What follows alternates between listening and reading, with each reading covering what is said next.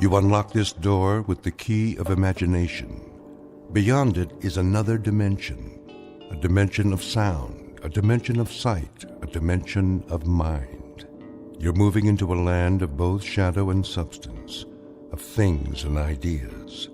You've just crossed over into the Twilight Zone.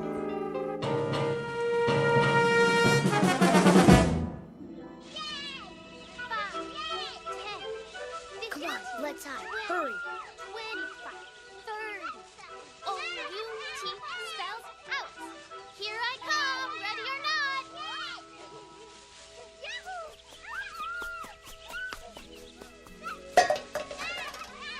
Come and get us.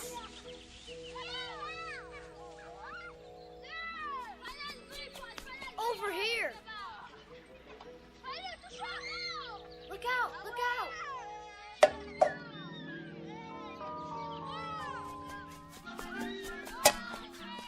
Ollie, ollie, oxen, free, free, free.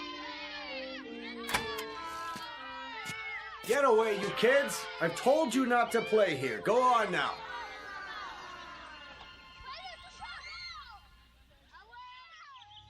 It's so noisy. They're gone now. Come along, Mrs. Knaus.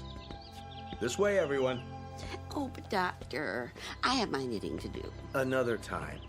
Out onto the porch. I didn't finish my crossword puzzle. It will wait, Mr. Agee.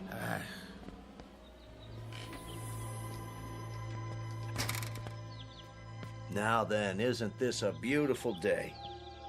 I don't know why we have to go. It isn't good to spend all your time inside. Everybody needs the sun once in a while. Even you, Mrs. Summers. I've had my share of the sun. Now I need my rest. We all do at our age. Where's Mr. Conroy? He's not feeling so well this morning. Well, I'm not either. What about Mr. Whitley? Why does he get to stay in? He's waiting for an important call. Watch your step. Nurse will bring the picnic baskets. Well, some of us may not want a picnic. A picnic, is it? On the grass? All those ants. We have blankets and chairs. You'll see.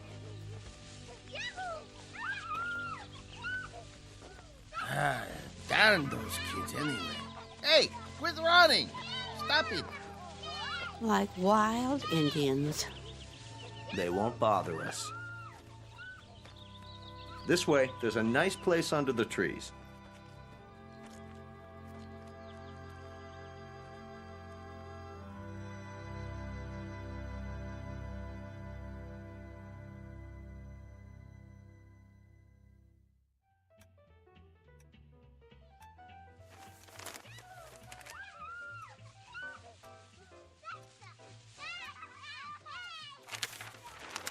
Listen to them, would you?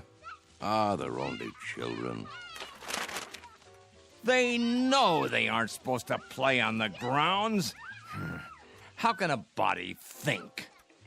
Now, Ben, just read your paper. They're not hurting anyone. Well, let them play someplace else. They've got homes, don't they? It's the grass. The what? We have such a big lawn at Sunnyvale. Kids can't resist it. Oh, what are you doing downstairs, Charlie? I thought you had to get ready. Not today. You haven't heard from your son? I thought it was all set. Maybe you didn't get my letter. Oh, he got it all right. They just don't care. Nobody cares anymore. The boy has enough problems. It's a small house and the second baby's on the way. It was a foolish idea moving in with them. They don't need an old duffer like me around. Would you listen to that? It's enough to wake the dead, I tell you. Don't be so hard on them, Ben. They're only kids. A fine state of affairs when your own son turns against you. Stay out of the over-the-Rhine neighborhood. Technology stocks extended Mr. their Whitley? gains Wednesday. Mid positive views on the sector from Wall There you are. Yes, nurse? You have a phone call. I do? I believe it's your son. Well, what do you know? Be right there. I'll tell him. Isn't that something? Guess he got my letter after all. Huh, I never get any letters. Or phone calls. Nope. You will, Ben, you will. Excuse me, I'd better get it before he hangs up.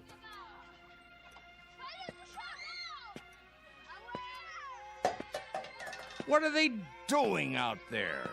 Don't be a grouch. It's Saturday. Perfect for Kick the Can. Perfect for what? We used to play it all the time, remember? No, I don't remember anything of that kind.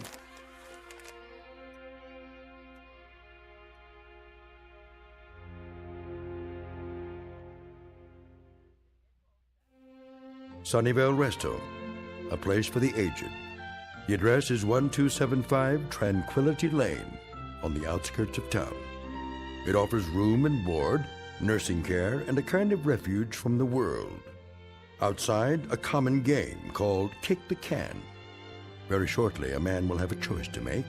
He can either die in this world or escape to another kind of refuge in the Twilight Zone.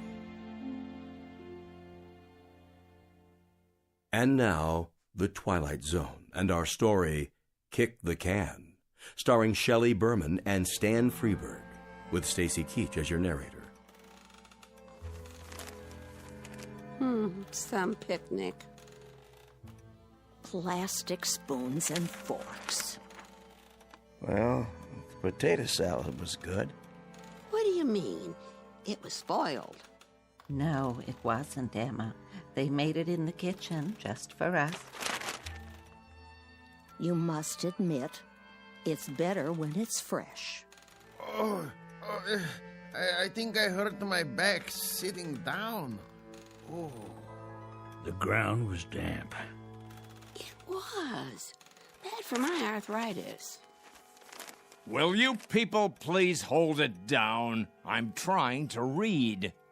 Oh, you shush, Ben Conroy. No one's bothering you. Easy for you to say.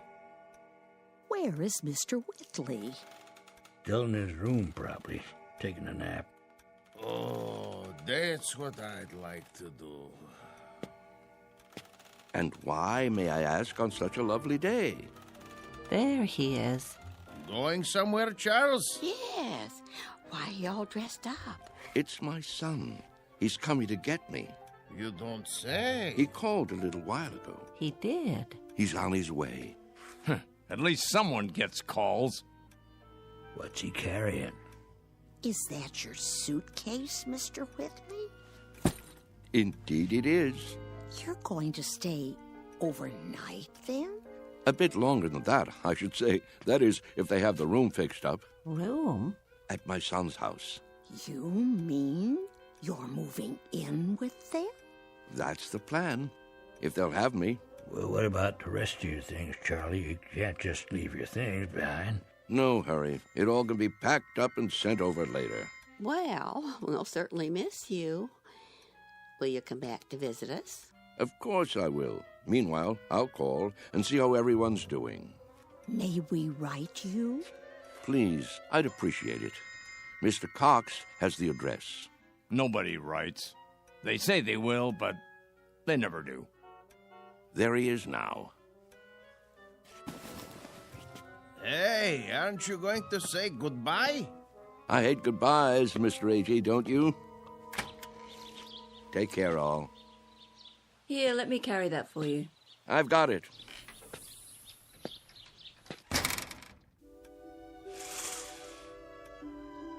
Who's that behind the wheel? His son, David, don't you remember? Such a nice young man. Let me see. Some car, huh? Betty costs pretty penny. Everything does nowadays. Don't crowd now. You wouldn't want him to think you're watching.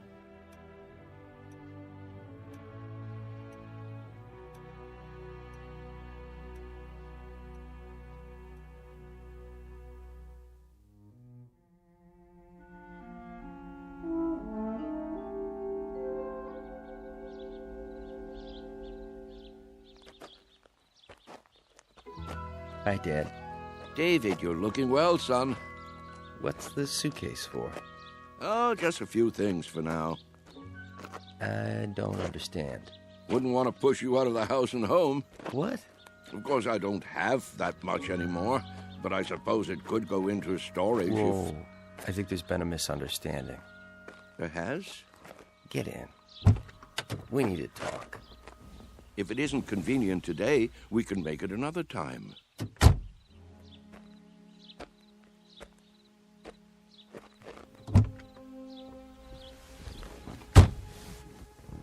Listen, Dad.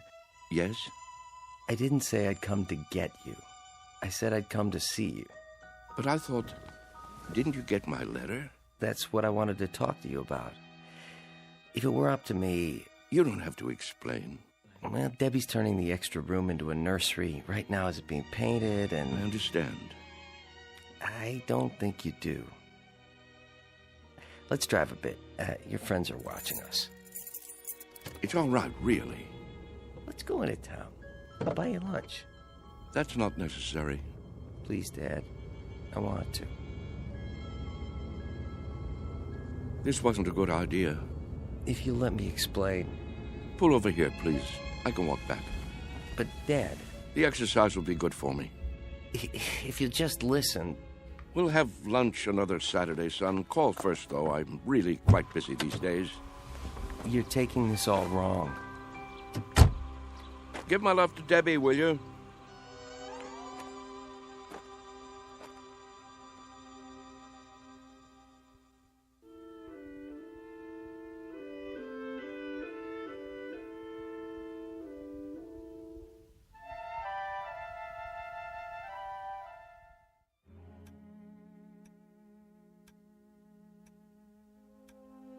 What's he doing? What does it look like? He's coming back. I thought he said... Don't stare. It's not polite. Yeah, you're it. Gotcha. Hey, where'd our can go? That old man's got it.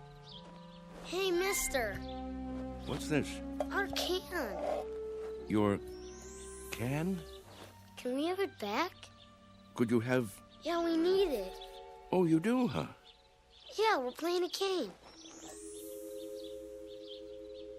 Yes. Yes, I remember. This is a good can. Nice and sturdy. It will take a lot of kicks. It will? You'll have to play by the rules, though. What rules? You know the rules, don't you? Hey, give it back. Please, mister? I'd say this can is just about the perfect size. Is he gonna keep it? Hey, mister, can we have our can back? You can get another. Any one will do. Tomatoes, beans, doesn't matter. You'll see.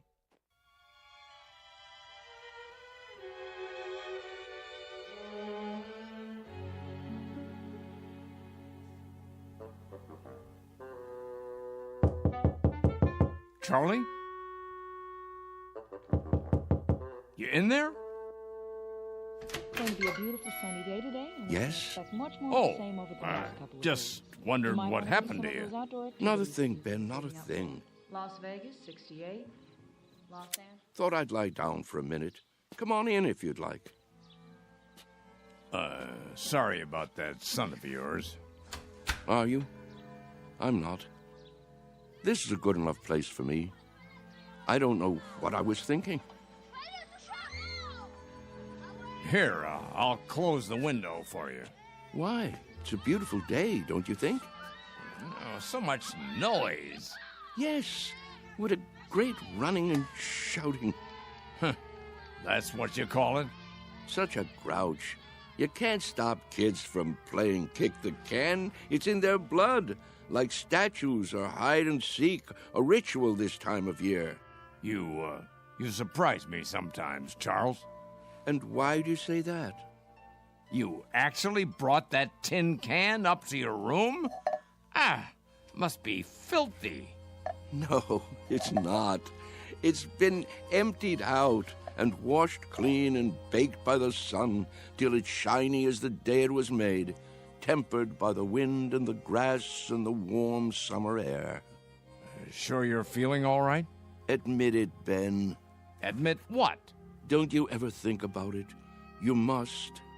I don't know what you're talking about. All kids play those games the same as we did, and the moment they stop, they begin to grow old. Oh, come on. It's almost as though playing kick the can keeps them young. Huh. So that's what this is for. Magic. I'm not sure. Charlie, I'm worried about you. You're not yourself. Aren't I? You don't believe in magic anymore, do you, Ben? Huh, what are you talking about? But there was a time when you did believe in it. Never. We've known each other since I can't remember. Since we were tow-headed kids. You believed in magic then. Huh, not me. Yes, you did. When we walked on different sides of the street lamp, you'd say bread and butter. When your baby teeth came out, you put them under your pillow for the tooth fairy. And when you went down the sidewalk, you were careful because you knew that if you stepped on a crack, you'd break your mother's back. Oh, you believed in magic all right. What is wrong with you, Charles? Would you like me to get the nurse? What happened, Ben? Where did the robbery take place? Robbery? A thief stole everything away when we weren't looking. Who was it, Ben? Was it time or something else? We grew up, that's all. Everybody gets older. Do they? Think, Ben. How can we be sure? Maybe there are people who stay young, only we don't know it. Maybe they have a secret that they keep from the rest of us. Now, Charles. Is there something kids know that they forget? That they want to forget? They say, when I get big, I'll be a fireman, or a detective, or an explorer. They wish so hard to get older that it finally happens. They get taller and stiffer and forget the magic that made it all possible. There is something wrong with you. I've never heard you talk this way before. Maybe the fountain of youth isn't a fountain at all. Maybe it's a way of looking at things, a way of thinking. Charles? Yes? Stop it. Stop what? You're an old man, don't you understand? Your youth has been gone for 60 years. Well, what I mean is, you lived a full life, Charles. Don't go sloppy now. Don't spoil it by acting like a nut. But it's all so clear. It makes sense. It isn't too late to play kick the can.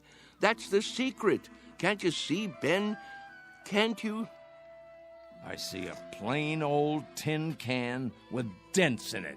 That's all. Then look again. This can is special. I'm absolutely sure of it.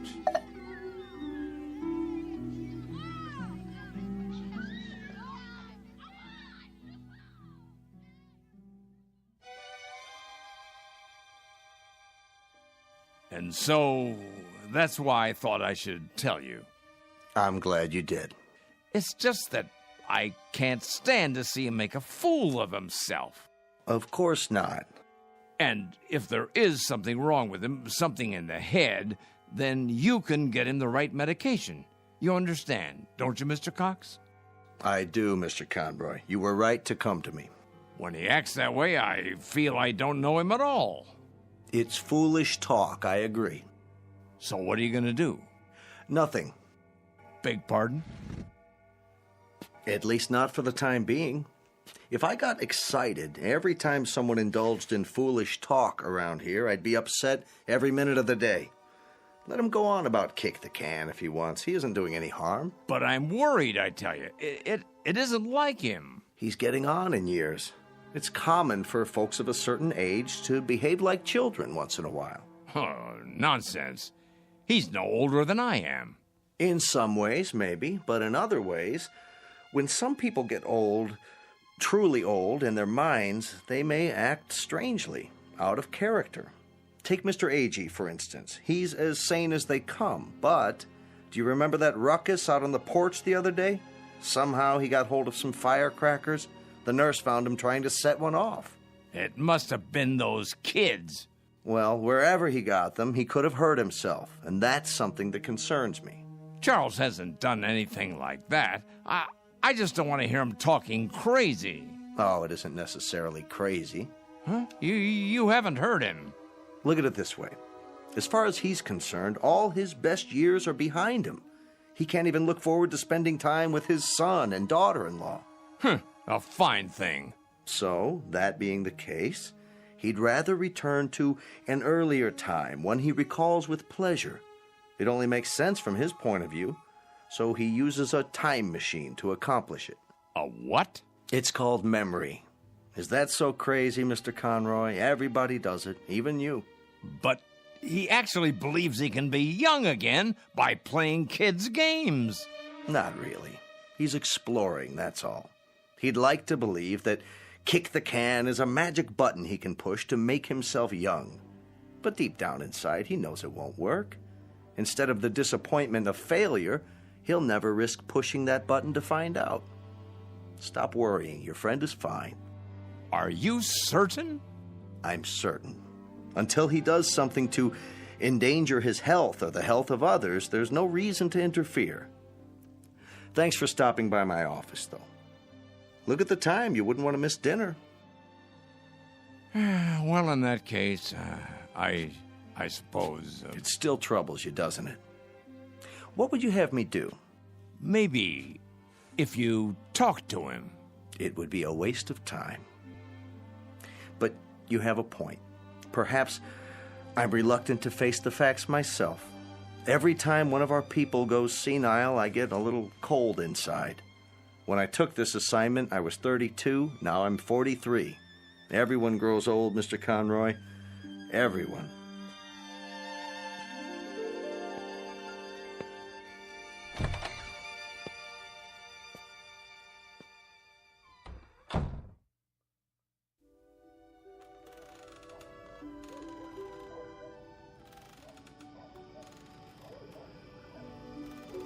I think we should go in now.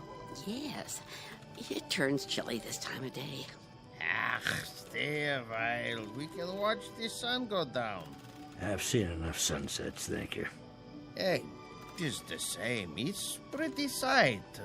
Puts me in the mind of back home. If we're going to stay on the porch, I'll need my sweater. Why don't you come inside with me, Mrs. Summers?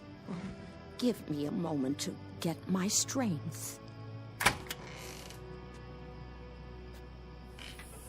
There you all are. I wondered where you'd gone. Hello there, Whitley. Hello. We were just going in. Why? Before it gets dark. I have my programs to watch. What's wrong with you people? Wrong. Nothing in particular. Then show a little life. Aren't you the same ones who used to skip rope and hunt pollywogs and night crawlers when the sun went down? Why, I don't think so. Don't ring a bell. Well, I was. If you can't remember it, I'll remember it for you. The weather was just like this back in Wheattown of a summer evening. Right after dinner, you'd hear a banging of screen doors all down the block, and there we'd be, Stanley Maple and his kid brother, Wes, and Ben Conroy, and the Arvis girls, and some others whose names I can't think of.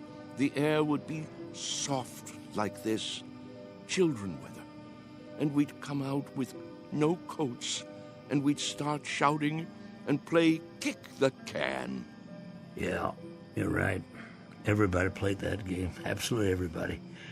Or catch, or hide and seek. Seems like a million years ago.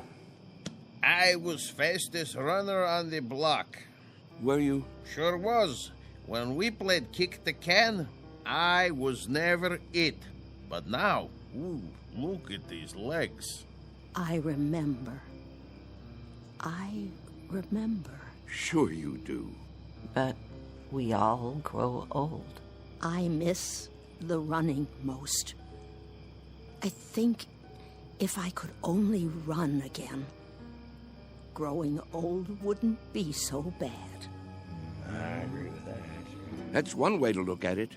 Maybe we can't run as far and as fast, but we can move about and there are lots of trees and bushes. If the hunted are handicapped, so is the hunter. You can't be serious. He isn't serious. But I am. I was the fastest runner on the block. Us? Children's games? It's the secret. Can't you see? The secret of youth. Well, now, I don't know about that. Look at this. What do you see? Ooh. What have you got there? Just what you think it is. The fountain of youth. The source of the Nile. Looks like a tin can to me. It's a good deal more than that, I promise. Take another look. Think, feel. Have you forgotten how? Have you all gone too far to turn back? Back to what? You mean to what we were?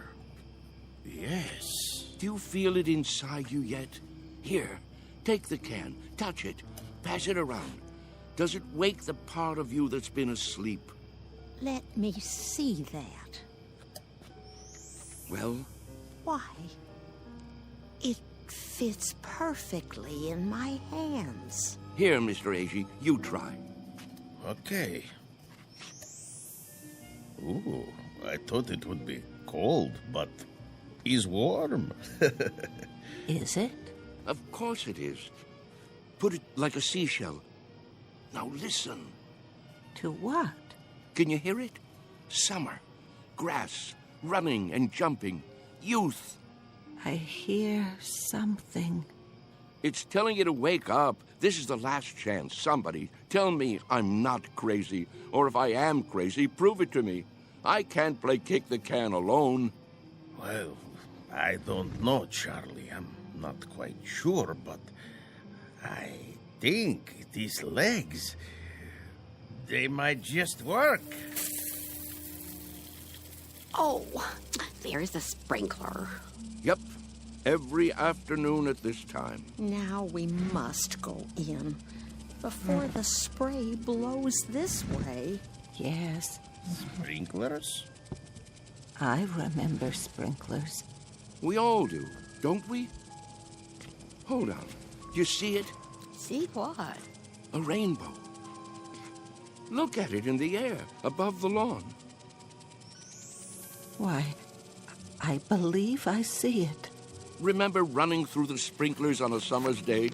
What could be more fun than that? Wait, Charles. What are you going to do? What does it look like? I'm going to do what feels better than anything. Run through the sprinklers and cool off. Somebody hold my shoes.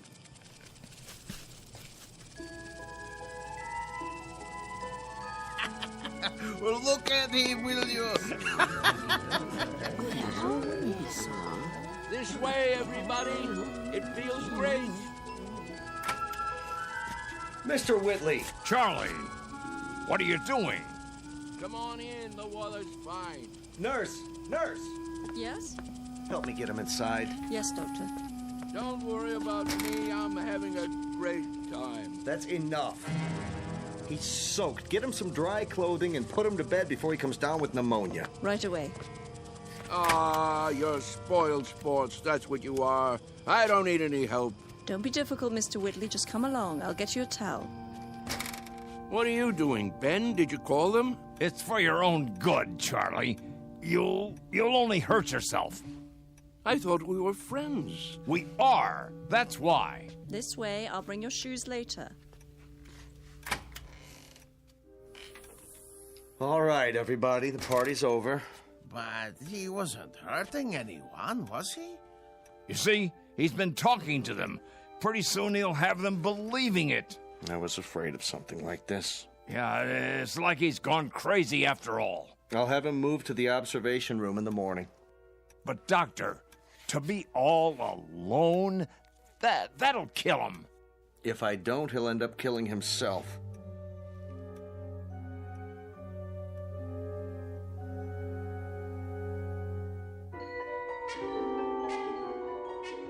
Senile? Me? Mr. Whitley, please try to understand. You want to put me in a special room? Alone? You don't leave me much choice. Why? What rules have I broken? There have been complaints. Oh, there have. Who from, may I ask? That's not the point. Go on, tell me. I want to know. Who thinks I'm breaking the rules? It's not so much a matter of rules as attitude. Look out the window. Grass, trees, a park across the street, all very peaceful. The kind of place people come to for rest and relaxation. It's what Sunnyvale is known for. But if things happen that rile them up, disturb their peace, well, then we can't stay in business. You see that, don't you? So the charge is disturbing the peace. And for that, you want to isolate me from my friends. I hope that won't be necessary now. You've got to go out there and show them you're all right. Cut the crazy talk. Learn to fit in. That's not hard, is it? What a choice. To keep that nurse from pawing at my pulse all day, I have to sit like a vegetable, stare into space. Listen, I'm trying to help you. Keep on like that, and they'll put you away. I won't have a choice. Use your head. Maybe you're right. There. You see? You're an intelligent man. It's a question of playing the game. Isn't that something we all have to do?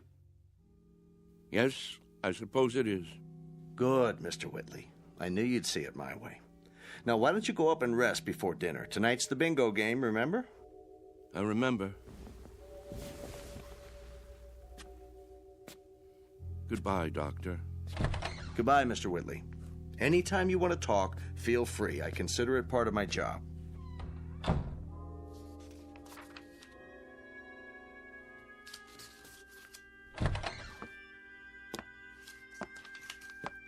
I made him change into fresh clothes. So I see. Thank you. Is he going to be all right? I think so. It must be quite a transition. Remind me of that when it's time, will you, nurse? Time for what? To pack it all in. Personally, I think I'd rather go back to the town where I grew up instead of rooming with a house full of strangers.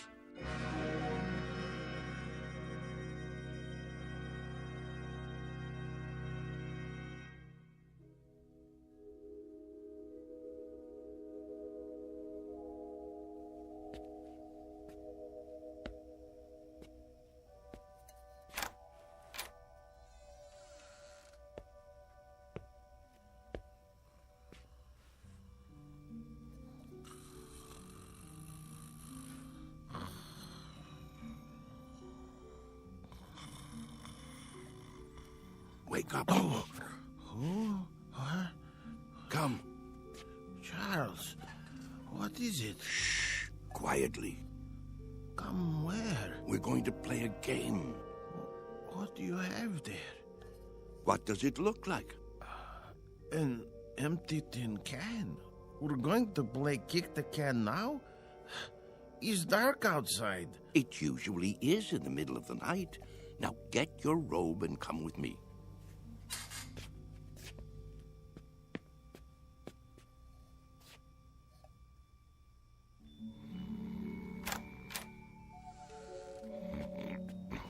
Mr. Freitag.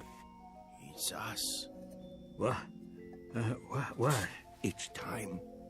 We're all gathering downstairs. Why? Something important. It's a secret. What would Mr. Cox say? He'd say it was dangerous and foolish. He'd say it was crazy, and maybe it is. Maybe it's necessary to be a little crazy for magic to work. He'd say we'd be acting like children, but isn't that the idea?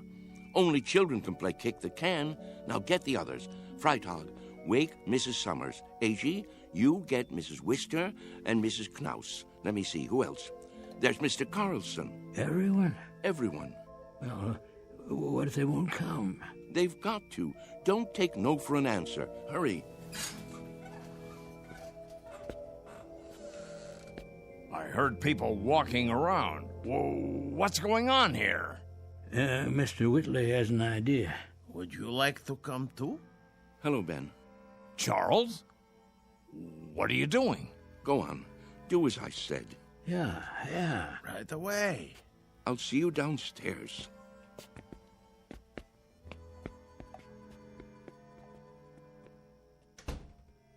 You should be sleeping. Everyone should be.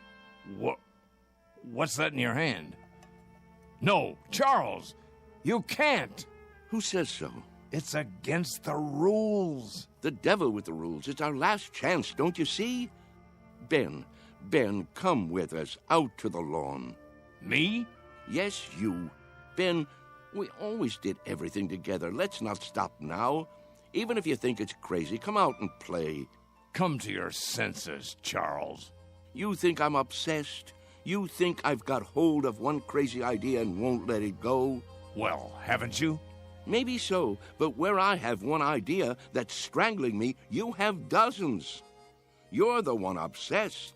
Oh, nonsense. Is it? You're afraid of death, but you're also afraid of life. You think age gives you the right to stop growing. You've sealed yourself inside your shell, and you're afraid to poke your head out and look around. That's enough. You're afraid of a new idea. You're afraid to look silly, afraid to make mistakes. You've decided you're an old man, and that's what's made you old. I am old, Charles, and so are you. It's a fact. Facts be damned. Your bones are old. They'll break if you try to run with them. Your heart is old. Your lungs are old. Don't you get it? You're used up, worn out by a lifetime. Sit down, Charles, before you fall down. Go back to your bed. I can't do that, Ben. Charles? I've got to find out. Won't you help me, Ben? There is magic in the world. I know there is. When I fell in love with Mary and kissed her for the first time, that was magic. When my boy was born, that was magic. The moon is magic, and the stars. Friendship is a magic thing, too. Life is magic. Maybe I'm right, Ben. Can't you consider that? Maybe kick the can is the greatest magic of all. Well, what do you say? There's nothing to say. I just don't know how to get through to you anymore. Then I'll do it alone.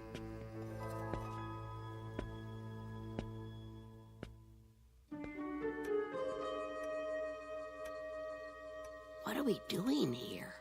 I'll catch my death. Now, you just wait. Mr. Whitley has something in mind. Yeah, something important. But what could it be? Don't you know? Don't you remember? Remember what? How it used to be. How we used to sneak out of the house after dark when the grown-ups weren't looking and the weather was like this.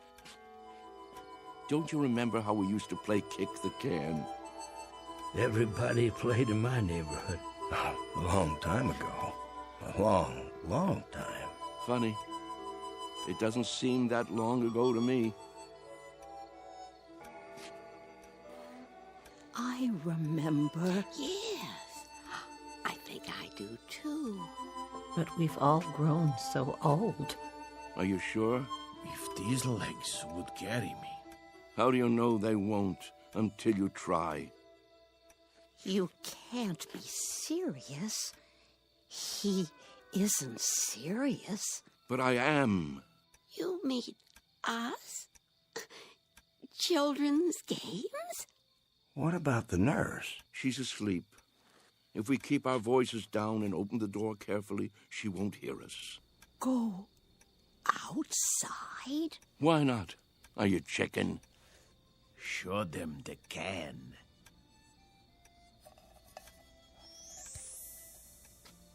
Where did you get that?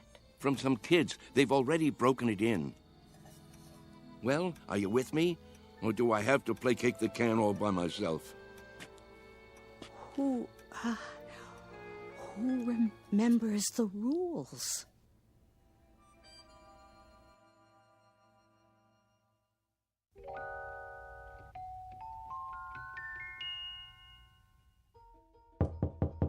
Mr. Cox. Hold your horses. I'm coming. What is it? Mr. Cox, come quick. Keep your voice down. You'll wake everybody. They're already awake. Hurry, hurry. You've got to stop them. Calm down, will you? What are you talking about? You'll see. Come to the front room. Easy, Mr. Conroy. Now, what is it exactly that I'm supposed to see? There's no time to lose.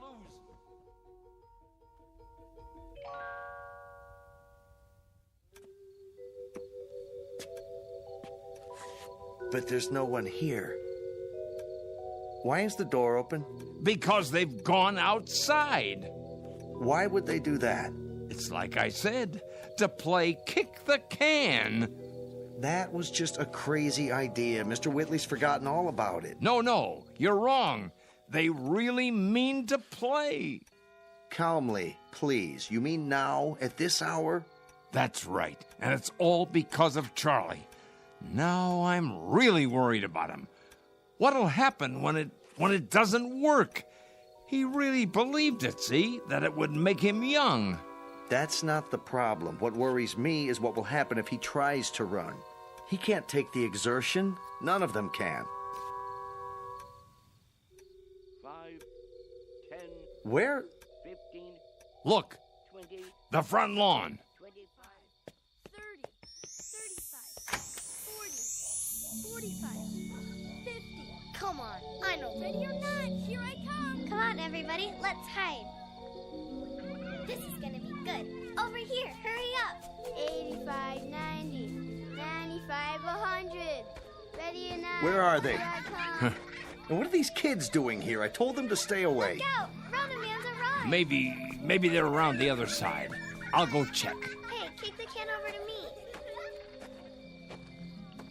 Hey, Ben! Look at me! I told you it would work. Charles? Come on, you want to play?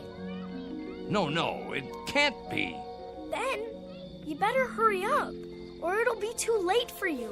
Charles! Yeah, hurry up, or it'll be too late. What is it? Do you see them yet? Gotcha. Is that... Here, you kids, how many times do I have to tell you, go home? Get out No, of my way. wait. What are you doing here this time of night? 1, 2, Charles? 3, you're out. Charlie? Sorry, Ben. I wish you could have believed. I gotta go. Charlie! Hey, kick it over here, over here. Charlie! Take me with you. My turn to kick the Get can. away and stay away. Mr. Cox, please. Last one over fences, rotten egg. Come on, let's go. I can't climb that. Charlie, wait. Wait! Charlie! Hey, you guys, wait up. We gotta find the others. They can't have gone far. I bet Whitley's taken them down to the orchard. No. Why? Look all you want, Mr. Cox. You won't find them. Wait here.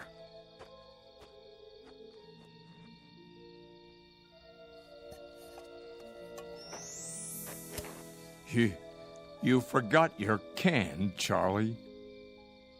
But don't you worry none. I'll keep it for you. Inside. In case you ever come back for it.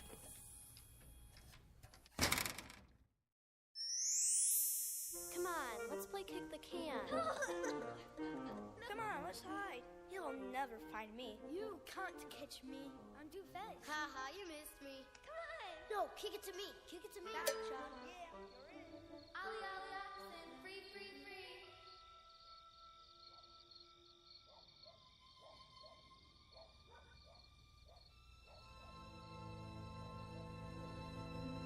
Sunnyvale Rest Home, a place for people too ancient to remember the fragile magic of youth.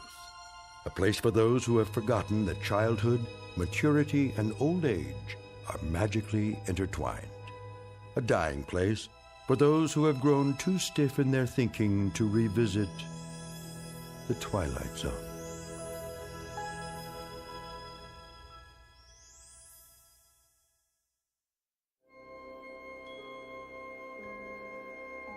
Hi, this is Carl Amari, producer of the Twilight Zone radio dramas. I'd like to take a moment to tell you about our official website at twilightzoneradio.com, where you'll get the latest news and information on these Twilight Zone radio dramas. Plus, at twilightzoneradio.com, you can digitally download 3 free episodes or any of our episodes for only $1.95 each. In this age of ever-changing technology, we've decided to make these episodes instantly available to you by making the Twilight Zone radio dramas a digital download-only series. This means that this series will no longer be offered on CD. The CD collections at our website are now being offered while supplies last at buy one, get one free. So be sure to get your favorites before they're sold out. Be sure to visit us often, and I'll see you in the zone.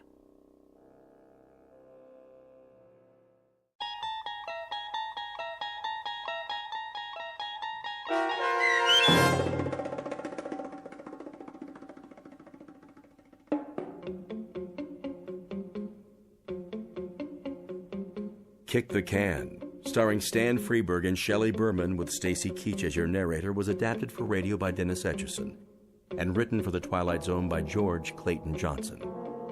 Heard in the cast were Christian Stolte, Kurt Nabig, Herb Graham, Joby Cerny, Doug James, Roz Alexander, Meg Thalken, Renee Matthews, Sarah Wellington, C.J. Amari, Natalie Berg, Amanda Amari, Mitchell Hernandez, Julia Cosmos, Robert Gerdish, Matthew Gerdish, and Braden Looper. The producers of The Twilight Zone wish to thank CBS Enterprises and the Rod Serling Estate for making this series possible. This copyrighted radio series is produced and directed by Carl Amari for Falcon Picture Group and Westwood One. Sound design and custom Foley effects for The Twilight Zone by Cerny American Creatives Bob Benson, Craig Lee, Michael Slaybach, and Matt Sorrow. To learn more about the Twilight Zone radio dramas and to contact us, visit our official website at twilightzoneradio.com. Doug James speaking.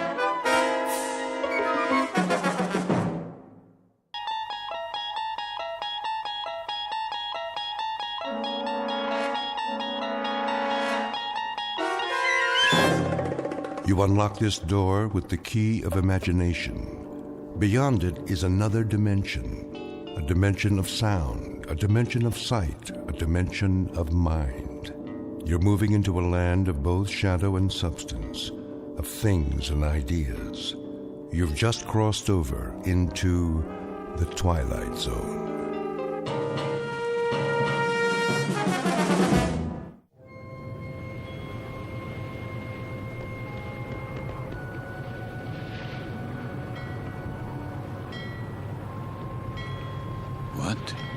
What is this place?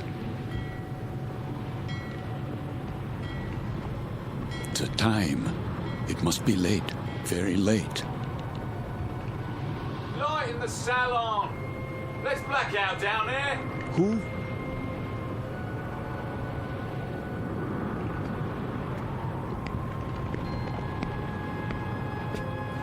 Forgive me, sir. Yes? Are you addressing me? Begging your pardon, but they'll be finished serving dinner soon. They? The galley crew, sir.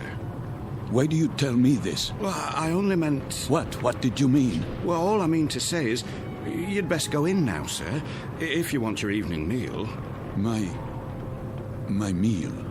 The salon will be closing in a few more minutes. Oh, yes, of course. In the salon. Is that what you call it? Yes, sir. It's very dark out here. Would you like to follow me? Follow? The lights, you see. From now on, I'll have to switch them off when we open the door to the deck, and then on again. You understand, sir? Because of the blackout. The blackout? Yes. This way, sir. Are you all right? Why wouldn't I be? Is something wrong with my appearance? Why, no, sir. It's only that... Is this your first time? My what? Your first passage. It can take a bit of getting used to, sea legs and all that. I'm quite used to being at sea. Thank you. I was just... Yes, sir? Listening. To the engines? Don't worry, sir. The diesels were checked thoroughly before we left port, and Captain Willoughby's top drawer. He'll get us there safe and sound, you can be sure of that. No, not the engines. What then? I was listening to the water.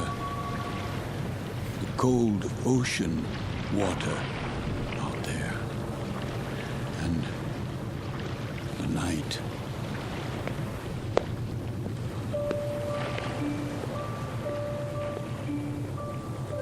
This is the deck of a small freighter, the SS Queen of Glasgow, located somewhere in the North Atlantic. Her registry, British. Gross tonnage, 5,000. Age, indeterminate. At this moment, she is one day out of Liverpool. Her destination, New York. Duly recorded in this ship's log is the sailing time, course to destination, weather conditions, temperature, longitude, and latitude. But what is never recorded in such a log is the fear that washes over a deck like fog and ocean spray. Fear like the throbbing strokes of pistons from the engine's diesels, each one a heartbeat, parceling out every hour into breathless minutes of watching, waiting, and dreading. For the year is 1942, and this particular ship has lost her convoy. Now she must travel alone like an aged, blind thing groping through the unfriendly dark, stalked by the unseen periscopes of steel killers, enemy U-boats that also watch and wait. The Queen of Glasgow is therefore a frightened ship, and she carries with her a premonition of death. In a moment, her crew and passengers will find out just how real that premonition may be, when a course is set that leads them all into an area known as the Twilight Zone.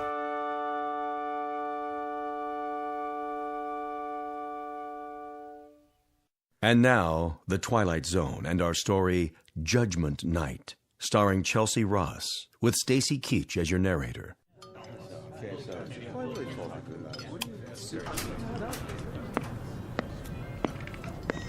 Why does he keep playing with the lights? Thought I'd gone blind for a second. My apologies for the momentary darkness. Wartime regulations, you know. Think nothing of it. Perfectly understandable. Wasn't it a lovely meal? Yes, indeed. Glad you enjoyed it, ladies and gentlemen. Something more, perhaps? Not for us, thank you, steward. We were just leaving. Come along, dear. Wait, Mommy, where's my doll? Why, here you are, little girl. You dropped it by your chair. Can you thank the nice man? Thank you. You wouldn't want to leave your dolly behind now, would you? Come along, Joanna. It's well past your bedtime. Yes, Daddy.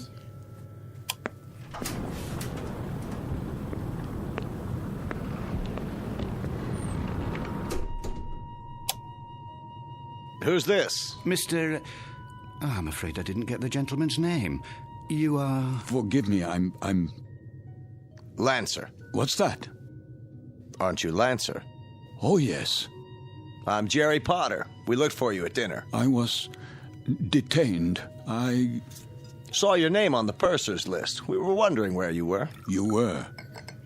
Will you join us? Oh, no, that's not necessary. There are 3 other tables. 3 empty tables? I'm really not very hungry. Well, the captain wasn't able to join us tonight, so there's plenty of room. Come on over, I insist. Very well. Coffee, sir? Ah, yes. Thank you. I believe I would like some coffee. Here's your seat, Mr. Lancer. The more the merrier, I always say. The coiner of phrases. We could do with a bit of merriment. Let me help you, sir. I'll get the coffee. Wait. Do I know you from somewhere? I don't think so, sir. But your face, I'm sure. It might well be. I've travelled this line for a number of years. Perhaps it was on another ship before the war. Before the war? Seems like a long time ago, doesn't it, sir? Are you quite certain about the food? What? The cook can still prepare something. No, I don't have much of an appetite. Not even with all this salt air? Makes me hungry enough to eat a horse. Jerry! Would that be a seahorse, Mr. Potter? How about it, Lancer? Have some chow. Not tonight. Something happened tonight? Nothing unpleasant, I trust? Why, I don't know. I honestly don't know. Mr. Lancer, are you ill? As a matter of fact... You do look pale. A bit of the old mal de mer, perhaps. You might do well to take the meal in your cabin. My cabin? Your quarters, Mr. Lancer. This is all rather disorienting, isn't it? But a good night's sleep can do wonders. I could prepare a tray, sir. No. I'd recommend a cup of hot broth at the very least. I'm fine, I tell you. It was just a temporary dizziness. You're all very kind. I shouldn't intrude. Nonsense. Then let me do the honors. This is my wife. Madame. Hello. And across the table are our dinner companions, Major Devereaux. How do you do? And his secretary, Miss Stanley. Are you going home, Mr. Lancer? Home? Or away from home? Why, I'm heading away from home. We are as well, I'm afraid. The Major is heading up a military mission in Washington. Now, Barbara, loose lips. Oh, sorry. I was just telling them that I took this trip once before, when my wife was alive. Spring of 38. How different it was. The Queen Mary, most elegant. Where do you suppose they dredged up this one? She looks to be 300 years old. The Queen of Glasgow. Long live the Queen. Oh, hear. What do you do, Lancer? Me? When I saw your name on the list, I tried to figure out what you'd look like. It's a game I play. Try to connect a face with a name. I thought you were probably an old language professor from Oxford or something. A regular barrel of laughs. Well, I'm... There goes the light again. Well, good evening, Captain Willoughby. No, please. Remain seated. I don't have much time. I thought I'd just stop for a cup of tea and say hello to those who are still here. Don't worry on our account. I'll get you tea, sir. Thank you, steward. We did miss you, though, Captain. I must apologize. We have a miserable fog out there. No kidding. And I thought I'd best take my meal on the bridge. And the rest of the convoy, Captain, are they in sight? They'd have to be 3 feet off the bow to be in sight, Major. That fog is quite thick. Oh, dear. However, we do hope to have some sort of contact by tomorrow. But I wouldn't worry. She's a good stout ship, and this isn't her maiden voyage. She's made this passage often. I suppose misery loves company, though, doesn't it? I'd feel a lot safer if we were in a convoy. I can almost see those wolf packs converging on us. There would be no wolf pack converging on a single ship, Major Devereaux. Sorry? The principle of the submarine pack is based on the convoy attack. The gentleman is quite correct. Our primary danger would lie in a single submarine. Well, that's reassuring. I guess we stand a better chance against one than against 20, don't we? Just ask Admiral Potter here. He fought with Dewey at Manila. He knows everything. Still, it only takes one torpedo. They can do such dreadful damage. And I must tell you, I've had a miserably uncomfortable feeling ever since we've left. What kind of feeling?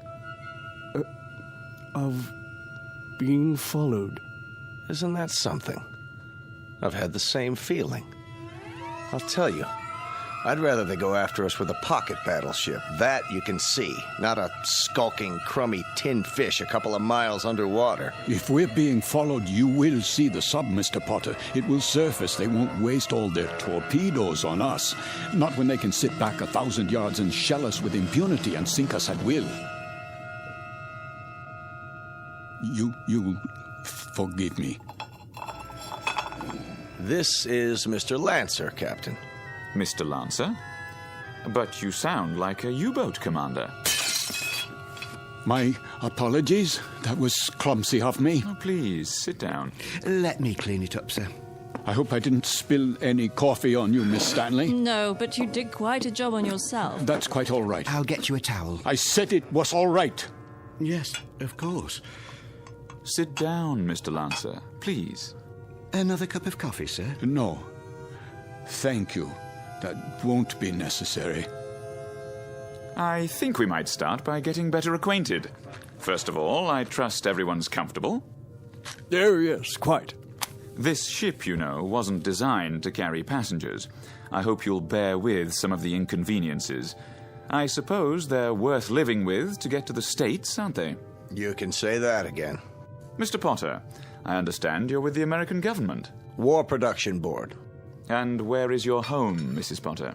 Good old Chicago. Windy City. Oh, how interesting. I do hope to travel farther west one day. I tell you, I'll be mighty glad to see it again, wind or no wind. And you, Mr. Lancer? Yes? Where's home for you? Home? I was born in Frankfurt. Frankfurt? Like in Germany? Yes, Germany. Well, how long had you been in England, Mr. Lancer? How long? Not very long, not long at all. Please accept my apologies. I think I'll go to my quarters now. Too bad. I was hoping we'd get a poker game going. Whoop-de-doo. Perhaps another time. Good night. Now, there goes an odd one, huh? I had him pegged as a German the minute he came in. And what do you suppose he's traveling on this ship for? You don't think he's a spy, do you? I rather doubt it, Mr. Potter. All the passengers are well screened. I am a bit concerned about him, however. He doesn't look at all well. Actually, I'm feeling a bit tired myself. I think I'll be off to bed. Good night, everyone. Sleep well. Watch your step, Barbara. I will. It's very dark out there. Would you like a torch? Oh, don't worry about me. I can have the steward escort you. I wouldn't think of it. See you all at breakfast. I'll get the light switch. Thank you, Captain. Good night.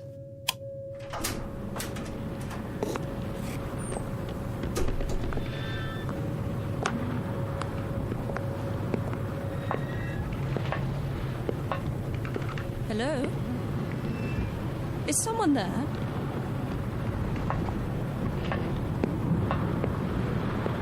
I say, is anyone...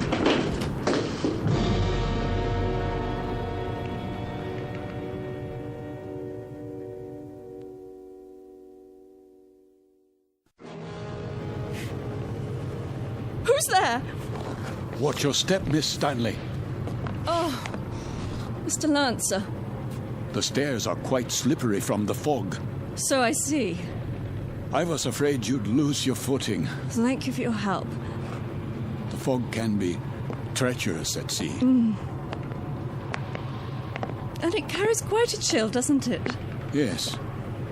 Yes, it does. It's best to stay off the deck at night. Why are you here, Mr. Lancer? What? I thought you'd be in your cabin. I'm still a bit unsettled. Not quite ready to sleep yet. Miss Stanley? Yes. May I ask a question? Please. Have we met before? I don't think so. Why? You'll forgive me, but you look so familiar. They all did, for that matter. Are you sure you're well, Mr. Lancer? Yes, I seem to be. It's just this feeling. What sort of feeling? Oh, it will sound crazy to you. Go on, please. Just that I'm doing things, saying things. That you've done before. How do you know that? I know the feeling. I've had it occasionally. Have you? Walking into a room and being able to swear that you've been there before. Even the conversations. They seem identical to ones you've had at some other time. Yes, but what other time and where? That's always the question, isn't it? And the people? Yes, and the people, too. Yes. That's extraordinary. What is? I don't recall. I don't seem to recall boarding this ship. Don't you? Or anything else, for that matter. How I got here, or why I'm here. There was a film about that. Pardon? In the cinema, a few years ago. With Leslie Howard. Oh, was it that American? What's his name? Garfield, John Garfield. I believe the title was Outward Bound, something like that. I don't have time to see many films. I don't either. But in this one, the people all found themselves on an ocean liner. Of course, it was a cruise ship, not a freighter. but none of them could remember anything. There was a man and a woman, and they met and began talking, much as we are right now, I suppose. And it turned out they were... Go on.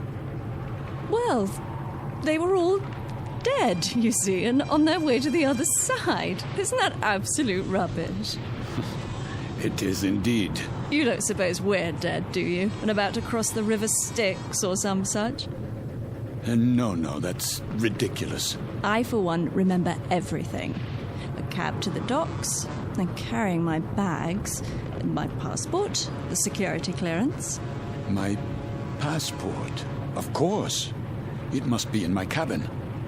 If we were dead, I'm sure the meal would have been followed by a lovely dessert.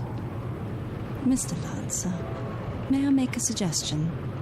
Why don't you see the ship's doctor? I'm sure they must have one, even on a freighter. For what purpose? It has to be some form of temporary disorientation. I was standing on deck, and it was as if I suddenly woke from a deep sleep. I heard your voices from the salon. Amnesia? Not really. I know who I am. I'm Karl Lancer. I was born in Frankfurt, Germany. I'm in the... In the what? In the... You were going to tell me. You were in the something or other. Was I? I don't remember now. Mr. Lancer, perhaps if you got some sleep, that might be all it takes. It wouldn't help. I don't think I could get to sleep. I feel as if this were a nightmare. I feel strange. I feel as if there were a disaster waiting out there, some doom that's about to happen. As if we were being stalked. I know we are. It's stalking us. Yes, there's a sub out there, a U-boat. I know it. I know it's out there. I know. Who's there? Mr. Lancer? Yes, I'm Lancer. Would you come with me, please? Where? The captain's compliments, sir. He wonders if you could join him in his quarters. For what purpose? He'd like a few words with you. Go on, Mr. Lancer. I'll see myself to my cabin. Sir, this way.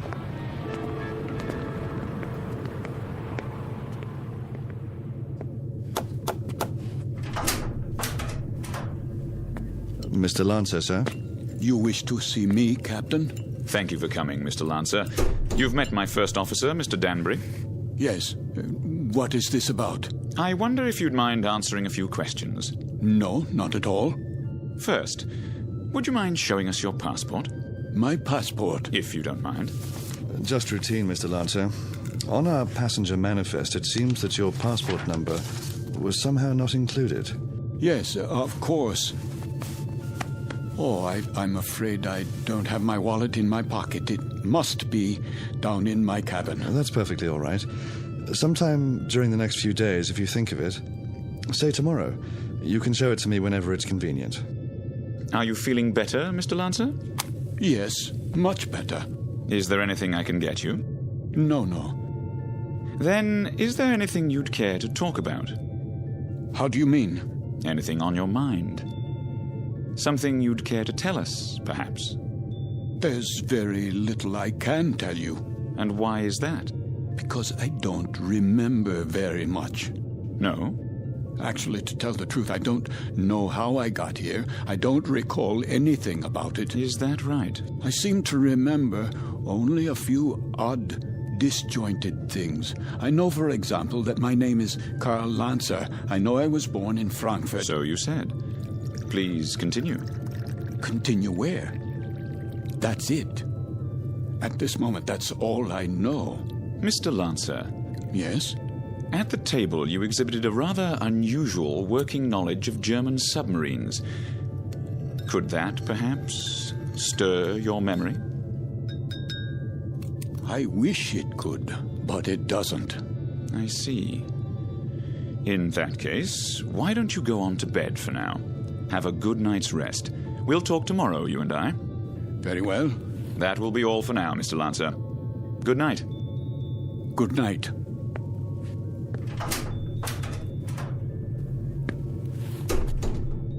most peculiar. I'd agree, sir. I'd say he bears watching. Then watching is what he'll get. I told you what he said at the table. What do you make of it? That's hard to say. But as I was going to get him on deck, he was talking to one of the passengers, Miss Stanley. And? He was speaking quite excitedly, in a very loud voice. I couldn't help but overhear. He was saying something about how he knew there was a U-boat out there. It's stalking us. That's what he said. You heard him say that? Those were his exact words. Thank you, Danbury. I thought you'd want to know, sir. Danbury. Sir? Let's keep this between ourselves for the time being, shall we? Yes, sir. And see that a steward is sent down to his room. I want to have a look at that passport as soon as possible. Right away, sir.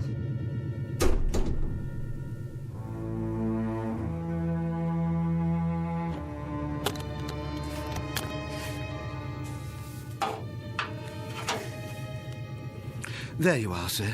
All your clothing hung up, I believe that's it. Anything else I can help you with? No, that will be all. Ah, your shoes. I'll just put them in the closet. Hold on, what's this? Where?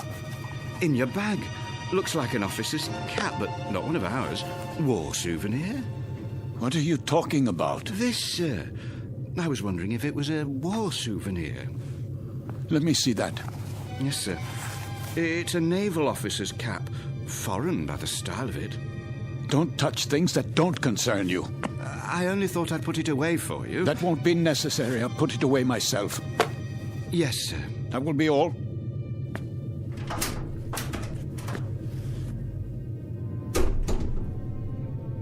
It is a German officer's hat. A submarine commander's. What does it say inside? It must have an identifying label. Yes, here. But this can't be. It says, Karl Lancer, Kapitan, Kriegsmarine.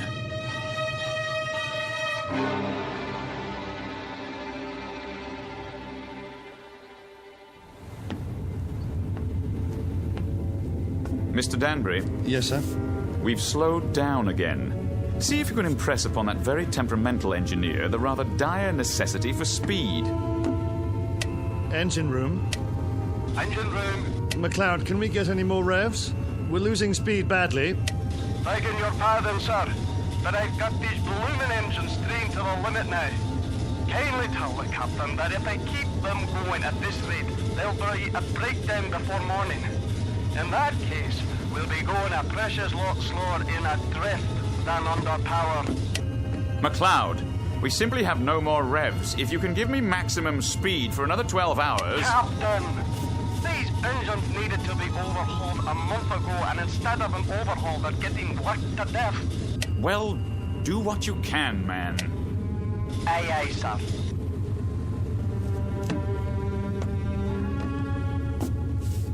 What do you think, number one? Sir? Cheery predicament we have here. If we reduce speed and give those engines a break, we don't stand a chance. And if we keep them going at maximum, they'll break down inside of 2 hours. I don't know what to say, Captain. It's a dangerous call either way. If we could only see through this bloody fog. If they're out there, it won't make any difference. And they're out there, let me tell you. God knows they're out there, waiting like vultures.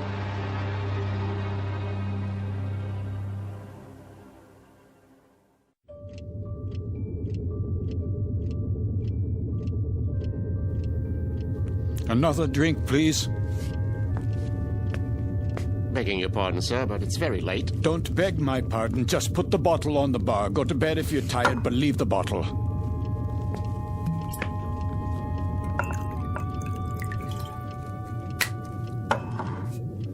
That doesn't sound right. Sir? The bearings. Bearings, sir? Yes, on the engines. They always sound like that, sir. You get used to it. You should hear McLeod on the subject. He's the engineer. Says the engines on this tab were originally designed for Lord Nelson. Is that clock accurate? Why, yes, sir. She's a real antique, that one. Captain Willoughby had her on the old Harcourt Bay. Keeps perfect time, she does. It says 5 minutes past 12 at 1:15. Not for a while yet. No, but at 1:15, something will happen at 1:15. Something, sir? What might that be? I don't know. I really don't know, except the hour and the minute, 1:15. It sticks in my mind.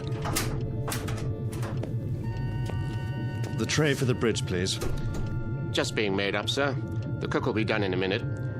Have a seat at the end of the bar. Been here long, has he? Sitting like that for 3 hours. One drink after another. Just sitting there, drinking. Wiping the sweat off his face and asking for more. And not getting drunk, mind you. That's 3/4 of a bottle gone. I'd swear it was lemonade. I've never seen the like.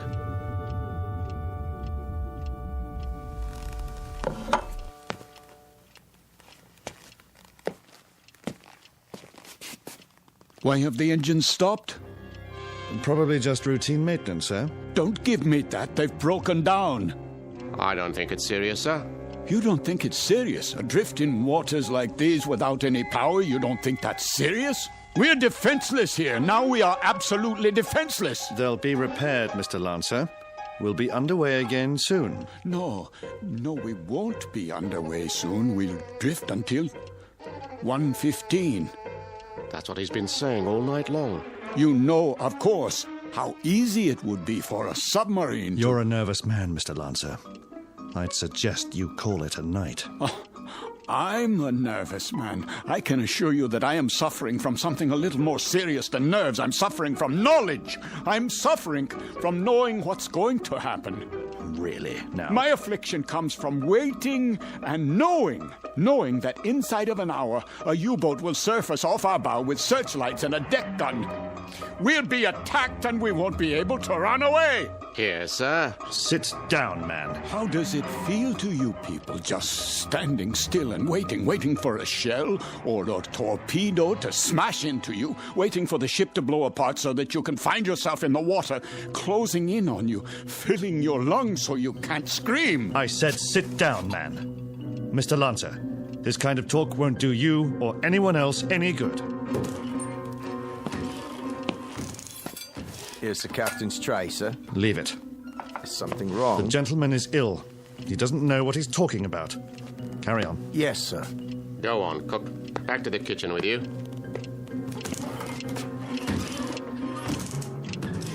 The U-boat's coming. We must get the engines started or abandon ship. That's what we must do. Yes, we must abandon ship. Do you hear me? Why has the clock stopped? Where did you go? Where have you all gone? Why have you left me alone like this? Where is everyone?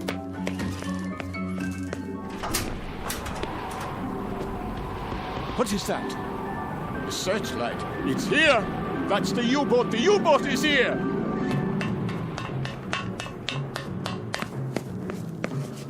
We've got to get out. Off the ship, everybody!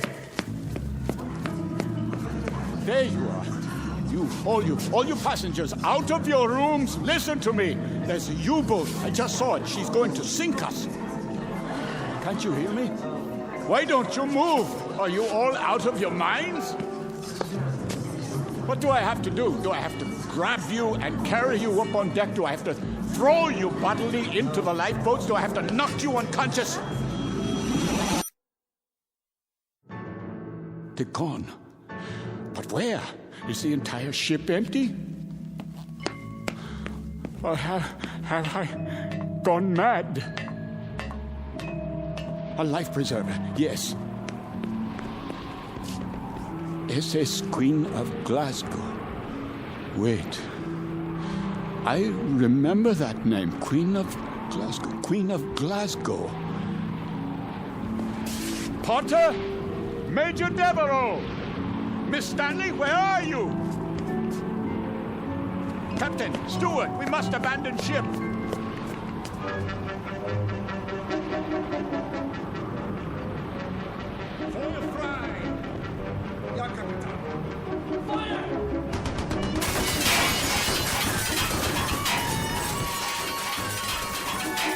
They are shelling us. We're hit, I tell you. Miss Stanley, you must get out. The lifeboats. I can't, Mr. Lancer.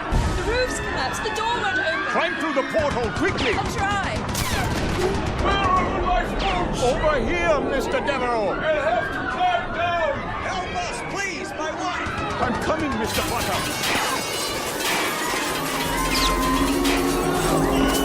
Watch out! The rail is collapsing!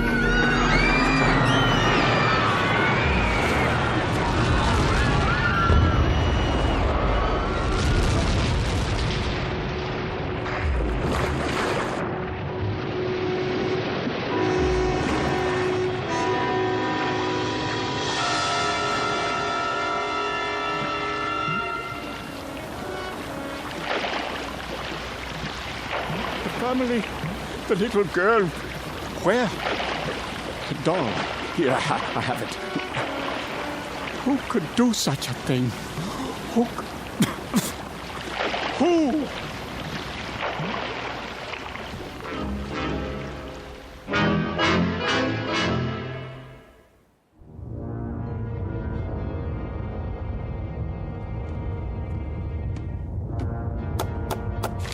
Ja?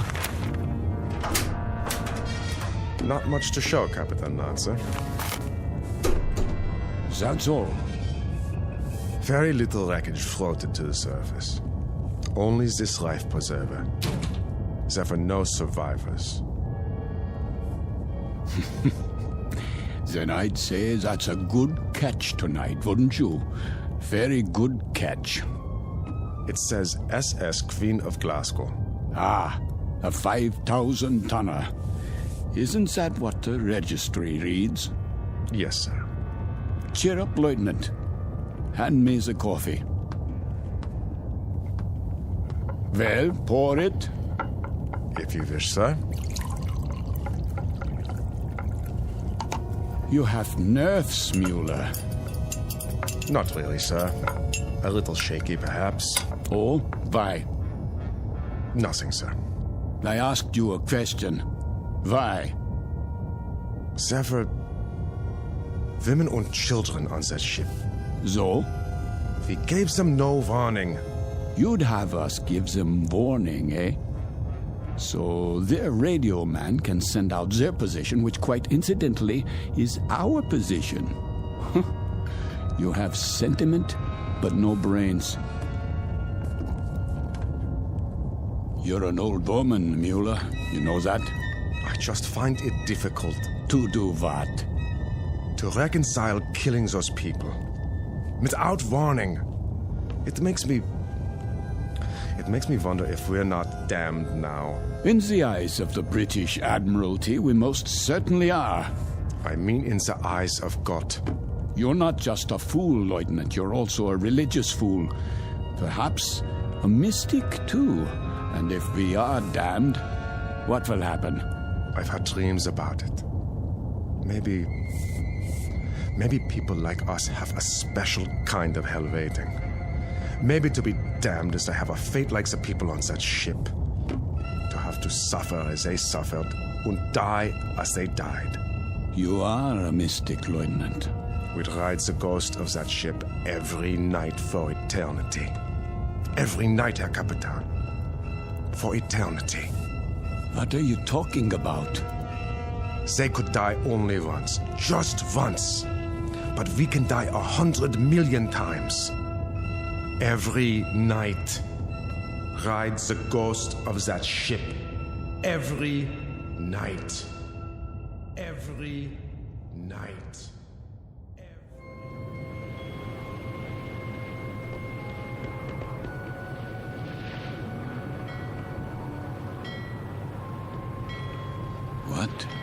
What is this place? The time. It must be late. Very late. Light in the salon. Let's black out down there. Who?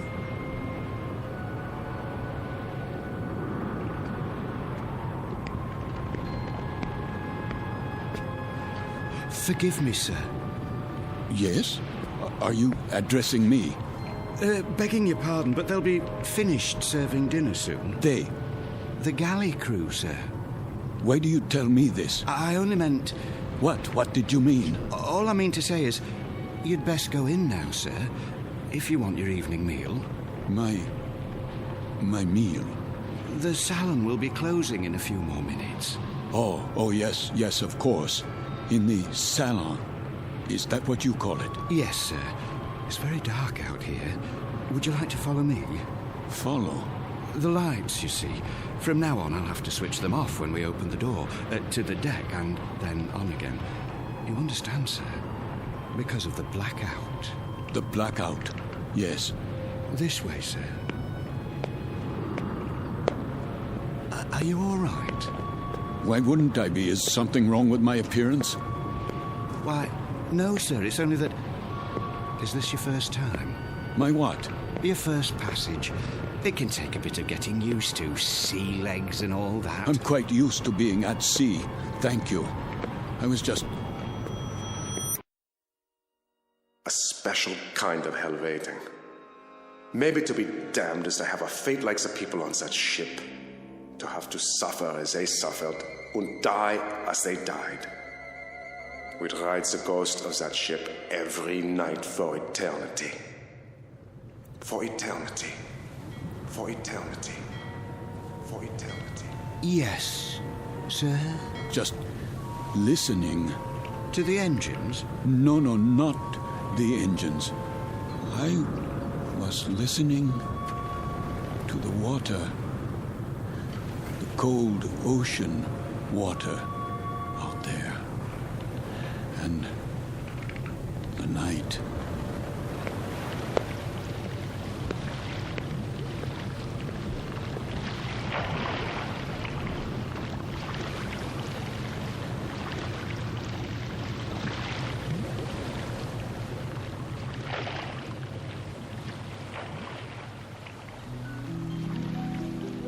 You've heard talk about paying the fiddler, the comeuppance awaiting every man when the ledger of his life is opened and examined. The credits and debits added up, a tally made, and then the reward or the penalty paid. In the case of Karl Lancer, former Capitan and U-boat commander, Navy of the Third Reich, this is the penalty. This is the justice meted out. This is Judgment Night in the Twilight Zone. More from the Twilight Zone after this. You are about to enter another dimension. A dimension not only of sight and sound, but of mind. A journey into a wondrous land of imagination. Next stop, the Twilight Zone. Hi, this is Stacy Keach. I'd like to take a moment to tell you about our Twilight Zone website at twilightzoneradio.com.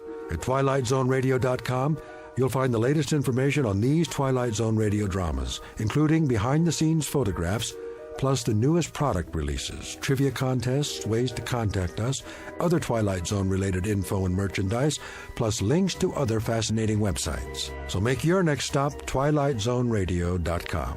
Visit twilightzoneradio.com to purchase these Twilight Zone radio dramas on cassette and CD, or call toll-free 1-866-989-ZONE. That's 1-866-989-9663.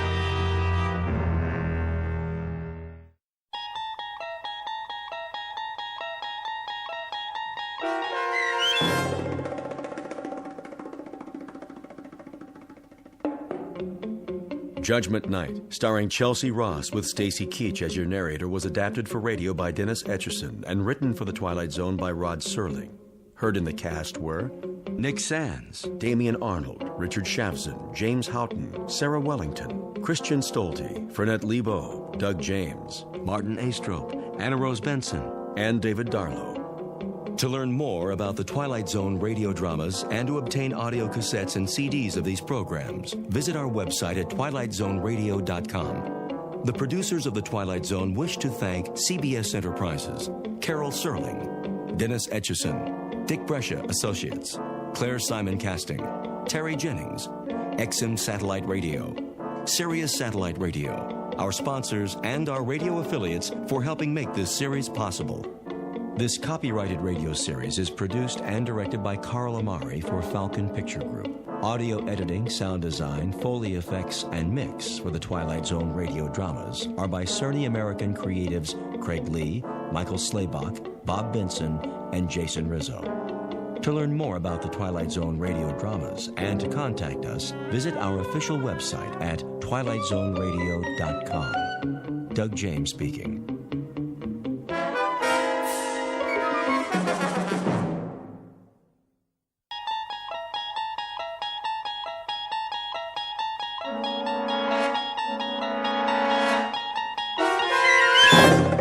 There is a fifth dimension beyond that which is known to man. It is a dimension as vast as space and as timeless as infinity. It is the middle ground between light and shadow, and it lies between the pit of man's fears and the summit of his knowledge. This is the dimension of imagination. It is an area which we call the Twilight Zone.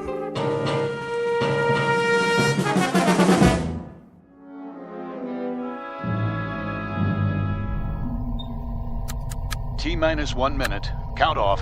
Pearson? Here, sir. Corey? Corey here, sir. Hudak? All strapped in, ready to go. Foster? Ready as I'll ever be, Captain. Nolan? Let's light the fuse and go. I second that motion, Captain. Take it easy, Pearson. This isn't a bottle rocket. We're gonna fly higher than anybody's ever flown before. Everyone clear on that? Clear, Captain. Loud and clear. Fire it up. Come on, I got a hot date. Let's get this show on the road. Something tells me we're gonna go on a long, long trip. Just do it. The suspense is killing me. Arrow 1. Come in, Arrow 1. This is Arrow 1. That you, Brandt? Affirmative, Captain Donlin. We read you loud and clear. Well, do we have a go? Weather's holding. Time for a system check. We already did that. Give it to us one more time. On your mark. Fuel supply. Fuel check. Computer presets. Computer check. Air supply and life support. Life support check. Flight plan trajectory. Flight plan check. Autopilot. Autopilot check. System coordinates. All systems check. Looking good, Captain. You've got to go. Crew, stand by. Hey, I changed my mind. I think my mother's calling me. I gotta go to the bathroom. Fire rockets. We have ignition. Cleared for takeoff, Arrow 1. Prepare for countdown. Ready for countdown. T-minus 15. Minus 14. Lock those seatbelts, boys. Hey, I forgot to bring my lunch. Where's my lucky rabbit's foot? Do they have TV in space? We're gonna miss a World Series. Minus 10. Take a deep breath, everybody. Minus 9. You want we should hyperventilate? Minus 8. Captain, I need a drink. Minus 7. No more chatter. Minus 6. Anybody bring a magazine? Minus 5. I gotta finish my crossword puzzle. Minus 4. Don't I get a last cigarette? Minus 3. Wait, I forgot to lock the door. Minus 2. Cut it, I said. Minus 1. Somebody tell my wife I love her. Aw, ain't that sweet? Blast off. Hang on. This is it.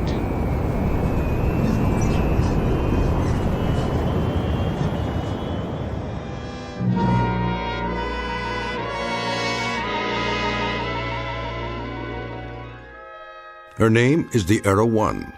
She represents 4.5 years of planning, preparation, and training, and 1,000 years of mathematics and the projected dreams and hopes of not only a nation, but a world. You might say that all of human history has led to this point, with man poised to take one giant step off terra firma and into the void, the unknown that lies beyond the safety of the nest. Because she is the first manned craft aimed into deep space, beyond the moon to other worlds that until now have been the exclusive province of science fiction writers and those given to imagination without bounds. For her hand-picked crew, this has been the ultimate countdown, the last few seconds before humanity takes its best shot and fires a tall silver arrow into the air. But you know the saying about the best laid plans of mice and men. In just a moment, this ship will veer off course and into a region not on any star map for an unscheduled landing. in the Twilight Zone. And now, The Twilight Zone and our story, I Shot an Arrow into the Air, starring Chelsea Ross, with Stacy Keach as your narrator.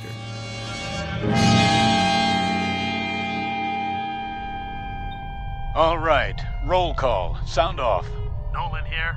Pearson, anybody got an Alka-Seltzer? Foster, make it a bromo. Corey here. Hudak, look at me, I'm flying. How you doing, Colonel? I am A-OK. We all are, and so's the ship. Are we there yet? We're leaving the Earth's gravitational field. Instruments all in the safety zone. Pearson, give me a visual scan. Yes, sir. Everything's on the money, Captain, as far as I can see. Cabin pressure? 1.19, sir. Disengage restraints. You can remove your helmets now. We're free to move around.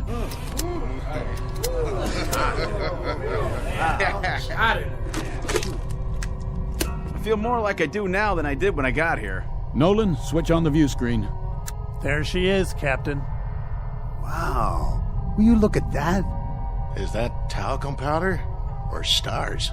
Never saw so many in my life. Quite a sight, huh? We're almost clear of the Earth's atmosphere. Where is the Earth, anyway? It's down there. Hey, question.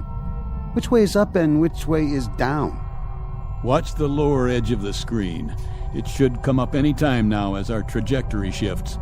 It'll be the blue one with clouds, about the size of a quarter from this far out, but we'll be able to see it. What are those blips? Where? The ones moving toward us. We've entered the asteroid belt. But don't worry, they're miles apart. The odds of hitting one are infinitesimal. Mission Control to Arrow 1. Come in, Arrow 1. Roger, Mission Control. It's a big high five, Captain. We've got you on the monitor, center screen, right on course. Just like a Sunday ride in the country. Any snafus down there? That's a negative, Arrow 1. Hold on, Captain. Someone wants to talk to you. Standing by. I just want to say how proud we are of you, Donlin. You and the entire crew. That you, General Langford? That's right, Bob. How does it feel to make history? I couldn't say, sir. We're only doing our job. Sure you are. You make it sound so simple. The President will be sending you a live message at 1400 hours. Till then, keep your eyes on the prize. I can't express how proud I am of all of you. Thank you, sir. First, keep space. Every American. What's that, sir? You're breaking up. I say, in the world. First stroke. General, we're losing you. What's going on? Some kind of interference. Look, Captain. What? The stars are moving. We must be turning. Not this early. Did you punch in a course correction? No, I didn't. General Langford, we have rotation here. Till then, signing off. Wait, the ship is yawing. That's not part of the flight plan. Happens to your course. Up the screen, get deep. Get back in your seats. We're turning faster. Now! Captain, what's happening? I said strap in. What about you? I'll try for a manual override. Captain, we're spinning. Lock your belts. I can't get in the chair. We're going into a dive. 0 G's. Hold on and pray.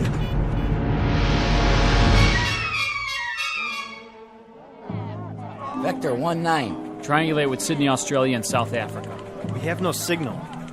We've lost it. Well, what do you mean we've lost it? See for yourself, General. Good Lord, with 15 monitors going. We could have 15,000 monitors, but the situation would be the same. We've lost contact. Visual and radio? How is that possible? Don't ask me. She's off her vector path, clean off the radar screen. Just gone. Completely gone. When did you first lose contact? A few minutes ago. There was a short period of heavy interference. What kind of interference? Probably solar. Some kind of sunspot activity. We haven't been able to identify it yet. In any case, when it was over, the contact was broken. Couldn't a change in their course account for that? The course was preset. The captain wouldn't change it without notifying us. Bob Donlin's a solid officer. And even if he did change course, the automatic tracking system would have been activated. It would show up here on the board. So a ship with an 8-man crew just disappears like a puff of smoke. 1 minute she's there, the next minute she's gone. That's not the worst part. What do you mean? Until we regain contact, if we do, there's not a thing anybody can do for them. I shot an arrow into the air. It landed I know not where. What say, General? A nursery rhyme for the age of space. Gentlemen, wherever you are, may God help you. Contact the observatory. There's no readings. It's flat. She's gone.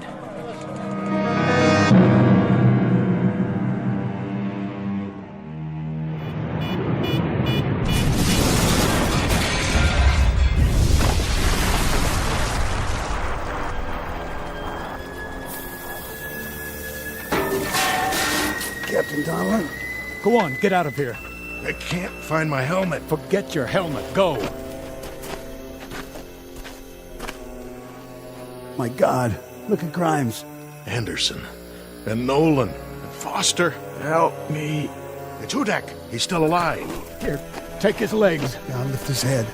What are you doing, Captain? Gotta drag the bodies out. But the fuel tanks are gonna blow. Hold on, we'll give you a hand. Somebody, please. Get him out, I said. That's an order.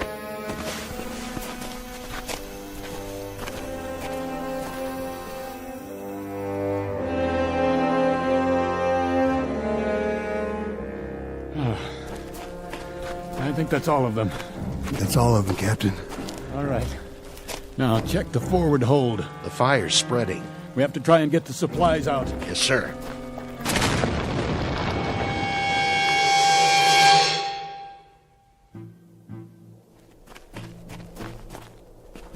The others are all dead, sir.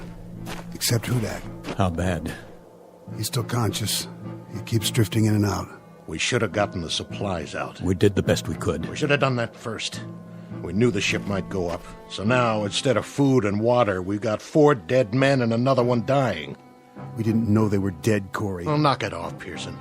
Maybe when your tongue starts swelling up, you'll realize where we are. We're on a rock here. We blew it. We wasted all that time playing Undertaker instead of going in there and getting supplies. Let's cover them up. Pull something over their faces. Why bother? What's the point? You heard me. We'll take 15 or 20 minutes, and then we'll bury them. Yes, sir. First entry, log, Arrow 1, Captain R.G. Donlan commanding. The first leg of the flight went off without incident. Now we have crash-landed on what appears to be an uncharted asteroid. Cause of malfunction and ultimate crash, unknown. We lost our course, the electrical system went out, and there was an explosion. That's all any of us can remember. Any of us, being Flight Officers Corey and Pearson, and Navigator Hudak, who has been seriously hurt, and myself. The rest of the crew are dead. There's very little left of the ship. The radio is gone, the bulk of the supplies were destroyed in the crash, and as of this moment, there is little certainty that we have been tracked and our whereabouts known. Begging the captain's pardon. What do you think you're doing? This is no time to write your memoirs. Stand down. Listen to me, Corey. We're in bad shape, but we're still a crew. As long as we're a crew, there'll be discipline and there'll be protocol. And until I'm lying in a hole like the rest of those poor devils, we'll operate from the book. Got it? I got it. Now give me the recorder. Go over there by the rock and sit down. Continuing this log entry. Commander Donlan, it's hot, see? It's very hot. Thank you for the information, Corey. And that makes it hard to think. So if you're going to expend all that energy, use it to figure a way out of here. A way to get back home. A way to let them know where we are. Corey, you stay out of this. You heard him. Go over there and sit down. You've got a bad cut on your forehead. Make a bandage and tie something around it. Okay. Something's wrong with Corey, sir. The bump on his head or whatever it was, he's not acting right. He's not the one I'm worried about just now. Hudak? Hudak, can you hear me? Sir? How about some water? Water. Please, sir. Thank you. How much is there? 5-gallon can and whatever we've got on us. Then why waste it? He won't last through the day. You the consulting surgeon, Corey? I'm one man out of 3 who's going to need that water. And 5 gallons isn't going to last very long. If the situation were reversed, Corey, if that were you lying there, I'll give you good odds you wouldn't want to get written off, 5 gallons of water or no. He's going to die, Colonel. If he dies, Corey, but nobody gets behind to push. If he's thirsty, he gets water. If he's hot, we move him in the shade. And then if he goes, we'll give him a prayer or two. Right? If you say so. Pearson? Sir. There's a broken shovel near the packs. Let's dig the graves. I'll relieve you in 5 minutes, then Corey here will relieve me. Right away, sir.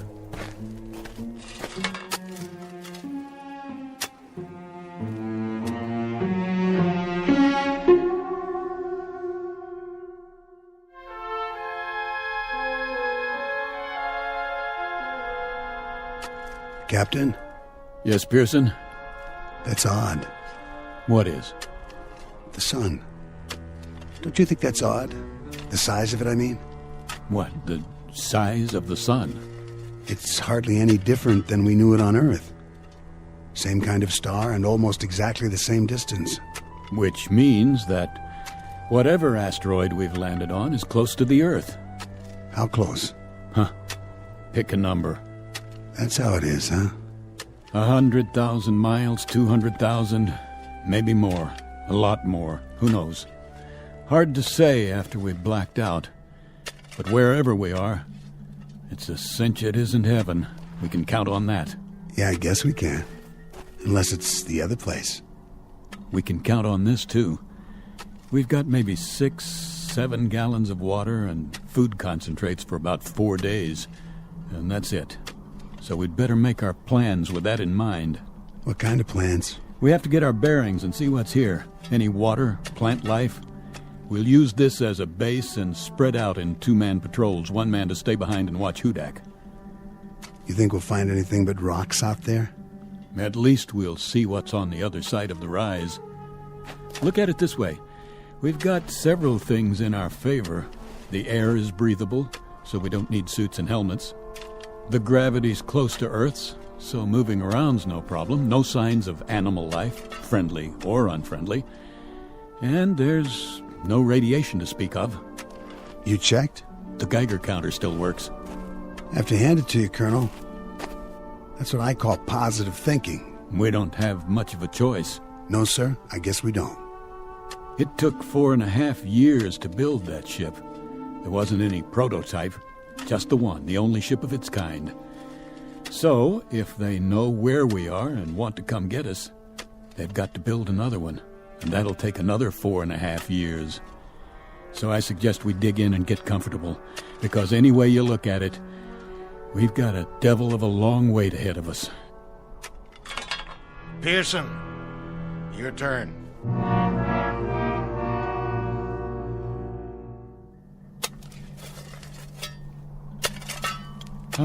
How's it going, Pearson? That's the last grave, sir. 4 of them. Good job. How is he? The same as when you left. Breathing pretty shallow, though. Maybe the air here, well maybe it doesn't have as much oxygen in it. It has enough. We're doing all right. You two see anything out there? Nothing we can't see from here. Yeah, we saw something. Sand and more sand. Rocks. And those scrubby hills over there. But not a single drop of water. This isn't an asteroid, it's an 8-ball. And hot, Pearson. Hot like nothing you've ever felt before. It'll be cooler at night, sir. I'll head south towards the mountains and take a look in that direction. If there is a night here. There has to be. The sun's moved down to the horizon. That you, Captain? Right here. What are you doing? Giving him his ration of water. Oh, no, not this time. Corey, take your hand off my canteen. That's an order. Not this time, Colonel. What are you talking about? I want an even shake. I want a chance. You're alive, aren't you? That's a better shake than the men in those graves got. For now. But I want to stay alive. So don't give him any of my water. Your water? That's right. It's ours now. Stand down, Corey. You heard him. How are you doing, Hudak? Hot. So hot. Yeah. Here, take a sip of this. Let go of that. Get off me. I said leave it. Don't you ever raise your hand to me. I'm still the commanding officer here. Do you understand? Captain Donlan? What is it, Pearson? See for yourself, sir. I think he's stopped breathing. You'll be pleased to hear, Corey, that he won't be drinking any more of your water. Pearson, get something to cover his face. Yes, sir. You died a long way from home, boy. A long, long way. Rest in peace. Wait till dark, then we'll make some treks over the hills and down to the flats in all 4 directions. We better get to know it, because this is our home now, gentlemen. Such as it is. Corey, what are you doing? What does it look like? I'm taking his canteen off his belt. He can't use it. For the record, Corey, there's just 3 of us now.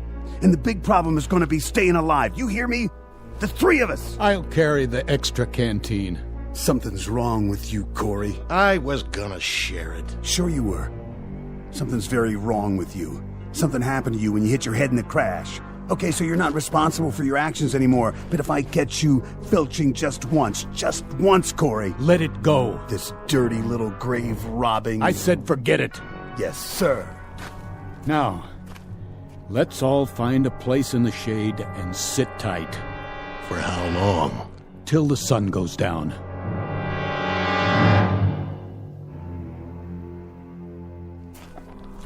Watch your step. What's the difference? Can't see anything anyway. Use your flashlight. The batteries are going out.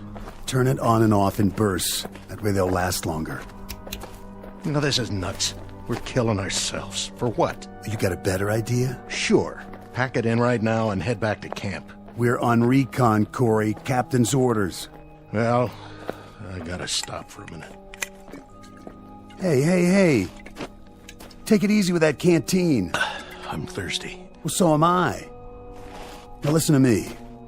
We'll need every drop of that water come morning. Right now we've got 2 choices. Either curl up and die out here, or keep moving. What's the point?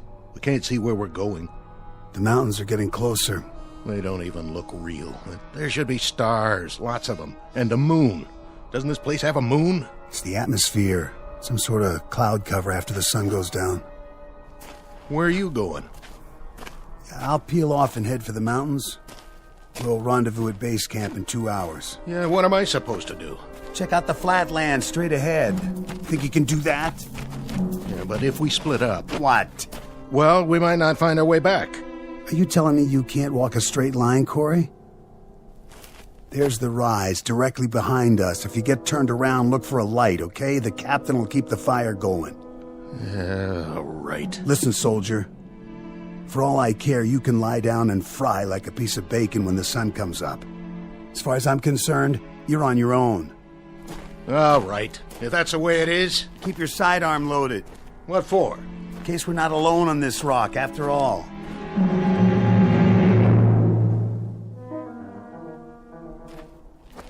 Corey? Are you following me? Corey? If you're out there, something's very, very wrong with you.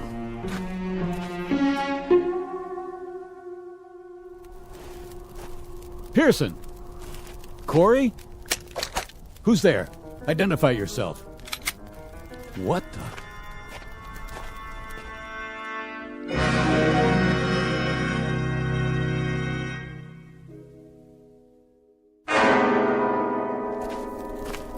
Corey? Hello, Captain. Well? I must have walked 12, 15 miles. Yes, and? Nothing. Not a thing. Sand flats.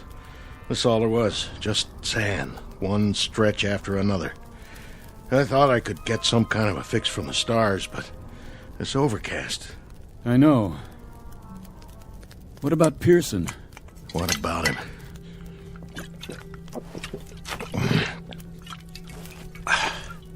You haven't seen him? Not for hours. You didn't pass him coming back? He went south to the mountains, and I went west toward nothing. What time is it? Oh, 3 o'clock in the morning, or it would be on Earth. You kept the fire going. This is what's left of the flight chairs. There are some plastic panels scattered around. When that's gone, the only thing left to burn will be our suits. Fine with me. Not like we're going anywhere. He's been gone 6 hours. He should have been back by now.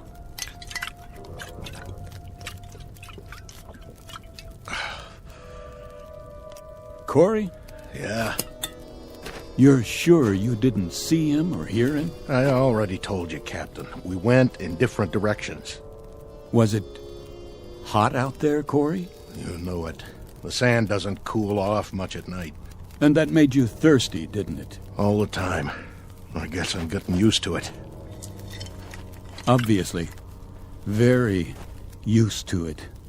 So used to it, Corey, that you didn't even need any of your water. I drank some. Hardly any. This canteen is almost full. You were out all those hours and you didn't touch more than a drop. Is that right?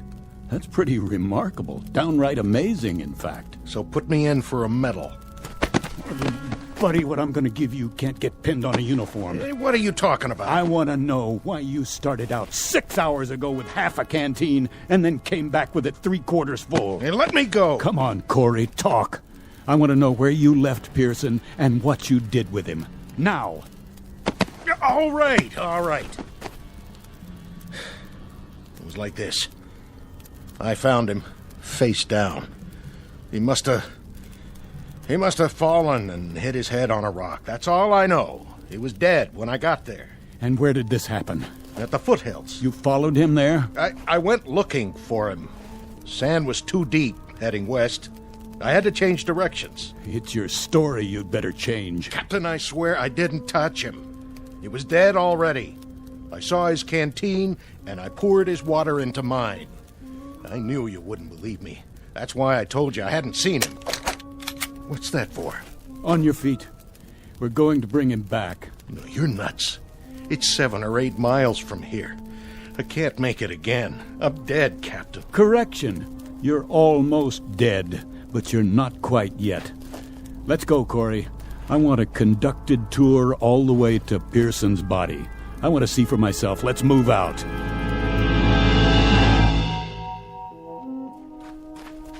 I don't see him. No, neither do I.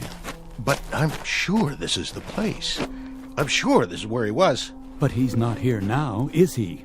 Just these marks in the sand. Captain, look.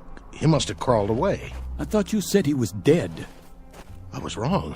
I must have been wrong. But you were so sure he was dead. You were so positive, Corey. I was. Did you do anything for him? Anything at all? Did you check his pulse, his respiration? Did you do anything to help him? I checked, I swear. Or did you just steal his water and then make a beeline back as fast as you could?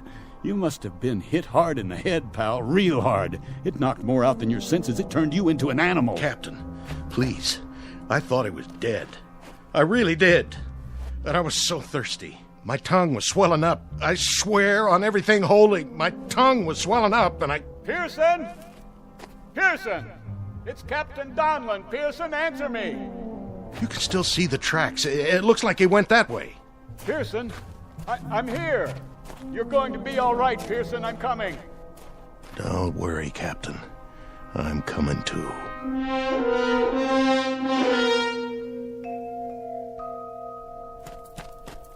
Pearson. Captain? Pearson, thank God you're alive. Water. I lost my canteen. Yeah, here. Take some of mine. Can't sit up. I'll lift you. Thanks, Captain. And not too fast. You're all right, boy.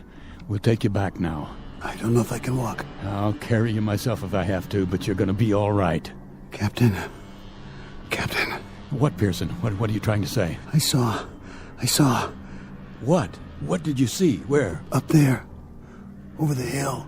Did you climb the hill? Is that it? I went. And what, Pearson? What did you see? Captain, I saw. What? Are you drawing a picture?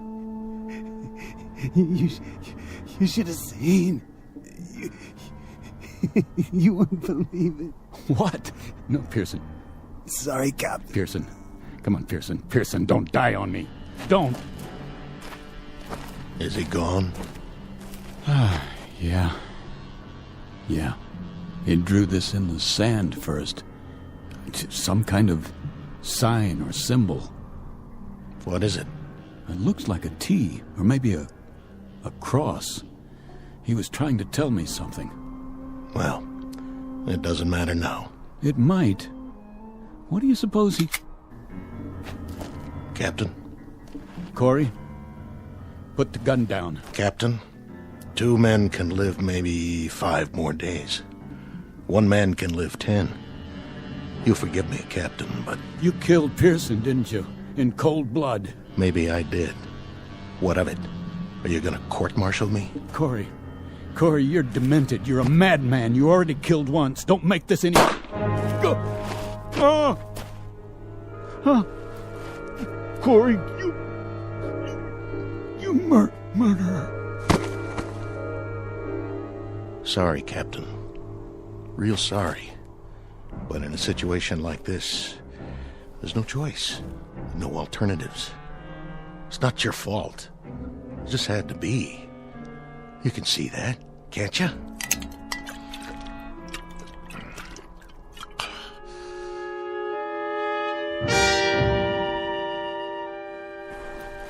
What? Morning. That blasted sun already. Gotta get a move on. Goodbye, Captain Donlin. Pearson. Now, what were you trying to say, Pearson? Lines in the sand. Something over the hill. Is that it? Well, I guess you got me thinking. Just have to check that one out one time.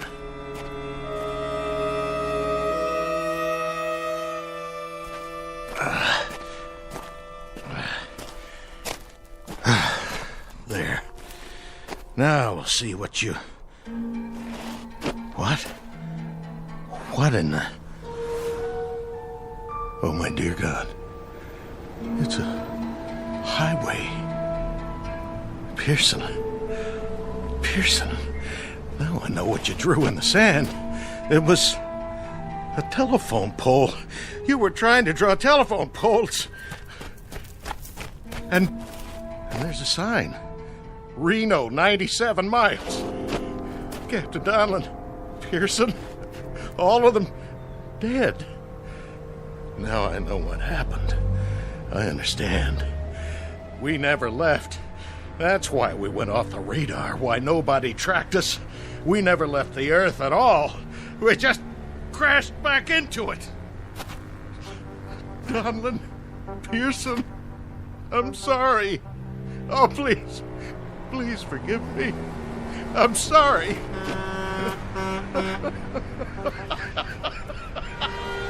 Oh, stop! Please! Stop! Somebody! Anybody! Please! Stop!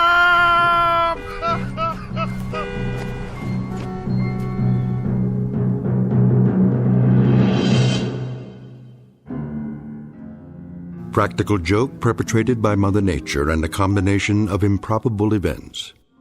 Practical joke wearing the trappings of nightmare, of terror, of desperation. Small human drama played out in a desert less than 100 miles from Reno, Nevada, USA. Continent of North America, the Earth, the solar system, the galaxy, and of course, the Twilight Zone. We'll be back to the Twilight Zone in a moment.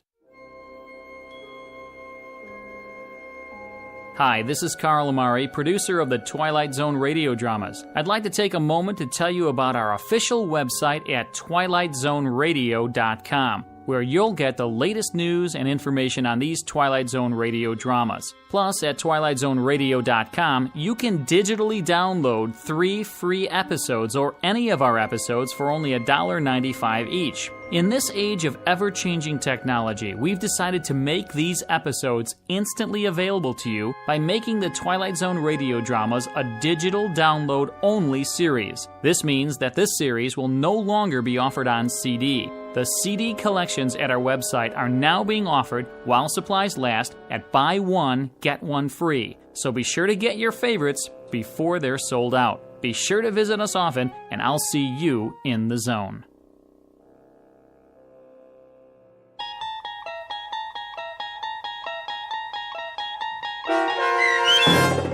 I Shot an Arrow into the Air, starring Chelsea Ross with Stacy Keach as your narrator, was adapted for radio by Dennis Etchison and based on a script by Rod Serling. Heard in the cast were Norm Woodell, Roderick Peoples, Jeff Lupetin, David Darlow, Rich Komanek, Turk Muller, Lawrence Nepodal, Carl Amari, Roger Wolski, and Vince Amari. To learn more about the Twilight Zone radio dramas and to obtain audio cassettes and CDs of these programs, visit our website at twilightzoneradio.com. The producers of The Twilight Zone wish to thank CBS Enterprises, Carol Serling, Dennis Etchison, Dick Brescia Associates, Claire Simon Casting, Terry Jennings, XM Satellite Radio, Sirius Satellite Radio, our sponsors, and our radio affiliates for helping make this series possible. This copyrighted radio series is produced and directed by Carl Amari and Roger Wolski for Falcon Picture Group. Doug James speaking.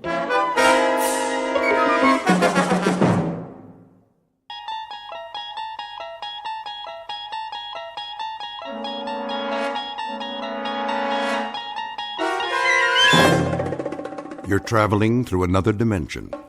A dimension not only of sight and sound, but of mind. A journey into a wondrous land whose boundaries are those of imagination. Your next stop, the Twilight Zone.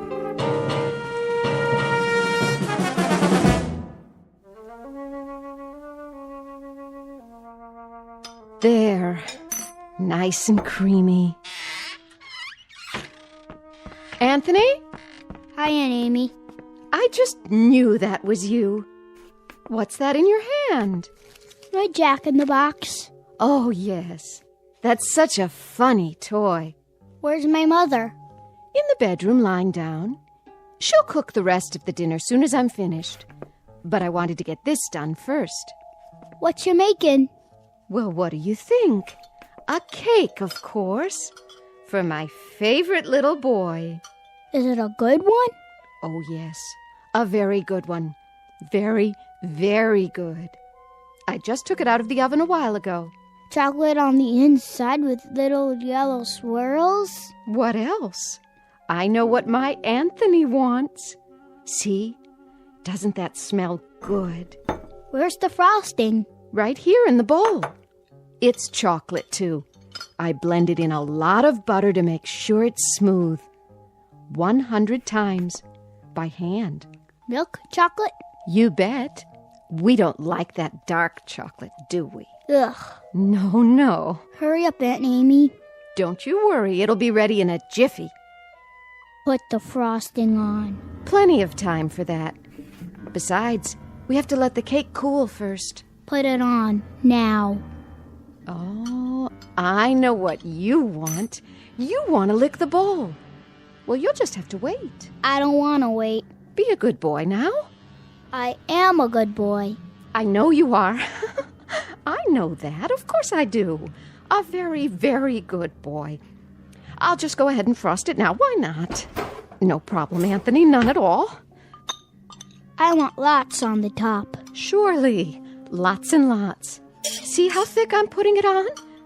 Swirls of chocolate butter frosting, and all of it for my favorite nephew. There. Some more around the sides. We don't want to forget the sides, do we, Anthony? The sides are good, too. So good. Mmm. Anthony, Anthony, stop that. Get your finger out of the bowl. Ow! There'll be plenty left for you to lick when I'm finished.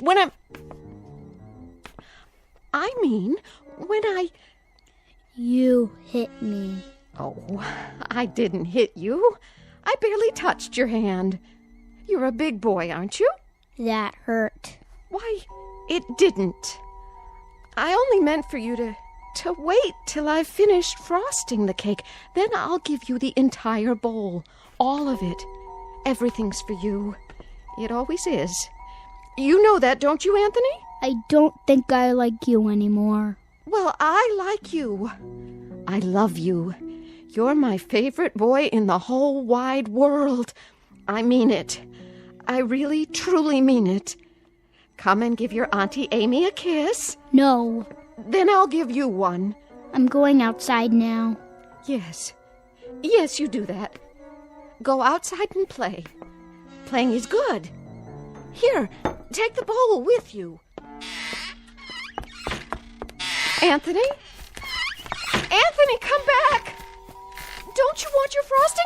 You can have the whole bowl. Everything all right? Oh, Anthony. Nice day, isn't it, Amy? Very nice. Something the matter? No, nothing's the matter. Nothing at all. Did anything happen? Oh, I was just frosting the cake, and Anthony couldn't resist tasting it. Oh, well, who could? I used to love frosting when I was his age. Didn't you? It's good, isn't it? So good. Why wait? We can go ahead and have the cake now if Anthony wants. It's perfectly fine with me. Now, Amy, why don't you apologize to the boy? You can do that, can't you? Anthony, I'm sorry. Come on back, boy. Anthony, please. Anthony.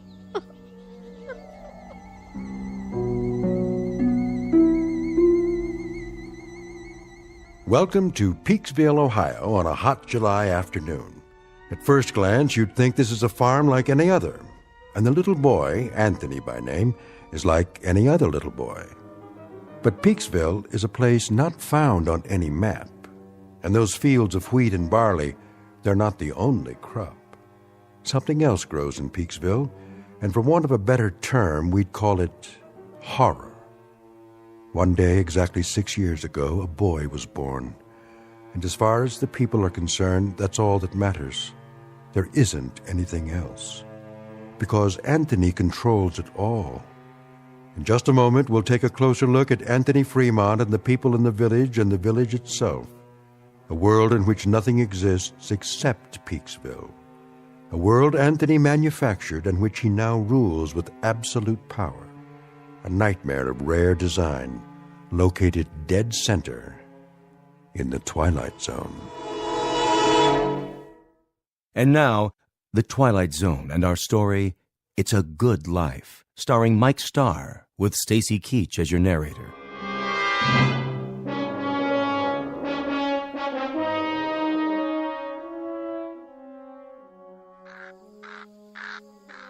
I'll see he gets it, Amy. Would you? Don't you worry none. Look, boy. Look what Aunt Amy's got for you. Your own bowl of chocolate frosting. You like chocolate, don't you, Anthony? I know I do. Chocolate's good. I don't like her. Of course you do. She's your Aunt Amy, and she loves you. You know that. I hate her. Oh, that's a good joke. A very good joke. It's all for you, Anthony, all of it. And after you've finished, I'll make some more if you like. As much as you want. Get away. Oh, now, darling. Don't look at me. What? I don't like you to look at me. Hear that, Amy? Anthony's got a point. Why don't you go back in the house for now, so you can help Agnes cook dinner? Yes. Yes, I'll do that. It's going to be a good dinner, isn't it? I believe it will be, yes. You know, just the way he likes it. Don't you? It'll be delicious, Anthony. You'll see. I told you, don't look at me. She's not... I'll make it so she can't look at me. So she can't look at anything ever again. Watch your step there, Amy. I can't see. What do you mean? Sure you can. That would be some joke. Just go on inside. The light. That's all I can see. The sun. It's so bright. The sun blazing in the sky. Like white fire all around. Amy? Help me. Please. I can't see. I can't see. Help me. It's nothing, Amy. I'll help you up. Sit here in your chair. There you go. That's right. Sit and rock. You'll feel better real soon, I'm sure. It's good to rock, isn't it? Yes, it's good to sit on the porch and rock. There now.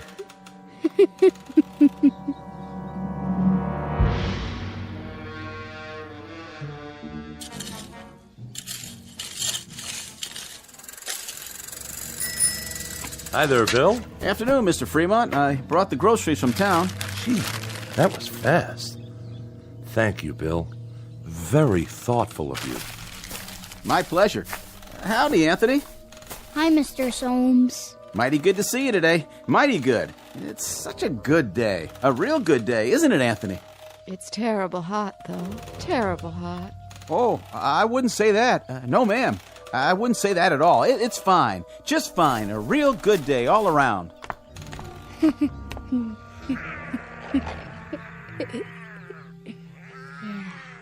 What are you doing, Anthony? Playing. My, that's real good. Whatever it is. You like it? Sure do. I was just wondering, what you were doing. I made something. By golly, you did. Know what it is? Can't rightly say that I do. Take a guess. Oh, I'm not very good at guessing. Guess. Go on, Bill.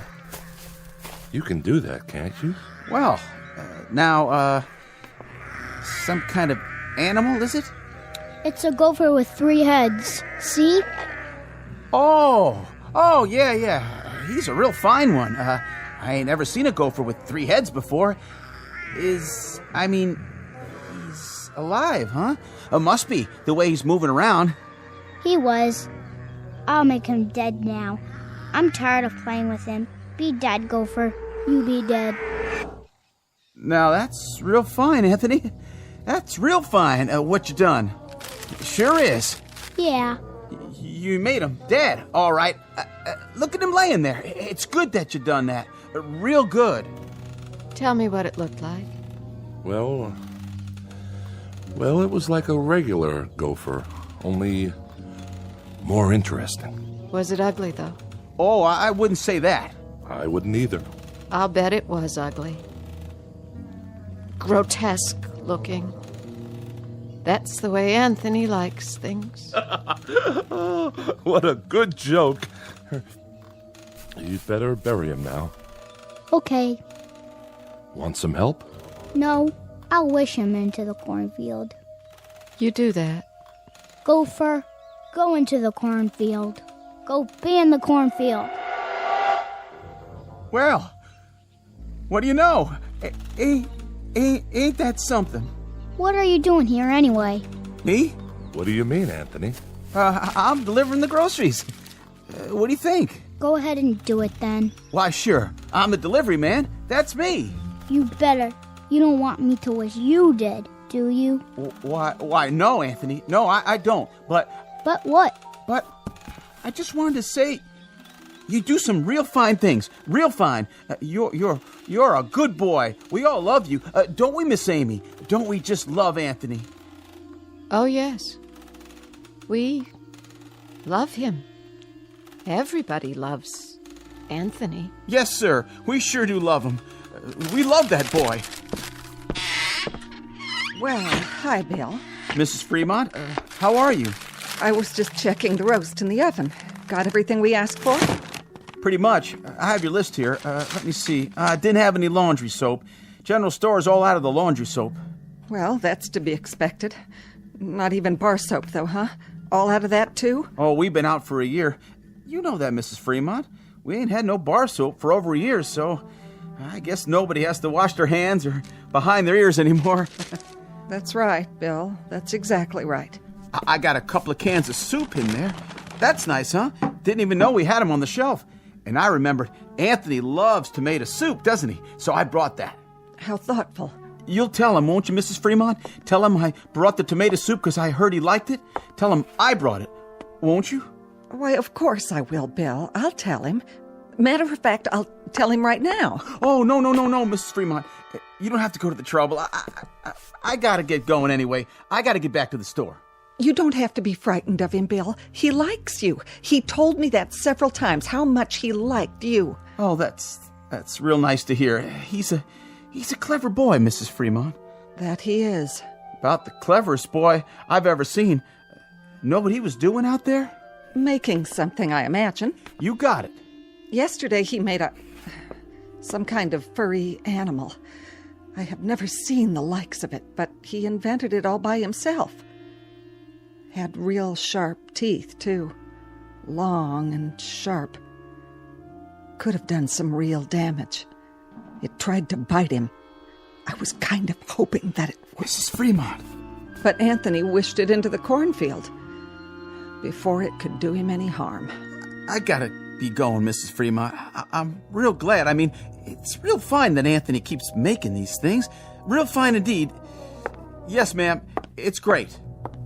See you tonight, won't we, Bill? Tonight? Why, sure. It's TV night tonight. Oh, yeah. Anthony's going to put pictures on the television, and we're going to have a surprise party for Dan Hollis. A real nice surprise party. I'll be there, Mrs. Fremont. You can count on me. Where? What? Nothing. Bye now, Miss Amy. Be sure to say goodbye to your nephew for me. I will.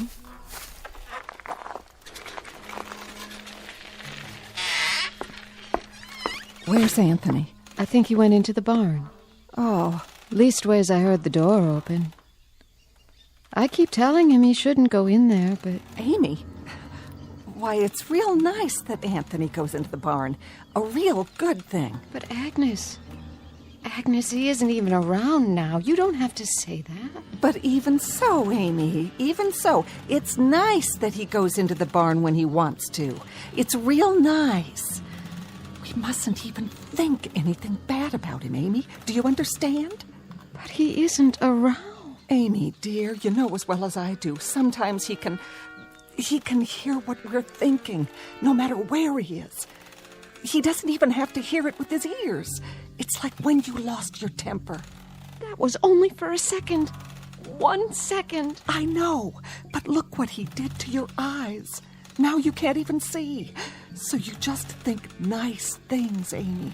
Real nice things about how good it is that Anthony's going into the barn to do whatever he does in there. And tonight we'll have Dan Hollis's birthday party, and we'll have a nice time. A very nice time. But it's such a hot day. I hope it cools off tonight. Oh, I wouldn't say it was hot, Amy. It's just right. It's a good day. Don't you think so, too? A real good day.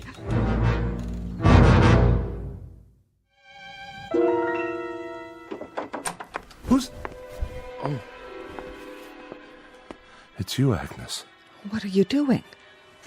Thought I'd lie down and try to rest before dinner. Oh, that's a good idea. You worked hard today. Always do. Got to get the crops in. Come in, honey, if you want. And close the door. He's still playing outside? Good. That's good. I put Amy to bed in her room. Did you? I had to lead the way. Is there a cane in the house? Do you remember? She's going to need one. I'll sure check. I told her to try and take a nap. Good. Jeff. Naps are great this time of day, don't you think? Yes, I do. I wanted to talk to you about... Sure, honey. We can talk all you want. Later. I was just going to change my clothes. Why don't you check on the roast while I wash up? How's that sound? All right, I'll do that. And you get a little rest too, if you can. Sounds like a good idea. See you at dinner.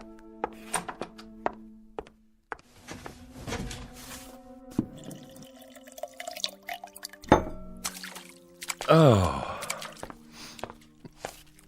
Well, howdy, son. You crept up on me. You look funny. Do I? You need a towel. Well, by gosh, I sure do. I was just about to dry my face. I was looking for you a while ago. What for? Your mama said you was out in the barn. Yep. Did you have fun? I was looking at the cow. Oh, that's good. That's real good, Anthony, that you were looking at the cow. Now, you wouldn't be playing any tricks on your dad, would you? Tricks? I mean, well, you remember a year ago when we had the pigs? Oh, yeah. And what happened to the pigs? You remember that, too? I turned them into monsters. Oh, doggone if you didn't. Real odd-looking things. They were funny. That's it. Real funny looking. But good things, Anthony. Real good things. And it's good that you did that. It's real good. Like tonight. Yeah? It's television night. I'm gonna make television for everybody. It'll be real funny. It sure will be. Everybody's looking forward to it, too, just like they do every week. And then we're gonna have the surprise party for Dan Hollis. It'll be so much fun. Yeah. I can hardly wait. So, are you looking for something? Can I get anything for you now, son? No. Don't you want to play some more? I don't like playing alone all the time. Well, I can understand that. No kids came over to play with me today. Is that right? Not a single one. I wanted someone to play with. Well now, Anthony, you remember the last time some children came over? Mm-hmm. The little Fredericks boy and his sister? I had a real good time. Oh, sure you did. Sure you had a good time, and that's great. Great. It's just that... It's just that what? It's just that you wished them into the cornfield when you didn't like the way they played. That's okay. But I hear their mom and dad were real upset. About what? If you wish people away like that, pretty soon there won't be no one left. So maybe next week we'll talk to some of the folks about having their children come over. We'll do that, won't we? Talk about it first. Yeah, and when they come over, I can make some of those funny animals. That's fun, isn't it? That's a lot of fun. That's Bill Soames's collie. Is it? Yep, that's the dog that always comes around. Yeah, that does sound like Bill Soames's dog. Not many dogs left now, Anthony.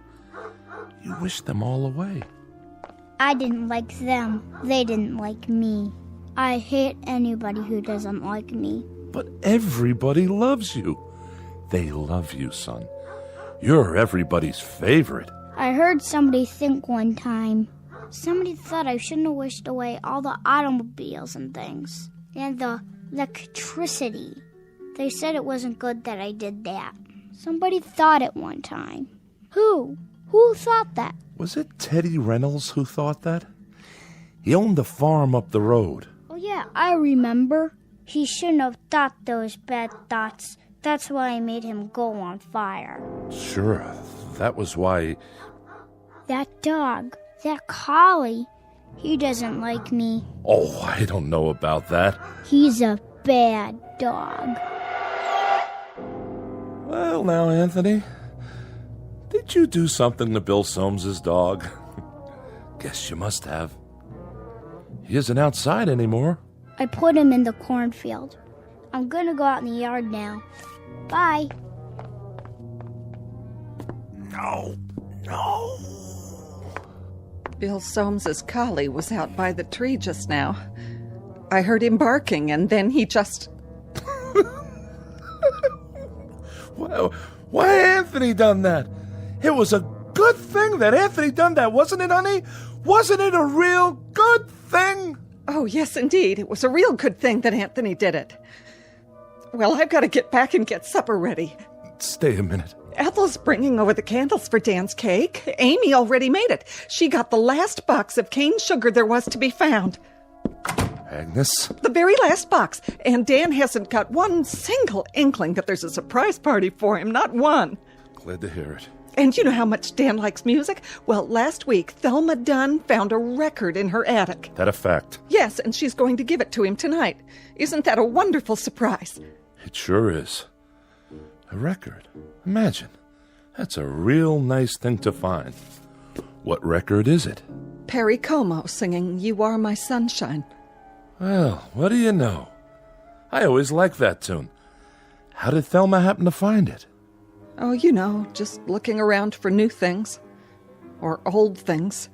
The ones that are still left. Say, who has that picture we found a while back? I kind of liked it.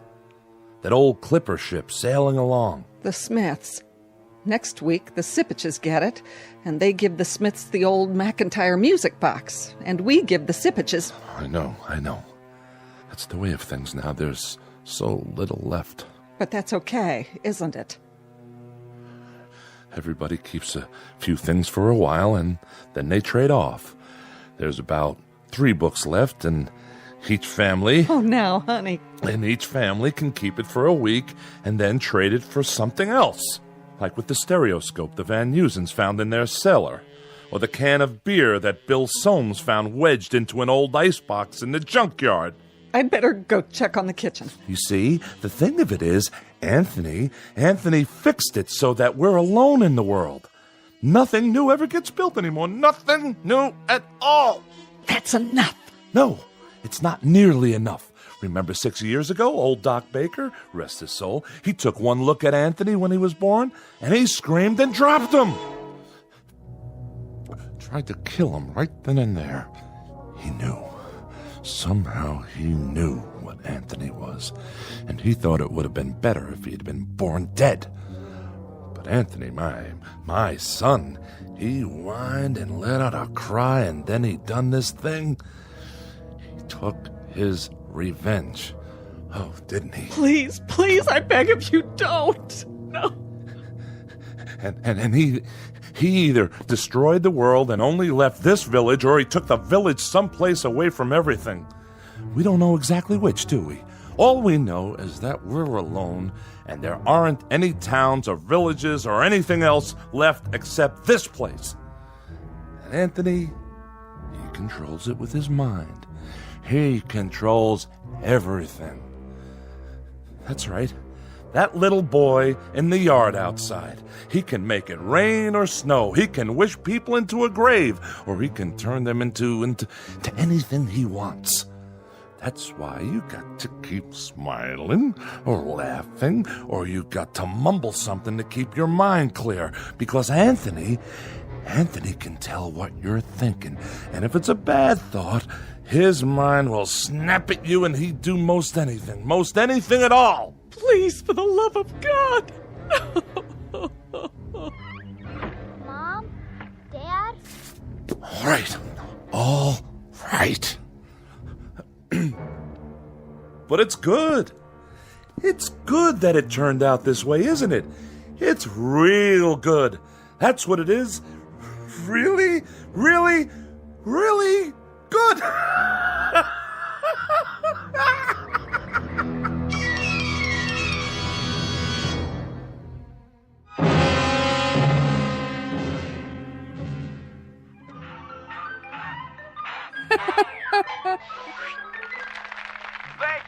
Thank you, ladies and gentlemen, and especially you kids.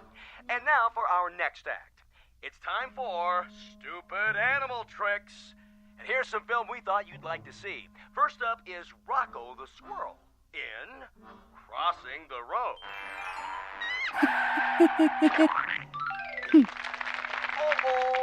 Oh, poor Rocco. And now, the bird and the BB gun. Oh, my. Will you look at that? What, Ethel? It's just like cartoons, only better. And last but not least, the turtle crossing the street. Well, that's all, folks. And now, time for our next program. Welcome, horror fans, to tonight's episode of Scary Nightmares. This one's a real killer of a story. It's called Pleasant Dreams. Let's watch, shall we? Think I'll go get some fresh air. Shh. Not now, Dan.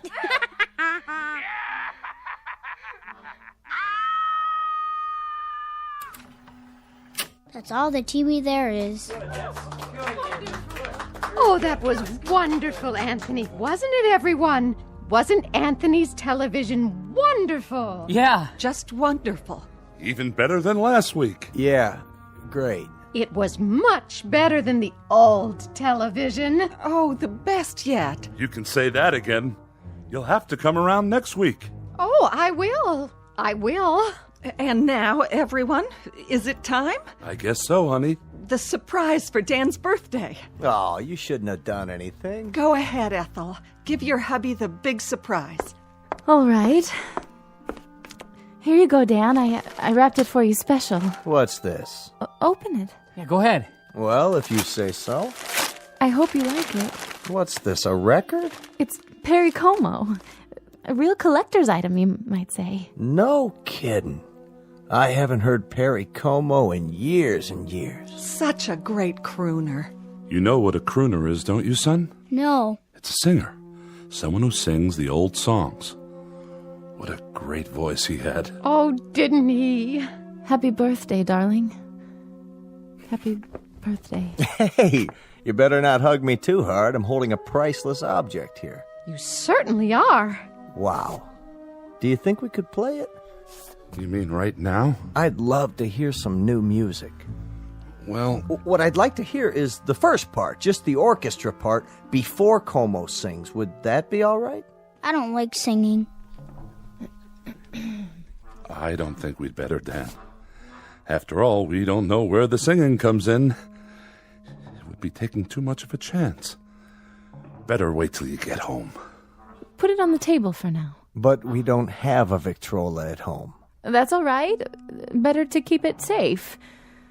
These old records break so easily. I guess you're right. Of course I am. There. It's good that I can't play it here. And now, I think it's time for Pat Riley to play some piano for us. How about it, Pat? Would you? That's a great idea. Well, then, it'd be my pleasure. Move right in, Anthony, so you can watch him. It's great what he can do with those fingers of his. I'm a little nervous. Oh, don't be. You play beautifully. Okay, then. Here goes. Guess I'm out of practice. It'd be good if you told me what to play, Anthony.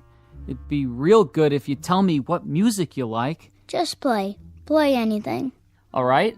I'll play Night and Day. That's a nice old tune. It sure is. That's always lovely. Yeah, go ahead.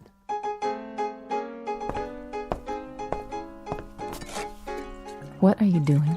What does it look like, having another brandy? You've had enough. Not hardly. Stop it. Leave me alone. Put the glass down. Take your hands.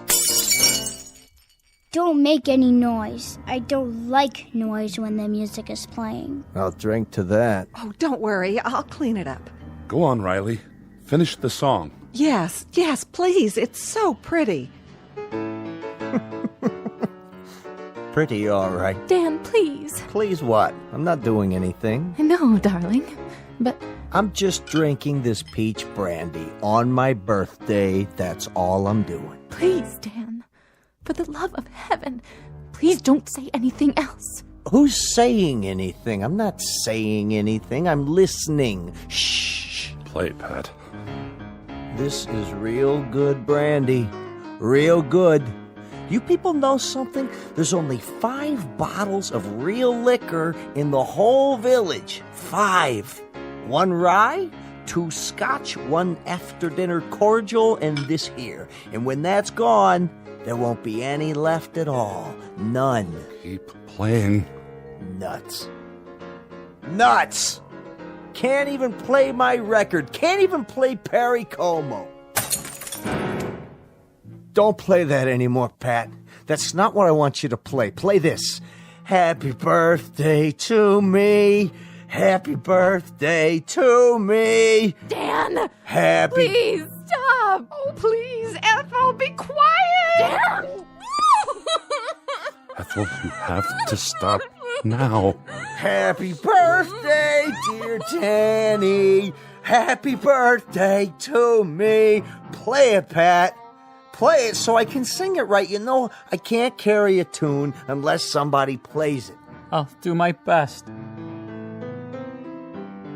That's enough. I said that's enough. Go outside for a while, Dan. Get a breath of fresh air. You and her, you had 'em. You had to go have 'em, didn't you? If there's any fault, it's yours. You are my sunshine, my only sunshine. You make me happy when I am blue. You monster. You dirty little monster. You murderer. Hey, what you thinking, Anthony? You go ahead. You think about me. You think bad thoughts about me and maybe some man in this room. Some man with guts. Somebody who's sick to death of living in this place and is willing to take a chance. Maybe he'll sneak up behind you and lay something heavy across your skull and end this once and for all. You're a bad man. You think that, Anthony. You go ahead. I'm a bad man. Keep thinking that. Somebody get behind him. That's all it takes. Somebody end this now. Pick up a bottle or a stick or something, anything, and... You're a very bad man, and you keep thinking bad thoughts about me. But now you can't anymore. You can't even see me. My eyes? Your eyes aren't real. They're like a toy. That's all you are now. A toy Jack-in-the-Box.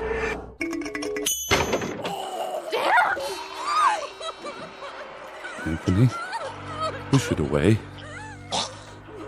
And push it into the cornfield. We've all looked at it enough. Please, son. Push it into the cornfield. All right. That's better. He was a bad man, so I turned him into a clown Jack-in-the-Box.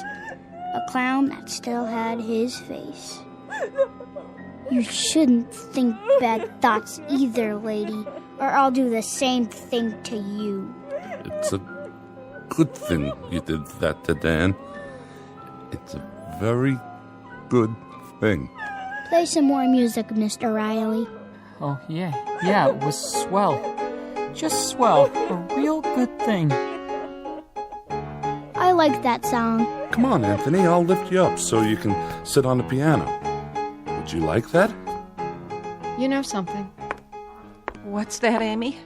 Careful, watch your step. Why don't you sit down again? I kind of liked it a little bit better when there were cities outside.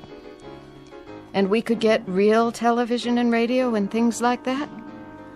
Didn't you? Why, Amy, it's good for you to say such a thing. Very good, but you must be making a joke. Anthony's television is much better than anything we ever used to get. Oh, yes. It's fine. It's fine. Anthony's are the best shows we've ever had. Yeah. Very best. Look at that, will you? It's snowing outside. Anthony, are you making it snow? Yeah, I'm making it snow. I like snow. So do I. We all do. But that'll kill off half the crops. That's what it'll do, Anthony. And then we won't have anything to harvest or eat. Did you know that? Mm-hmm.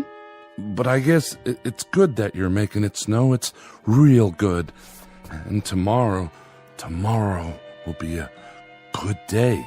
No matter what. A very, very good day. No profound comment here. No clever words about the human mind and the power of thought or the need to survive. We only wanted to introduce you to one of our favorite citizens, and we do mean favorite, little Anthony Fremont, age 6, who lives in a village called Peaksville, in a place that used to be Ohio. And if by some strange chance you should ever run across him, you'd best think only good thoughts, because anything less than that is attempted at your own risk in the Twilight Zone.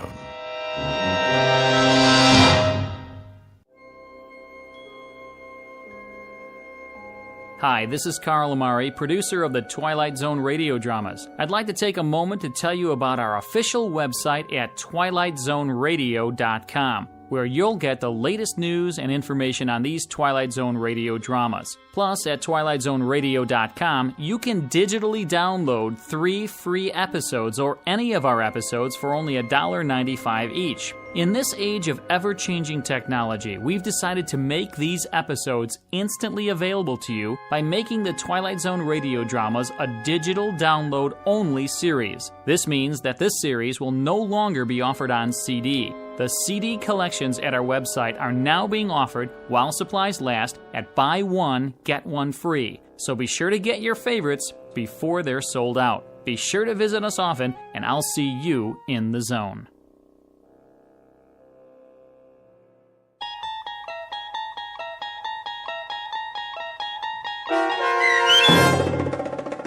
It's a Good Life, starring Mike Starr with Stacy Keach as your narrator, was adapted for radio by Dennis Etchison and written for The Twilight Zone by Rod Serling from a story by Jerome Bixby. Heard in the cast were Meg Thalken, Fernette Lebo, Christian Stolte, Jeff Lupetin, Doug James, Brooke Sanford, Carl Amari, piano stylings by Daniel Choka, and introducing Zachary Leipzig as Anthony. To learn more about the Twilight Zone radio dramas and to obtain audio cassettes and CDs of these programs, visit our website at twilightzoneradio.com. The producers of The Twilight Zone wish to thank CBS Enterprises, Carol Serling, Dennis Etchison, Dick Brescia Associates, Claire Simon Casting, Terry Jennings, XM Satellite Radio, Sirius Satellite Radio, our sponsors, and our radio affiliates for helping make this series possible. This copyrighted radio series is produced and directed by Carl Amari and Roger Wolski for Falcon Picture Group. Doug James speaking.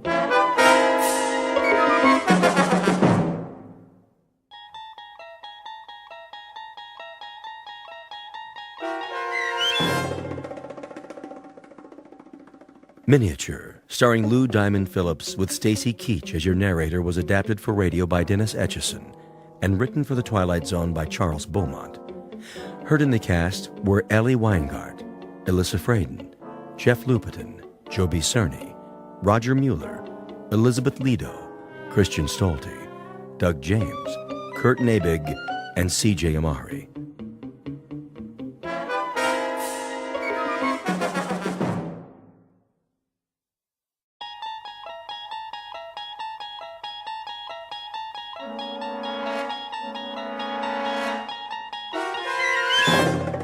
You unlock this door with the key of imagination. Beyond it is another dimension, a dimension of sound, a dimension of sight, a dimension of mind. You're moving into a land of both shadow and substance, of things and ideas. You've just crossed over into the Twilight Zone.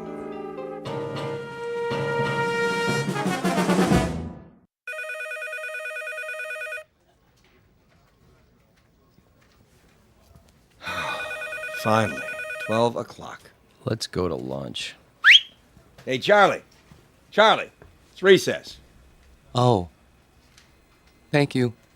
I just want to finish up here. Trying to make us look bad? What do you mean? Now, just what do you think I'm... Hey, just forget it. Come on, we'll be late.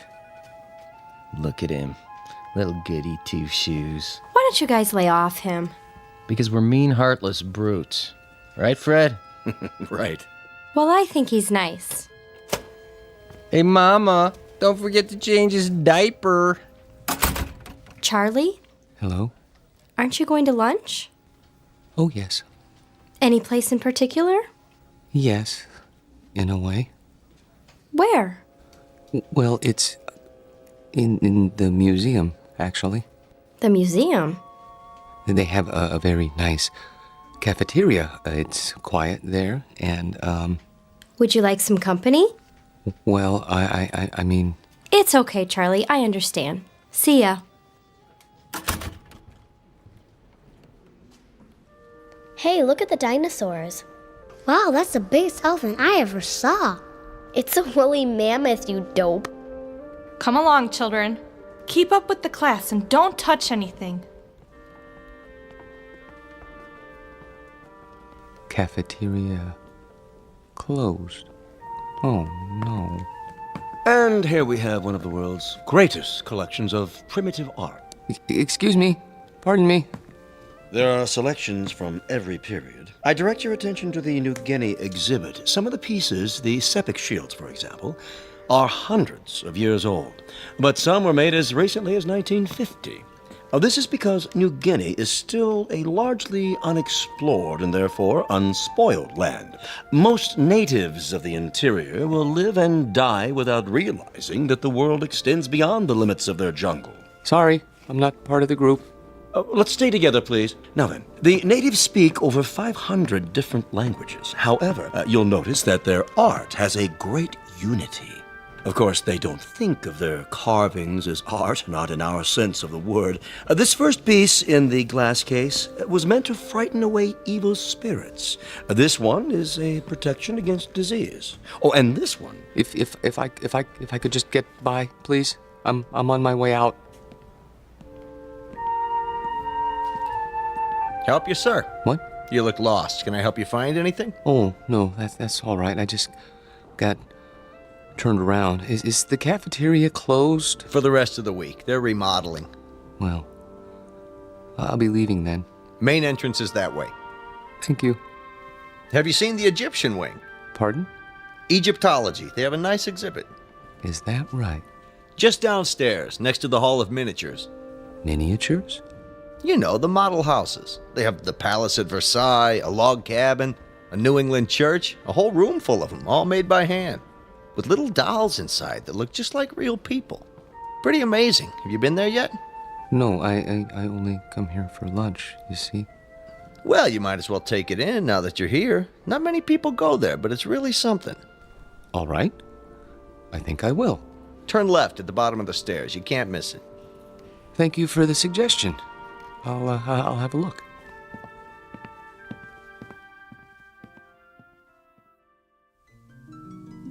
To most of us, a museum is a place of knowledge, of beauty and truth and wonder. Some people come to study, others to contemplate, others to look for the sheer joy of looking. Charlie Parks has his own reasons. He comes to the museum to get away. It isn't really the low-priced cafeteria meal that draws him in here every day. It's the fact that in these cool, inviting halls, he can be alone for a while, really and truly alone, away from his work and from people who don't understand, which includes almost everyone in the world. But Charlie should be careful. He doesn't know it, but there's always a chance he might wander too far and get lost in the Twilight Zone.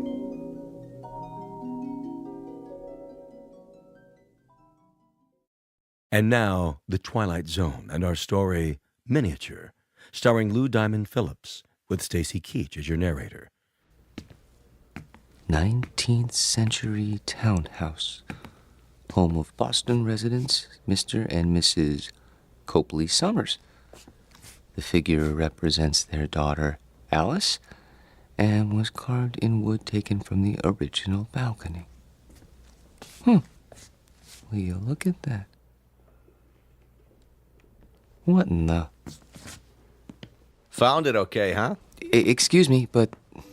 Yes, sir? I guess this will sound silly to you, but how do they manage that? How do they manage what? In there, in the glass case? Oh, well, I couldn't say exactly. I know they use magnifying glasses, little tiny tools, single hair brushes, that kind of thing. Must go blind making them so small. But the girl, she's so realistic. Isn't she, though?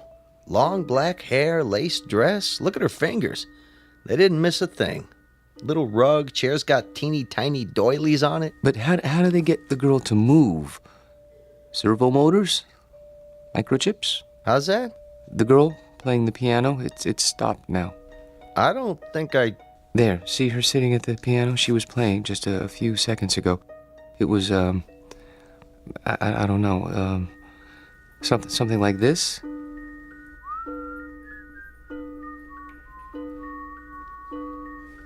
Didn't you hear it when you came downstairs? I don't like jokes, mister. Not when I'm on duty, anyway. I'm not joking. Then you're hearing things. There isn't any mechanism inside that piano, and the doll's carved out of wood, a single block of wood. See the sign? Yes, I know, carved in wood taken from the original balcony. But I could have sworn... Yeah, it was probably some kid with one of those pocket radios. They sneak them in once in a while. But I saw her move. At least I think I did. Well, you know better now, don't you? Yes, I know better now.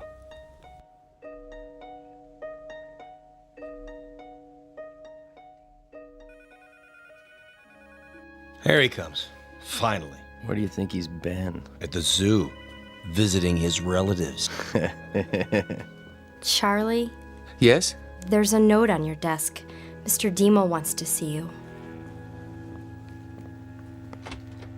How do you do, Mr. Dimmel? Yeah, sit down, Parks. I'm sorry I'm late getting back from lunch, sir. Well, I'm sure you have a good excuse. No, sir, I don't. I just let the time slip away. I don't know how it happened. You know, Parks, that's the first sign of humanity you've shown in almost 4 years. I beg pardon? Up to now, you've come and gone like some kind of wind-up toy. Never early, never late, always keeping to yourself. What, don't you like us, Parks? I've never thought about it, sir. Well, think about it now. Do you like your co-workers? I suppose so. Oh, you suppose so? I mean, that is, I don't dislike them. I'm afraid that isn't good enough, Parks. An office is like a team or a platoon. Either it works together or it doesn't. And here, it doesn't. And the reason is you. I knew you were a square peg when I hired you, but you were bright, and well, I thought we'd wear those edges off. We haven't. No, not at all. You're still a square peg. You understand me? Yes, sir. I think I do. I'm going to use the excuse of your being late, but I can't. The fact is, I'm letting you go because you just don't fit in. I understand, sir. Parks. Yes, sir? No, this isn't any of my business, but how old are you now? 37, 38? 35. 35. Don't you think it's about time you gave up living with your mother? She needs me. Oh, why? Is she ill? Not actually ill, but my father died some time ago, and my sister is married, and, well, she needs me. I see. Look, you're welcome to stay on a few weeks if... No. That's very nice of you, sir, but I'll manage. Well, you can pick up your check tomorrow. Thank you.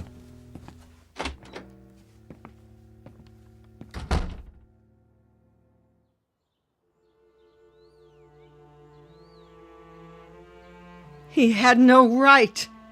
He had every right, Mother. Hiring and firing people is his job. But why you? He doesn't think I fit in. That's ridiculous. What are you doing? I'm going to phone that man and find out why you're being persecuted. Mother, please, it won't do any good. Oh, Charlie, what's going to become of you? I've worked so hard to bring you up right. Maybe if I'd let your father punish you the way he wanted to. It's all right, Mother. This is just a minor setback. You say that every time.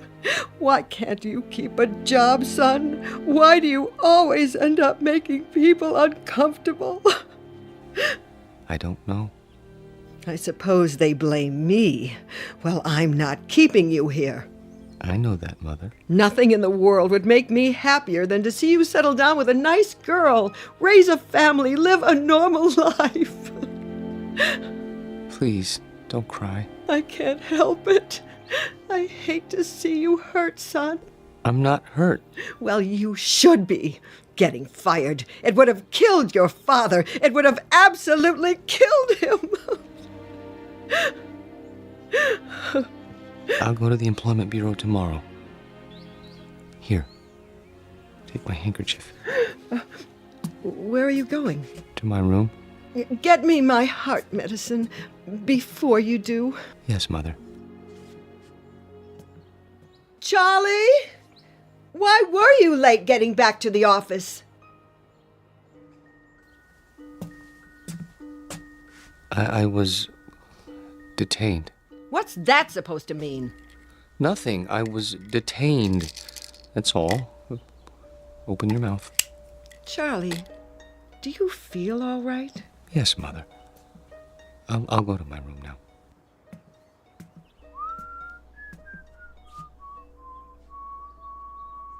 What's that you're whistling? Pardon? You were whistling. I don't remember. You should lie down, Charlie. Take a little nap. Mother, please, I can take off my shoes. I'm only trying to help. I know, but I'd prefer to untie my own shoelaces. Very well. I'll bring you some cocoa. Not now.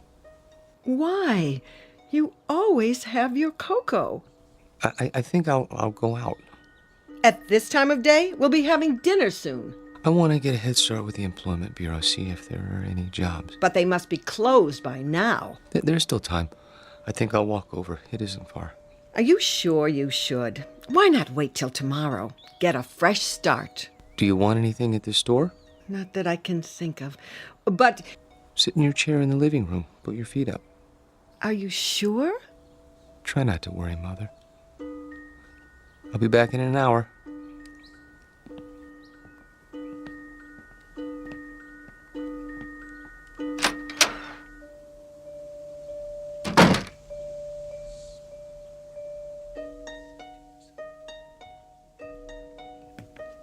Back again, huh? Yes. Anything in particular? Is it still open? What's that, sir? The miniature room? You know, downstairs next to Egyptology? Oh, sure. Thank you.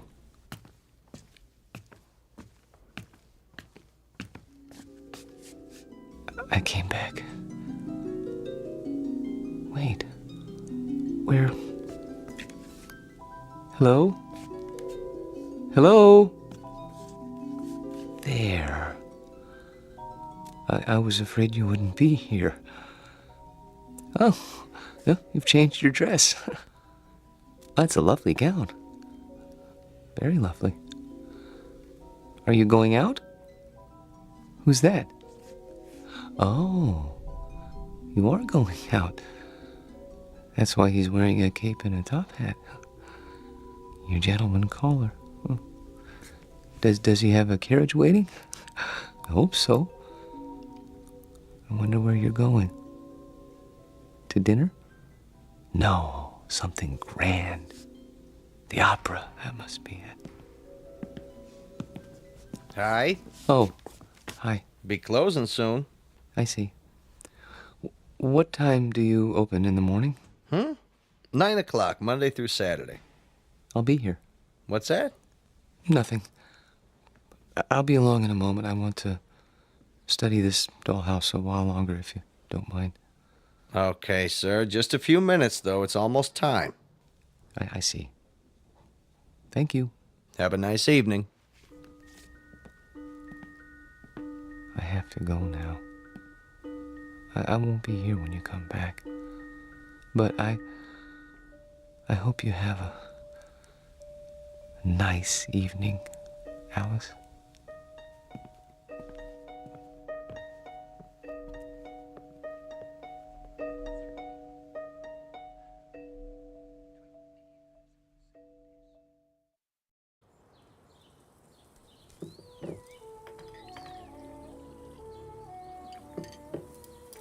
Hey, where's old Charlie this morning? Don't worry about him, buddy. My brother never misses breakfast. Charlie, your breakfast is getting cold. You see, late for his meals, awake every night, tossing and turning. I tell you, I'm half dead with worry. Mother. He's sick. I know he is. Sounds to me like he's got a girl. Don't be silly. What's silly about it? He's not a bad-looking guy. A little peculiar, maybe, but, he's not... If he had a girlfriend, he'd tell me. He hasn't told me, so it isn't possible. Okay. Nothing would make me happier than to see Charlie settle down. He knows that. I'm not one of those mothers who won't let go of their children. Ask Myra. Pass the butter. Charlie! I'm here. Your breakfast is on the table. Sorry. Hey, Charlie boy. Hello, buddy. How are you? Couldn't be better, Charlie boy. Couldn't be better. Good morning, Myra. You're looking nice. I wish I could say the same for you. I haven't been sleeping very well. Because of the job? Yes, I suppose so. It's been terribly hard on him, pounding the pavement every day. Boy, that can get you down. Charlie. Yes? We've got a surprise for you. Tell him, bud. Well, it's like this. I heard they gave you the pink slip, and see, I know the dispatcher pretty well over where I work, and I told him about you, and he said he'd give you a job. Yeah. Isn't that wonderful? Oh, yes, I guess so. Charlie! It's very nice of you, buddy. Really. You have experience in billing, don't you? Yes. Then what? Well, you see, I don't know if I'd want to travel that far. It's out of the city, isn't it? Nobody could pick you up. Sure, till you get yourself a car. Charlie, for heaven's sake, Buddy's offering you a job. I'm sorry. I appreciate it, really. But I'm afraid. You got something better, Charlie? Excuse me, I have an appointment. Charlie! Charlie! Oh, I don't recognize him anymore. My own son. Does he have something better, Mother? No, he doesn't have anything. He isn't even looking. How do you know? The employment agency called. They sent him on 2 interviews, and he never showed up. Well, then where does he go? I don't know. Like I said, he's got himself a girl. Oh, shut up, will you?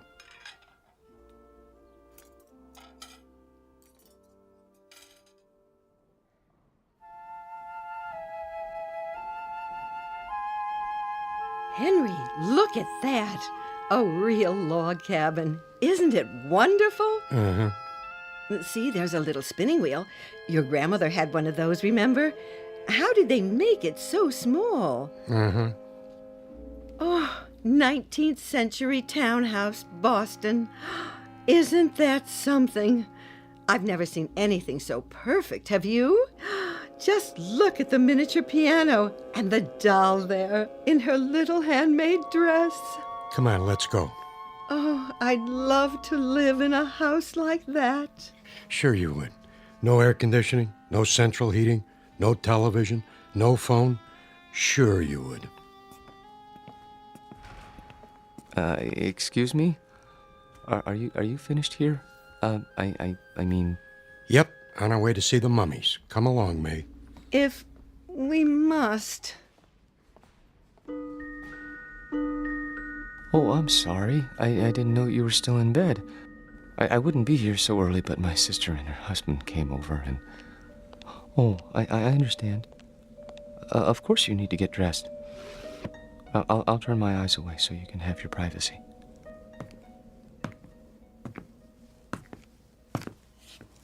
Hi. Little early today, aren't you? Am I? I guess you must get a real kick out of these displays. Yes. This one in particular. What do you see in there, mister? Nothing. Man doesn't stand for 4 and 5 hours at a stretch looking at nothing. I'm not breaking any rules, am I? No. Then leave me alone, please. Suit yourself. Forgive me, it won't happen again. Oh, I see you're having breakfast. It isn't any of my business, but I really do think you should eat more than toast. Mother says breakfast is the most important meal of the day. Have I told you about my mother? She's very nice. Of course, she still treats me like a child, but you can't blame her. I'm all she has.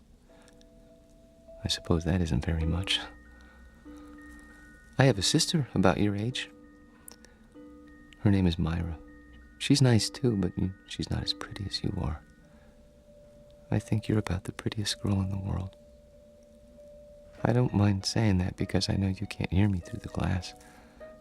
But I think I'd say it even if you could, because I hope it's all right, but I have to go now.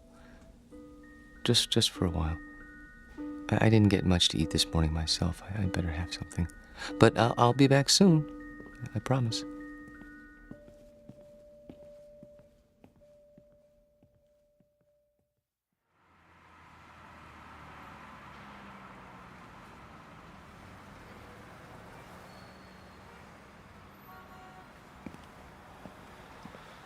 Charlie? Hello, Myra. What are you doing here? Oh, I was driving by. Saw you come out of the museum. That's nice. Well, Buy me a cup of coffee? the cafeteria's closed. Then we'll go somewhere else.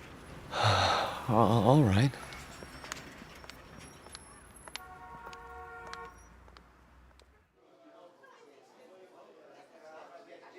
Here you go, folks.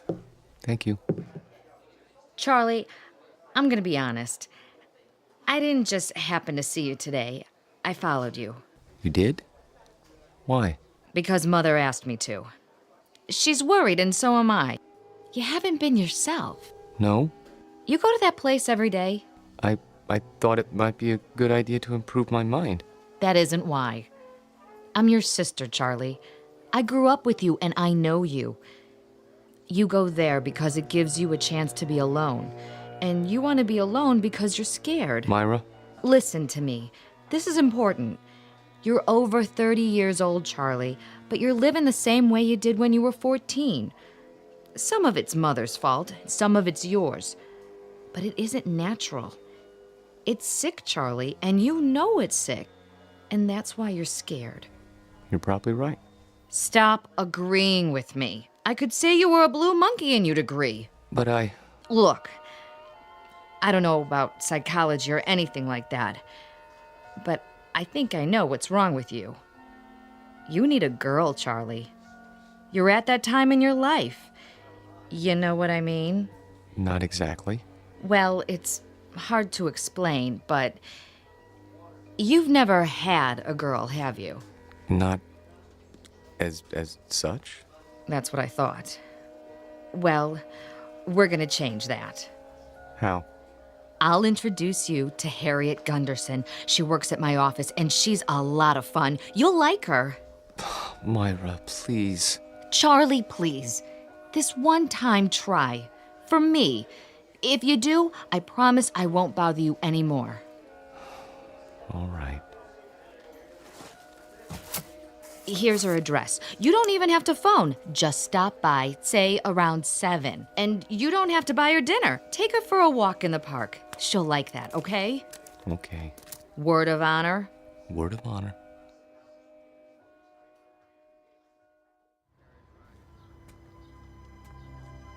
Charlie, Hmm? what you thinking about? Nothing in particular. You sure are quiet. That means you're the dangerous kind. You can't trust the quiet ones. You can trust me. Who said I wanted to? I only meant... Look, why don't you relax? Come on, let's sit on the bench. If you like. Lean back. Take it easy. There. That's better. You like me, Charlie? Very much. Then why don't you show it? How? Well, you could try kissing me. But we only met this evening. Oh, come here.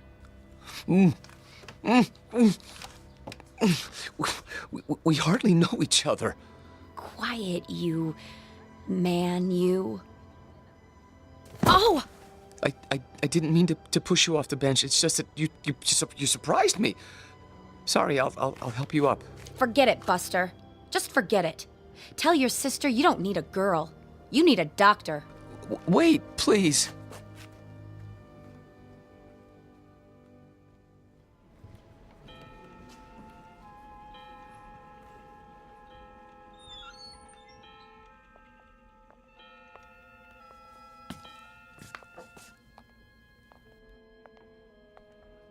Of course, I realized she was doing it as a favor to Myra, but even so, I didn't mean to be rude to her. It must be hard for you to believe, but that's the way things are these days. Who's at the door? Oh, it must be your gentleman caller. Wait! Tell the maid not to let him in. You mustn't. Why, he's drunk! Look at him! Run! Run! Don't touch her! Don't lay a hand on her! Stop! He's got to stop! No, let go. Let go, please. I can't help you! The glass is too thick! I need something to break it! Hold on! No. There's a fire extinguisher on the wall!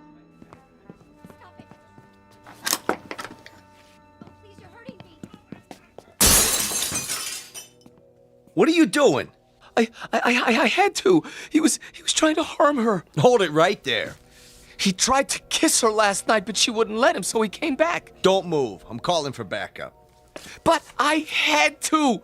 He grabbed her and she got away and he went after her. She fainted and he carried her to the bedroom. I had to stop him. You can see that, can't you? Sure, buddy, sure. Put your hands where I can see them. This is museum security. I need a unit over here right away by the miniatures. Better bring a butterfly net and a straitjacket. This one's a doozy.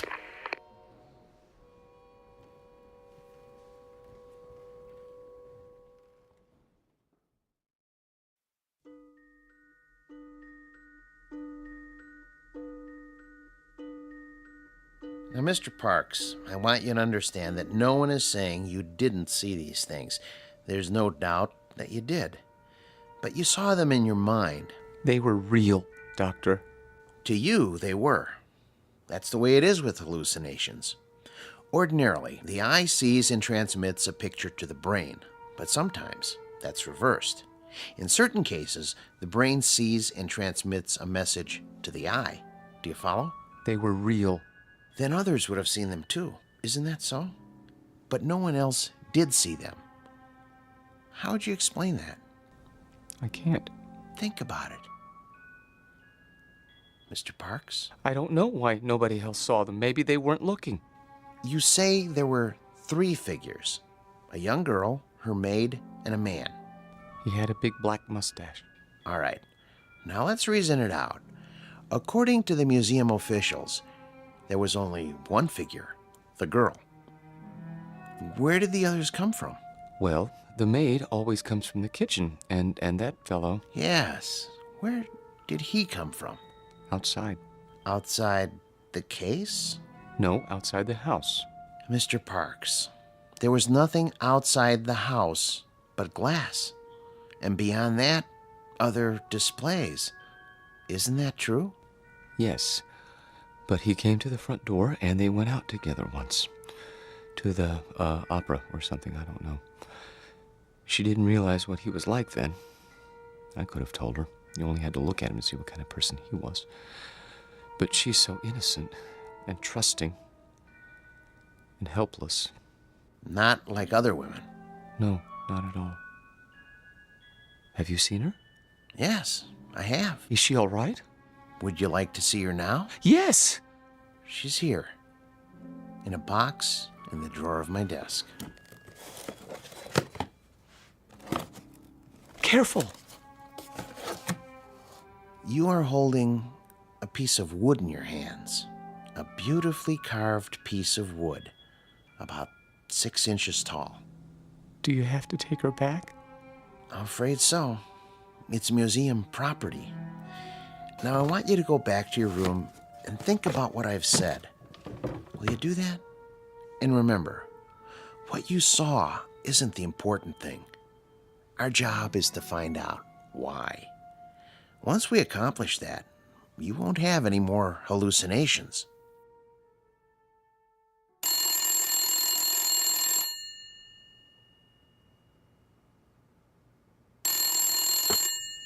Yes? Oh, yes. Send them in. And ask Dr. Geisner to prepare the patient for checkout. Nice to see you, Mrs. Parks. You remember my daughter, Myra, Hello. Hello, Dr. Wallman. and my son-in-law, Buddy. Hi, Doc. Where's Charlie? He'll be along in a few moments. Is he really normal, Doctor? That's a word we try not to use. Why not? Because it's meaningless. It refers to the behavior patterns of the majority. If 99.9% of the people in this country went to bed with their socks on, then that would be considered normal. And if you didn't? I go to bed with my socks on all the time. Well, what I'm trying to say is don't judge Charlie's emotional health by the degree to which he conforms to other people's standards. Don't expect him to be like everybody else. Then you don't think he's sick? Not now. No. He was when he came here. The constant pressure to be something he wasn't, to act and think and feel the way you wanted him to, instead of the way he wanted to, he was unable to cope with this world.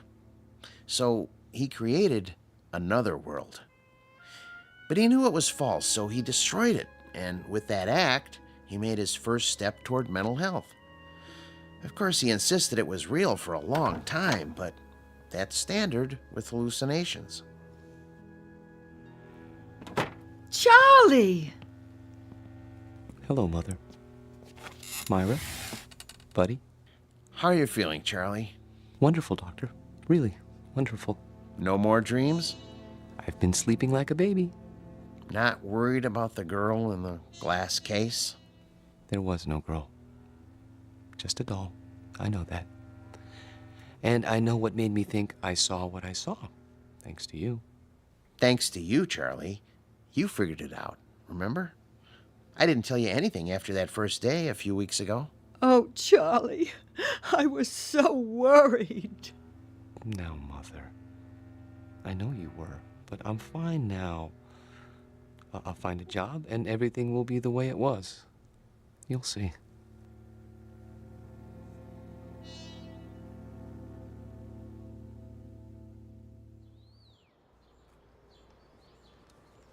I've sure missed this. Did they hurt you, Charlie? Well, they were going to use shock treatment, but they decided not to when I got well. A lot of nuts in that place, I bet. Buddy. It's all right. I don't mind. May I have some more cocoa? Charlie, we have a couple of surprises for you. Oh? The job at Buddy's office is still open. Really? And I talked to Harriet. She forgives you. But she can tell you herself. She's coming over tonight. That's great. Thank you, Myra. And thank you, Buddy. Well, it took some doing, let me tell you, after where you've been and all. Well, I'm sure it did. But you won't be sorry. I intend to work very hard. Now, if I'm going to be ready for tonight, I'd better get a little rest. You'll excuse me? Have a good nap, Charlie. Thank you. Would you like to fix my bed, Mother? I turned it down and fluffed up your pillow. It's all ready. That's great. Just great. See you all later. If you need anything, just holler. I will.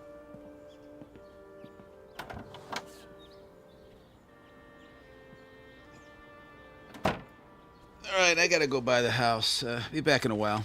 Okay, honey. You want me to pick up some chow? That's not necessary. We're all going out tonight. We are. Okay, then. See ya. Take your time. Drive carefully, Buddy. Sure. No problem.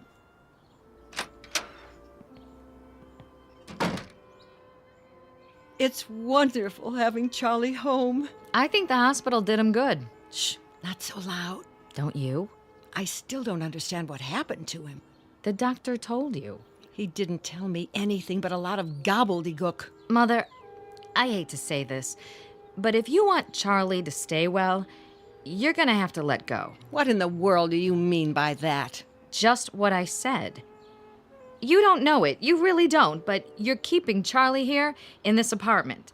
You're keeping him from growing up. That isn't true. I've told him 1,000 times nothing in the world would make me happier. No, Mother, that's wrong.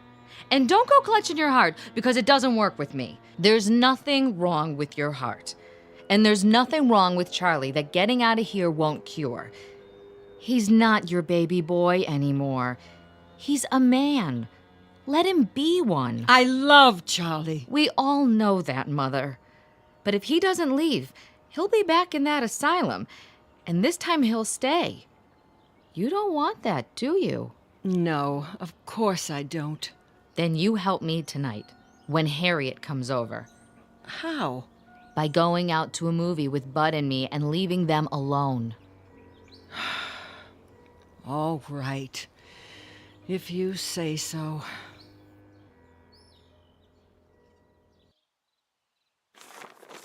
Pass the sports page, would you? Here. You should check the movies. Oh, yeah, sure. There's Harriet. Already? You better tell Charlie to get ready. Charlie? Hi, I made it. Ooh, new dress? Yeah, cost me something too. Hi, Bud. Hey, Harriet. Charlie, your company is here. Charlie? Charlie! What's the matter? Can't wake him up? He must be tired. It's locked. Charlie never locks his door. Hey, Charlie boy. Up and at him, pal. Maybe he doesn't want to be disturbed. Nobody could sleep through that. Break it down, Bud. Gee, I don't know. Break it down. Okay. The window's open! Take it easy, Mother. He must have crawled out. Why would he do a thing like that? I don't know. He's your son. Oh, what did I ever do? Mother, be quiet. Hello, operator? Could you give me the number of the City Museum? The main one downtown. Thank you. He couldn't have gone there. The doctor said he was well. Hello? Yes, could you tell me, please, are you open tonight? I see. Thank you. Well? Well, they close earlier tonight. Thank God. But they were open until a little while ago.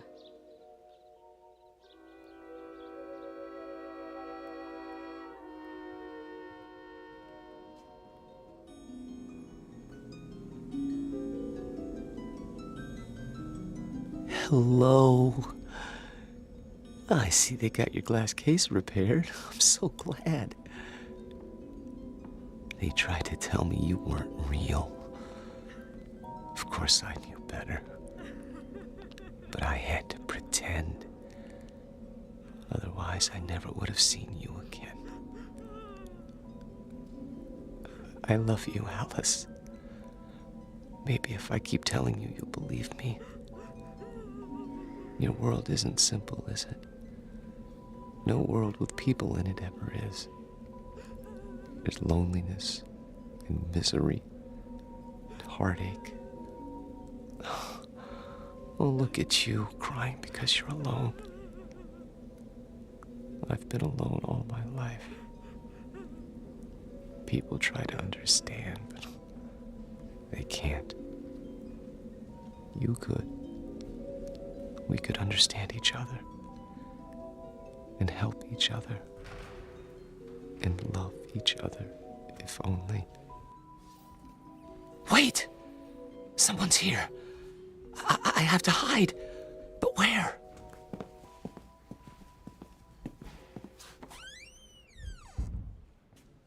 This is where he always went, every day. Are you sure he's here, Doctor? I'm almost positive. Place is empty, I checked. He could have come in earlier and hidden, couldn't he? Where? This place is deader than a doornail. Shine your flashlight over there. What about those Egyptian mummy cases? Say, that one isn't supposed to be open. Could a man hide in there? I guess. Nobody's allowed to touch him. It's against the rules. Mrs. Parks, would you do something? Anything for poor Charlie. I'm sure he can hear you, wherever he is. Are you going to take him back to the hospital? I think it would be wise, don't you? Before anything else happens, call him. Ask him to come out. Charlie? Louder. Command him. Charlie, this is your mother. Come here. Again, Charlie Parks, you come here this second, young man. You hear me? It's too late. He's not going to listen to you now, Mother. Hey, Charlie boy, let's go. What do you say, huh? Can you turn on the lights? Yeah, at the main switchboard. Do it. We're gonna have to search the whole place. Hey, is this the doll house? That's the one. And the doll, is that her? Yep. Say, what? There's two of them now. A man and a woman sitting on the piano bench. I don't remember that. All right, let's start looking. Yeah. Yeah, I'll get the lights. Charlie! Charlie, please. This isn't funny. Yo, Charlie! Come on, Charlie!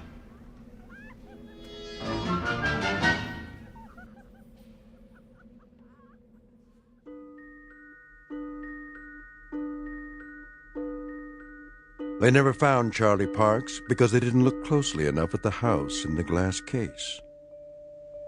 The guard didn't say anything more about what he saw. He knew what they'd think, and he knew they'd be right, because seeing is not always believing. Especially if what you see happens to be on display in an odd corner of the Twilight Zone.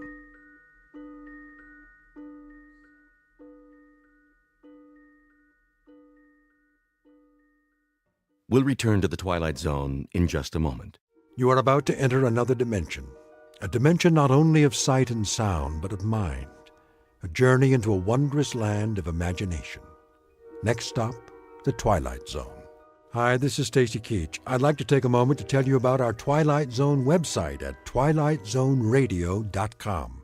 At twilightzoneradio.com, you'll find the latest information on these Twilight Zone radio dramas, including behind-the-scenes photographs, plus the newest product releases, trivia contests, ways to contact us, other Twilight Zone-related info and merchandise, plus links to other fascinating websites. So make your next stop twilightzoneradio.com. Visit twilightzoneradio.com to purchase these Twilight Zone radio dramas on cassette and CD, or call toll-free 1-866-989-ZONE. That's 1-866-989-9663.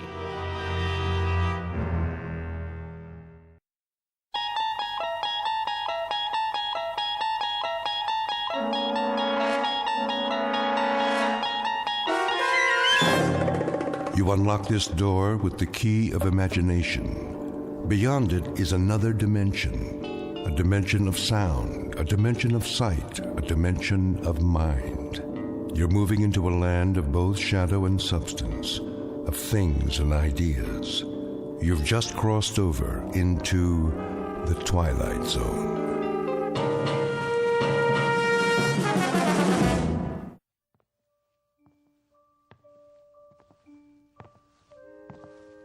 Come on, Mac. Let's go.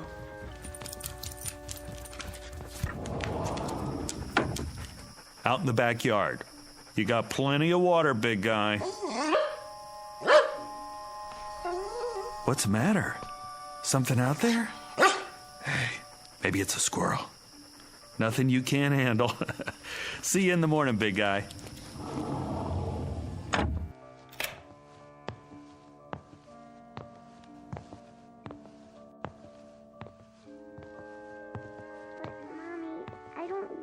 Sleep by myself. I know, honey. It'll be all right, I promise. Daddy and I are in the next room. Hey, sweetie, ready for bed? Daddy, I want Mac. He's outside where he belongs. But I need him. No, you don't. This is where you belong, in your room. But You're a big girl, aren't you? Yes. A very big girl. And big girls have their own rooms. In the morning, I'll make your favorite breakfast. Waffles? Waffles, for all three of us. But it's scary in here. Tina, honey, stop it. Will you leave the door open? Sure, sweetie. Plus, you have your nightlight. Come on, Ruth. But, Mommy... If anything frightens you, call for me. I'll come right away. Nothing's going to frighten her. The house is locked up tight as a drum. But what if the bad man comes? Oh, Tina, really? Hey, then Mac'll get him. He's a good dog, isn't he? Yes. Go to sleep now. Can I have a drink of water? Of course. Night-night, sweetheart. Night. Don't let the bed bugs bite.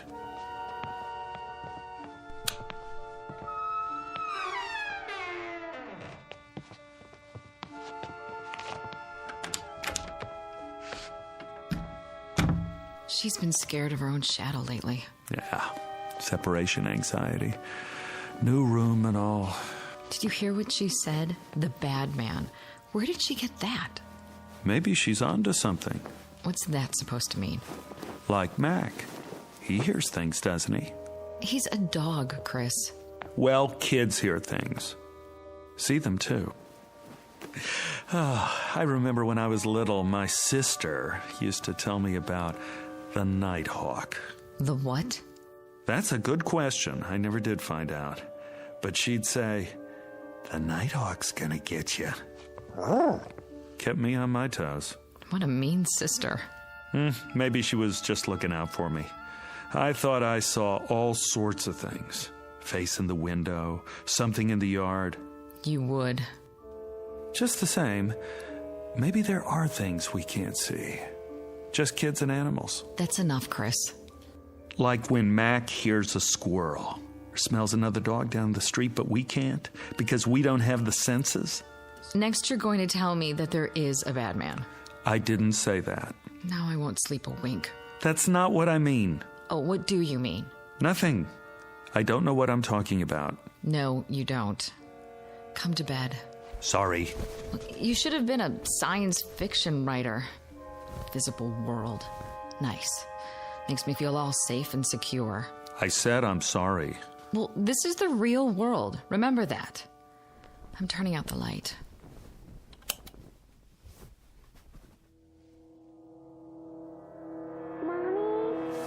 Now what? Oh, I forgot to get her a drink of water. If you get up every time, she'll never go to sleep. But I promised. One time. That's it. Agreed? Agreed. Mommy? Daddy? The voice of one frightened little girl. Name, Bettina Miller. Tina for short. Description, 6 years of age, average height and build. Blonde, quite pretty. Last seen being tucked into bed by her mother only a few minutes ago. Last heard, there's the rub as Hamlet puts it, for she can still be heard quite clearly, despite the curious fact that very soon she won't be seen at all, not by her father or mother or anybody else. Present location? In the next bedroom, or so it seems. At this moment, it might be more accurate to say that she's just become a resident of an unseen world called the Twilight Zone.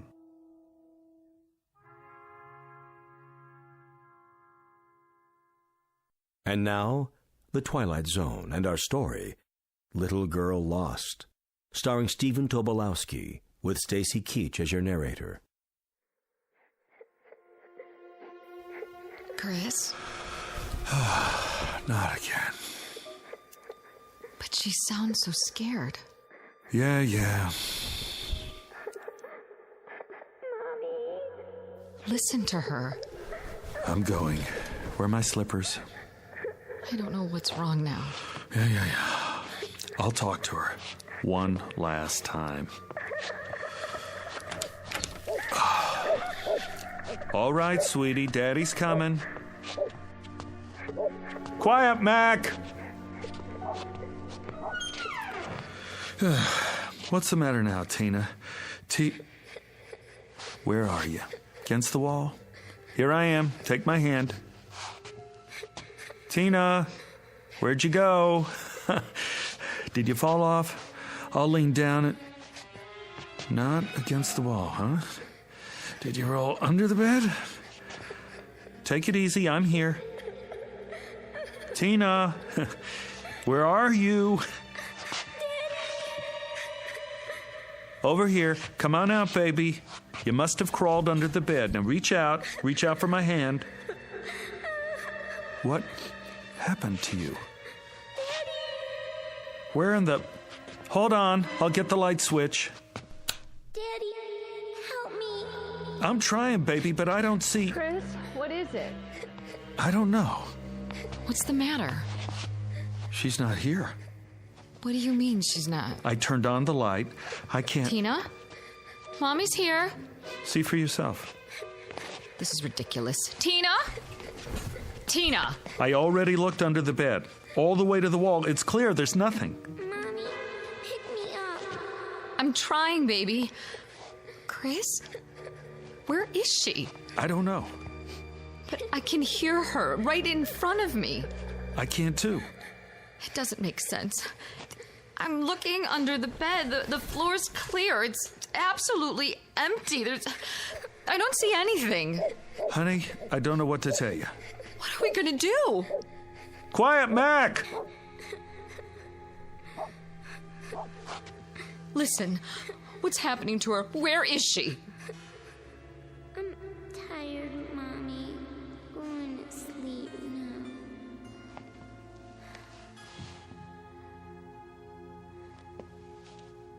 Tina? Tina.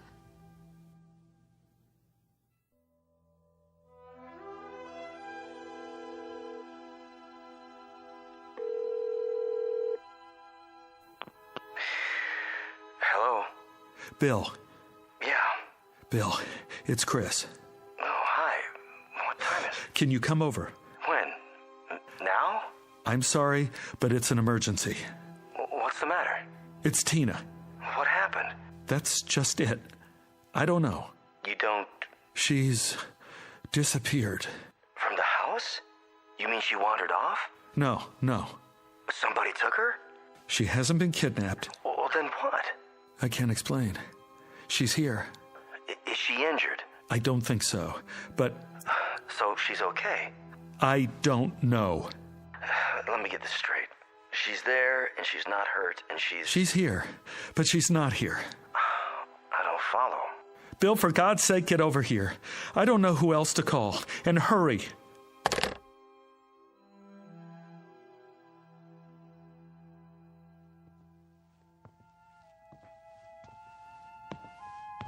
She's still asleep. That's what it sounds like. Ruth, stand up. Shouldn't we wake her? I called Bill. Bill? He's coming over. He's a physicist. Maybe he can... What do we need a physicist for? It's all I could think of. Shouldn't we call 911? And tell them what? That our daughter rolled off the bed and now we can hear her, but we can't see her. Oh, God. Where is she, Chris? Where is she? I'm gonna look under the house. Under the house? Why? There's no hole in the floor, is there? Not that I could see. Oh, I better let Mac in. He's gonna wake up the whole neighborhood. Sit on the edge of the bed. Wait here for me. Get the flashlight. It's in the kitchen. Right.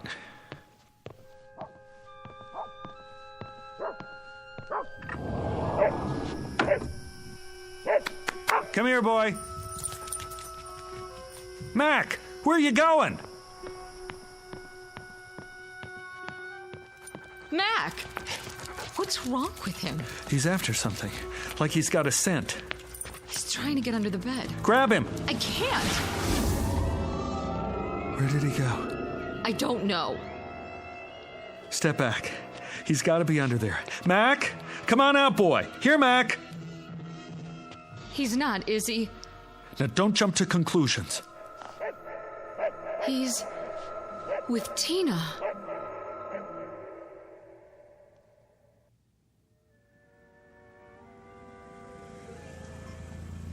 Oh, he's here.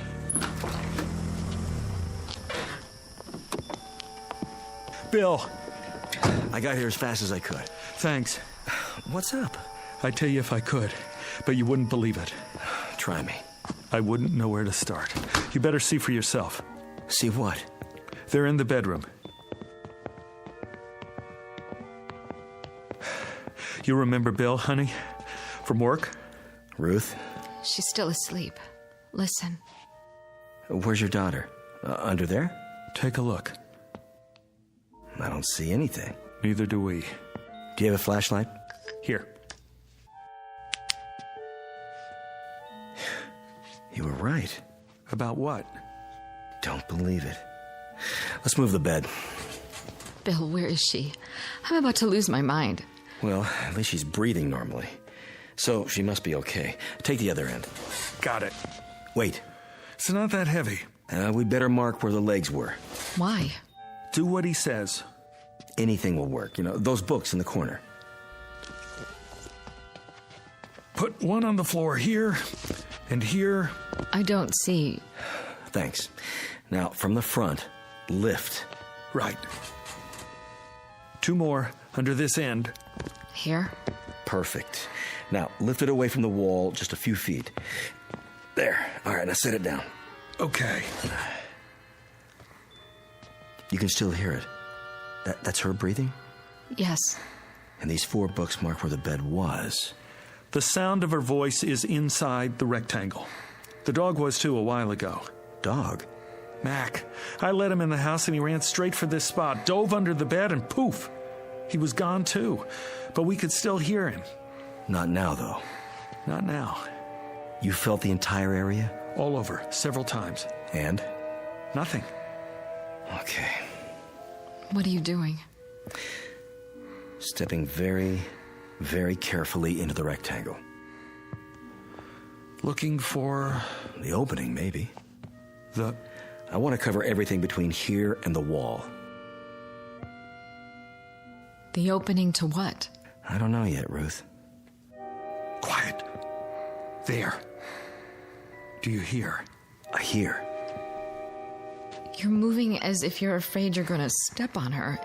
But there's no hole in the floor. You can see that. Yes. Why are you moving your hands? To cover the air above the floor as well. I did that. We both did. Well, maybe not every inch, but... All right, take it easy. I'm almost at the wall.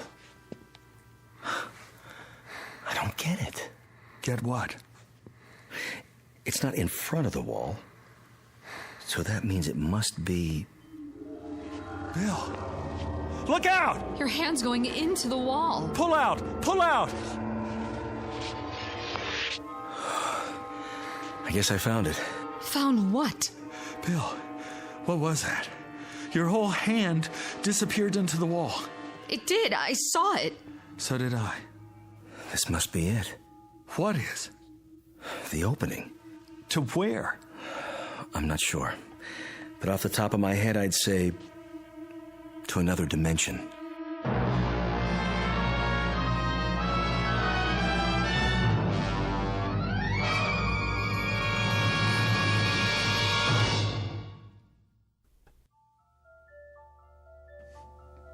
Another what?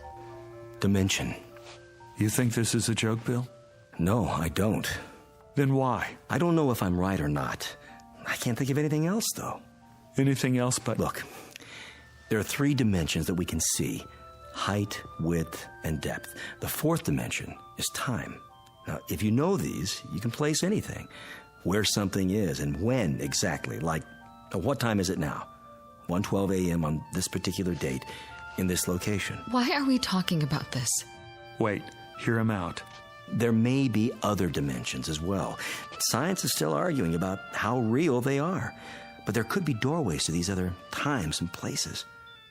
Other realms. And some of those doorways have been verified. Have you heard of wormholes? I don't see what all this has to do with my little girl. Wait, I think I'm getting it.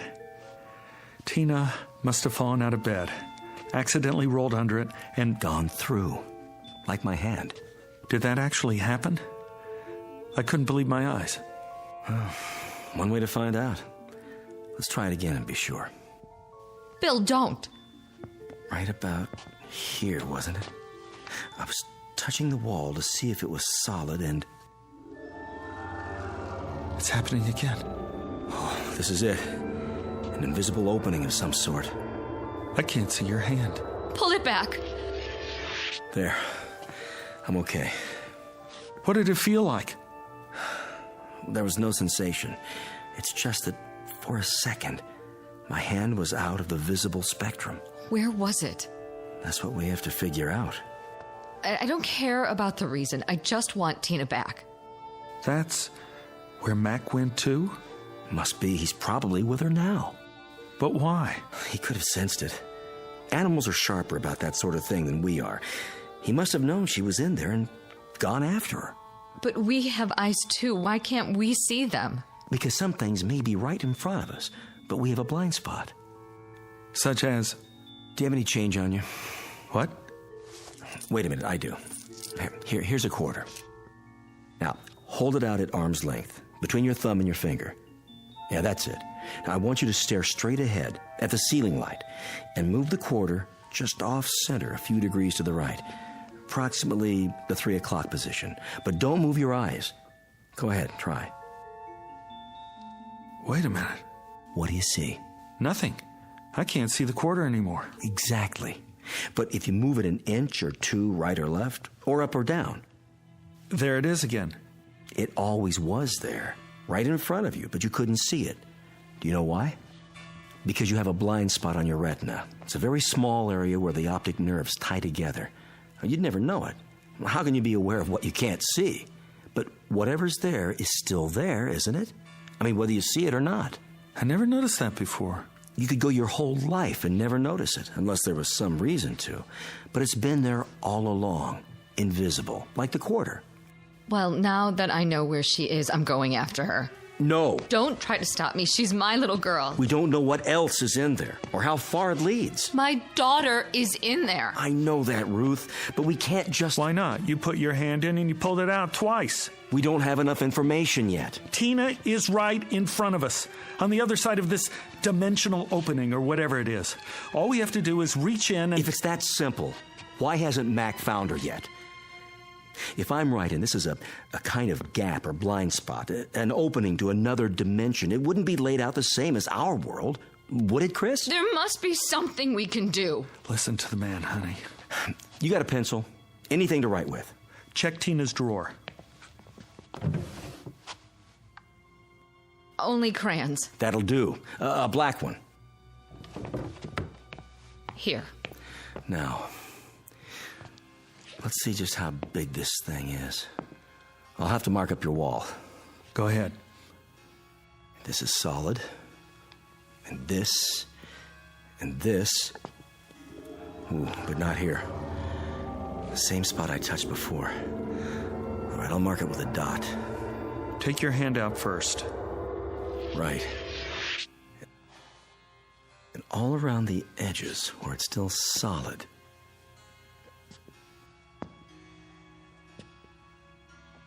There. These marks form a rough outline of the opening. And you're saying it's always been there? Oh, my God. That's why she didn't want to sleep in here. She knew somehow. She could have fallen through at any time. Oh, I doubt it. Why not? Because locations are in space and time. The fourth dimension, remember? Lord knows, I'm no expert on this, but... Well, it's still pretty theoretical, but for now, I can connect the dots in at least 2 of those dimensions. So you're establishing the perimeter? As best as I can. I suspect that junctures, like this, are anomalies, freaks of nature, or of the space-time continuum, if you prefer. Occurring, well, who knows how often? Rarely, though, I'd say. I hope. Now, if I take these points and extend them geometrically, and then draw lines to connect the limits, we should see the projected boundaries of our so-called doorway. That's it? The outline? All right, let's step back and see what we've got. Kind of a vertical rectangle. Looks like a doorway, all right. Not quite symmetrical, and a bit small. About 3 feet across, maybe 4 feet tall. Exactly the size of Tina. She could have stepped through. Do you still have that quarter? Here. Throw it. What? At the wall. What for? It's a test. Toss it between the lines, and we'll see what happens. Okay, here goes.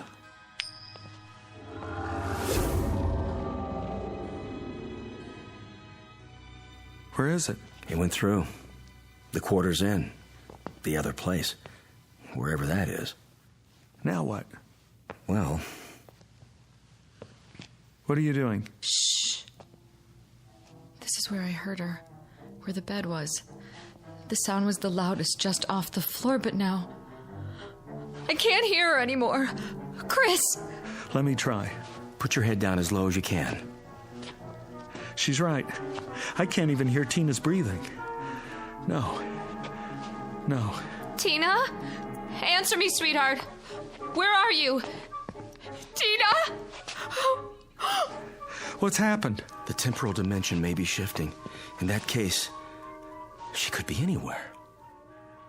Tina! Tina! Hold it down. You hear anything at all? No. She's gone. Get up, Ruth. Move around, both of you, and keep listening. What's the point? It's a chance. Do it.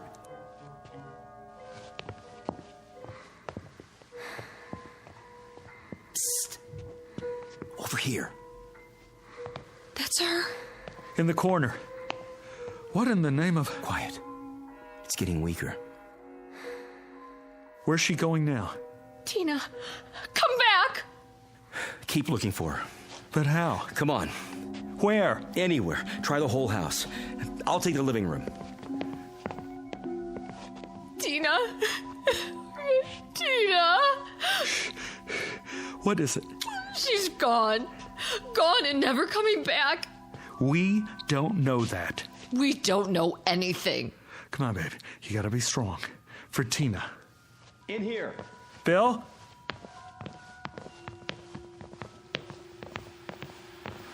What are you doing by the television set? Put your ear next to mine.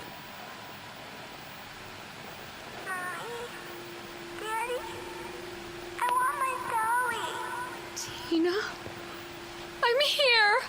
Mommy, I can't see you. What is this? First, she was in the bedroom, now she's in here. I've told you what I think, Chris. But she went into this other dimension in the bedroom.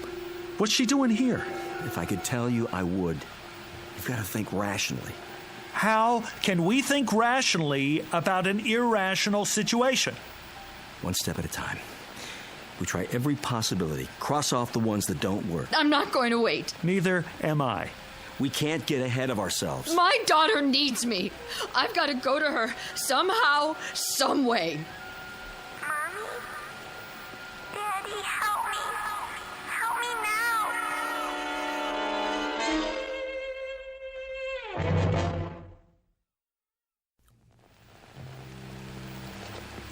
I've got to go to her. I'm afraid it's not that simple. Get out of my way. Slow down. Let's think it through first. We have to do something. I know, but what? She could be somewhere else entirely now. Are you saying it's hopeless? Chris, if she's beyond our world, everything's different where she is. The normal rules don't apply. The slightest movement on her part might seem, to us, to be all over the place, but she might just be turning over in her sleep. Then what do we do? I have an idea.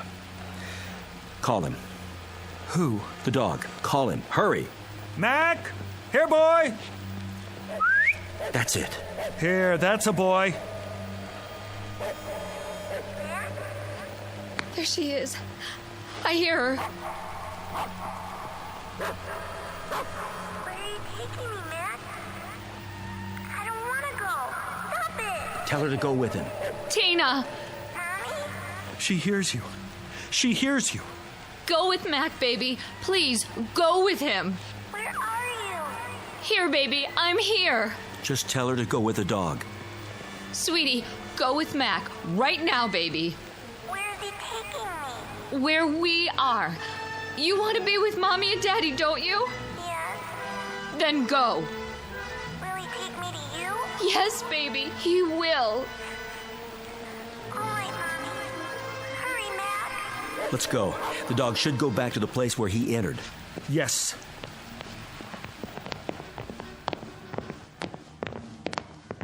Now, get down on the floor in front of the wall. I don't hear anything. Call the dog again. Mac! Here, boy! Here! Nothing. Bill, can't we help her? It'll have to be the dog, Ruth. We can't take a chance going through ourselves. Why not? If Mac could do it. Mac has a better sense of smell and hearing. He might be able to find his way. Mac! Come here! Right here! Come on! I hear him.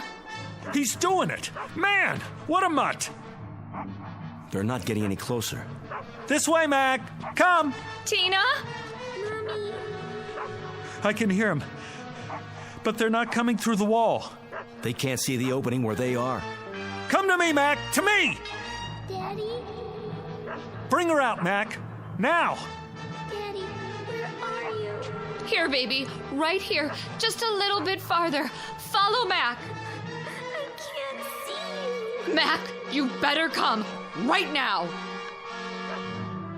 Why doesn't he do it? Maybe he can't. He's confused. If you can't see him, he can't see you. No, I won't have it. What are you doing? Reaching in. Stop! Pull your arm back! Tina! Take my hand! No, Chris, it's too dangerous. Let go of me! My hand, Tina! Take hold of it! I can't see it, Daddy. I'll lean a little further. See it now? No. Chris! Here! Here! Chris! Chris!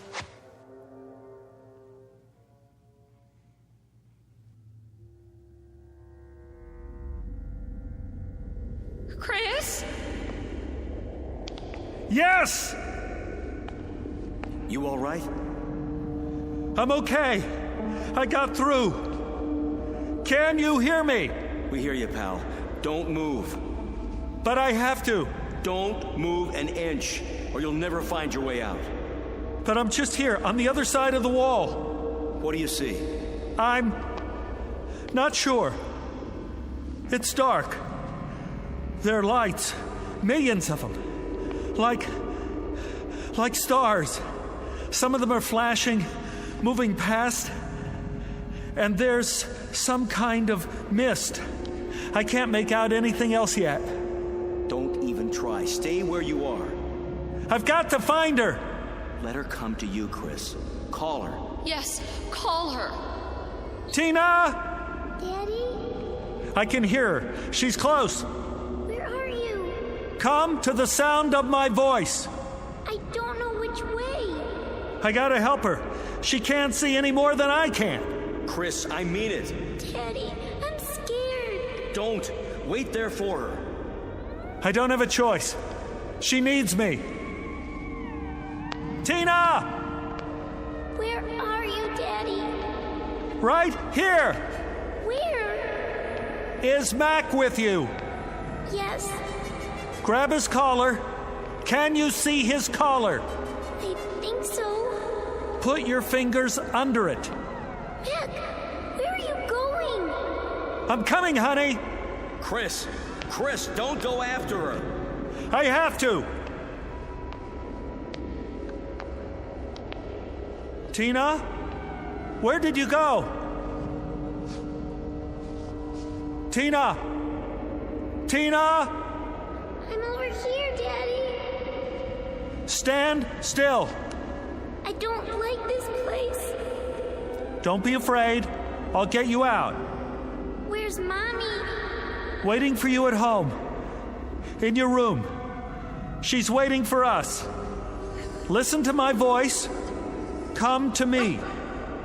I don't know where you are. I can't see you, Daddy. Where's Mac now? Here.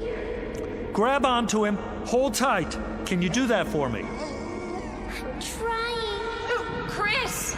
Hurry! Got his collar yet? Yes. Get a good grip now. Okay, Daddy. But he wants to run away. You have to stay with him. Don't let go. Mac! Bring her here. Bring her to me, Mac. Is he bringing you, Tina? Yes. Hold on tight, baby. Go where he wants to go. I will. You'll be here in a minute. Mac knows the way. Just hang on. Come on, Mac. Come on, boy. Chris, we're running out of time. That a boy. Here. Right here. Can you see her yet? I'm not sure. There's shadows moving. Yes! Tina? Here, boy. That's right. Daddy, pick me up. Take my hand. I'm right in front of you. Reach out. Little closer. I can't see you. I know it's hard. Just try. That's it. Closer. There. I got her! Oh, Daddy. Oh, baby. Baby. You're okay now. Daddy, Daddy. Oh, baby. I got her. I got her. Hi, Mac. You big, beautiful animal. You did it. You found me.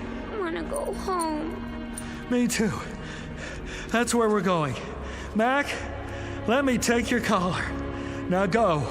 Go to Tina's room. Where is it, huh? Put your arms around my neck, honey. Hold tight.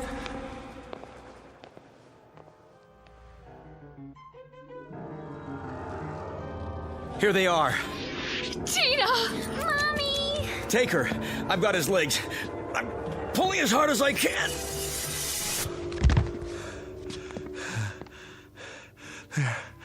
There. I told you you'd make it. Oh, Chris. How does she look? Fine. She looks beautiful. Mommy. Come on, honey. Let's get you out of this room.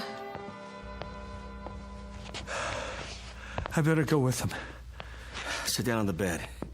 Get your bearings first. Oh, man. What happened anyway? I pulled you out. Feet first? How did you do that? Half of you was still here. But I was walking around. You only thought you were. I was holding on to you the whole time. I didn't feel it. I know you didn't. How come you kept telling me to hurry? Because.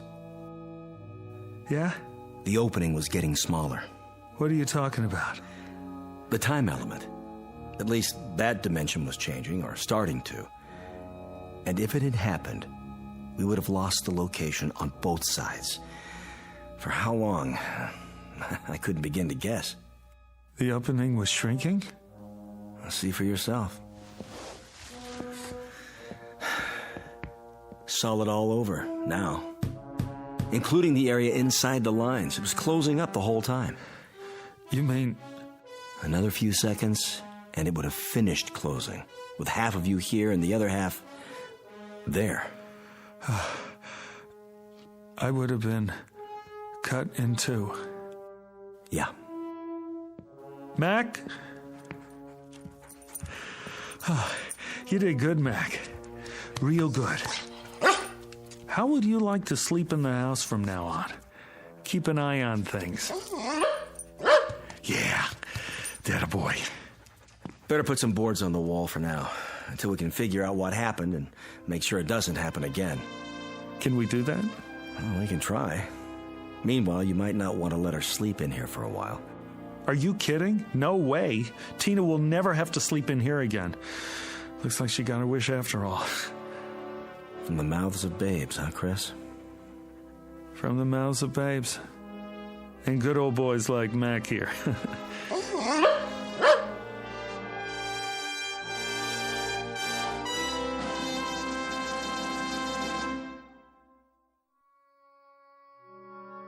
A brief journey into another dimension, perhaps. But which? The fourth? The fifth? Or one not yet charted by theoretical physics? They never came up with an answer, despite a battery of research scientists equipped with every instrument known to man. No explanation was ever found, only a little more respect and uncertainty about what can happen in the Twilight Zone.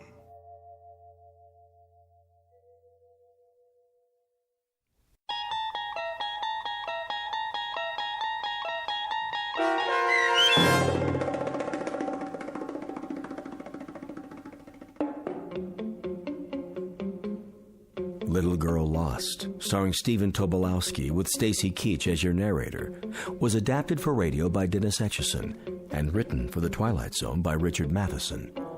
Heard in the cast were Alyssa Frayden, Dana Bokor, and Doug James. The producers of The Twilight Zone wish to thank CBS Enterprises and the Rod Serling Estate for making this series possible.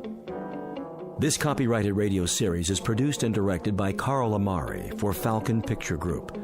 Sound design and custom Foley effects for The Twilight Zone by Cerny American creatives Bob Benson, Craig Lee, Michael Slaybach, and Matt Sorrow.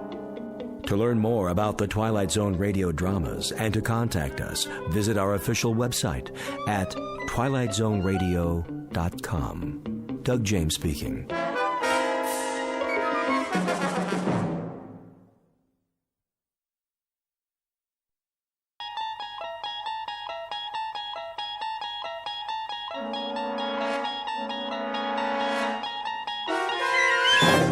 You're traveling through another dimension. A dimension not only of sight and sound, but of mind. A journey into a wondrous land whose boundaries are those of imagination. Your next stop, the Twilight Zone.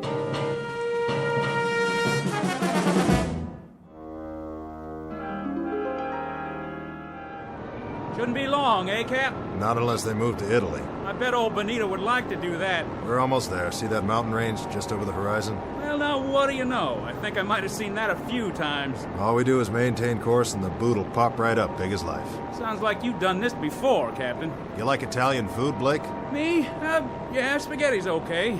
No meatballs, though. They give me heartburn. Okay, no meatballs.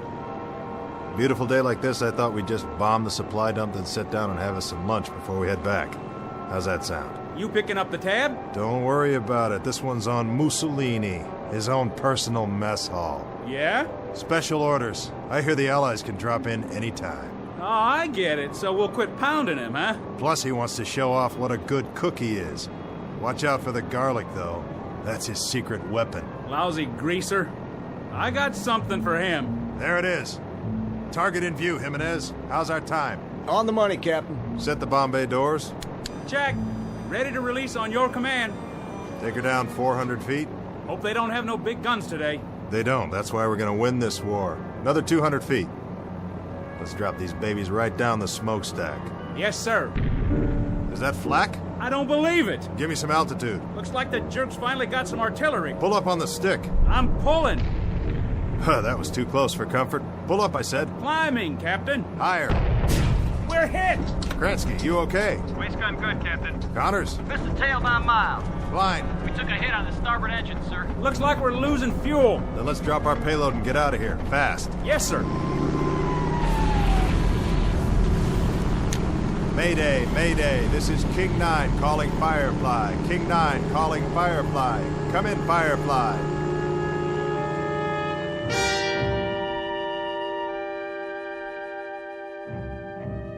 This is the war in Europe, 1943. The air spits out violence and destruction, and the sandy graveyard of North Africa swallows it up. Her name is King 9, a B-25 medium-range bomber, 12th Air Force, USAAF. On this hot, still morning, she took off to bomb the southern tip of Italy, manned by a crew who knew the risks when they signed on. Between them, they have several thousand hours of flight time, much of it in combat. They have followed these coordinates before, armed with a deadly payload for the enemy. A fairly routine run, certainly not her first, but unfortunately, it may be her last. Because this time she's taken a hit that's forced her off course and into a region not listed on any map. She won't return to home base on this day or any other. But as Captain Robert Embry is about to find out, like a resilient human being, she dies hard. Especially in the Twilight Zone. And now, The Twilight Zone and our story, King 9 Will Not Return, starring Adam Baldwin with Stacy Keach as your narrator.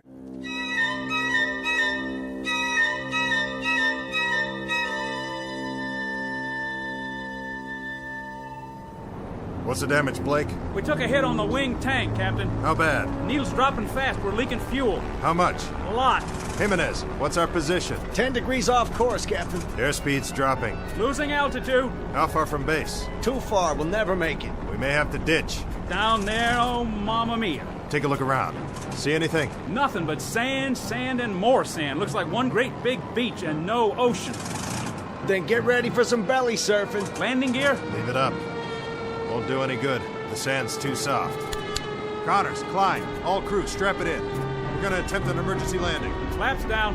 Level her out! She won't hold! Pull up!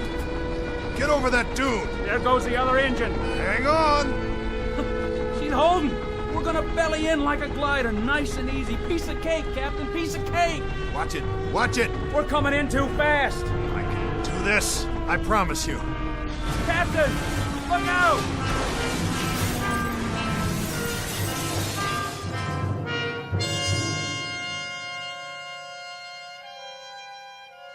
I remember now. More and more, one piece at a time. First the wing tank was hit by flak. Then we lost fuel. Fell behind, veered off course. Not the moment of impact, though. The crash, that's still pretty much a blur. But I remember holding the wheel, trying to hold it. The way she bellied in and then yawed at the last second. That brought the nose down into a dune, and all of a sudden it was over. When I couldn't hold her straight, she yawed and skidded through the sand. That must have been the way it happened. It must have been... I honestly don't know how long I was out. It might have been minutes or hours. Hey, guys! Guys! We made it! Hey!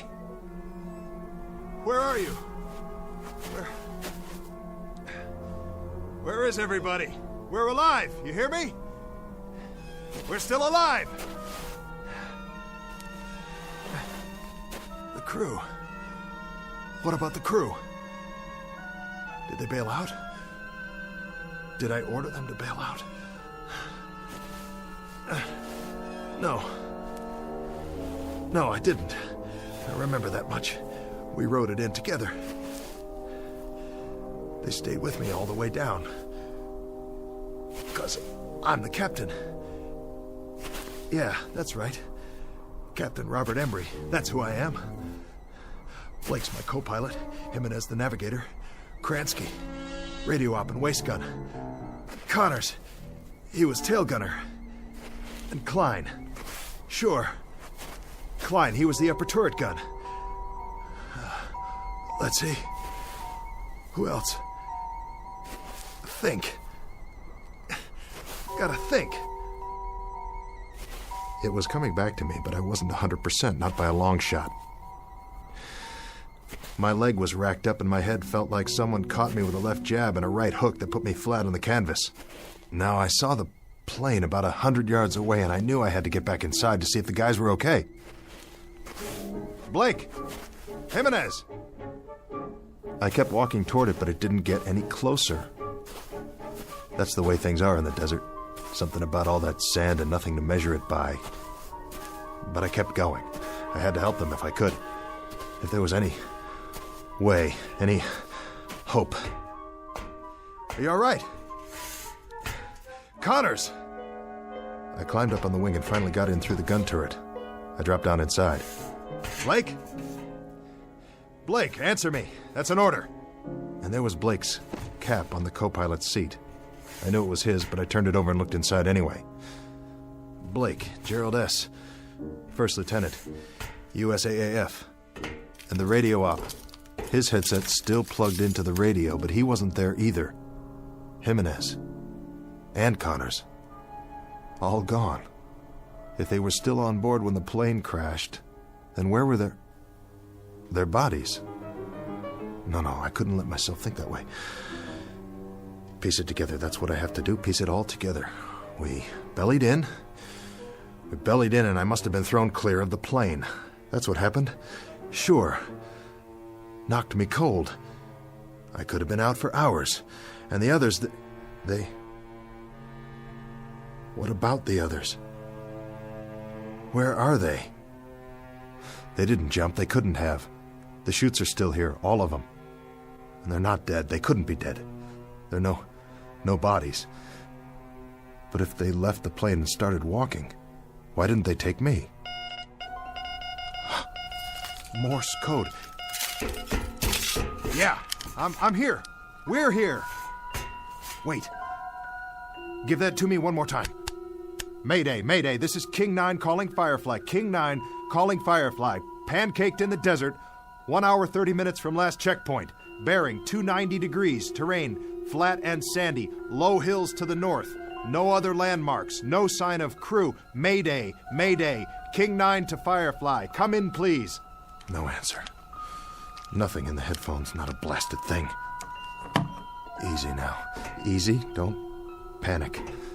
Go back to where this all started. The last thing I remember. I'm sitting in the cockpit. Right here. We're dipping. The ground's coming up to meet us, and we're sitting down hard. Flaps down. Level her out. Get over that dune. She won't hold. I can do this. I promise you.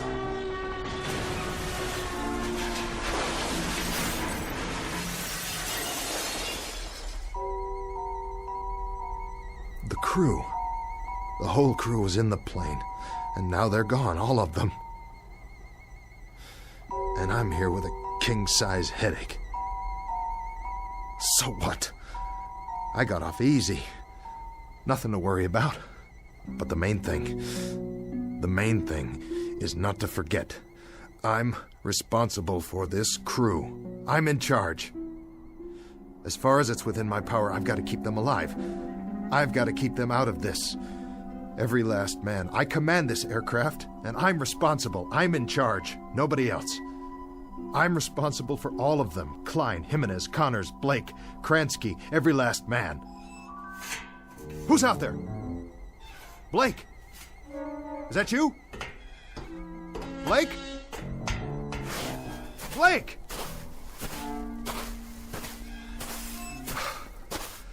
No. It's not you, is it? Just a piece of the tail assembly. Well then, where are you, Blake? Guess you wouldn't leave any footprints. Not for long in this wind. What in the... What is this? Klein, William F., Tech Sergeant, USAAF. Klein? Sergeant Klein, you incredibly stupid jerk. You dropped your canteen. You dumb Bronx cowboy, you idiot. You're gonna need water out here. Don't you know that? Don't you know anything? I still got a nursemaid, you, huh? Is that it? This is some crew I got here. Some crew, all right. Run around dropping canteens full of water. You couldn't find your way off a golf course without a map. And I gotta stick around and wipe your noses and comb your hair and see that you wash behind your ears because you're the worst bunch of survivors I ever... Wait! That's the plane. Somebody's trying to start her up. But... who? Hey! Hold up! That's my plane! But... who's in the cockpit?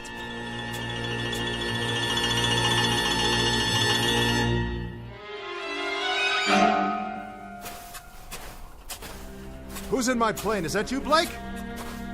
Blake! I see you. Right there in the pilot's seat. Don't tell me that's not you. Look at me, over here. I'm over here. Blake! Blake! Blake! Blake, it's Embry. It's me. It's the captain. I'm here. I'm here, Blake. Blake, what's the matter with you? Can't you hear me? Blake! Where are you? Where'd you go? What's the gag, Blake? Hey, come on, fellas. If this is a gag, knock it off. It's not funny anymore. Strictly not funny at all. Why are you guys hiding from me? Don't you get it? I'm only trying to do my job! That was when I knew, really knew, something was very wrong. It was more than the flak and veering off course and the crash and not knowing where I was. Oh, I was in the desert, all right. But where exactly, and where was my crew? Huh? If someone was playing mind games with me, the question is, who? And for what reason? Because wherever I was now, I wasn't just in the middle of a desert in North Africa. If I was the only one there after all, then the mind games had to be going on in my own head, and not anybody else's. The big question was, why? The first thing I had to do was pull myself together and find out if I really was alone. And if I was, what the devil had happened to the others. I had to find out, don't you see? Whether I survived or not, I had to know.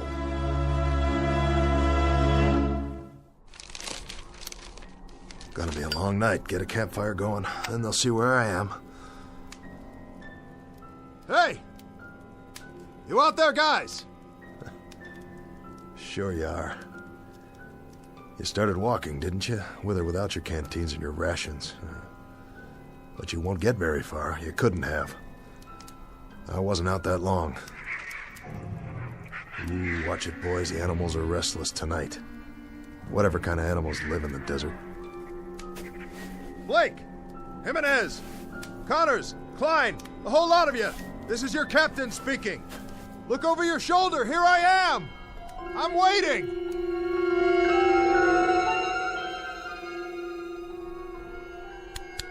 This is King 9. King 9 calling Firefly.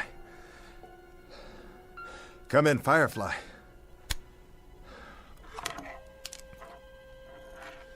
Let me tell you something, Firefly, if you're still out there. Now listen up. You better respond before the batteries run out, because I might not be here when you fly over. I might not even be here now. For all I know, I'm already dying out there. Lying in the sand with a fractured skull. This is all going on inside my brain-damaged head. For all I know, this whole thing is one big hallucination. Sure. Think about it. If I see something, or if I only think I see something, how can I tell the difference? How could I be sure? Could you? You ever have a nightmare, Firefly? Huh? Really bad nightmare? Well, you were scared, weren't you? Just the same as if it really happened. Sure you were. Yeah. Your eyes moved around and you were breathing fast and your heart was beating a mile a minute. So what's the difference? I mean, really, what's the answer? The only way you ever found out was when you woke up. This whole time, I could be sleeping, having a dream. Maybe I'll wake up and I'll be back at the base, or I tied one on and I'm in a booth right now with a girl I met in a bar someplace. Oh, wouldn't that tear it? Wouldn't that really, truly tear it? When the medics get a hold of me, they'll never let loose. They'll put me in a straitjacket and send me on tour like a freak. If they ever let me out of the loony bin, that is. But for now, I think I'll just take that chair Jimenez was sitting in and carry it outside and keep the fire burning. Because that's the only thing I can do till wake up.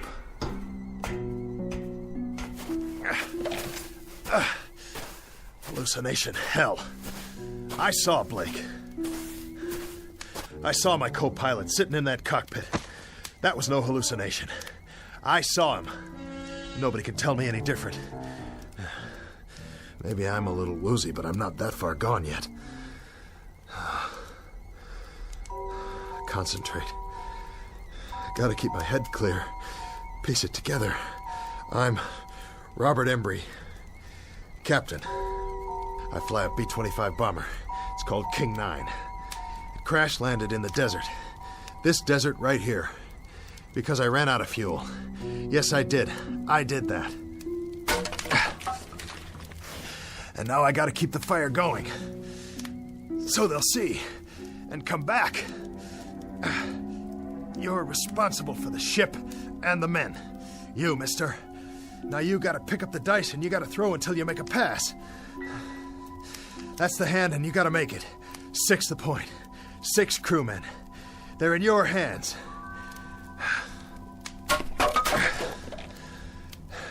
So what do you do first? You build the fire up. The chair will burn a long time soon as it catches. Here's some more newspaper from the base this morning. What's it say on the front page? Can't make it out. Picture of a plane. B-25 Mitchell aircraft found. Just like this one. Whose plane is that? Another one went down. Well, at least they found it. Maybe they'll find this one too. Sure they will. Just gotta wait a while.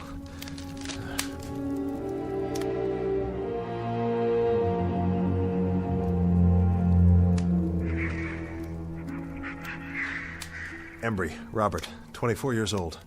I took pre-flight training at Amarillo, and then I took multiple engine at Randolph, and I went to England. And then to Africa. And now we're based in Tunisia. And we were on a routine mission to southern Italy, and we caught some stray flak where there wasn't supposed to be any. And then we ran out of fuel. And I got the poor devils off. Of course. I did that too. It was my fault. I got that much down, no question about it. It was my fault. But where are they? Where'd they all go? Hey! Hey, fellas! No more hide and seek, okay? Time to come home now. Dinner's ready. Come to Papa. Fellas! Fellas! What's this? A cross? Made out of metal? From the plane. And a flak helmet hanging down. But who? Who put it here? Somebody wrote something. Tech Sergeant William F. Klein died of wounds received in crash April 5th, 1943. Rest in peace, buddy. The crew. Oh, Klein, I didn't know. I didn't know. I'm sorry. I had no idea. Rest in peace, kid. Rest in peace. Captain! Huh. Who goes there? Blake! Is that you, Blake? Captain M. Connors? Hello, Captain. Kransky! It's you, and who's that? Here, sir. Jimenez! And the man next to you, what's the matter with his face? Is that blood? All present and accounted for, sir. Klein, I don't believe it. You're not dead. Well, neither am I. Neither am I. I'm here, fellas. We're all here. We can do it. Whatever it takes. Come on. Plane's over here. I'll show you. See? It's kind of banged up and the aft fuel tank's definitely shot, but the other engine looks okay. And some of the instrumentation's haywire. Of course, we'll have to get our wheels down. We'll have to raise the ship and get under there. Because we're not going to walk out of here, that's for sure. That's a definite. Can't walk out, so we're going to have to fly. But I'll get her up, boys. You can trust me. I'll get her back up. How does that... Hey! Hey, where'd you go? You hiding behind that sand dune again? What do you want to do that for, huh? Hey, guys. Where are you? Listen to me. We can do it. I can do it. You'll see. All we have to do is get this propeller out of the sand and free it up.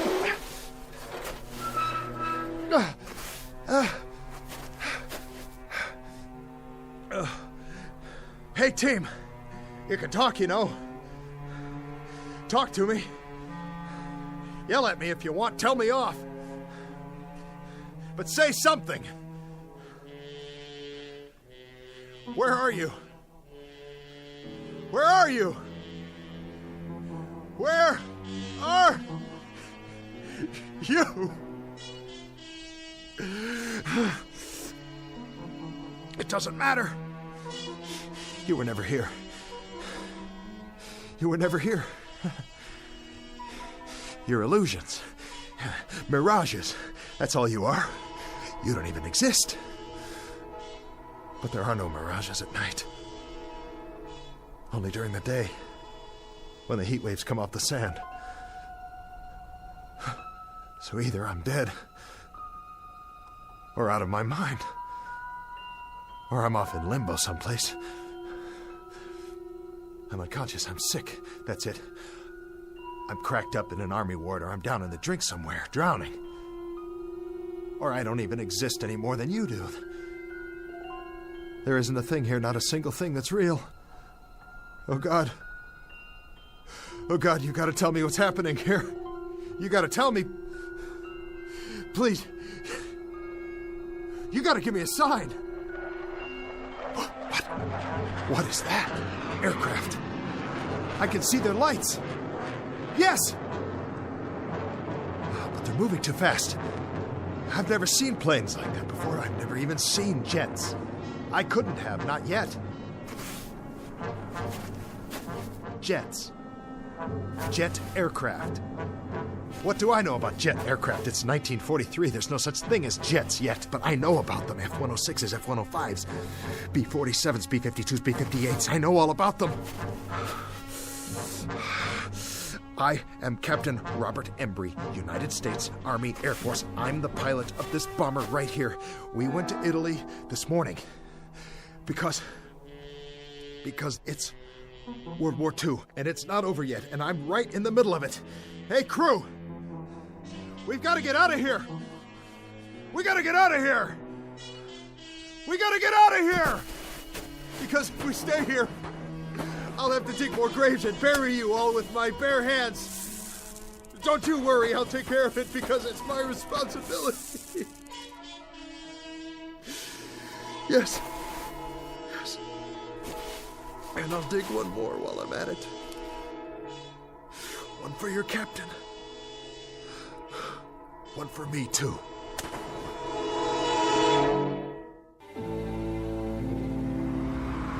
It's your Tribune here. All the news. Latest on the Kennedys. Big changes in Cuba. Mystery plane found in the desert. Read all about it. I'll take one. 10 cents. Get your latest news right here.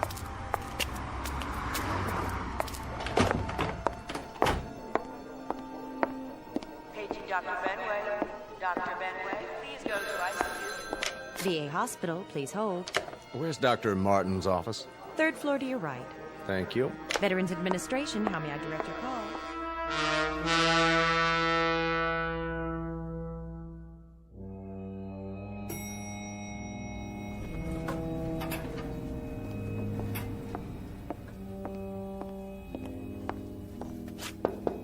Come in.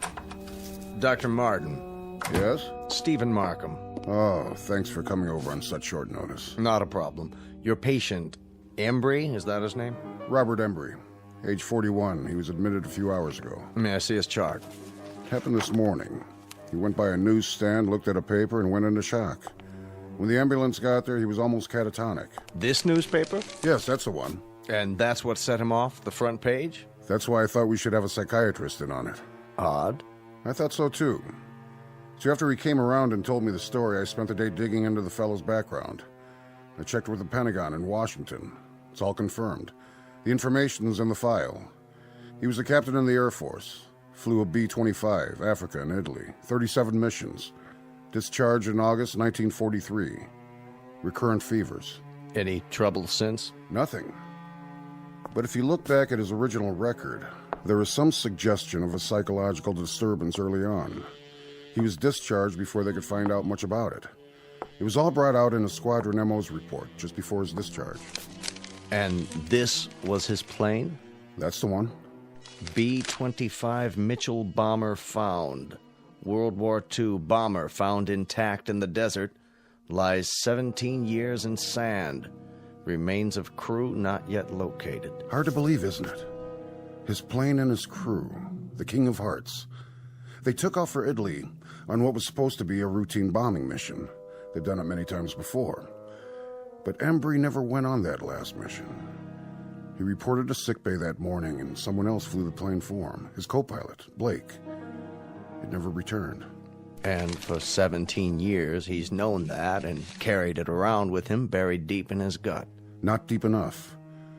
When he saw the picture of his plane on the front page, he wasn't able to keep himself from letting out one scream, and then going into shock. The mind is a very delicate thing. Sometimes there's an infinitely fragile balance. We never know how fragile until something sets it off and tips the balance one way or the other. Something like this, completely out of left field. How's he doing? I was just going to check on him again. Why don't you come along?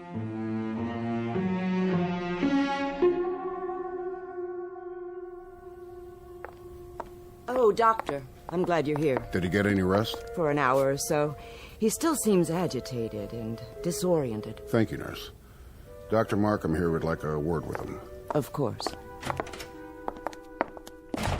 How are you feeling, Mr. Embry? Sorry, I don't know what's wrong with me. That's what we're here for. To get you back on your feet. That's our job. Crazy dream. Crazy. Was it? I went back. Where? The desert. Take it easy, Mr. Embry. You don't have to go over it again. Go ahead. You went back, and then what? Back to the ship. I tried to find the guys. I looked for them, looked all over, I swear. But they were gone. I thought I saw Blake and then the others, but it wasn't real. A mirage. Yeah, a mirage. An illusion, that's all. He wasn't there. None of them were. It was an illusion, Mr. Embry. You know that now, don't you? I guess so. I guess so. It seemed so real. It's over now. All that's behind you. Is it? I should have been on that plane. I should have gone on that mission. I chickened out. You didn't chicken out. And you had no way of knowing that the plane would never come back. You'll realize that as time goes on, and you'll feel better for it, Mr. Embry. It's out in the open now. You don't have to keep it buried inside you. That's what's been hurting all these years. How did you know? You've been carrying around one gigantic guilt complex for something that wasn't your fault. Buried. Yeah. Buried. I found Klein's grave. Did I tell you that? He was killed in the crash. Take it easy. But then I saw him. And I saw the others, too. I thought I did. I thought I did for a moment. The whole crew. I would have buried them, you know. The last thing I dreamed, I was digging graves for them in the sand so they could be buried just like he was. You need to get some sleep now. I'll ask the nurse to give you a sedative. As soon as you're ready, you can get back to your life, but there's no hurry about that. What you need right now is rest. Another crazy thing. Another part of the dream, whatever it was. I was standing in the desert, and I asked for a sign. And I looked up, and there were these planes overhead in the night sky. They were moving fast, and they made streaks, and I could tell by the sound. They were jets. Isn't that wild? It was 1943 in the African desert, and up above me were jet planes. F-105s and 106s. Just as if I'd gone back there today. Did I? Did I go back? To the plane? Is that possible? Of course it is. In your mind. That's how you went back, Mr. Embry. In your mind. The greatest time machine of all. Go to sleep, Captain Embry. You're entitled. You're going to be all right. Thank you, Doctor.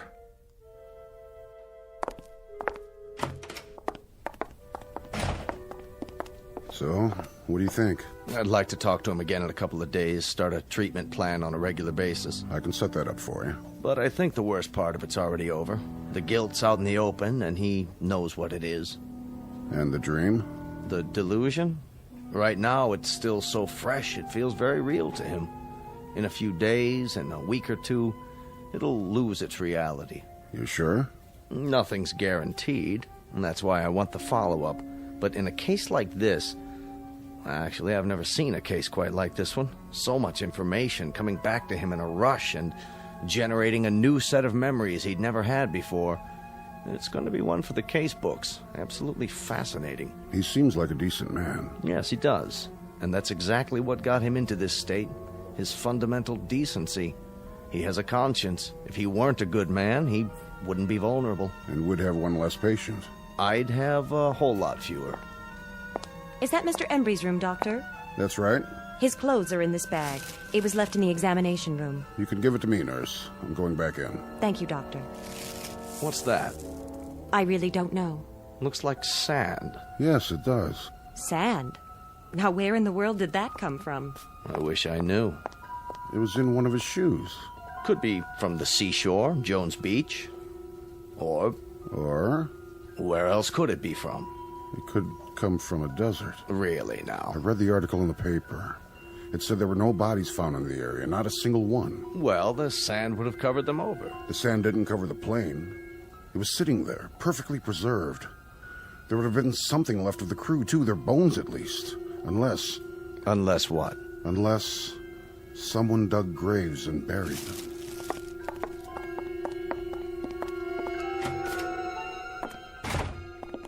Mr. Embry. Looks like he finally dozed off. Good. Good for him.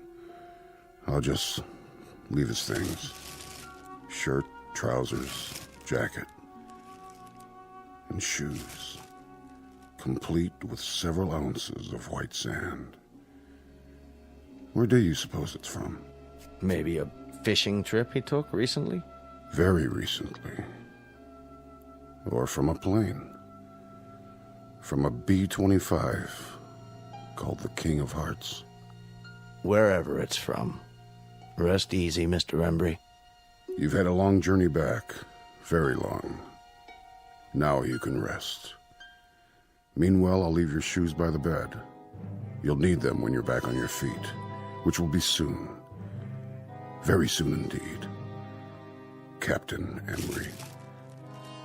Godspeed.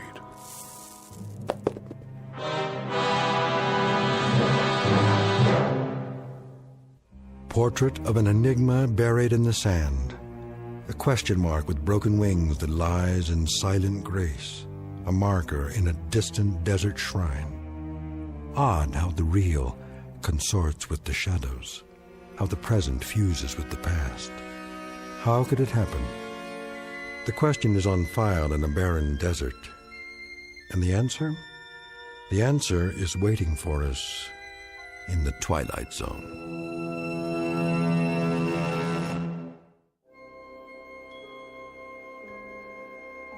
Hi, this is Carl Amari, producer of the Twilight Zone radio dramas. I'd like to take a moment to tell you about our official website at twilightzoneradio.com, where you'll get the latest news and information on these Twilight Zone radio dramas. Plus, at twilightzoneradio.com, you can digitally download 3 free episodes or any of our episodes for only $1.95 each. In this age of ever-changing technology, we've decided to make these episodes instantly available to you by making the Twilight Zone radio dramas a digital download-only series. This means that this series will no longer be offered on CD. The CD collections at our website are now being offered while supplies last at buy one, get one free. So be sure to get your favorites before they're sold out. Be sure to visit us often, and I'll see you in the zone.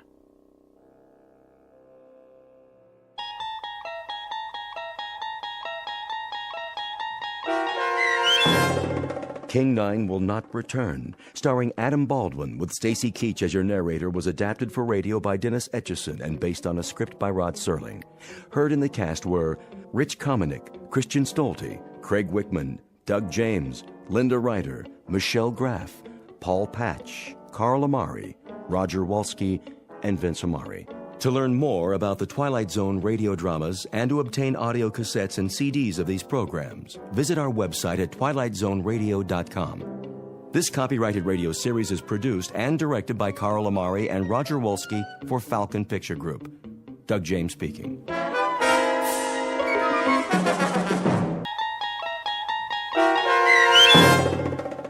Gentlemen, Be Seated, starring Stan Freberg and Mike Starr, with Stacy Keach as your narrator, was adapted for radio by Dennis Etchison and written for The Twilight Zone by Charles Beaumont. Heard in the cast were David Darlow, Anna Savrutsa, Doug James, Joby Cerny, Kurt Nabig, Jeff Lupiton, Carl Amari, Linda Reiter, Christina Verba, Peter DeFaria, and Chad Reinhardt. This copyrighted radio series is produced and directed by Carl Amari for Falcon Picture Group. Doug James speaking.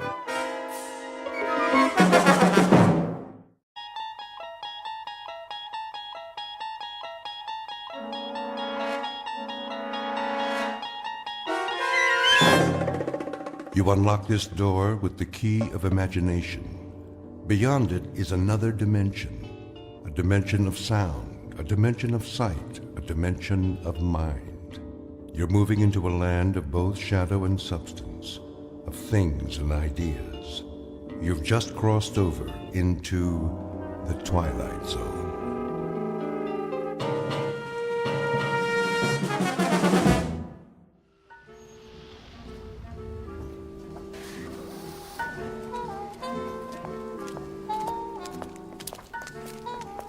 Welcome to the Madison Avenue track. Step onto the moving sidewalk. Single file, please. No pushing or shoving. The time is 8:37 a.m. Excuse me. Certainly. I'm in line here. Yes, of course. I was next. I don't believe.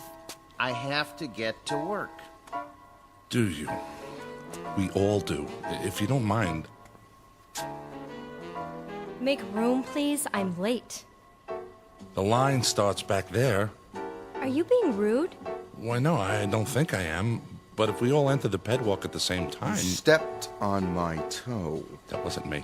I believe it was. I believe that's the imprint of your heel on my shoe. If it were, you'd have even worse fallen arches. I don't appreciate that attitude. I have a suggestion. If we all go barefoot, there'd be more room. You know, more foot space per square inch. Squeezing heel to toe, so to speak. Why, I never. Of course, if someone fat comes down too hard, those little piggies would suffer, crying, wee, wee, wee, all the way home. Or to work, as it were. Your remarks are most distasteful. Not making a joke, is he? No, I assure you. He was. Completely inappropriate. Yes, indeed. This is a serious world we live in. No place for that sort of thing. None at all. I've a good mind to report him. I give you my word. I would never make a joke about anything. That's better. Unless someone weighs over, say, 250 pounds. It'd be hard to take that lightly. Did you say something? Me? You. Not at all. We'll see that you don't. Absolutely.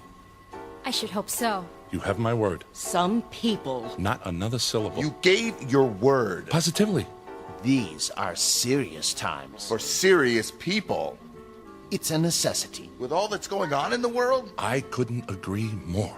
Well then, see that you do. My lips are sealed. Madison Avenue, next corner. Step off the moving sidewalk. Single file, please. No pushing or shoving. The time is 8:39 a.m. Excuse me. I have to get to work. Wee, wee, wee, wee.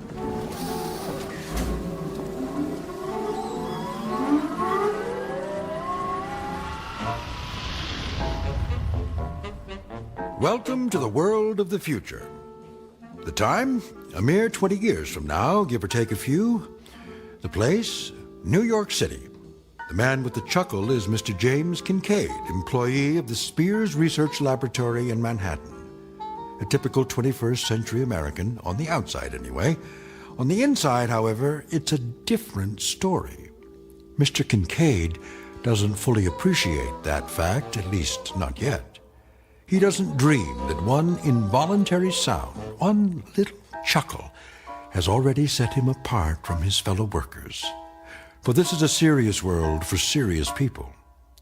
But by allowing a single utterance to pass his lips, he is about to be transported out of this world and into the Twilight Zone. And now, The Twilight Zone and our story, Gentlemen, Be Seated, starring Stan Freberg and Mike Starr, with Stacy Keach as your narrator.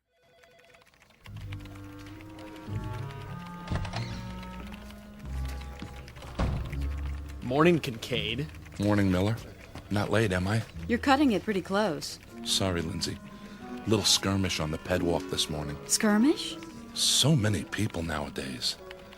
I hear there used to be cabs in New York. Think of it. Cars with drivers that took you all over. Up one street and down another. Shortcuts. Sounds like a nightmare. Yes, I guess it does. Biddle's not in yet, I take it? Mr. Biddle's never late. It's 8:59 now. That means he'll be here in, well, less than a minute. 30 seconds, to be exact. Morning, Mr. Biddle. Yeah, morning, Mr. Biddle. Hello, sir. Good morning. Well, enough chit-chat. Back to work. Yes, sir. Yes, sir. Look at that. What? Biddle. Somebody moved the electric coffee maker. So? He doesn't see the cord. He's going to trip on it. Shouldn't we tell him? No, wait. This is gonna be good. How can you say that? Mr. Biddle! Mr. Biddle, watch where you're going.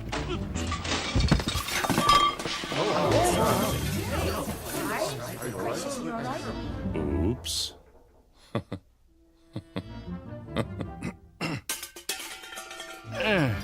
Who said that? Why, no one, Mr. No one Biddle. said anything. Yeah, nothing at all. Was it you, Miss Capshaw? Me, sir?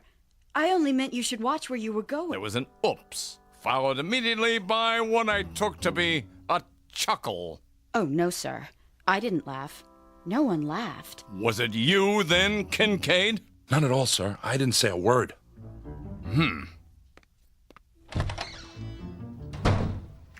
Are you crazy? Pardon? Laughing at him like that. But I didn't. I don't know how to laugh. Nobody actually laughs anymore, do they? And a good thing, too. As if anyone had time for such things. Quite right. Well, better get started. I have a design to finish before... Oh, no. Something the matter? There's a red flag on my screen. I'm not surprised. It means Biddle wants to see me in his office. Well, here goes.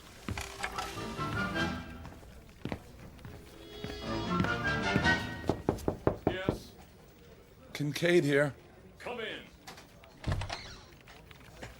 in. You wanted to see me, sir? Sit down. I could come back later if you That want... chair right there. Yes, sir, Mr. Biddle. I suppose you're wondering why I called you in. Not really. What? I mean, yes, I am. What was that? The door. I locked it so we won't be disturbed. Is that necessary, sir? Cigar? Beg pardon? A cigar. They're quite good. Oh, I don't smoke, sir. Pity. I have them made special. I thought there was no smoking in the building. Oh, it's all right. This office is airtight and soundproofed. Are you absolutely sure? Quite sure, but thank you anyway. Now then, as to that difference, how significant it is, I don't know, but you may recall that a few minutes ago, on my way to my office, I tripped. Do you recall that? Someone should have been more careful with the electrical cord. I should have. I hope you weren't. What was your reaction? Why, regret, sir. Indeed? Yes, sir. It's a serious world we live in, and that is why we must be serious. Don't you agree? Definitely. Definitely. A man never knows what might happen at any moment. Unquestionably. Even the simplest things. They might not be what they appear to be. I'm not sure I... Terrorists, my boy. Spies. That sort of thing. They're everywhere. What if there were an explosive charge, say, hidden in this very office? It could go off at any time. Surely not. Oh, there's no telling when it might happen. Any time at all. I sit here at my desk, puffing away. Well, we talk about serious things, and the seconds tick by until it goes off. It was right under my nose, in the cigar, you see. What do you say to that? Aha! I knew it. Excuse me, are you all right? Of course. Oh, a little worse for wear. By the way, is my face blackened? Eyebrows singed? A bit. Here, take my handkerchief. Nonsense. It was only an exploding cigar. Tell me something, my boy, and be honest. Do you find yourself chuckling often? Well, How did it feel? I'm afraid I don't understand. Did it feel strange? Yes. But not unpleasant, right? Not as such. We could describe it then as a strange but not unpleasant sensation? If you say so, sir. Good. Splendid. Oh, splendid. Will that be all, sir? I should get back to work. Yes. I'll unlock the door.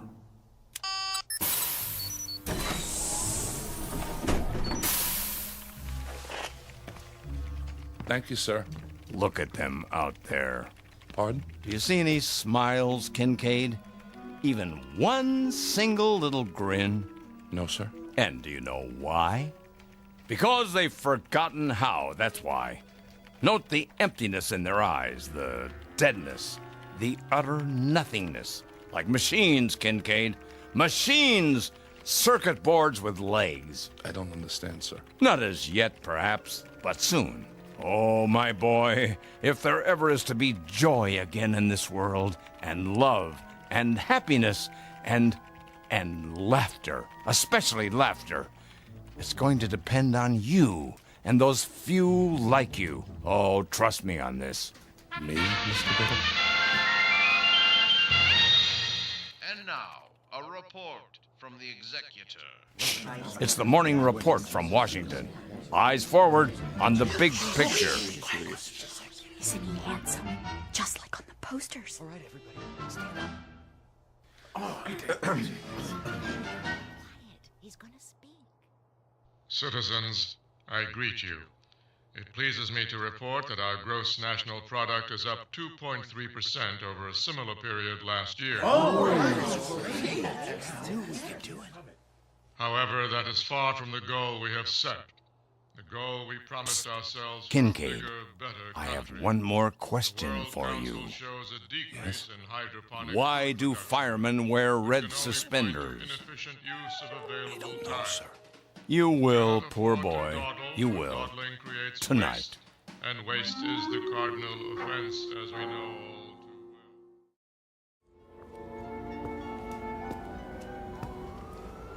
too well. What in the... Here I am, my boy. Oh, Mr. Biddle. Just as we said, 7:30. Right on time. Yes, sir. I almost didn't make it. Oh? Trouble? The directions you gave me were fine. It's just that I've never been to this part of the city before. The pet walk doesn't run this far. Oh, well, first time for everything. Glad you could make it. You've had dinner, I trust? I ate something. The usual synthetics? Of course. Well, they're all right, but I'll tell you something. There's a great deal of difference between a steak and something that only tastes like steak. Just as there's a difference between a human being and something that only looks human. I see. Do you? I hope so. I really do. I'm afraid I don't see much at the moment. That's because most of the streetlights are out. They don't bother to fix them since no one comes here anymore. Something the matter? It's just the smell. They don't spray out here either, but you'll get used to it. May I ask, where are we going? Why, we're almost there. We are? Yeah, they call this no man's land. The last of the old world, right here in the city. Beautiful, isn't it? I suppose. You don't think so. You think it's non-functional. A lot of ugly, wasted space. I know. Well, not to worry. They'll have it torn down in a few years, swept away, forgotten. Evening, gents. Why, good evening to you, sir. Could you spare a smoke? Sorry. Hold on, my good man. I have here a cigar of the finest leaf, hand-rolled to my specifications. You're not really going to... Have no fear, my boy. This one's real. You sure? Indubitably.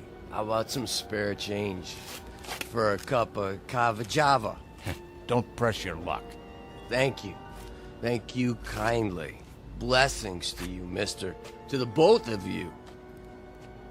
Plenty of unhappiness here, James, but plenty of happiness, too.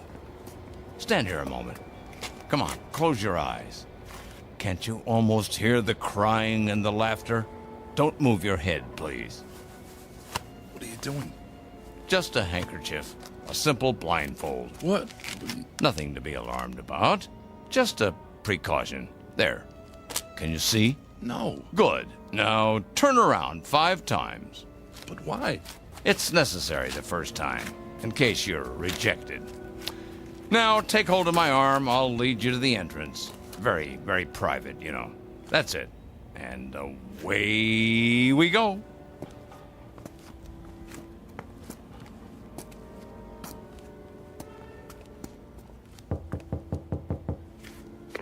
Why does the chicken cross the road? To get to the other side. Come along, my boy. You can take off the blindfold now.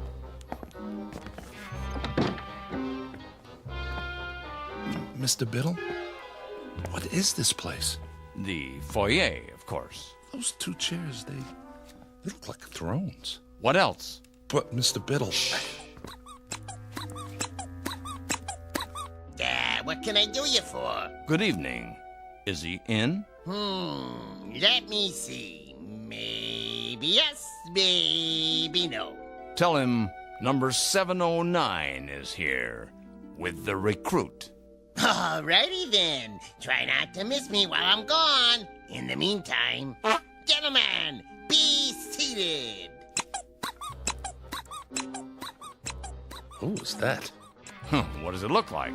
A clown, of course. Well, you heard him. Sit down.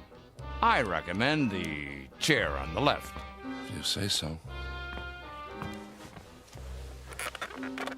There. Feel better? I suppose. My turn now.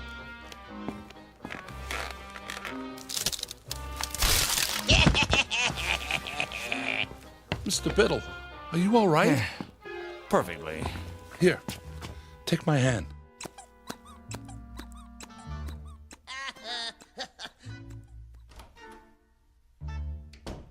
I'm disappointed in you, Kincaid. You are?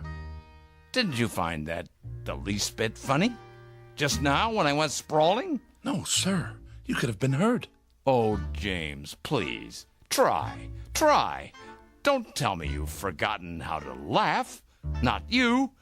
I was so sure. Sir, if you'd only explain to me... No, there's too much explaining in the world and not enough laughing. We're all turning into a race of machines. Cold, efficient, heartless machines. Ta-da! Who are you? Feast your eyes. Ever seen the smug before, huh? The executor. He does wonders with makeup. For a court jester, that is. The face doesn't quite go with that 3-pointed hat. What's the matter? You don't like it? I didn't say that. Then I guess the yoke's on me.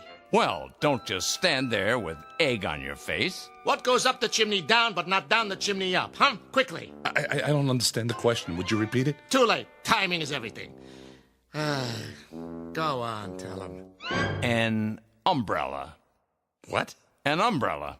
I don't know, Biddle. I'm very dubious. He chuckled. So you say. I haven't heard anything.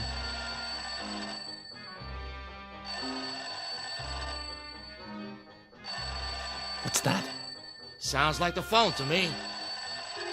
Well, don't just do something. Stand there. Jester here. It's for you. It is? Hello? I say, hello? Sir, it squirted me. right in the eye. Must be an overseas call.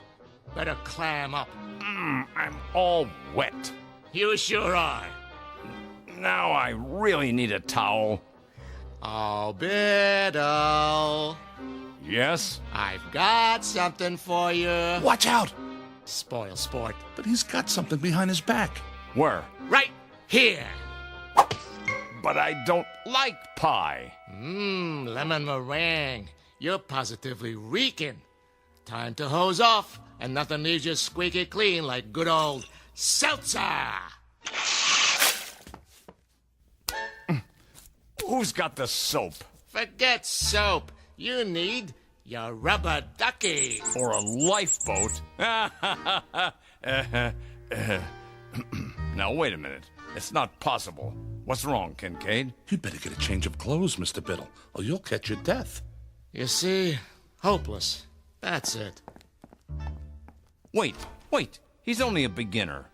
But we must be so careful, Biddle. Yes, but give him a chance. Very well. One last test. Glad to meet you, Mr. Kincaid. Put her there. I don't... Go on, shake. Ow! Oh, that didn't hurt. It's just a joy buzzer. You wind it up, and when someone shakes your hand... That's it. I've had it. I don't know what any of this is about, but I know one thing. I don't want any part of it. You people, you're out of your heads. You're all loony. You're psycho. I'm getting out of here right now, and don't try to stop me. Uh-oh. Another fine mess you've gotten us into.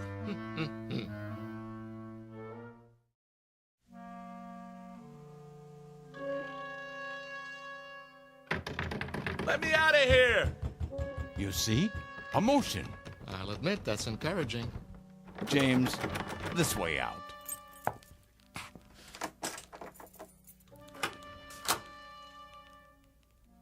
If you please, it's just through here. No tricks this time? No tricks. Wait, this is a library. A small reading room for our members. Members? Mr. Biddle told you nothing? He asked me to meet him. I thought it was about work. What is this building? Used to be offices. Now it's abandoned, so we made it our headquarters. Headquarters of what? The SPOL. The Society for the Preservation of Laughter. Have a seat. Oh, no. Now, this one's a real chair, I promise. Well, just for a minute. Oops. Hey, that was not me. You sure, my boy? Sorry, I must have left an old whoopee cushion under the seat. Collector's item now, you know? Here, let me get it. Go on, make yourself comfortable while I explain. You see, James, we're a secret organization. A kind of underground, if you will. Running counter to established law in the Commonwealth. Most of what we do is either frowned upon as bad taste or legally forbidden. We are, in short, outlaws. I don't like the sound of that. An old tradition. Ever hear of something called speakeasies? They were secret clubs that sold liquor during Prohibition. Well, this is a laugh easy. All these books, the posters on the walls, Laurel and Hardy, the Three Stooges. Who are they? All great clowns from the past. There's Perot, Punch and Judy, Bozo. We try to keep the tradition alive. What tradition? You see, Mr. Kincaid, the world has forgotten how to laugh. There are some of us who regret that fact. Unlike those in power, we feel that laughter is important enough to be preserved, at any cost. Am I getting through to him? What the jester is trying to say, well, the world used to be a pretty terrible place, you see, James. We had disease and war and depression and prejudice and a lot of unpleasant things. The people couldn't change it all, but they could do their best to endure it. How did they endure it? By laughing at it, ridiculing it. They laughed at everything then. But along came the psychologists and the censors, and suddenly nobody could tell a sexual joke or a racial joke or a sick joke or any kind of joke. They weren't politically correct. And that was the end of humor. We're trying to keep it alive. Take the Trick cigar. You chuckled. I did not. Yes, you did, and I'll tell you why. Because a figure of authority became ridiculous. Understand? Oh, James, try. A laugh cannot be forced, Biddle. You should know that. I do, but... Let's get to the main test. It's just through here, the last door. Everything should be ready. No false laughs now. We can spot them a mile away. Understand?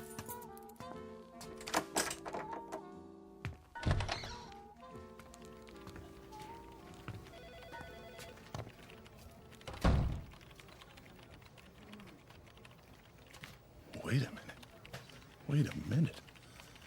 This looks like... Spears Research. Where you work, Kincaid. Where I work. A perfect replica, down to the smallest detail. But how? It's nothing, really. We have art directors, carpenters, just a matter of painting a set, some props. And now, The music. And the screen. The executor. Is he giving an address? You'll see. Okay, everybody stand up. Citizens, I greet you. It pleases me to report that our gross national product, however, that is far from the goal we have set.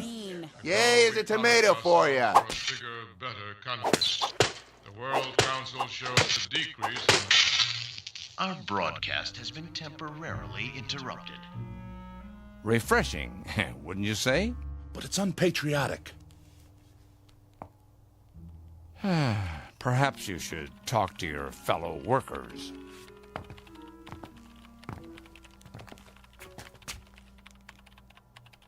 Miller? Is that you? Who wants to know? It's me, Kincaid. But how? A rubber mask. Realistic, if I do say so. Watch this. He's about to reboot his computer. Now, boss? Now.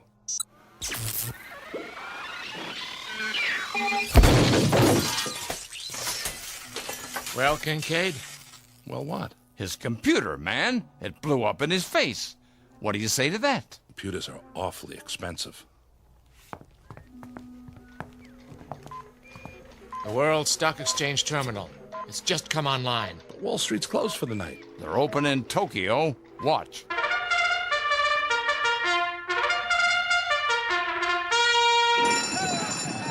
And they're off. Dow takes the lead, followed by DAX, NASDAQ, Fortune 500, and gross national product. As we go into the turn, it's OPEC forcing the pace. Wait, national debt's closing in. Now it's consumer spending versus trade deficit. Fighting it out neck and neck. This is going to be a close one, folks. And the winner is Beetlebomb. Gross national product in last place. The executor said the gross national product was in good shape. Oh, not much hope for him. One more angle. Try this.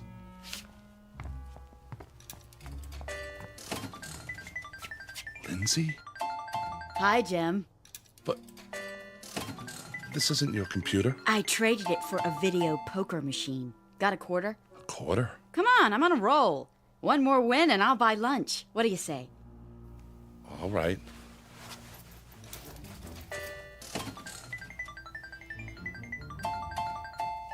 Jackpot. I hit it, Jim. Or rather, we did. How about lunch? In Paris. We can take the rocket shuttle and be back before Biddle knows we're gone, okay? I don't know. The French have been very un-American lately. James, get with the program, boy. I'm trying, sir. You certainly are. I need a drink. Come on, the bar's this way. I'm afraid I've done all I can. Okay, everybody. You can take your masks off now. Marcus scores, please. On a scale of 1 to 10, I give him a 3. Shh, 2.5. That's too much. I say a big fat 0. I agree with you. 0. That's it for me.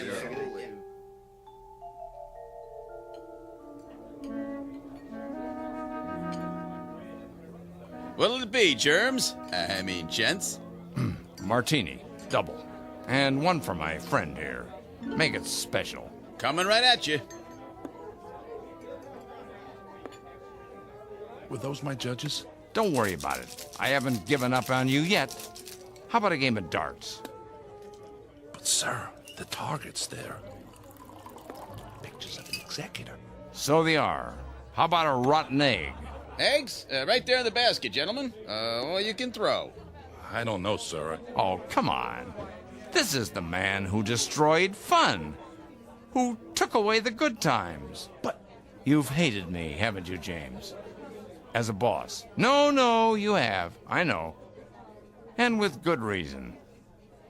I've been a stern, pompous ass. But I'm competent at my job. The company can trust me. I know my role. But I'm not at work now. Oh, good one. Yeah. Good one. Right in the old schnozola. Try one? Well, okay. Good boy. Got him right in the eye. Another? If you say so. He took it on the chin. Now try the neck. That's always funny. 2 martinis. Wait, drinks first. This one's yours. Well, through the teeth and over the gums. Look out, stomach, here it comes. My glass is leaking. Of course it is.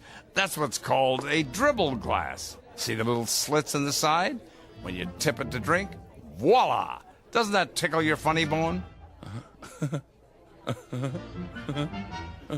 It's a start. 2 more. No problem. Here's your drinks. Thank you, my good man. Cheers.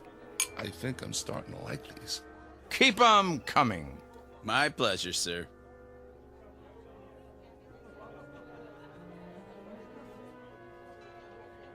Look at the screen. Know who that is? Who? Betty Boop.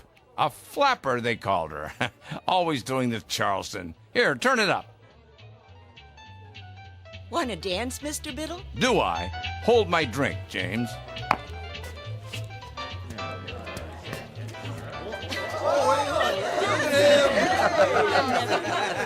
You ain't seen nothing yet.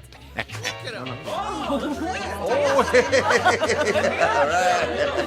Biddle, Biddle, Biddle, Biddle, Biddle, Biddle, Biddle. I'm laughing. Biddle, Biddle, Biddle, Biddle,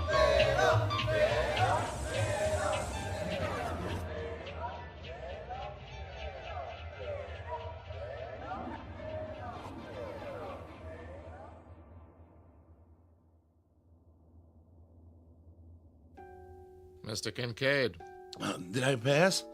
Huh? What did the judges say? If I could have a word with you outside? Tell me I'm laughing. I must be. See? I've never felt this way before. Sorry, Mr. Kincaid. Time's up.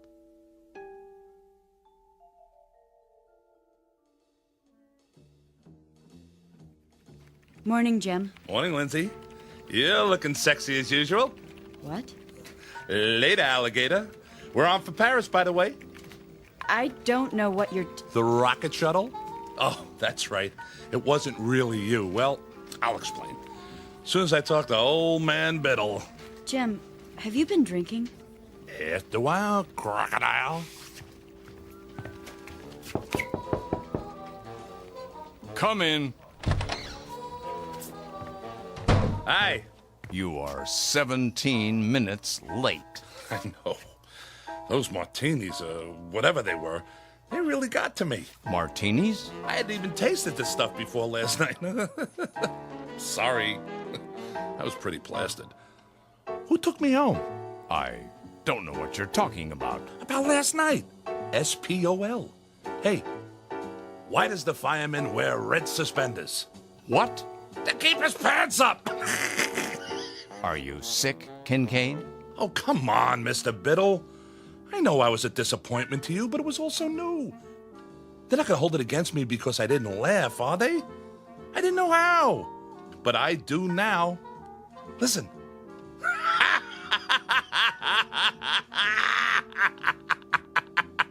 Kincaid? Yes, sir? You're fired. So the judges ruled against me. I don't blame them. You can fix it, can't you? Get out. All I want is a second chance. Is that too much to ask? I can learn.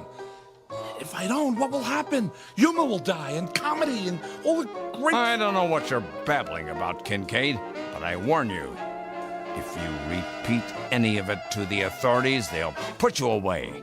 Do you understand? One thing I cannot afford to do in my line of work is take chances. And you're not a good enough risk. Do I make myself clear? But, sir... Do I make myself clear?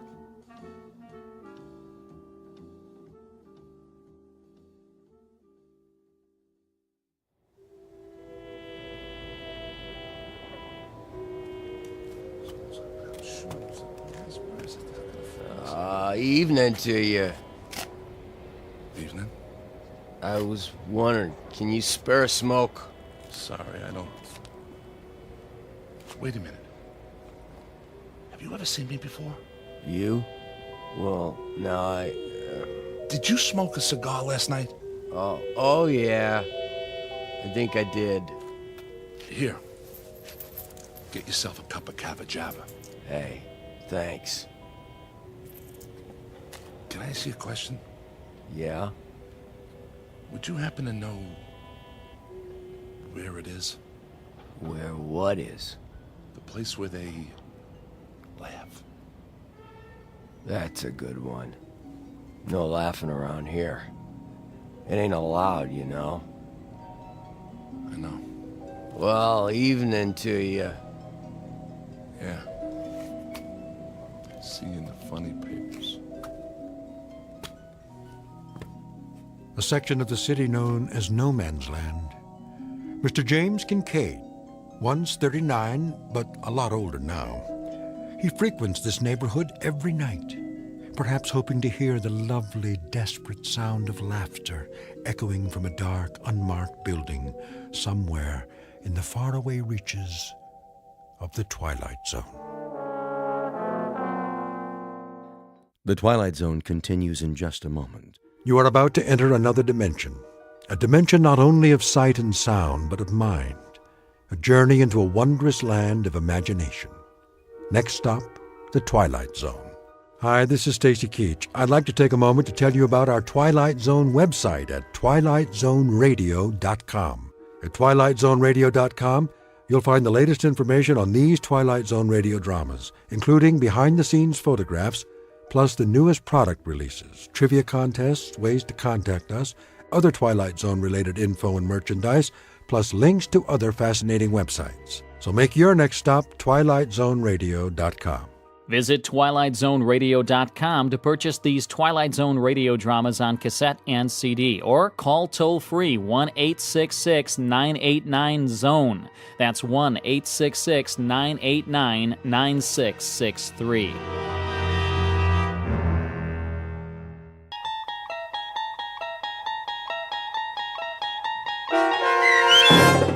The Jeopardy Room with Stacy Keach as your narrator was adapted for radio by Dennis Etchison and written for The Twilight Zone by Rod Serling. Heard in the cast were Yasin Peyankov, Jamie Vann, Terry Berner, Katrina Lenk, Ned Noyes, Anna Sverutza, and Lisa Dotson. To learn more about the Twilight Zone radio dramas and to obtain audio cassettes and CDs of these programs, visit our website at twilightzoneradio.com. The producers of The Twilight Zone wish to thank CBS Enterprises, Carol Serling, Dennis Etchison, Dick Brescia Associates, Claire Simon Casting, Terry Jennings, XM Satellite Radio, Sirius Satellite Radio, our sponsors, and our radio affiliates for helping make this series possible. This copyrighted radio series is produced and directed by Carl Amari and Roger Wolski for Falcon Picture Group. Doug James speaking.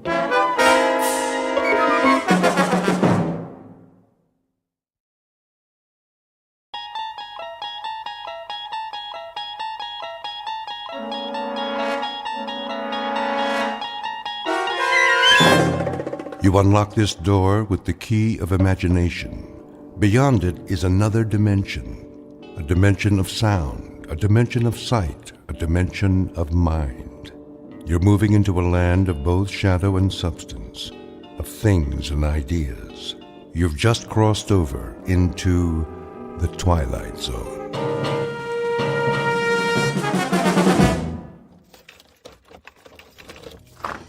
Here is your room, gentlemen.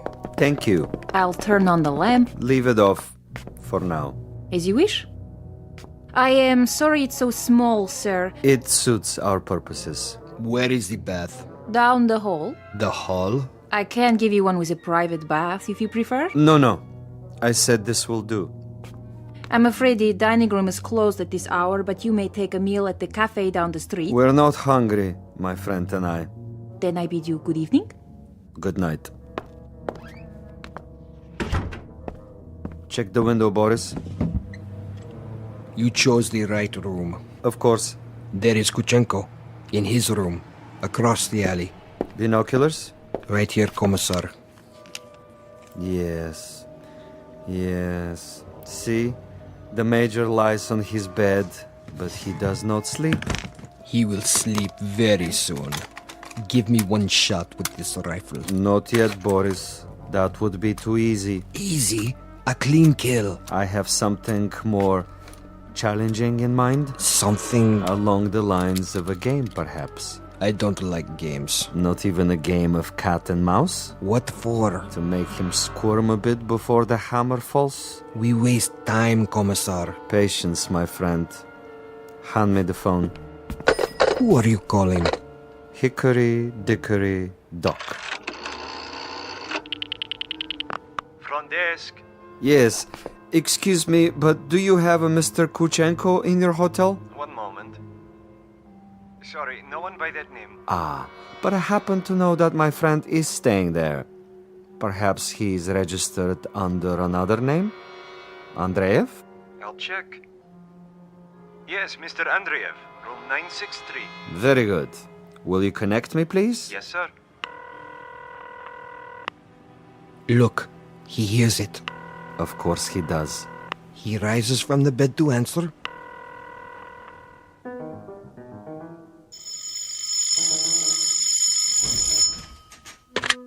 Yes? This is Major Kuchenko. Hello? Major? Are you there? Major?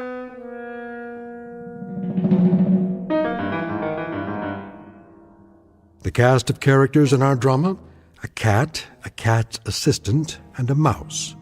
This is the latter, the intended victim, who does not know but may have already guessed that he is to die. His name is Major Ivan Kuchenko, and he was lately an officer in the former Soviet Union. At this point, he has, if events go according to certain predetermined plans, perhaps 3 or 4 more hours of living. But an ignorance shared by both Major Kuchenko and his executioner is the fact that both have taken rooms at adjacent hotels in a section of the city located beyond the checkpoints of the Twilight Zone.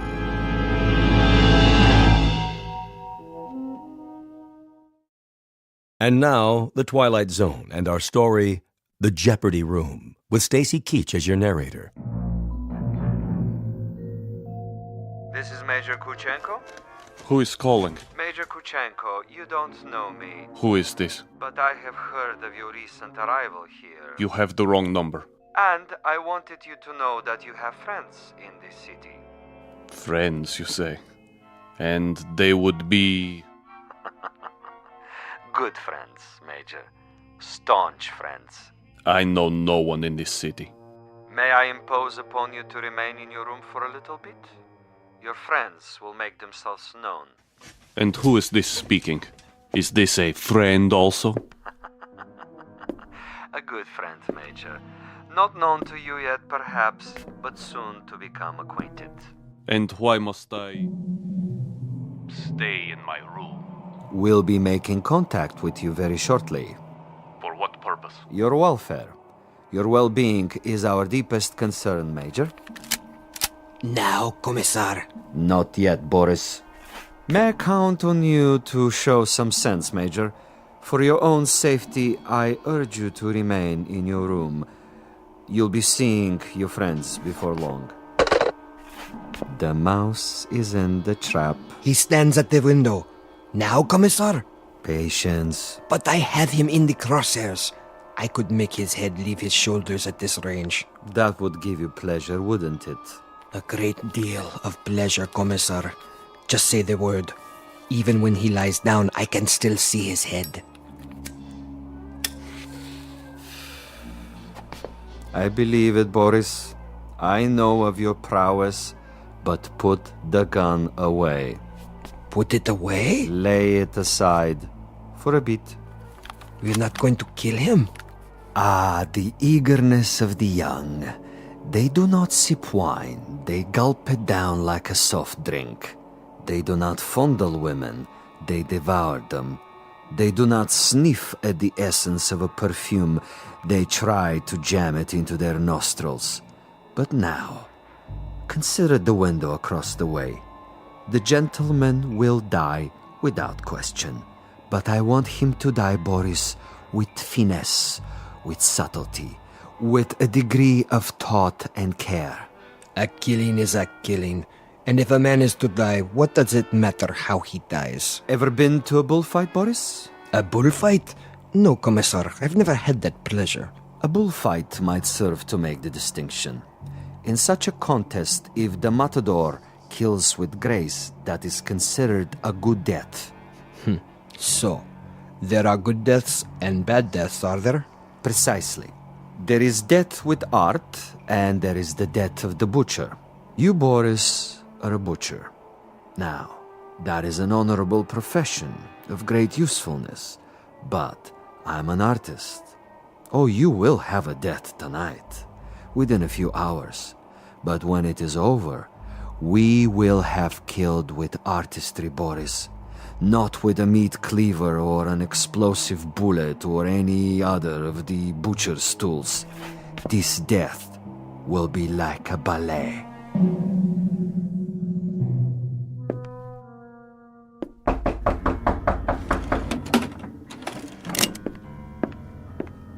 Yes? Major Kuchenko? Who is it? A friend, Major. If you prefer, you can turn off the lights and find a hiding place. I'll come in with my hands up, palms open. Major Kuchenko? And you are? I am a friend. May I? For a moment. I would prefer that you put the gun away. Not a chance. Were you the one on the telephone? We had a brief chat earlier. Quite a place you have here. Who occupied it before you? A rat? I have no luxury of choices. Indeed not. In this respect, you are a very poor man of late. However, you have a bed, you have some pictures on the wall, and the floor without so much as a throw rug. An adequate accommodation, and a view of a brick building alongside. I suppose there are worse places to spend an evening, Major? I know. I've been to many of them. Indeed. Indeed you have. Siberia is cold this time of year, is it not, Major? I'm told it's a most uncomfortable climate. You've been told quite correctly. It's a freezing jungle.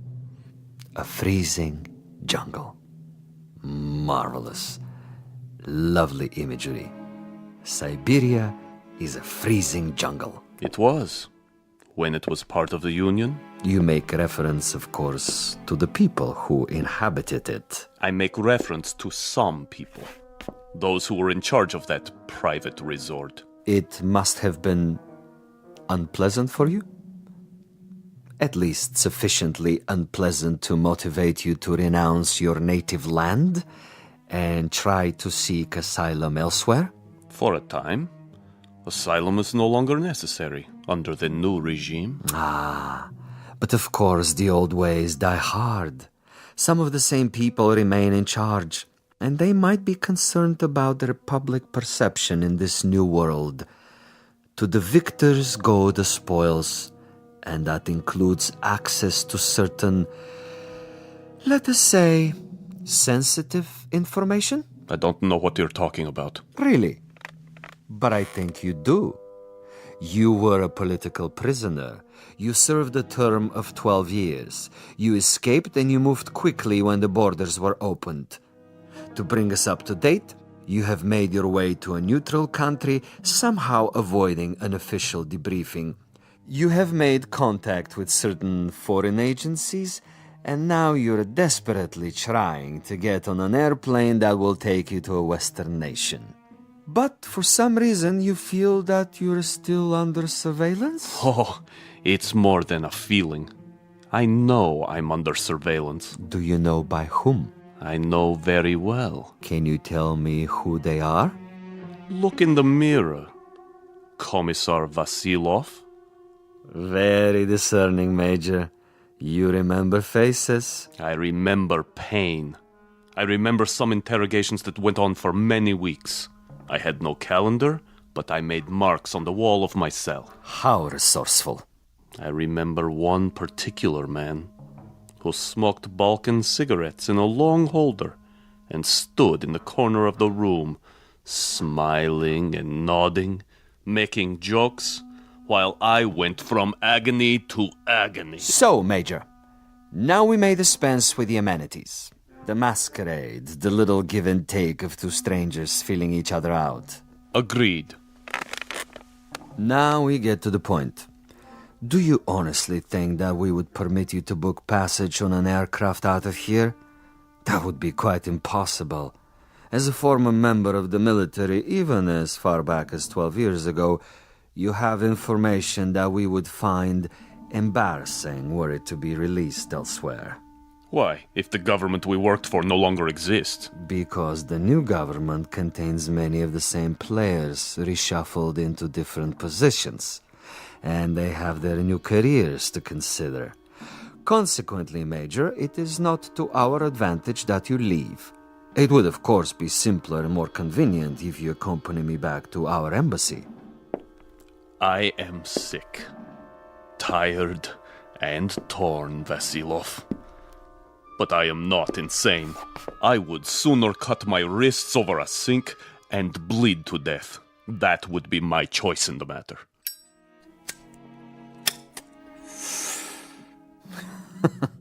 You surely can't be serious, Major. I'm rather a connoisseur of the several hundred ways for a man to depart the earth. And you can believe me when I tell you the cutting of the wrist is not a particularly felicitous modus operandi. Quite apart from the pain, which of course must be attendant, is the fact that one dies slowly, and because of this, he has to be an eyewitness to his own demise. No, my dear friend, I'm afraid we are of two minds about that kind of death. But enough. I have brought you a small gift.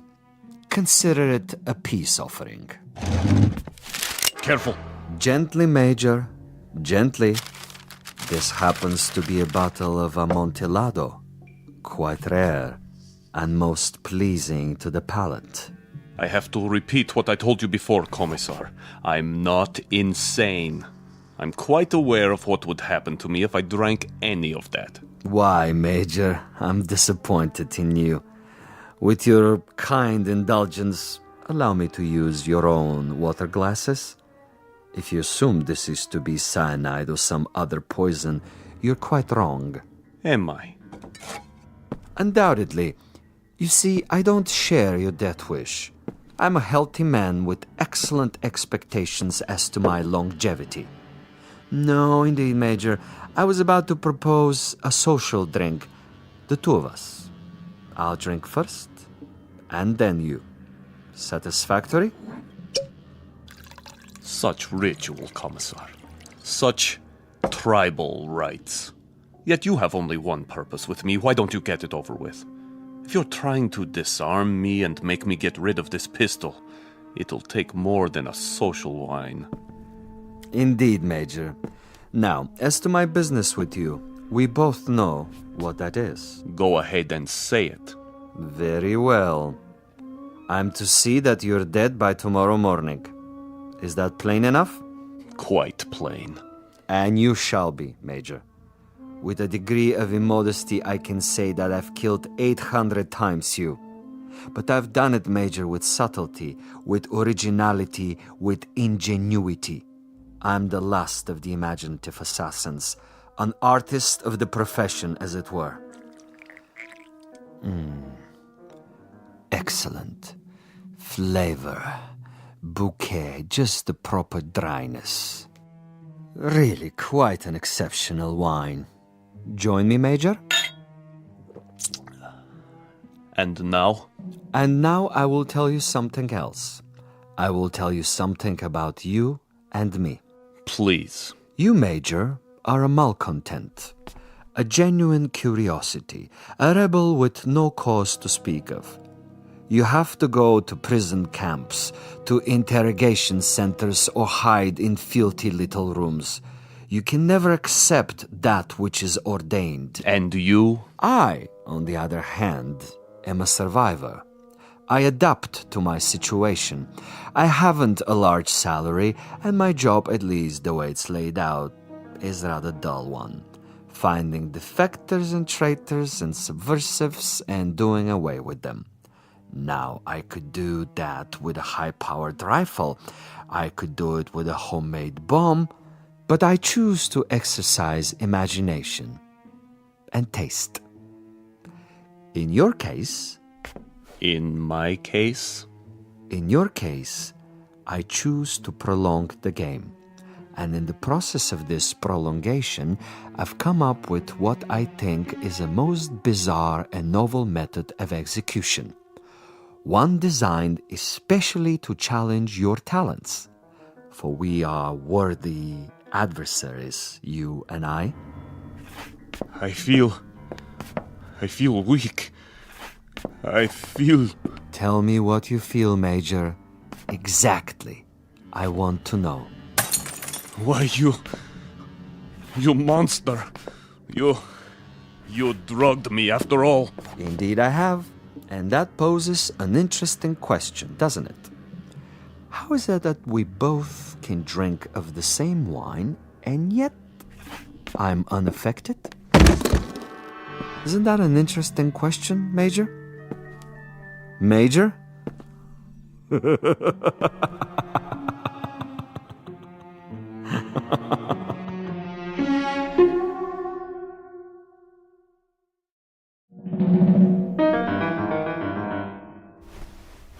My head. He's gone. But I'm still alive. So he wants to play a game. And he has left something behind. What is this? Greetings, Major Kuchenko. I'm an exceptionally good judge of men. Are you? And in my judgment of you, I made an assumption that you are sufficiently observant to see the tape recorder on top of your dresser and curious enough to play it. How could you resist? This will also suggest to what complicated ends I'm willing to go to make a simple execution different and imaginative. First of all, to clear up one point. You may remember our discussion. Before I left you, I proposed a question. Isn't it odd that we both drank of the same wine, and how different the effect? Isn't it odd? Really quite incredible and bizarre. How can it be? In all honesty, Major, how do you explain it? Go ahead. I'm listening. You... Perhaps you have figured it out already. The truth is, I have been imbibing this particular drug for many years, a sort of experiment with myself as the subject. I have now reached a point where my physical tolerance has risen so that I can drink it by the gallon and remain quite unaffected. This in itself is a rather common and uninspired trick, a phenomenon well known to the scientific community. But you will also note, and I hope with a degree of pleasure, that you have not been poisoned. You're very much alive. Where are you? As you've probably perceived, I'm rather a gamesman when it comes to killing. I adhere to my own rules and ethics. Hence, Major Kuchenko, I have taken the liberty of removing your pistol so that you won't hurt yourself. Now listen to the following quite carefully. This is the game, and these are the rules. You have been asleep for roughly 3 hours. During that time, in addition to dictating this on the recorder, I have done the following. I have placed a booby trap in your room. It is not visible, but it is attached to a very common object that is in the room. If you trigger this object, it will detonate and you will immediately be blown up. Why not get it over with now, sadist? Now, for a proposition. If during the next 3 hours you are able to find this booby trap and cut the wire, you will be permitted to leave the room alive and unharmed. This is a guarantee. You have my word on it. Your word. But the following conditions are of the essence, Major. You must actively search for this booby trap and you must find it and render it inactive. It goes without saying that, as of this moment, you are being observed. How? Attempt to turn out the lights and you will be shot. The moment you stop an active search, should you refuse to play the game, you will also be shot. If you are unable to find the trap within 3 hours or attempt to leave the room at any point during that time, I am afraid the same conditions apply. You will receive a bullet in the head. So there you have it, Major. Find the booby trap, cut its wires, and you're free. Fail to find it, or fail to look for it, you're dead. Look for it, find it, but fail to recognize it, you're also dead. Needless to say, Major Kuchenko, it is this latter occurrence that I rather expect and look forward to. As a fellow expert in tricks and deception, I think you will admit this situation has its own special imaginative quality.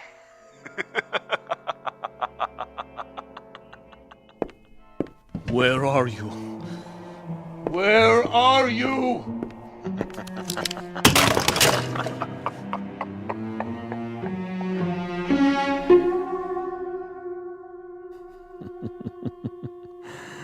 Over here, Major. Just across the way. So near and yet so far. Can't you see me? Doesn't the light reflect in my binoculars? Look, Major. Please look. Try, I implore you. Where have you been, Boris? I brought food from the cafe. Food is of no consequence. Quickly, he's awake. Don't worry, Commissar. I have a clear shot anywhere in the room. Hold your fire until I tell you. But why? Such an easy target. Too easy. That is the difference between us, Boris. You are a marksman, but I am a gamesman. And the game is afoot. The picture frame? No. Too obvious. The ceiling. The light fixture. Possibility. Nothing. Oh, you think you are so clever, Commissar. So clever. The bed, then. Under the mattress.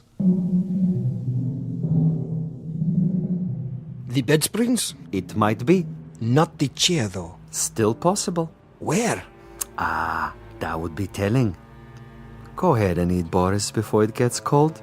He's busy with the hunt for now.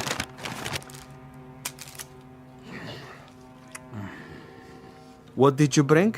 Sandwiches. Have one, Commissar. I never eat while I'm working. I'm like an athlete, Boris. Food is a distraction. Food is good. It makes one sluggish, affects the concentration.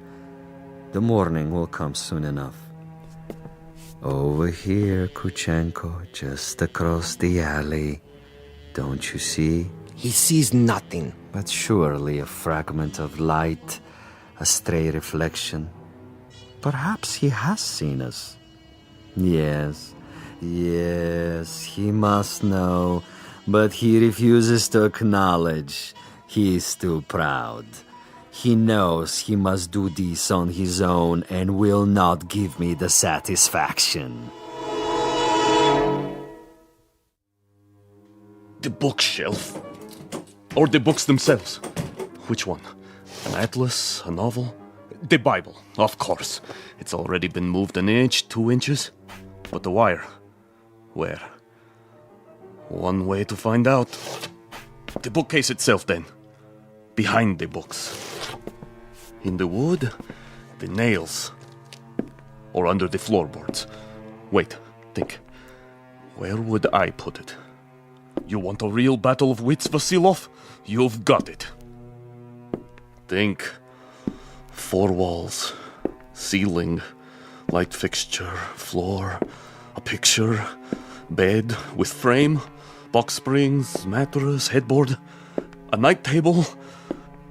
Bookshelf. Dresser. Window. Desk. First the drawers. The top one. Slowly. Slowly.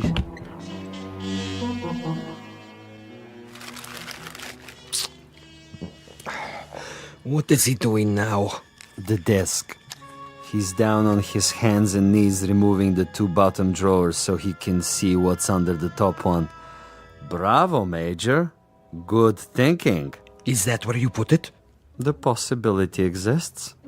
Look at him, glistening like a mackerel. He stops to wipe the sweat from his eyes. And? And now he looks under the top drawer, crawling on his back. Yes! I think he's got it. Let me kill him. Don't be a fool. There are rules. Now he sees a length of wire. He grasps it between his fingertips very, very carefully, and he has removed it. Something is wrong with the bomb? I doubt it. Then it was not in the drawer? Oh, there is a piece of coat hanger I placed there. A decoy. A drawer would be common, uninspired. And I'm not, you'll forgive the modesty, a common executioner. Where is it, Commissar? In a most ingenious place. Really, quite an ingenious place. Not in the books, the desk, the mattress. Think of another common object in that room, Boris. I have it. Yes? The doorknob. Interesting idea. Then where? I'd rather not tell you at the moment, Boris. I think you'll enjoy the next few minutes more if you share the Major's ignorance. You seem very sure. Sure? That he'll find the trap. You take a risk. Not at all. That's not what I'm sure of. That is to say, I'm reasonably sure he'll find it, given his mental capacity, but he'll find it too late. He's looking toward us. But he can't see us. It's quite dark in here, and it wouldn't matter if he did see us. Now he's returning to the table. You're getting warm, my young friend. The ashtray. Extremely warm, but not hot. Where then? Please, Commissar, please tell me. Take the glasses. What do you see? He stands over the telephone. He is reaching out. Hot now, Boris. Extremely hot. Oh, he has picked it up. I thought for a minute there... You thought what? The telephone. Precisely. The telephone. But he just lifted the receiver. Indeed. He lifted the receiver to call out. If, on the other hand, the Major's telephone were to ring and he were to answer it... That's it, isn't it? If he picks up the phone after it rings... You have it now, my friend. When the Major's phone rings and he answers it, I have placed a tiny bottle of nitroglycerin inside the mechanism. The explosion will only occur after the ring and the lifting of the receiver, at which point the electrical contact will be made, and Major Kuchenko will not even have time to say hello. But what if no one calls? Oh, someone will. I promise you, someone will.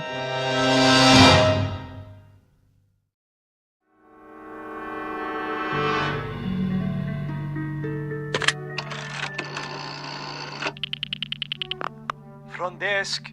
This is the party in 963. I was wondering... Yes, sir? I was wondering if you might have the number of another hotel. Another hotel? The one next door, across the alley. That would be the Grand. You can find it in the directory, in the table by your bed. Dial 9 first, then the number. I see. Thank you.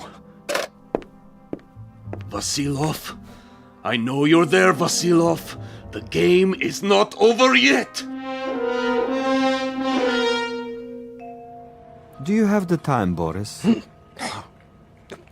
What? The time. 10 minutes to 5. Almost done, Commissar. He's tried almost everything. He has 10 more minutes. Hadn't I best go over there now and finish it? No, my young friend. That would be impetuous. It would also be a bit embarrassing if someone were to see you. At this hour, the streets are empty. Quite apart from the fact that I wanted this to be imaginative, I also wanted subtlety.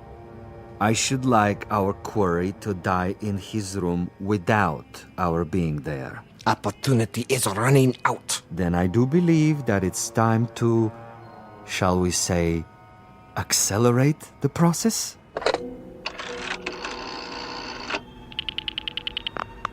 Hotel Mont Blanc? Would you dial room 963, please? Thank you. I'll wait. There it goes. He's walking toward it. What's the fool doing? Why doesn't he answer it? I can't tell. He has his back to the window. Turn around so I can see. Now, Commissar? No. Would you dial 963 one more time, please? Yes, I know it didn't answer. Ring it again. What's he doing, Boris? His back is still to me. It can't be busy. I don't know. What's he doing? Use the glasses. He's turning around, lighting a cigarette. He's mocking me. Now, he suddenly dropped from sight. Kill him. I can only see the top of his head. He's moving across the room. Do it! You missed, you fool. He's at the door. Again. He's gone out of the room. And you missed him. You missed, you idiot. Flight 17 to Rome, Paris, and New York, now pre-boarding. Ticket, sir. Ticket? Oh, yes. Mr. Andreev. Passport? Right here. I see. Is anything wrong? No, sir. Everything seems to be in order. How many bags? No luggage. Not even a carry-on? I'm traveling light. Then here's your seat assignment. Please go to gate 17. How much time do I have? Boarding for coach class begins in 5 minutes. Good. Sir? Thank you. I'll be there.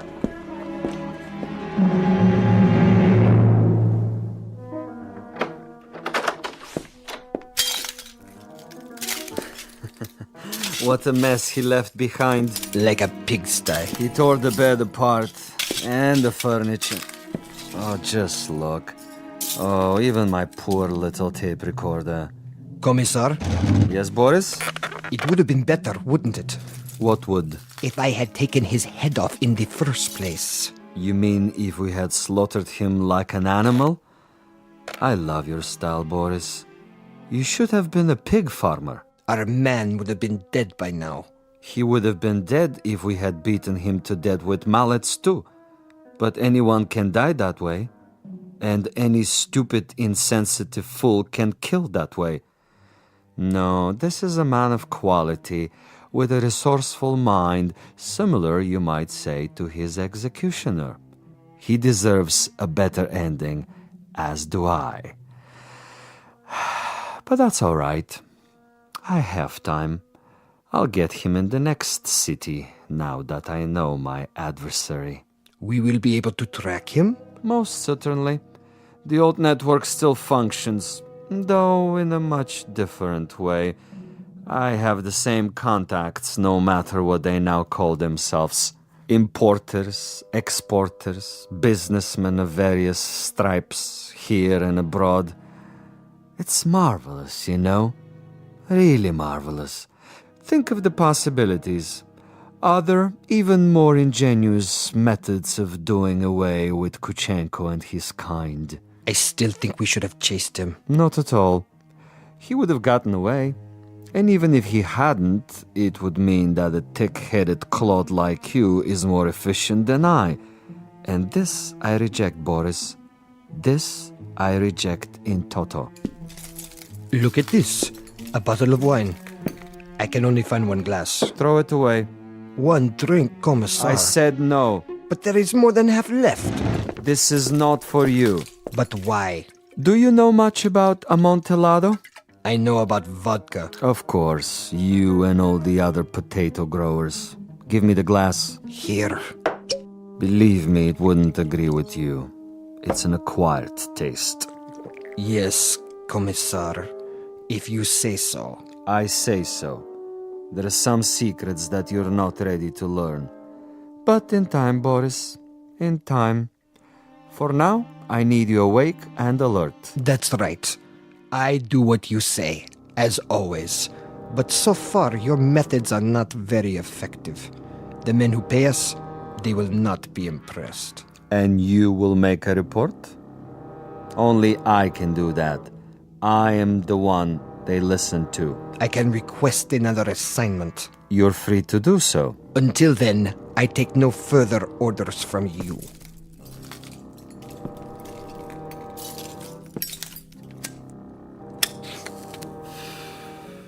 As you wish. You might want to reconsider, though. The resort in Siberia may be closed, but there are others. We have allies. All it would take is a single phone call. Comrade Boris, uncooperative, recalcitrant, unwilling to follow instructions. In this new order, there are not many positions for the uneducated, the blockheads with families. Yes? Well, You want to say something? I withdraw my complaint. What's that? I didn't hear you. I am tired, Commissar. I say many things when I am tired. You wish to apologize? Yes. Very well.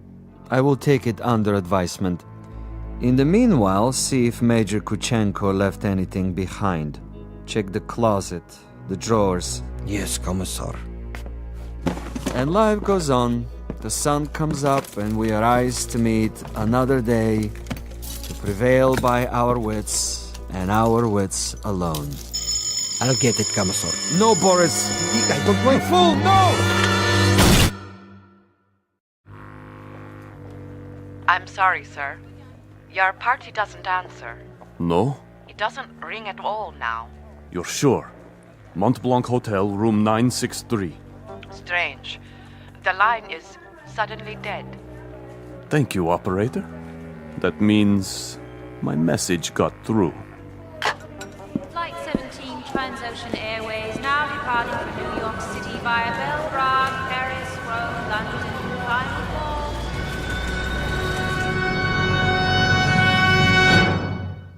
Major Ivan Kuchenko on his way west, on his way to freedom.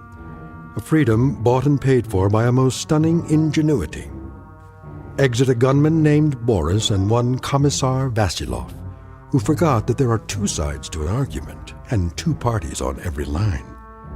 This has been a collect call, placed direct to you from a phone booth located somewhere in the Twilight Zone. More from the Twilight Zone after this. You are about to enter another dimension, a dimension not only of sight and sound, but of mind, a journey into a wondrous land of imagination. Next stop, the Twilight Zone. Hi, this is Stacy Keach. I'd like to take a moment to tell you about our Twilight Zone website at twilightzoneradio.com.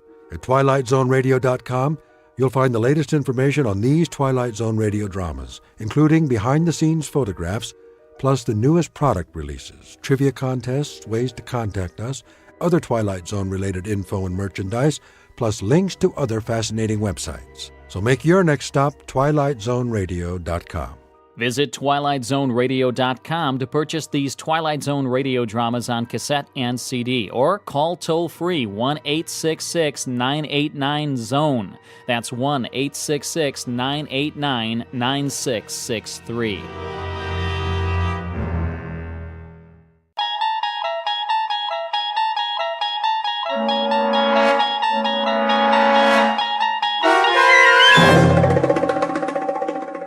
He's Alive, starring Peter Mark Richmond and Marshall Allman, with Stacy Keach as your narrator, was adapted for radio by Dennis Etchison and written for The Twilight Zone by Rod Serling.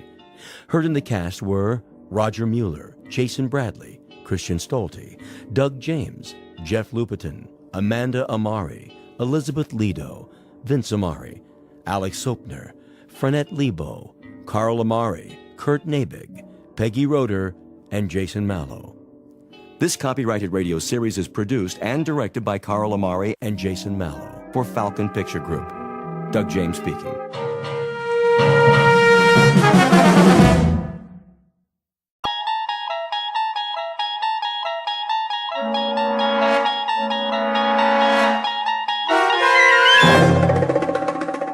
You unlock this door with the key of imagination. Beyond it is another dimension, a dimension of sound, a dimension of sight, a dimension of mind. You're moving into a land of both shadow and substance, of things and ideas. You've just crossed over into the Twilight Zone.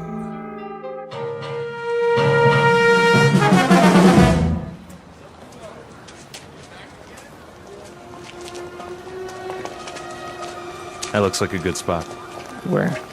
Up ahead on the corner. Yeah, we'll set up some boxes. I don't know. It's perfect, I tell you. All these people taking a walk after dinner, they'll listen. Oh, they'll listen, all right. Just hand out the pamphlets for now. I have to work on my speech. What speech? You don't need one. Just say it the way you say it to us. These people, they don't know what we stand for. So tell them, Pete. We'll make sure they listen. Put the flag up against the building. Which one? Both of them. Ours and Old Glory. The big two. There's some boxes. You can stand on them. I'll go set them up. Man, oh man, this is gonna be the night, huh, Pete? Well, I guess it's now or never. Got that right. How's my uniform look? Here, straighten your tie. The cap, the boots, perfect. You look like a leader. Big time. Go, Pete. Give him a dose of the truth. Hey, mister. Excuse me, little girl. Are you in the army? No army you ever heard of, sweetheart, but you will. My daddy's a lieutenant. Are you a lieutenant? Better than that, kid. A lot better. Now stand back. You're in the way.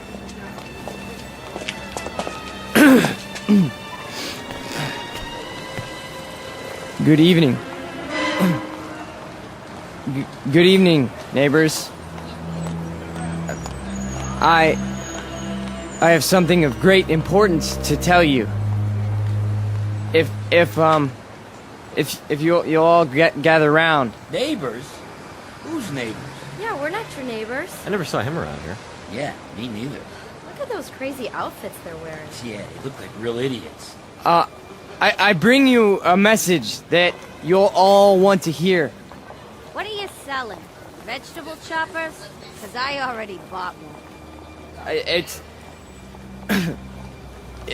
Well, hear me out, folks. Hey, what's with the goopy flag? Yeah, it's got lightning bolts on it. Well, maybe they're looking for a few good men for Halloween. I want to talk to you about international communism and the secret masters of the World Bank. I'm not joking, neighbors. Do you know who's really behind it? Look at our economy. It's falling apart. It's because of the bankers. That's right. The economics of the world, now, then, and forever, have always been the breeding ground for a certain type. An insidious type. The worshippers of the golden calf, whose religion is gold, whose loyalty, first and foremost, is to money, and only money. And we know who loves money more than anyone else, don't we? We know what tribe. He's just getting warmed up. Yep, in a minute he'll have him in the palm of his hand. The tribe of traitors. And they're here, in our homeland. They're in Washington. Those swine have captured the reins of government. Yeah, they're rotten apples, and I got an apple for you. Hey, knock it off, people. Yeah, show some respect. I'm talking about traitors. Listen. Boring, boring. Ice cream. Get your ice cream. I want one. Come on, Angie. We'll both get one. Then we'll go home. Yeah, there's nothing happening here. No. Listen to this. What about foreigners? Huh? Foreigners. Take a look at the way that they're controlling us.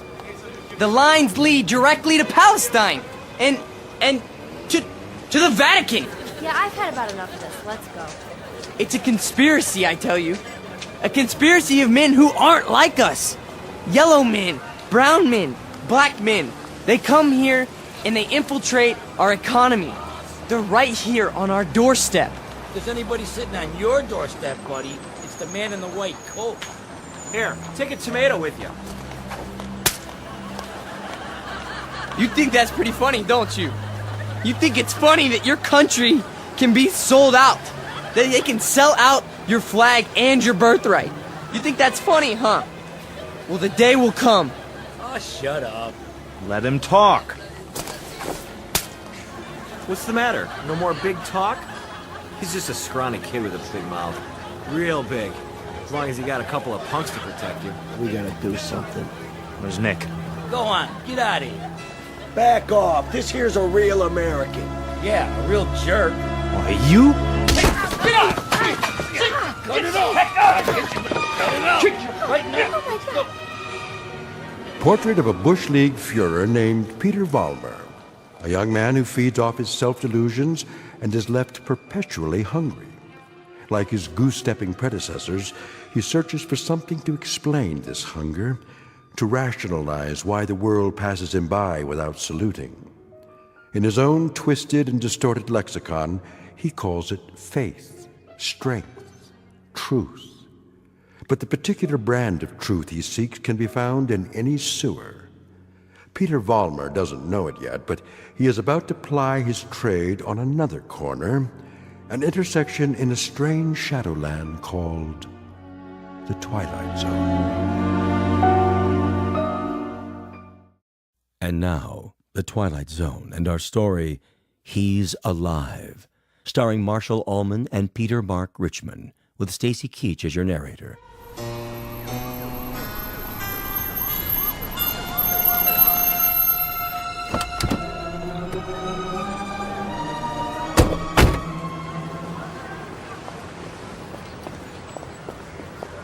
All right, folks, break it up. Party's over. Yeah, what's happening here? Looks like the boys in the brown shirts took a licking. No, we got him. We got him good. Said, what are you lying on the ground for?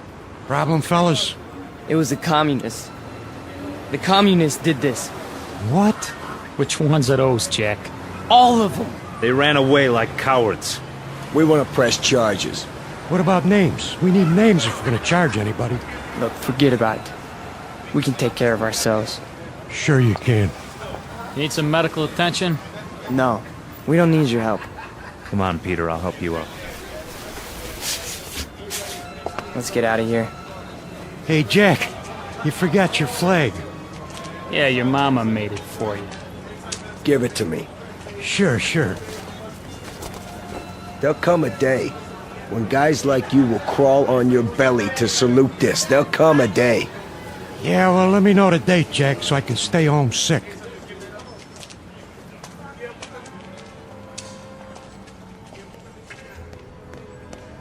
Hey, Pete! Pete! Are you okay? Yeah, we're fine. What are you doing in the alley? They cornered me. Must have been 10 guys on top of me. It was all I could do to get away. You sure that's what happened? Sure, I'm sure. Oh, mean crowd, Pete. You get a hot night, and you always get a mean crowd. Remember when I was telling you that? Remember when I was telling you that every time you get a hot night... All right. Okay, Pete. Okay. Why? I tried. And I tried hard out there tonight, but I couldn't get through. I couldn't get them to listen. Words never come out right. You did good.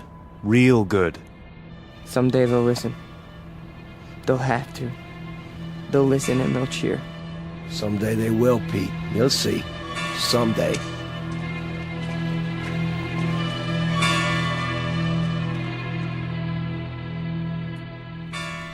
Now, hold still. It's only a cut, not a mortal wound. Wash your face when you get home and put some iodine on it. I think you will survive.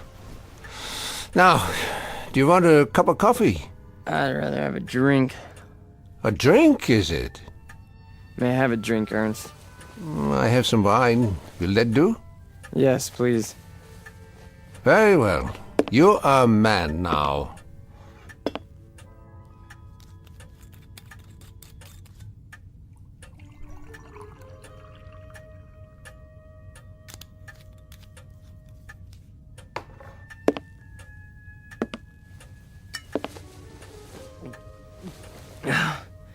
Thank you.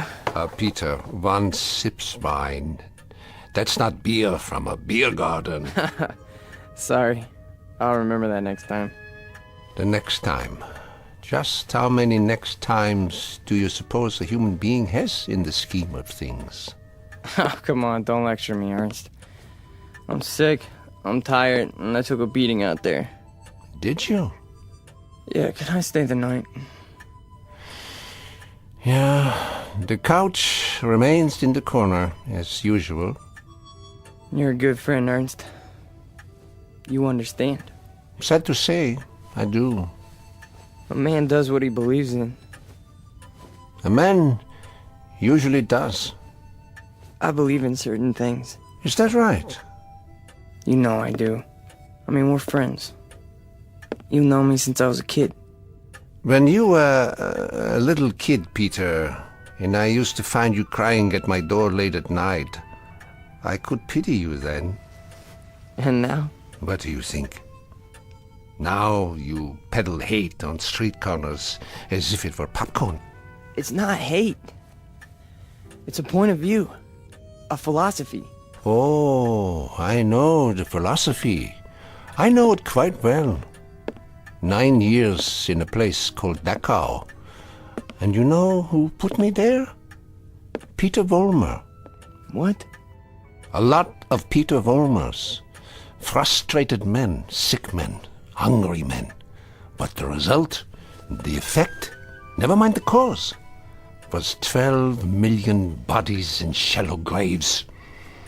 And it all started with young men in uniforms, talking on street corners. Hey, you let me come here. You never sent me away. No, I never did. I never do. That's the weakness that you scream about on your street corner, the sentimentality, the softness, the weakness that makes a man his brother's keeper. So I must be one of the worst of your criminals, Peter. Sentimental, soft, and very preoccupied with my brothers. I should close the door on you, but perhaps this is my sickness. I only see the boy, not the man. Go ahead. Sleep on my couch. Look, why don't you understand? You're the only person in the world I ever had. What else have I had? What? A drunk father who used to throw me against the wall? An old lady who drank till she had no marbles in her head? She didn't even recognize me half the time. That's why I used to come over here to your apartment, because, I mean, you were gentle with me, you know? You'd talk to me. You'd feed me. You'd take care of me.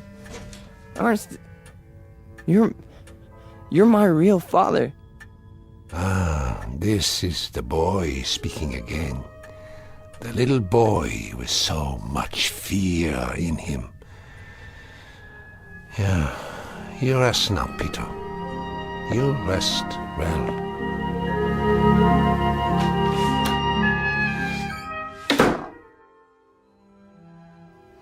No. No. No. No. No. No. No. Wait. I'm dreaming.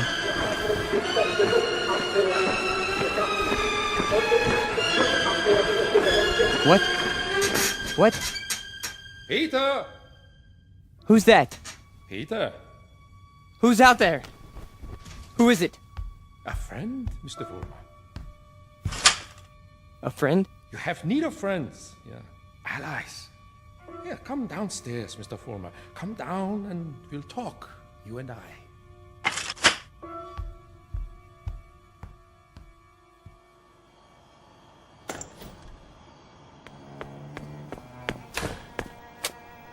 Hello, Mr. Vollmer. I heard people out here. Oh, did you? And your voice. Well, a dream, perhaps, of better days to come. Who are you? Take a good look. Do you not recognize me? Surely you have seen my picture. Wait. That hair. With the mustache. No. It can't be. You died a long time ago. Did I? Or perhaps I only wanted people to think so. But you're a great man. I am aware of your opinion. How did you know where to find me? I simply followed your tears, Mr. Vollmer. You said you have something to talk about? I do. I do indeed. I have you to talk about, on the things you believe in, which are the things I believe in as well. See, your success, Mr. Vollmer, will be my success. Are you interested? I am. I am. Please go on. Good. Then let us start by discussing a most important point. What are the dynamics of a crowd? How do you move them, Mr. Vollmer? How do you excite them? How do you make them feel as one with you? I don't know. I don't know, sir. How? Join them first, Mr. Vollmer. Yeah? When you address them, speak as if you were a part of the mob. Speak to them in their language, on their level. Make them hate the things you hate. How do I do that? If they are poor, talk to them about poverty. If they are afraid, talk to them about their fears. And if they're angry, Mr. Vollmer, if they're angry, give them objects for their anger. But most of all, what is most of the essence is that you make the mob an extension of yourself. Say to them things like, things like this. They call us hate mongers. They say we're prejudiced. They say we're biased. They say we hate the minorities. The minorities. Understand the term, neighbors. Minorities. Should I tell you who the minorities are? Shall I? We are. We are the minorities. That way, Mr. Vollmer. See, you started that way. I think I understand. That's right.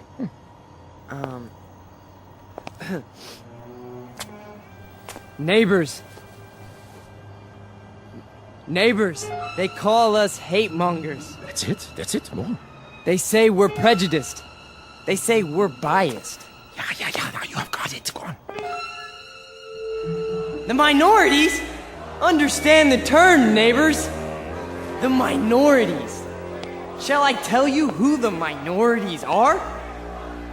We are the minorities. Because patriotism is the minority. Because love of country is the minority. Because to live in a free white America seems to be a minority opinion. Let me tell you something, neighbors. I want you to dwell on this. Just dwell on it. Once we had an atom bomb, and suddenly the Russians had it. We wanted to send men into space, but it was the Russians who got there first. We had a hydrogen bomb. It was the Russians who exploded theirs.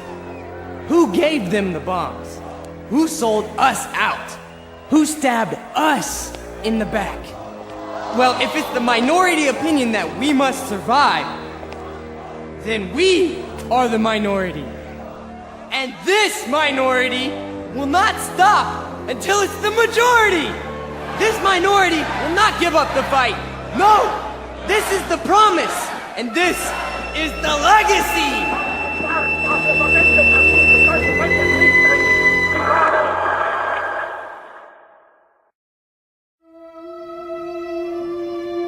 Look, I'm not gonna wait much longer, you understand? Gibbons, cool it. Pretty good crowd tonight, huh? Great crowd, and you were great, Pete. I mean it. Thanks, Stanley. They're finally responding. Responding? You had them right where you want them. Yeah. This here is my hall. You've been renting it all this time, but I ain't got the money yet. Hey, can't you see we're busy? Okay, boys. I'll put it to you this way. If I don't get paid right now, you don't have the hall tomorrow night. You got that? I'll go count the donations. What's the problem? Oh, this is a hungry man here, Pete. He's got to have his shekels. You know the type. I told you guys you're 3 weeks behind on the rent. You said you'd give it to me a week ago, and all I got was a cigarette butts on the floor. After tonight, that's it. Excuse me. Am I to understand that you're going to lock us out of this meeting hall because of a couple weeks' lousy rent? Oh, you understand right. $600 due. $600 that ain't been received. We happen to be a young movement. We're still struggling. We need time to grow. I don't rent time. I just rent the hall. It's the money. Or you put up a soapbox in the street. A soapbox in the street? What do we do, Pete? We gotta do something. I don't see why we have to tiptoe around this guy. Why don't I just educate him? Look, Frank, I don't know. Why don't you just hold on a second? I can do it, guaranteed. Well, I know you can, Frank. Somebody left this for you, Pete. Who? Nobody saw him. Just left this envelope at the back door. Your name's on it.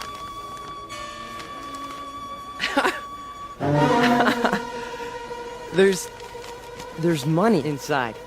6 C-notes. Hey, how about that? We need $600, and here it is. Oh, man, how about that? Hey, Gibbons, come and get it. Yeah, it's about time. You satisfied? Then don't bother us. All right. You're paid up through this week. Where'd the dough come from, Pete? You have any idea? We must have a secret supporter. I can see why. You were really something tonight. I can't even tell you how it sounded. You had him. You really had him. Hey, we're gonna make it. And now something tells me we're really gonna make it. You bet your life. You guys go on. I'll see you outside. Sure, Pete. Anything you say.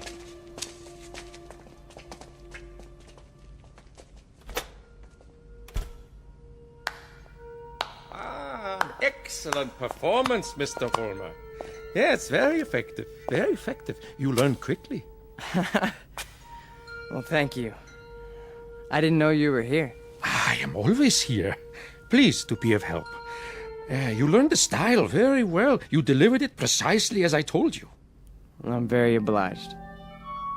And the money? Oh, it was the least I could do. We couldn't have you thrown out into the streets, yeah? I happen to feel that your work is very important. You're with us? With you? Oh, Mr. Vollmer, you might say I am you. Now, I have some suggestions. I'll continue to give you speeches, but there's a matter of importance that must be taken care of. What is it? An expedient, Mr. Vollmer. Oh, you might call it a cause célèbre. Something to cement the organization together. I don't understand. The organization needs a martyr. A martyr? How do we find a martyr? You don't find one, Mr. Vollmer. You choose one. You pick out the one of least value, and you make him a symbol. You wrap him in a flag, and you make his death work for you. Find a man, Mr. Vollmer, who has no worth while he's alive, but who can serve you when he's dead. Like who? Oh, surely there is such a one. Pete, they're waiting. Be right there, Nick. Okay. Thought I heard voices. You talking to somebody? No. I'm just practicing my next speech. Look, hey, tell Frank to come in here, would you? Right away. Alone. Sure thing, Pete.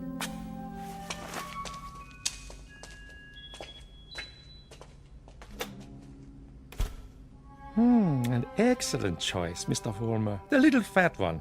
Yeah. Now, all you have to do is arrange it. The only thing is, I've known Nick for a long time. Isn't there some other way? Other way? There is no other way, Mr. Vollmer. And if you weaken now, there's no point in going on. When Frank comes back, tell him you've discovered an informer. Tell him the informer has done you irreparable damage. The informer must be put out of the way, but cleverly, subtly, so that there is some question as to who is responsible. But Nick's been with us from the beginning. The beginning? Oh, no, Mr. Vollmer. None of you were at the beginning. None of you. Nick's my friend. And this is an act of friendship. We are allowing him to serve the cause. How glorious for him. Nick says you wanted to see me? We got a stoolie in the group, Frank. A stoolie? Yeah. Nick's been talking. And I think he's working for the police. No. I know it to be a fact.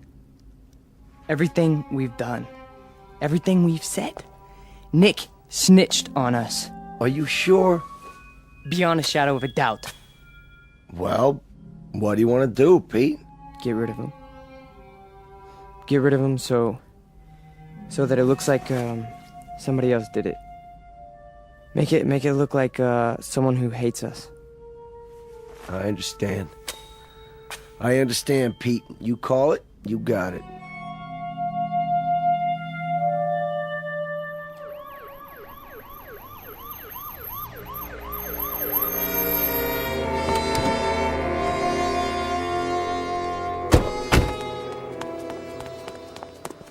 There you are, officers. Thank God.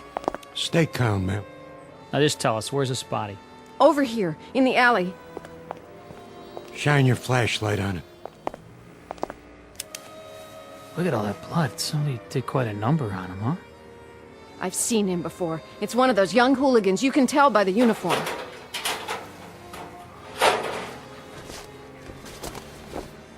He's dead, all right. Call a meat wagon. What was this one's name? Wait a minute. There's a note pinned to his chest. What does it say?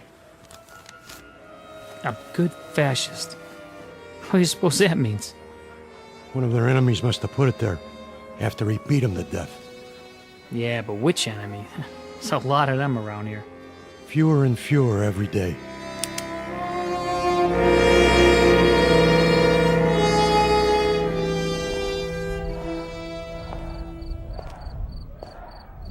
Hurry up, Frank. We've been waiting for you. Is it done? Cross off the little creep. Anything else? Then, we finally have our martyr. Pete, you better go on. They're going nuts in there. It's a good crowd tonight? Right to the ceiling. What's the matter, Stanley? Oh, nothing. Then why the look? It's just that... Nick was a nice guy, Pete. I miss him. Stan, you listen to me. You forget about Nick right now. He was a fat pig with no guts. He was a greasy big mouth who copped out every time he took a breath. A nickel and dime Judas who got exactly what he deserved. So don't mourn for Nick. He doesn't rate mourning. Not that pig. You got that, Stanley? Look at me, Stanley. You got that? Yeah. You have his poster ready? Blown up bigger than life. Just like you said. Good. When I give the signal, unveil it behind the podium.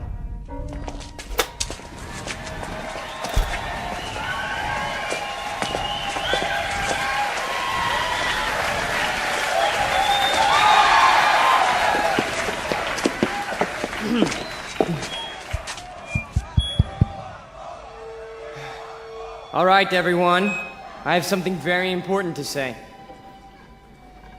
A man of honor has died tonight. A decent, courageous fighter for the cause of freedom. He gave his life. He gave his life for us. Some skulking assassin murdered him. But friends and neighbors and co-fighters, Nick Bloss did not die in vain. They stilled his great heart, but they could not stifle his memory. They could not obliterate his courage. They could not wipe away his honor. He lives, my friends. He lives in you, and he lives in me. He lives deep in the gut of any human being who believes that the United States of America should be free, should be untainted, should be free from the mongrels who try to enslave it. Now, Stanley, look at this portrait of Nick Bloss in his uniform. He wore it proudly. He died for it. And you and I, neighbors, we will live for it!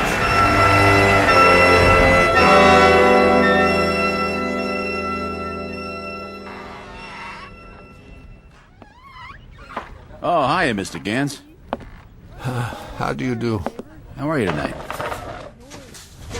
Oh, I'm very sober, unfortunately. Beer? Yeah, if you please. Boy, listen to him across the street. Guy's got a voice on him. And I knew it when it was only a whimper. That's a wild kid, that one. Used to be people would laugh at him, but lately he gets the crowd. Not many people laugh now. Say, you know him, don't you? Yeah, since he was a child. A silent little boy with very little to say. But now, I've been here before.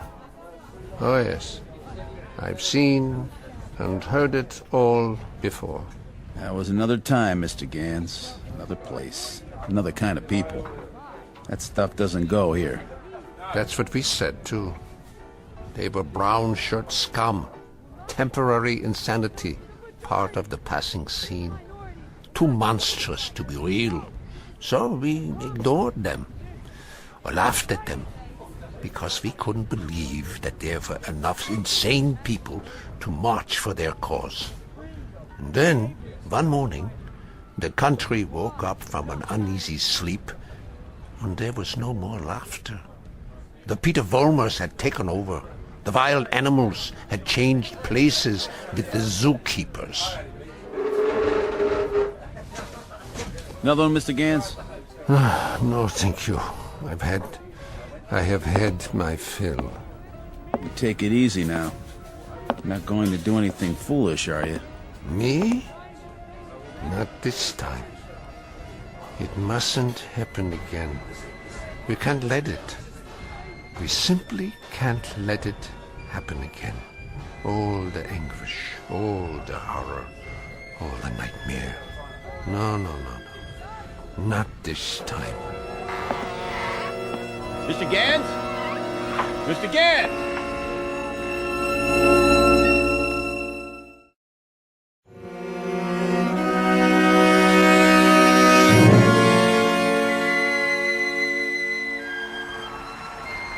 And so I tell you, my friends, we will take it to the streets. There's going to be a big meeting tomorrow night with searchlights and banners and drums and armbands. For every one of you who wants to join us, we have armbands.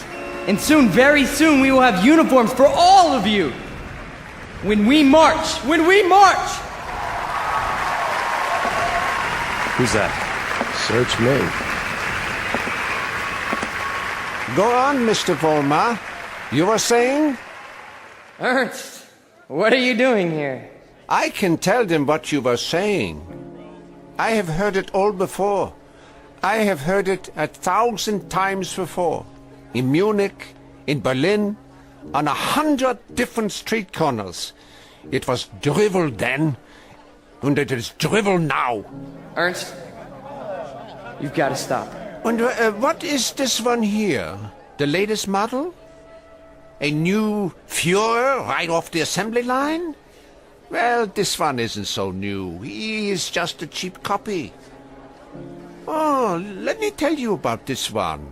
About the breed, the species. They are all alike. Problem children with illusions. Sick, sad neurotics who need applause like a needle. That's enough, Ernst. Please. Please. Listen to me, Peter, and let them listen, or I will tell them about a quaking, whimpering boy who cried on my couch, who still cries on my couch. Ernst, don't! They need parades and torchlights and slogans like therapy. They need uniforms and armbands, because without them they are naked and pitiful. This one grew too old to bite his nails, so he made believe he could lead others. Pete, don't let him have the mic. Put him down, or I'll put him down. Yeah, put me down, Peter. Shut me up. Stifle me, huh? Why don't you? Why can't you? Because this is your courage right here. The symbol on your sleeve. A torch on a lightning bolt. A crude drawing for children. I'm warning you, Ernst. This patch is your strength. This and the crowds and the sick isles. And if I tell you to your face, Peter, that your courage is made out of cloth, that your ideas are filthy garbage, and that you are something less than a man, what do you say to that? How do you answer me? Like this! Oh. The rebuttal. The only answer your kind knows how to give.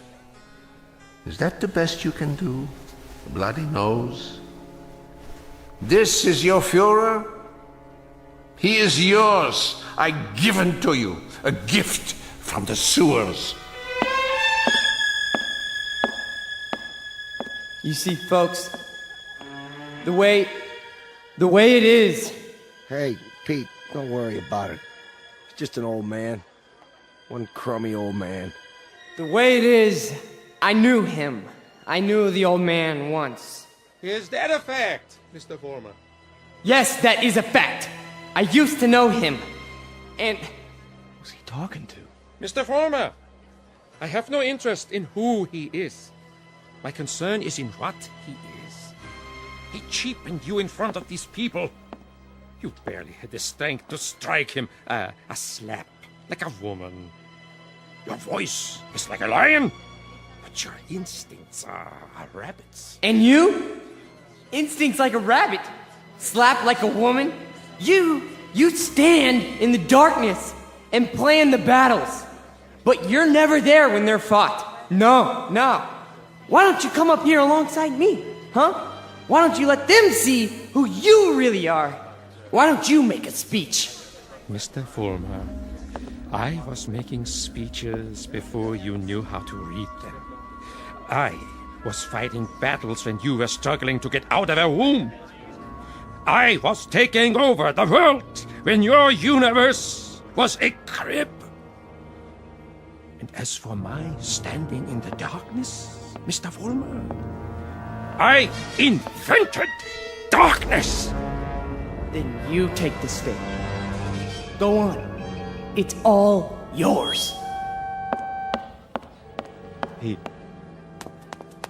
who were you talking to? Where are you going? You can't run out.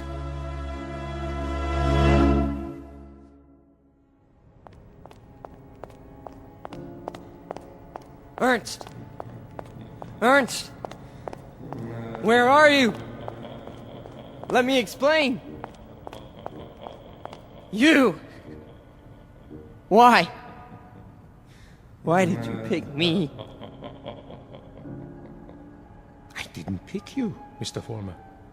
You picked me. You chose my ideas. You invoked my name. So now, you must take whatever comes with it. What? In the past, I've given you suggestions. Now, I give orders. Orders? What do you want me to do? From now on, you must be built of steel. No soft gaps of sentiment. Steel, Mr. Vollmer. The way we handled Nick, and the mobs and the speeches. And gradually, bit by bit, we shall forge something strong, something powerful. Just as I did before, with my own hands. With my own hands! The old man, the Jew, he'll be back again tomorrow night, the next night. I know him. I know the type. We sent them into the ovens. But always, there was a handful left to point a finger. His kind, Mr. Vollmer, his kind are dangerous. See, they talk, they think, they plant seeds, they hold us back. Here, take this. What is it? What do you think? A Luger 9mm pistol. My personal sidearm. Kill him. Kill the old man. Kill Ernst? Tonight, he will be in his room. If you are man enough. If you are steel. All right. I'll do it. I'll do it now. Then, Mr. Vollmer, when you come back, there's much we have to talk about. Plans, campaigns, ideas, the next steps. This is only the beginning, the dawn. It will be a long, long day.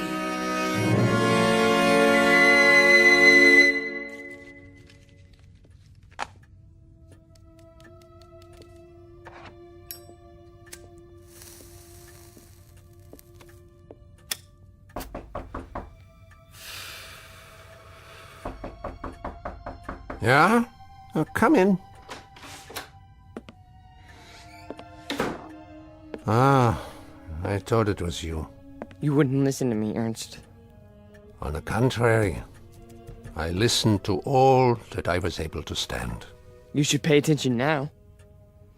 I can't even begin to tell you what's happened. It's too incredible. It's too unbelievable. I can tell you this much. We're on the march. From now on, we only go forward. There's no stopping us. No stopping you, Peter? An old man stopped you tonight with a few words. He stopped you with the truth. You're wrong, Ernst. It's not just me anymore. There's someone else. Someone behind us. Someone even you tremble at. He'd have to be a very imposing figure, Peter. Much more imposing than you. Oh, he is. He gave me this. See? More imposing even than a gun. That's only because you don't think I'll use it. Which only goes to show that you don't know me. I know you, Peter, I know you. From a ravaged little boy wanting love to a torn man looking for respect, identity. I don't feel you. So you may do what you have in mind at any time you wish. With this one last reminder. You can never kill an idea with a bullet. Never. No. I'm all steel now. Ernst, I'm made out of steel. No more sentiment. No more softness. Just purpose. Just will. Then shoot. Kill. Destroy me, if you can. Am I close enough to you? You're frightened. Admit it. Not at all. Impatient and a little bored. With living? With having to live in a time that produces people like you. Once, years ago, you made death inviting. You still do. So do me the goodness, Peter. Get it over with as quickly as possible. I'm waiting, Peter. Kill him, Vollmer! Kill the old man! Kill the Jew! Use strength! Use will! Be made of steel, Vollmer! Kill him! Kill him now! You see, Ernst? I told you! I told you! I'm made of steel. All steel. All strength. But at the expense of things that most other men have. Some fragments of decency that tell them right from wrong. That make them love. Yes, Peter, you have steel, but now you have no heart.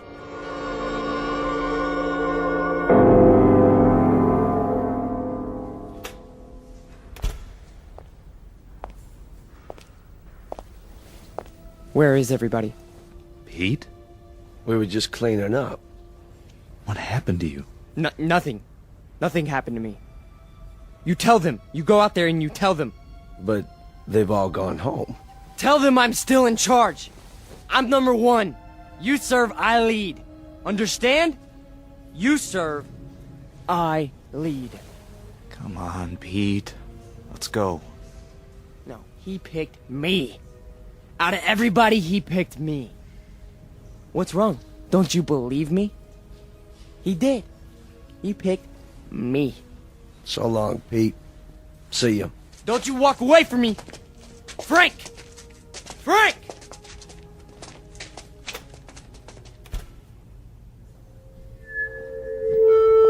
Who's there?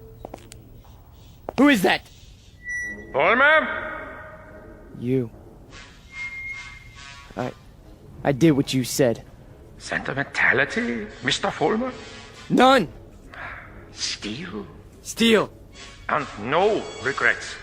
None! What did you destroy tonight? Only a disease. A growth on our flesh that had to be removed. Not a man, then? No. Hardly a man. How did it feel? It felt like I was immortal. Mr. Vollmer, we are immortal. Yes. Yes.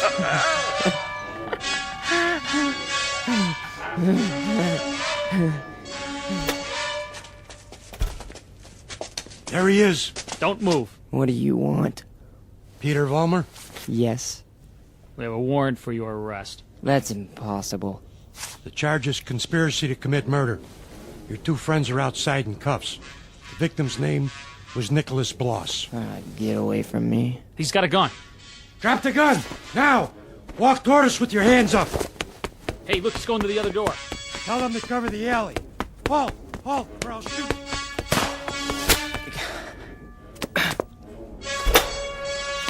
Hold it right there.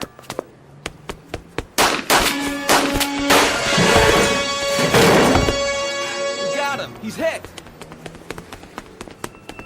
Call for an ambulance. You have the right to remain silent. Anything you say can and will be used against you. There's something very wrong. There's something very wrong. Easy, kid. Don't try to talk. But you made a terrible mistake. I'm made of steel. It's true. Don't you understand? I'm made of steel. I'm made of steel. I'm made of steel. I'm made of steel.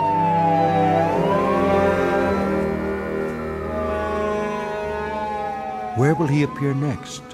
This phantom from another time, this resurrected ghost of an old nightmare. Chicago, Los Angeles, Miami, Florida, perhaps. Vincennes, Indiana, Syracuse, New York. Any place, every place where there's hate, where there's prejudice, where there's bigotry. Because he's alive. He's alive so long as these evils exist. Remember that when he comes to your town. Remember it when you hear his voice speaking through the mouths of others, no matter who they may be. Remember it when you hear a name called a minority slandered. Any blind, unreasoning attack on a people or any human being. He's alive. Because through these things, we keep him alive.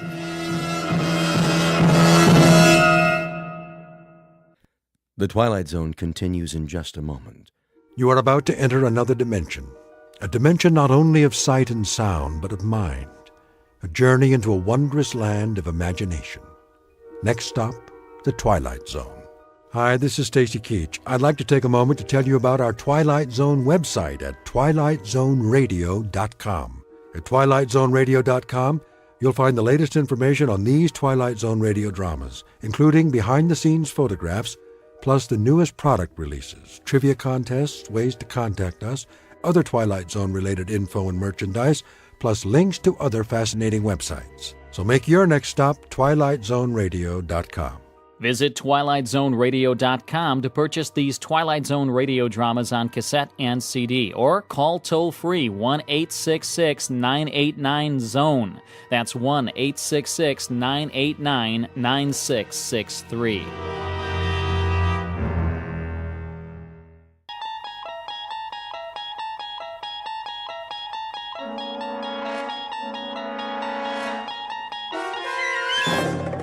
You unlock this door with the key of imagination. Beyond it is another dimension. A dimension of sound, a dimension of sight, a dimension of mind. You're moving into a land of both shadow and substance, of things and ideas. You've just crossed over into the Twilight Zone.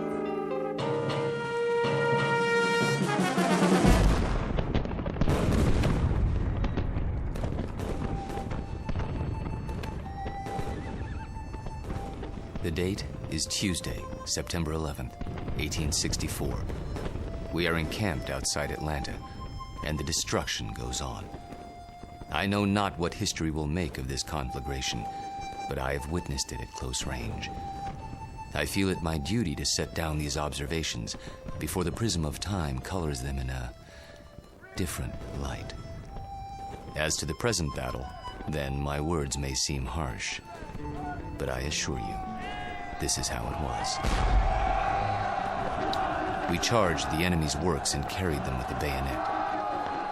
The earth ran red. The air was filled with the screams of the wounded and dying. But we were many, and they were few. And so we triumphed. Nonetheless, and despite urgings to the contrary, the battle raged on. The city was ours. There was no need to destroy save that which could be of use in the fight against us, but Sherman was drunk with victory.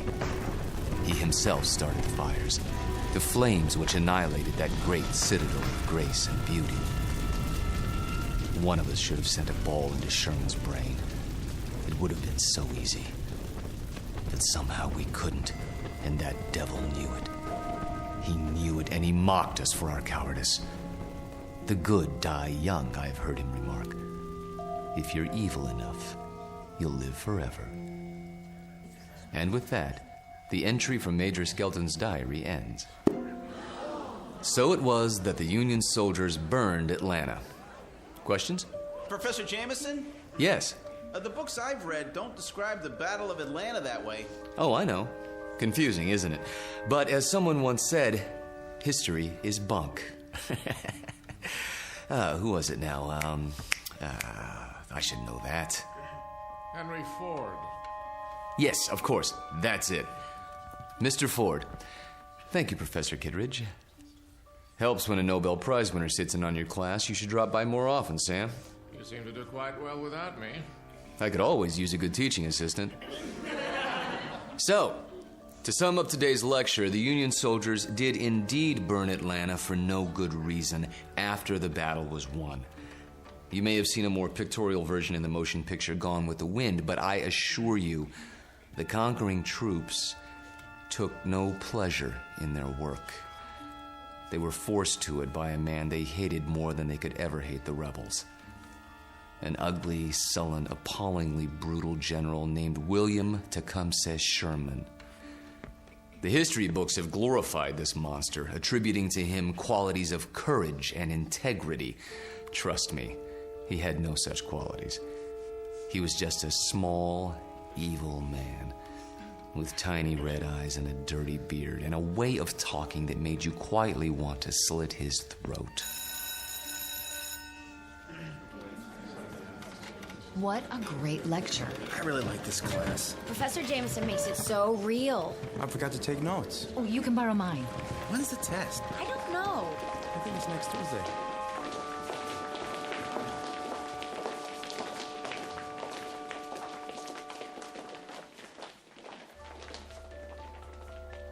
It has been said that universities are worlds unto themselves, inhabited by the young. These are the inhabitants of Collins University, a very small world indeed, young people hungering for knowledge, which can be imparted only by age. You have just met Walter Jameson, for 12 years the college's most popular and respected history professor. Students crowd his lecture hall and listen in fascination as he brings the dead past to life for them. It doesn't seem to matter what period of history he's discussing. He makes that period as real as this morning's headlines. Some explain this ability simply as the mark of a consummate actor.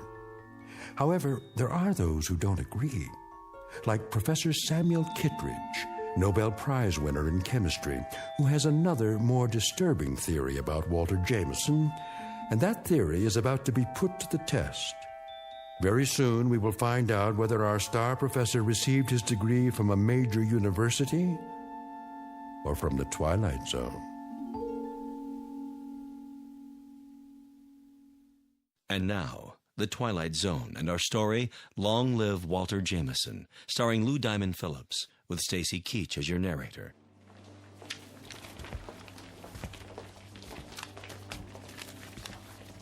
Very vivid, Walter.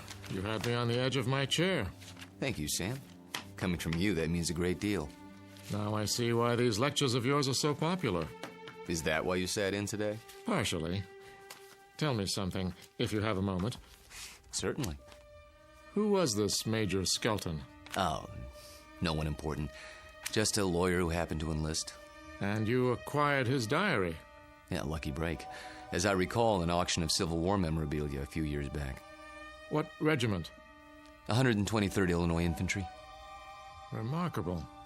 American history is a hobby of mine, but I must say I've never heard of him. His diary's never been published. A fascinating document. May I see it? Surely.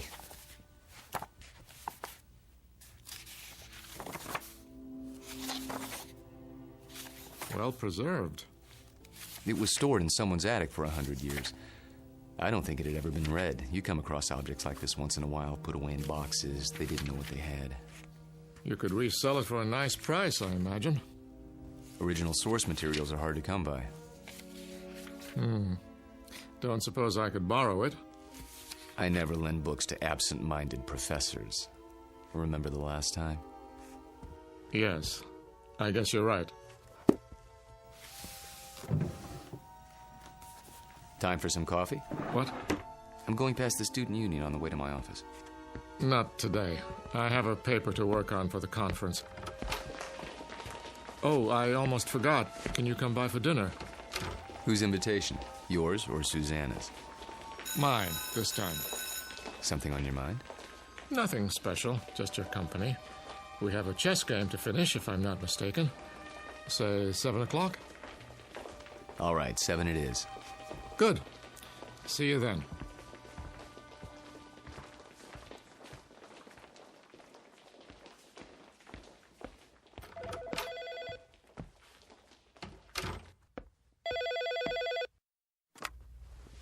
Hello? There you are. Where else? I keep regular office hours. I know. A chance to counsel all those co-eds. Oh, please, Mr. Jameson. I just have to talk to you. It's about my term paper. It's Professor Jameson to you, young lady. Excuse me, Professor. I might have an hour this afternoon. Then we'll have to work fast. You see, I have a bad case of writer's block. I need someone to, well, loosen me up. You don't need me. You need a cold shower and a massage. Speak for yourself. Daddy told me he invited you for dinner. He did. You mind? Not if you don't mind my getting some work done afterwards. My thesis is due in 10 days. How's it coming? Oh, it's coming. I'm just not sure I've said enough. Want me to look at it? Absolutely not. I have to know that I can do it on my own without help from you or Daddy. You will. Don't worry about it. I miss you. Me too. Only a few more days. Then we can spend more time together. We'll paint the town red. Oh, there's my 2 o'clock. I gotta go. Let me guess. Female, age 19, about 5'2", with eyes for her handsome professor. Be right there. Actually, this one's a little old lady. Wants to finish her degree before she kicks the bucket. I'll bet. See you in a few hours, darling. It's a date.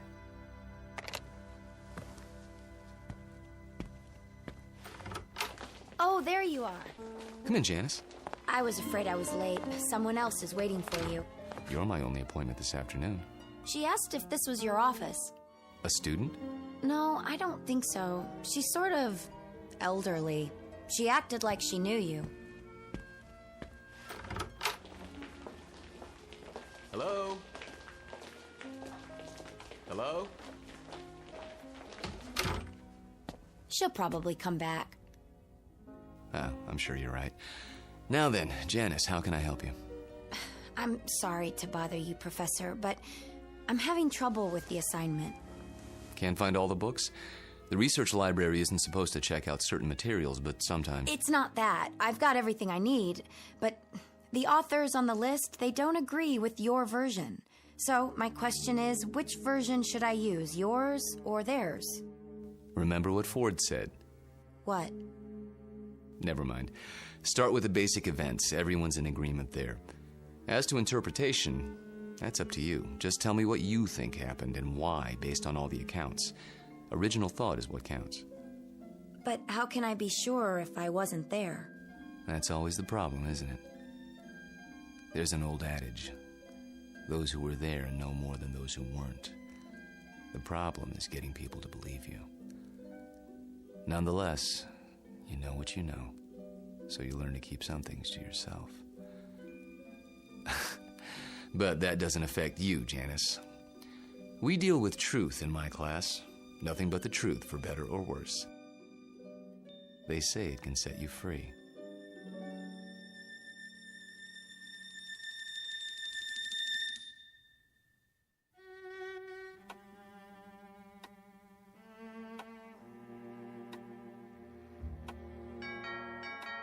I'll get it, Father.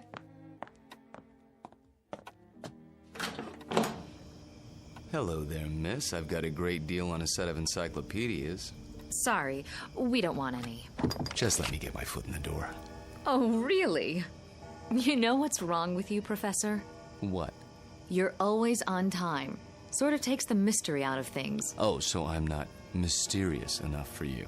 That's just it. You're too mysterious. Except when it comes to keeping dates. Get in here. Mwah. What's that for? Because, like my new dress? Awful. Get rid of it right away. You mean here and now? Watch it. You're a PhD, not some sorority girl. And not yet, I'm not. There's a little matter of a thesis, remember? A mere technicality. Anyway, it doesn't matter. You're about to give it all up and become a housewife. The devil she is. Hello, Sam. I didn't see you there. I'm giving you my daughter's hand, not her brain. Which I inherited from you. She'll get that PhD if I have to... Spank her. I know. Well, I like that. Spare the rod and spoil the child. Pour yourself a drink, Walter. Dinner's almost ready. Don't tell me you're the cook again tonight. Indeed. And why not? Don't you think it's about time Susanna learned for herself? He won't let me. Force of habit, after her mother died. Let's go into the dining room, shall we? I'll serve.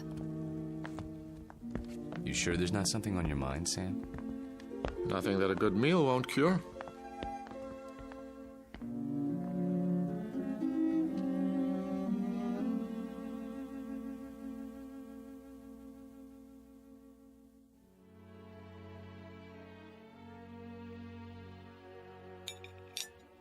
Had enough to eat? I take it all back, Sam. She'll never be the cook you are. I wouldn't even try. Well, you could try. Who knows? Maybe you've inherited your father's talents. What do you think you're doing in here? I'll do the dishes later, unless this is the men's hour. Cigars and brandy and all that. Not a cigar, a pipe.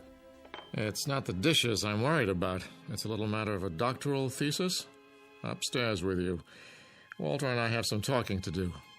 I don't believe this. It is the gentleman's club, right here in my own house. Just for a while, Susie. Then you can have Walter to yourself. You're not going to treat me this way, are you? Worse, you might have to support me. Then the wedding's off. Good night, Daddy. See you before you go? It's a requirement.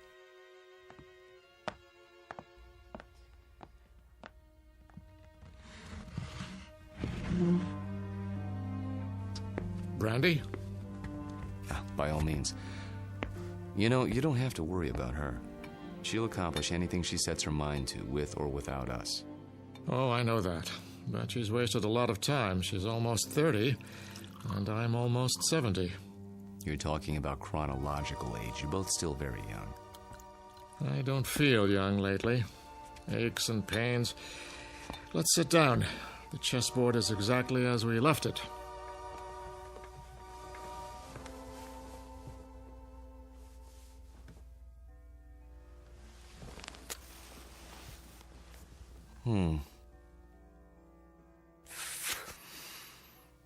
My move, isn't it? Do your worst.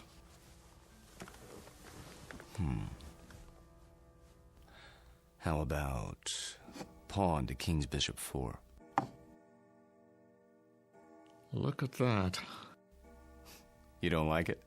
Not the move. Your hands. Well, what about them? Extraordinary, isn't it? They looked very much the same when we met, those two hands. Firm, smooth, not the slightest discoloration. Time marches on. For some of us. Walter, tell me something. Of course. How old are you? You know the answer. 44. My move. I seem to recall that when you applied for a position at the university, you listed your age as 39.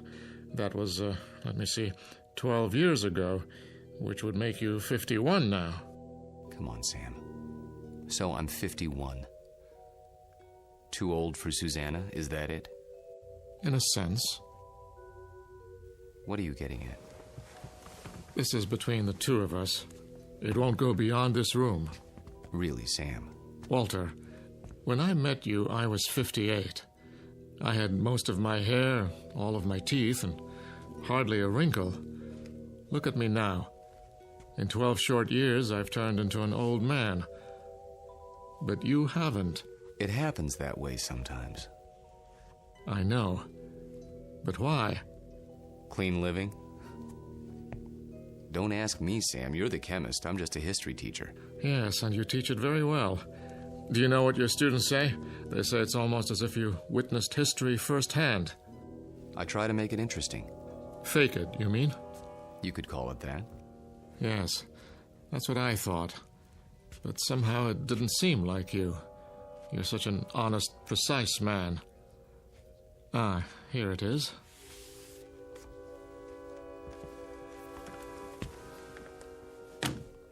What have you got there? A book, a first edition. Photographs, mostly. Taken by a fellow named Matthew Brady during the time of the Civil War. Well, what is it? You look as if you'd seen a ghost. Perhaps I have. Hand me that magnifying glass, will you? I don't see. Was your grandfather in the war by any chance? No. In that case, I'd say we have something of a mystery on our hands. How so? You got me interested in your Major Skelton today. Oh, that. I was curious to see what he looked like. So I went through the Brady pictures, not really expecting to find anything. Here, this is a shot of Sherman and 3 staff officers. Yes, typical of Brady's work. Moody, grim, not a smile between them. Look closely. The one with a pistol in his belt is identified as Major Hugh Skelton. This photograph was taken in the 19th century, and yet it looks exactly like you. I'd know those eyes anywhere. In fact, Walter, I'd have to say, it is you.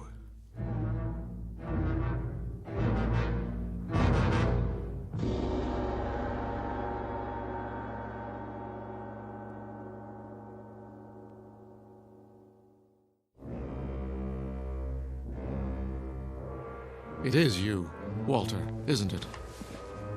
Photographs can be deceptive. Poor lighting, grainy images.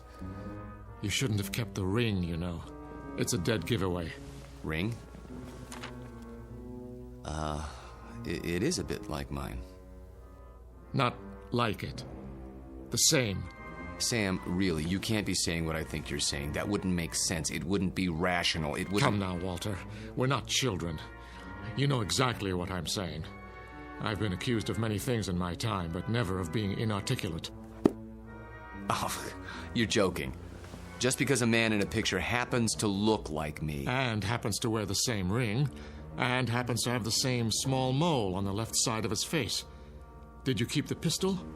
Or is it in a Civil War museum somewhere? Oh, Sam. Tell me the truth. You know what the truth is, don't you? You are the man in the photograph, aren't you? Yes. I knew it. I've suspected for a long time. But, of course, it seemed so fantastic. It is. Yes. So, now we're on equal footing at last. The time for lies is over, Walter. Wouldn't you agree? Yes. So tell me, how old are you? You won't believe me. I can believe anything now.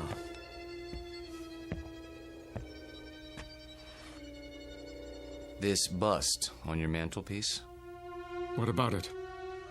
It's after a Greek statue, as I recall. The head of Cato the Elder. That's right.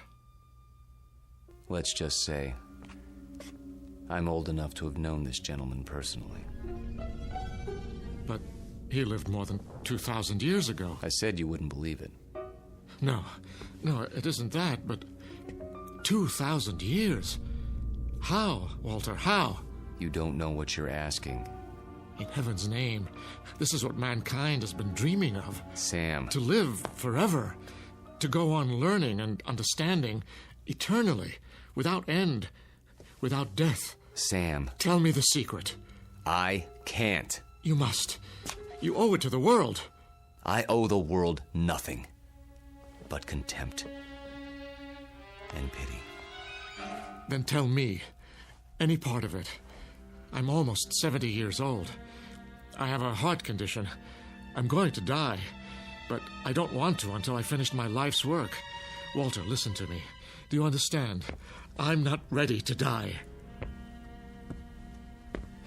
I can't tell you the secret because I don't know what it is myself. What? I was like you, Sam. Afraid of death. Too afraid to face the concept head on. When I thought of all the things there were to know and the pitifully few years man had to know them, I went cold with fear. And with anger, too, at the impossibility of it all. The combination was paralyzing.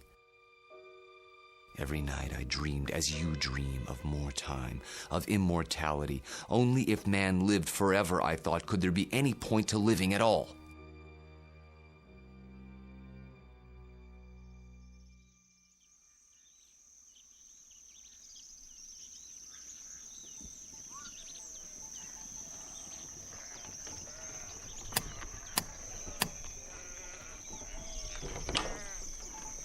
I'm thirsty.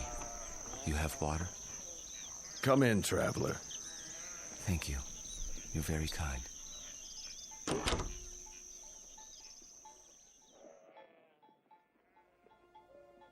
One day, on the road, I met a man, an alchemist. I told him these things and more as I rested with him. He said that he could grant my wish. Only it would cost money. A great deal of money. So I sold everything I had and paid him his money and submitted to his experiments. Drink this, young man. You may remain here until you recover.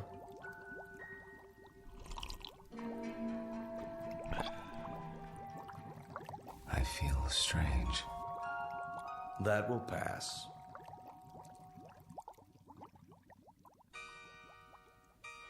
I remember very little of what followed, except that I was in a coma for many weeks. When I revived, I learned that the alchemist had been burned for blasphemy. You're not serious? An alchemist? The only legitimate one that I've ever known. You're asking me to believe something that goes against everything I know.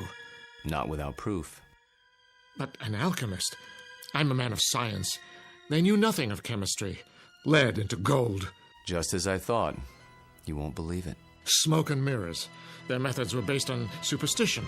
Magic. What did he use? Bat's blood and eye of toad? And once upon a time, germs were unknown. And blood cells, and pasteurization, and human growth hormone, and... Sam, all those things and more would have been called magic once. It's a matter of knowing what to measure and how. Do you realize that most of today's medicines come from plants? Witch doctors discovered a long time ago that they worked, even if they couldn't explain the reason. Don't lecture me. All right. But you'll grant that certain phenomena exist before we know why. Science is like history in that respect.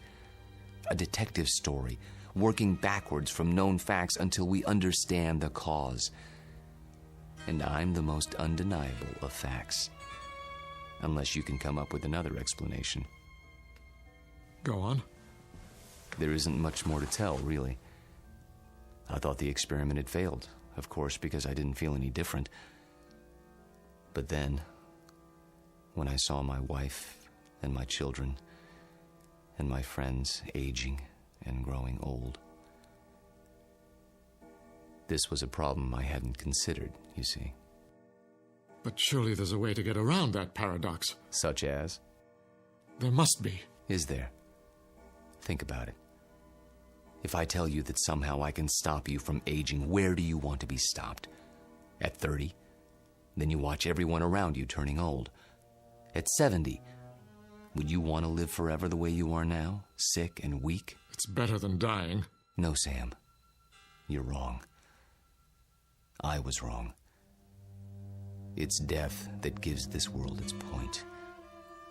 We love a rose because we know it will soon be gone. Who ever loved a stone? I'm not a rose, and I'm not a stone. I'm a man. Very old, very frightened. Of what? Death? Yes, of death. You're a fool. I want to die. Then why don't you? Because I'm a coward. Like all men. Because I'm tired of living and scared of dying. That's why. There's a revolver in my desk at home, Sam. The same one you saw in the Civil War photograph. Every night, I hold it in my hand and pray for the courage to pull the trigger. But I can't. You mean to say you've survived all these years without an accident, without being injured or wounded? Some people are lucky that way. They go through life without ever breaking a bone or seeing the inside of a hospital. Oh, I've come close to death plenty of times. But never close enough. Thank you. For what? For reassuring me. I thought that if a man lived forever, he would grow wiser. But that isn't true, is it? You grow tired. That's all. It must be lonely. That's a word that comes to mind. You say it as if you think it's a word I don't know anything about. I suppose you married more than once? Yes. How long with each woman, Walter? 10 years? 15? I take your point. Now you know why I attended your lecture. Why I asked you here tonight. It wasn't idle curiosity. I suspected as much. Sam, this isn't a situation of my choosing, not any longer. I tried to resign 6 months ago, but you talked me out of it. Do you remember? Yes. Do you know why? I knew that Susanna was falling in love with me. And I knew what would happen, because it had happened before. A few years of happiness, and then... I warned her. I did everything I could to discourage her. Except tell her the truth. How could I do that? She'd have thought I was mad. Then why didn't you leave? Because it was too late. I was in love with her. Everything was against it, all my reason and experience. But that didn't matter. And God help me, it doesn't matter now. It does to me. Walter, I can't let you marry my daughter. And why not? Susie. Well, go ahead. I asked a question, Father. We were just having a conversation. So I gather. How long were you standing at the top of the stairs? Long enough to hear that there's some sort of disagreement over me. Don't you think it would have been considerate to include me in the negotiation? It's not a negotiation. Please, don't misunderstand. Your father seems to think I'm too old for you, darling. Susanna, let me explain. That's the silliest thing I've ever heard. Good. In that case, you will marry me? I thought that's already been decided. You asked, and I accepted. Unless you're having second thoughts. Nonsense. If I had my way, we'd do it tonight. Are you serious? I've never been more serious in my life. I think you mean it. There's a justice of the peace in the next county. Go upstairs and get your prettiest dress. I'll go back to my place and pick you up in an hour. But... Go. Go. Daddy? I can't very well ground you, can I? You're of legal age. Oh, Walter, I do love you. Though your timing is a bit of a surprise. Life is a surprise. If we're not ready now, when will we be? Next week? Next year? We have to seize happiness when it comes, and it's here now. 1 hour, darling.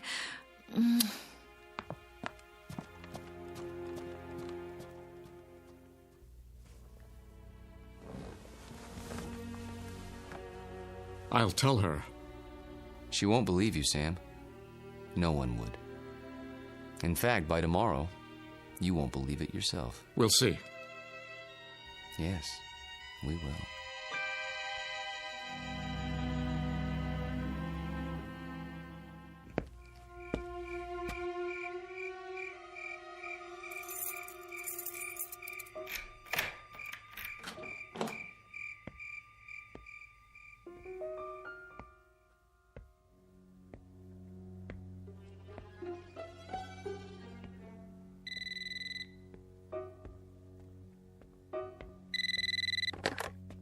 Yes?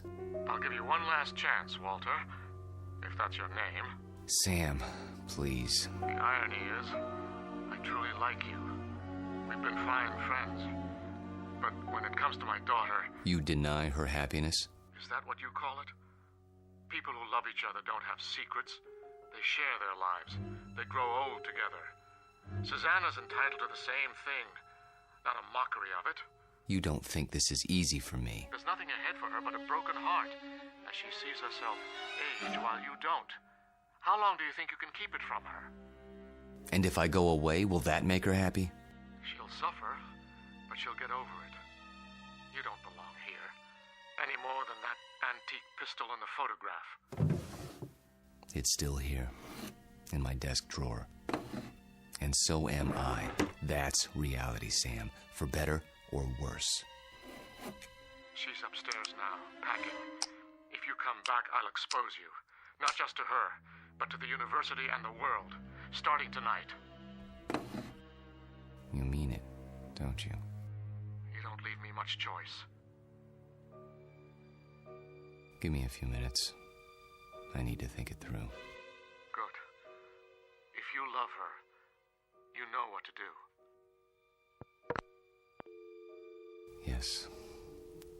I know what to do. Only... I don't know if I have the courage.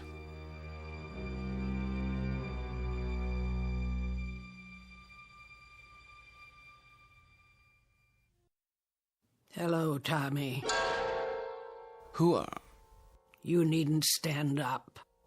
How did you get in? You left the front door open. Who are you? Don't you recognize me, Tommy? No, I don't think I... Look hard into my eyes. You called them the most beautiful you'd ever seen once. A long time ago. I think you've made a mistake. No. It's you, Tommy. My name is Jameson. Professor Jameson. And if you don't leave my house at once, I'll be forced to call campus security. Don't pretend with me. I know who you are. And who is that? Tom Bowen. Tom? My husband.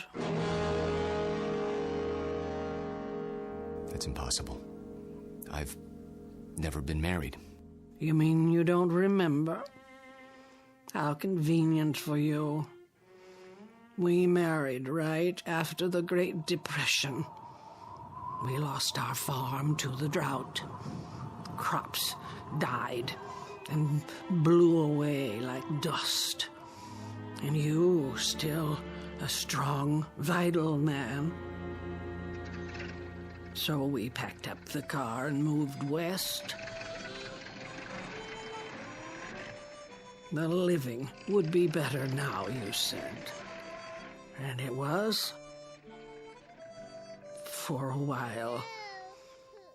We had a little girl. Did you know she passed away last year, Tommy? A grown woman herself, getting on in years. It's not right to outlive your children. But me, I had to keep going. It was like I'd been waiting all these years, waiting to know where you went when you ran off. And now, I found you. My dear lady, perhaps if you told me who you're looking for, I could... Oh, stop. Please, stop. I saw your picture in the paper. I knew it was you by those eyes. And the ring. You always wore it. So I had to see if it was true. It is. No, Lord, look at that. I can't explain it. I only know what I see. I've grown old, and you haven't. Don't. Please. And now you're going to marry someone else and leave her the way you left me. Lorette, for God's sake. I can't let you marry her, Tommy. You're mine. Don't touch me. What's this? Put the pistol down. Oh, I remember that gun. You used to keep it locked away. Said it belonged to your great-grandfather. Take it out and oil it like you knew you were going to use it someday. Is it still loaded? I said put it down. Tommy, what you're doing, it's wrong. You can't go on hurting people the way you hurt me. I won't let you. Lorette, for the love of... What was that? I didn't hear anything. Are you sure? I thought... Thought what? I don't know. Susanna, dear, please wait. Don't try to stop me. I've made up my mind. I know. It's not like I'm going away. Walter and I will be married, and then we'll come back and I'll move my things into his house. It's only down the block. I'll still see you every day and... Shh. I did have some things to say to you. very important things. But now, I don't know where to start. Please don't. I'm nervous enough as it is. Can't you be happy for me? I know it's a change, a big change, but surely you're not surprised. You must have seen it coming. I know we haven't talked much about it, but... Do one thing for me, sweetheart. What? Bring me my reading glasses. I shan't be able to sleep while you're off eloping. At least I can get some reading done. Oh, Daddy, thank you. Where did you leave them? Upstairs in my bedroom, as I recall. Would you mind getting them for me? Of course I will. If Walter comes to the door, tell him... I know what to tell him. Don't expect him just yet. There's still time. Wait right here. I'll find them.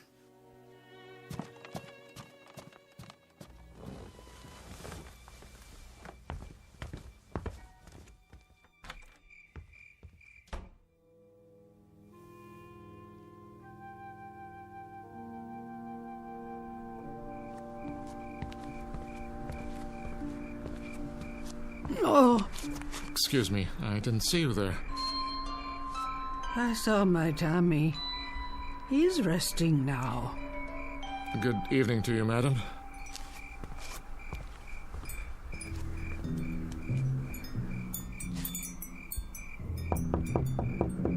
Walter.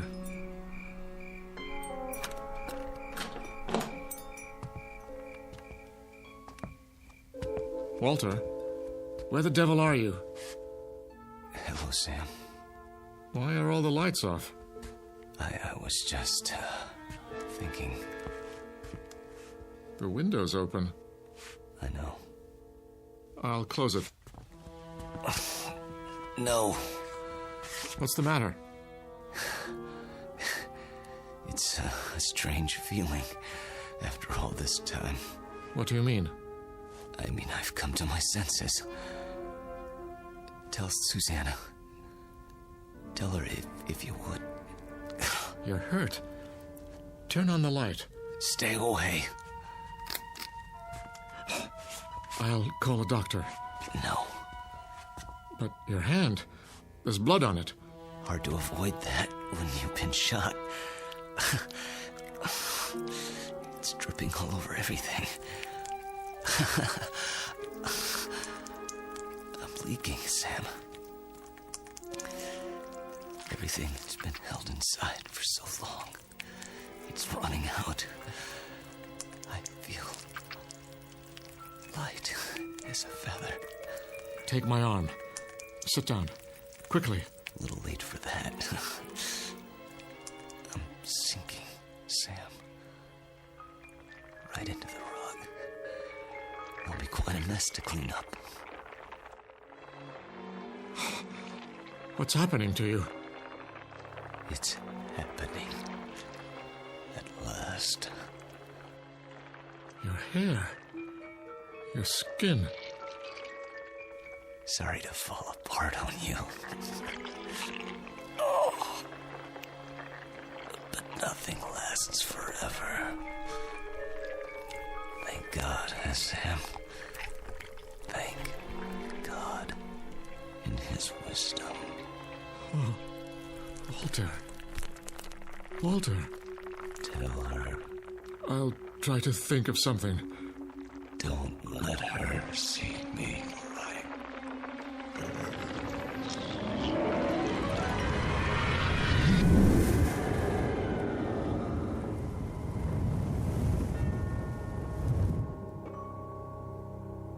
Dad?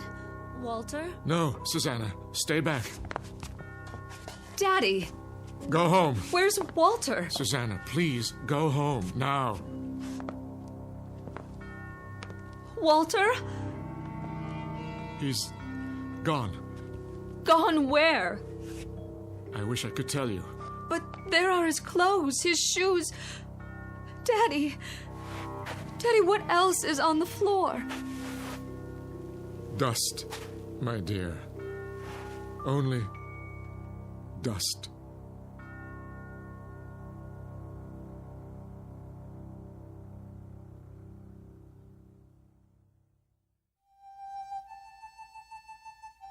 Professor Walter Jameson, an expert in the subject of times long past, and above all, a consummate actor, since before this university was founded. He's finally completed his life's work, a history of the world that begins in the cradle of civilization and ends in our time, because the future was not his specialty. In fact, the simple truth is he had no future left. The past has a way of catching up with us, sometimes when we least expect it. They say that time heals all wounds, but it also wounds all heals. Rest in peace, Professor. You've just passed the ultimate final examination in the Twilight Zone.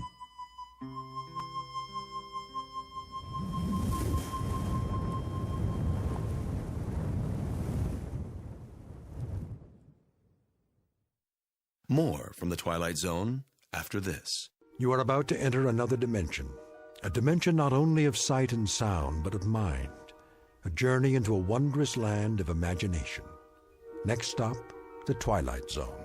Hi, this is Stacy Keach. I'd like to take a moment to tell you about our Twilight Zone website at twilightzoneradio.com. At twilightzoneradio.com, you'll find the latest information on these Twilight Zone radio dramas, including behind-the-scenes photographs, plus the newest product releases, trivia contests, ways to contact us, other Twilight Zone-related info and merchandise, plus links to other fascinating websites. So make your next stop twilightzoneradio.com. Visit twilightzoneradio.com to purchase these Twilight Zone radio dramas on cassette and CD, or call toll-free 1-866-989-ZONE. That's 1-866-989-9663.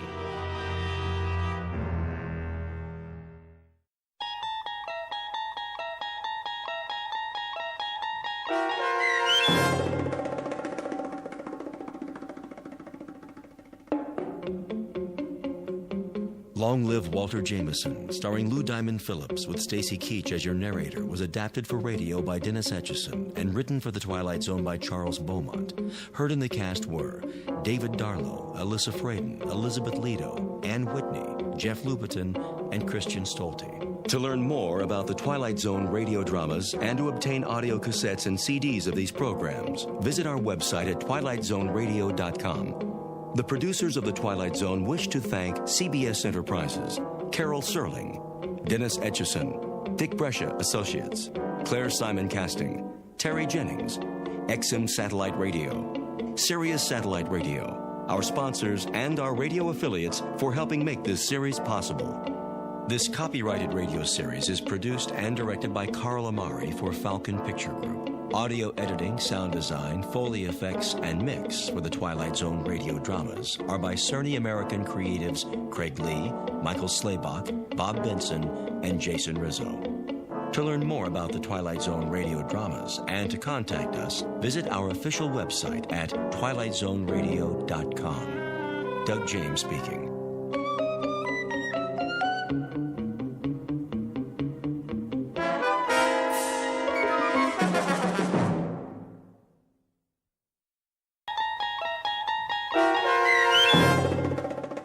In Praise of Pip, starring Fred Willard with Stacy Keach as your narrator, was adapted for radio by Dennis Etchison and written for The Twilight Zone by Rod Serling. Heard in the cast were Mike Starr, Chad Reinhardt, Christopher Bulf, David Darlow, Linda Reiter, Jeff Lupetin, Peter DeFaria, Doug James, Joby Cerny, Kurt Nabig, Anna Savrutsa, Jason Mallow, Carl Amari, and Amanda Amari. This copyrighted radio series is produced and directed by Carl Amari and Jason Mallow for Falcon Picture Group. Doug James speaking.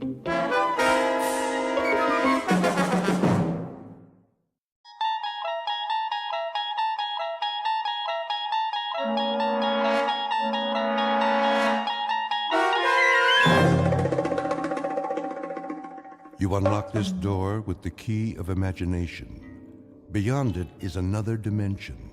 A dimension of sound, a dimension of sight, a dimension of mind. You're moving into a land of both shadow and substance, of things and ideas. You've just crossed over into the Twilight Zone.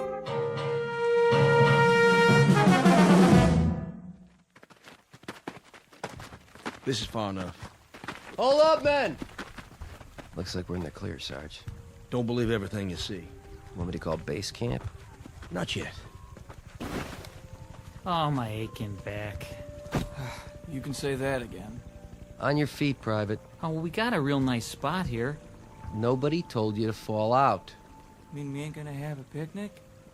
Pick up your gear. Now. Yeah. Listen up, you jokers. This isn't war games. You want to get home in one piece, you follow orders, or you can lay down and die right now. You got that? Sergeant? What is it, Phillips? I can do some recon if you want. Check out the river. Not now. If it's all clear, maybe we could cross. Forget it, Pip. I need you here. But, Lieutenant, base is only a few clicks away. If Charlie's behind us... Charlie's close. I can feel him. You've been here as long as I have. You'll feel him, too. Listen to the sergeant. He eats and he sleeps jungle. He lives in the trees like a monkey. He was made for this. Well, you're a bunch of city boys. You don't know jack. Now cut the chatter.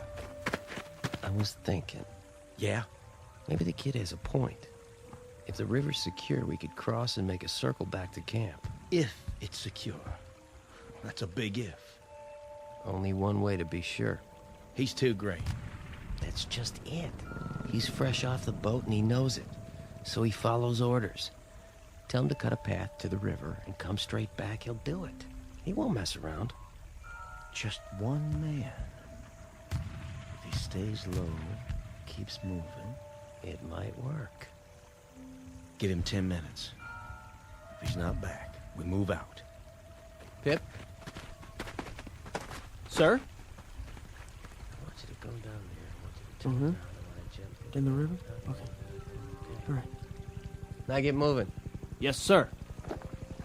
And where's he going? Yeah, he's in a mighty big hurry. That's probably the chow he ate. No, he's gonna have himself a little swim. Hope he took his suntan lotion. Cool it! Come on, Phillips. You can do it.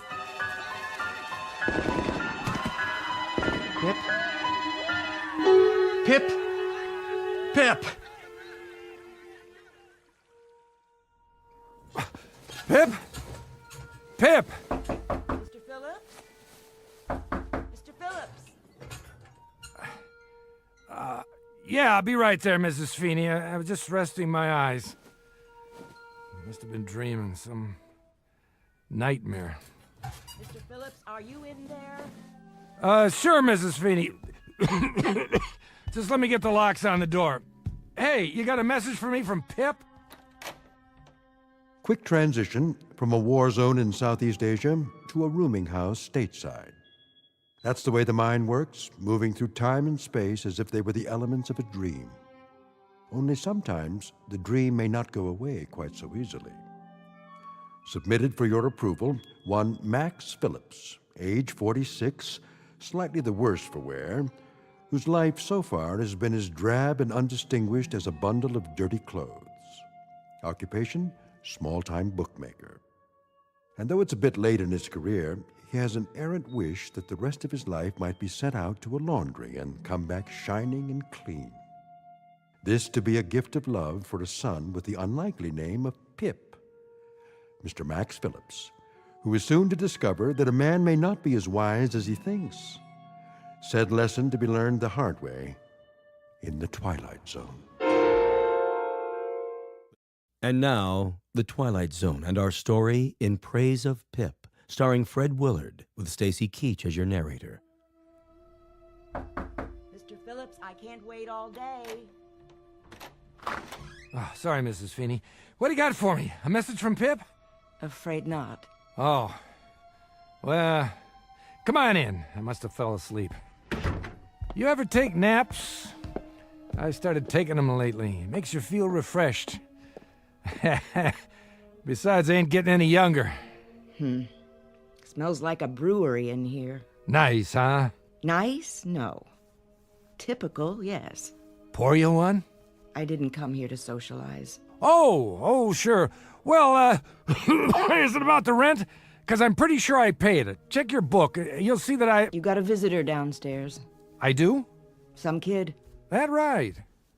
What's his name? I didn't ask. Well, tell him to wait a couple of minutes. I already did. You did? Then I better straighten up. Yeah, you better. I think he's got some more business for you. No kidding. You're a doll, Mrs. Feeney. Did I ever tell you I love you? All the time. Speaking of which, do you know what time it is now? Sure I do. Only first, tell me what day it is. It's 8 o'clock. In the evening. What? It can't be. Well, it is.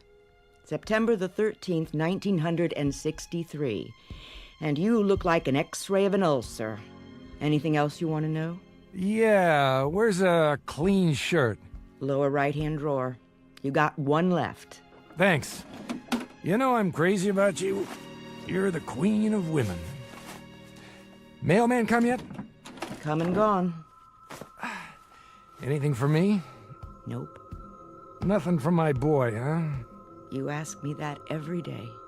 Well, sometimes he writes, when he's got time. He must be awfully busy over there.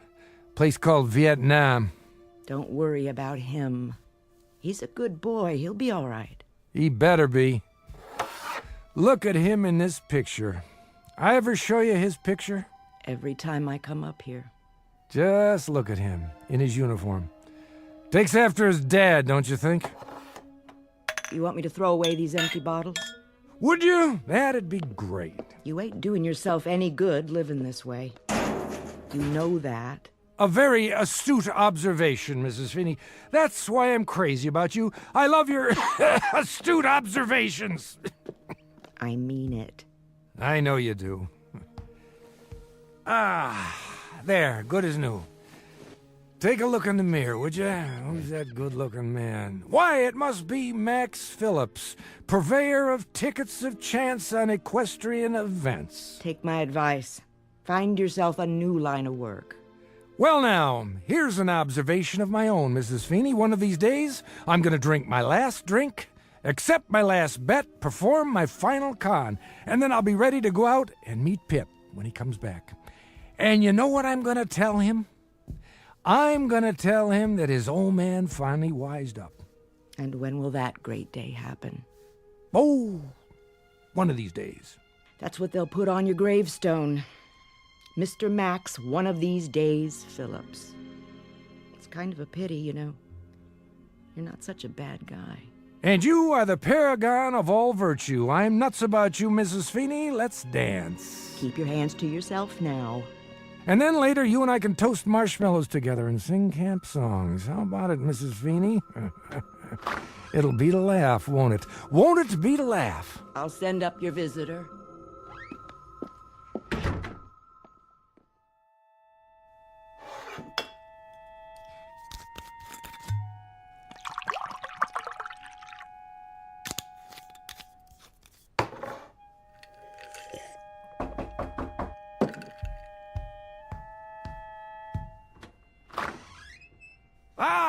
Well, hi there. Pete, isn't it? George. Georgie, that's right. Hello, Mr. Phillips. Please, step into my office. Thanks. Drink? I've got a bottle. No thanks, Mr. Phillips. How about a cigarette? I've already got one. Oh, you got two by any chance? Oh, yeah, sure. Thanks, kid. I just ran out. There, that's better. Well, Georgie, what can I do you for? Another bet? Mr. Phillips, Shady Boy lost yesterday. He sure did. That's the way of the world, Georgie. The rich get richer and the long shots lose. So what's to do? But you told me he had a good chance. Did I? Well, see, the thing of it is, though, it rained yesterday. Tears up the turf pretty bad. You said he ran good on a wet track. I said that? Yes, sir. Proving how little I know about handicapping. Now look, Mr. Phillips. What, George? Sure you don't want a drink? Just a little one? Look, I bet every nickel I had on him. Ah, that's a real shame. What am I going to do? I give up. What? Well, I was hoping, maybe we could work something out. Like what? You know, George, it's funny, but I can't think of a single thing. Can you? It's funny, all right. Just a big joke to you, huh? Lots of laughs. Where'd you get the money, George? What do you care? I'm serious. Where'd it come from? Doesn't matter. I got it, all right? You borrowed it? Sort of. From where? The place where I work, all right? The place where you work. An office. A white-collar crime, huh? I told you, I only borrowed it. Sure you borrowed it, without anybody knowing that you borrowed it. How right am I? So what happens now? What do you think happens? I'll go to jail. Now that I'll make book on. Poor Georgie Porgy, one of the new breed. A Johnny-come-lately brains right out of college and a second-guesser head. What a shame. So I ask you again, Georgie, what's to do? Well, that's why I came to see you. I have to put the money back by tomorrow morning. If I don't, they'll know I did it. Make a note of this, George. I'm about to slip you a real tip. Guaranteed the truth of the day. What's that? My name is Max Phillips. I'm a bookie. That's my profession. I accept wagers and give out ticket stubs on horses. I do not accept sad stories and give out advice. Comprende? Yeah. However, I will loosen up this much. I will go so far as to remind you of the following.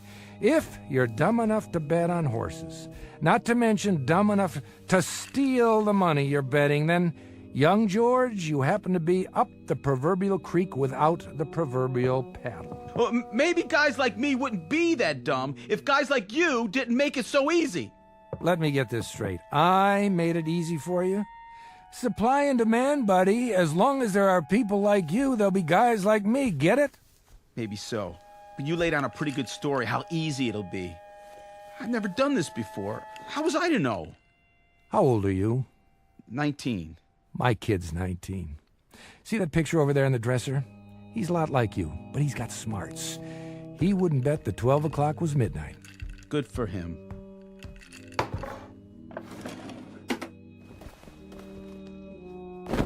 Here.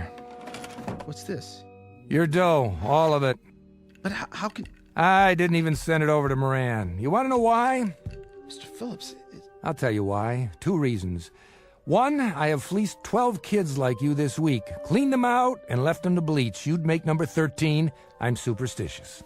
And the other reason, that boy in the picture there, if he ever did anything as dumb as you, I'd count it as a favor if somebody straightened him out. So, why don't you run along now before I change my mind? Man, Mr. Phillips, what about Moran? You're referring to the gentleman who employs me. What'll he say? I mean, I hear he's a pretty tough character. Wrong. He's an angel, a kindly sensitive man. Salt of the earth. If he finds out that you gave me back my money, he'll say it was a Welch. Oh, no doubt. But it'll be my problem, not yours. Thanks, Mr. Phillips. Thanks a lot. Let me tell you something, George. You can welch on a bet. That's S.O.P. But don't get like me. Don't welch on your soul. Then you wind up hating what you see in the mirror, and that can make it rough when you shave. Good night, Mr. Phillips. Good night, Georgie Porgy. Sleep tight. You saved my life. God bless you. This one's for you, Pip. Oh, and Pip, can you hear me, son? Please take care of yourself.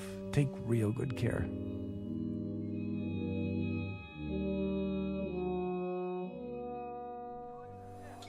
More wounded? I'm afraid so, sir. And more on the way. You know we can't handle any more, Lieutenant. I filled up every cot I can lay my hands on. You'll just have to do the best you can. But we can't keep up with all the casualties. Better than sending them home in body bags. And God help them. This one on the stretcher, the boy from Huang Ho? That's right, sir. We were caught in an ambush. Multiple shrapnel wounds, abdomen, extensive tissue damage. Not a pretty sight.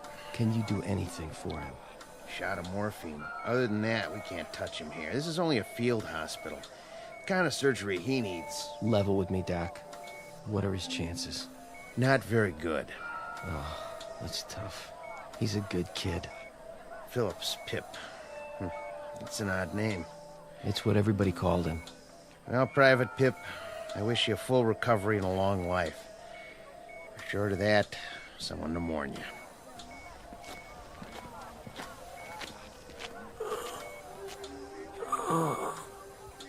Dad? Dad, I need you. Help me.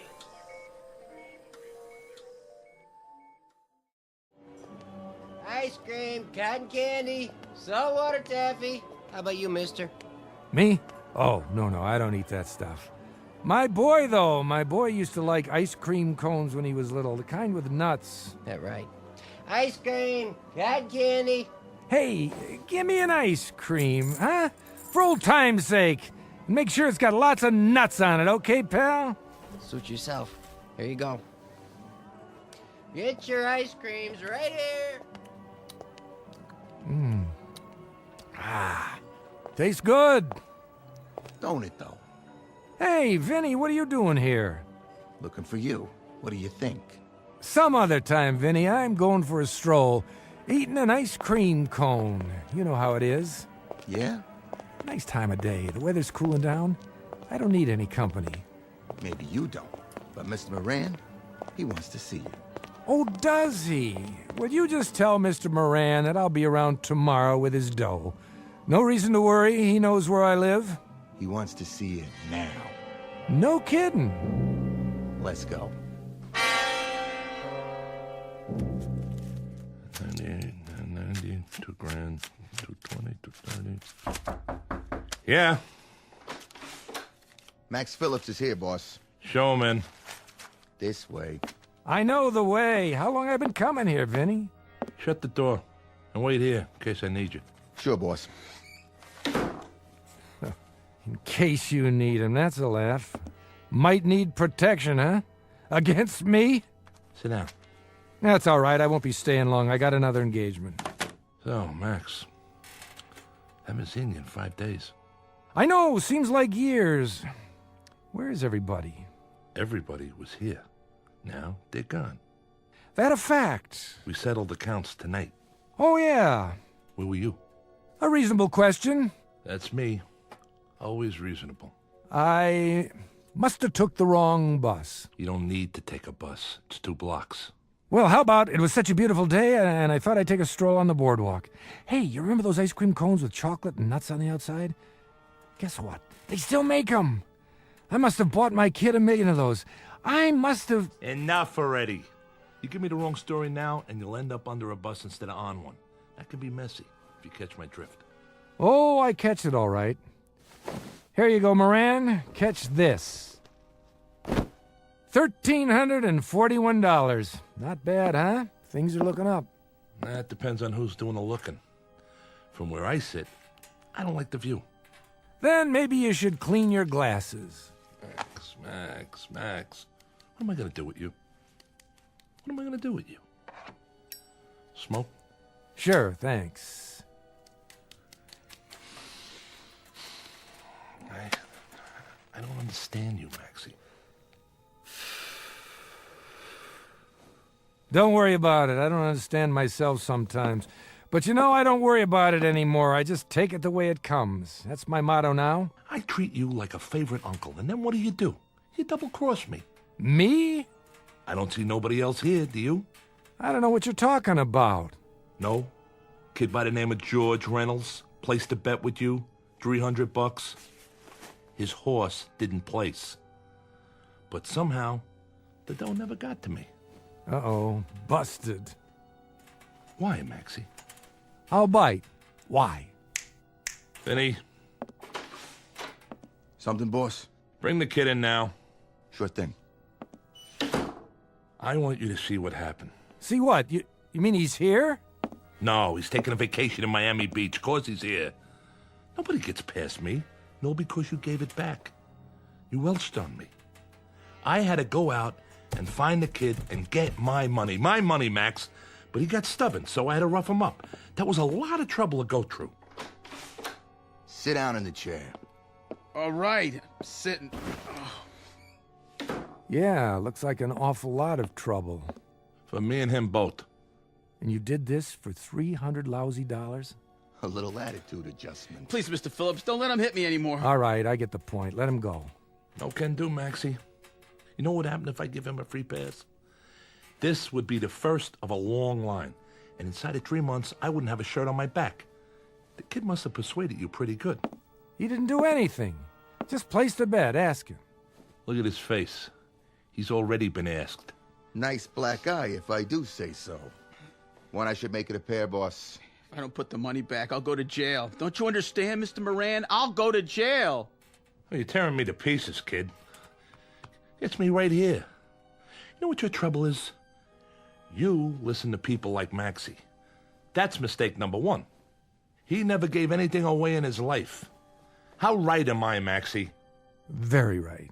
Guess I'm just a heel with a Robin Hood complex. He's got a complex. But a short-lived one, Georgie Porgy. Remember that. Next time somebody hands you something for free, consider the source. Nothing from nothing equals nothing. You want I should answer it, boss? No, I want you to eat it. Get it for me. It's giving me a migraine. Talk to me.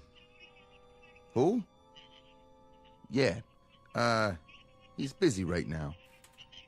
All right, I'll tell him. It's your landlady. Mrs. Feeney? Says there's a telegram for you. A telegram? Probably from Georgie's horse, saying he's just coming into the stretch and he'll be home for Easter. Give me that. Yeah? Well, open it up, would you, Mrs. Feeney? From the Defense Department? Go ahead, read it to me.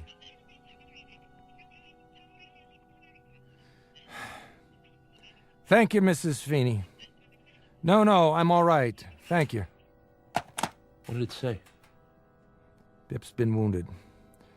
My son is dying in a hospital somewhere, a place called Laos. There isn't even supposed to be a war there, but my kid is dying. It's to laugh.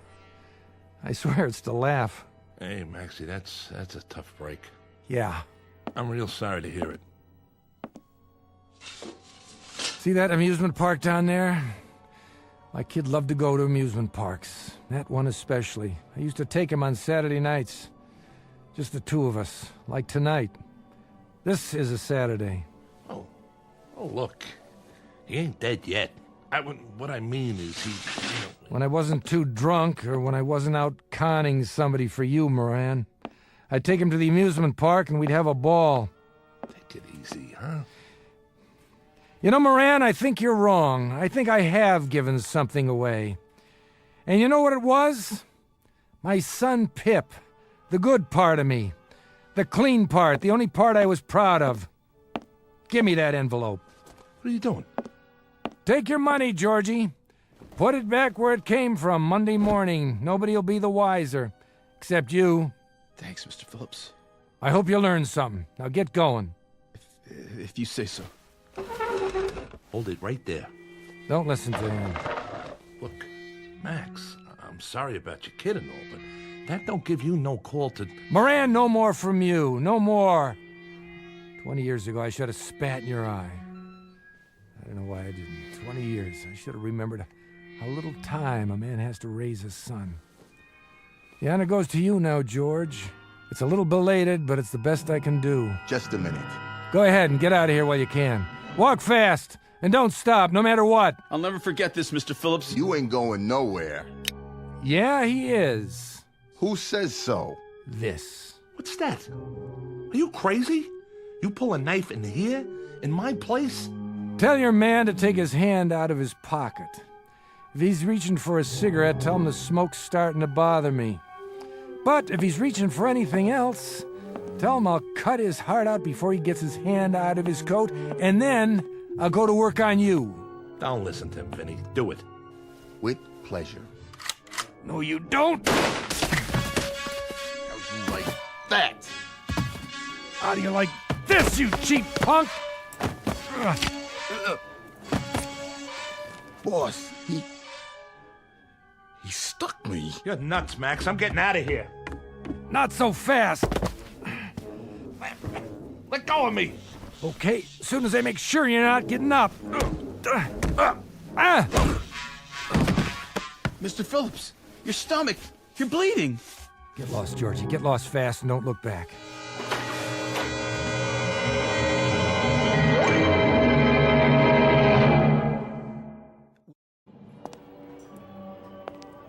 Can't get my breath.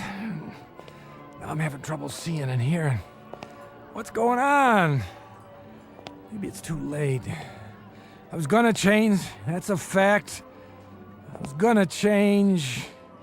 No more bets, no more bottles. And I was gonna meet Pip when he got off the boat. So now there's no more bets, no more bottles. But there's no more Pip either. Best laid plans of mice and men and me. God, if I could only see him. If I could only talk to him. If I could only tell him. Pip! Pip, where are you? Where?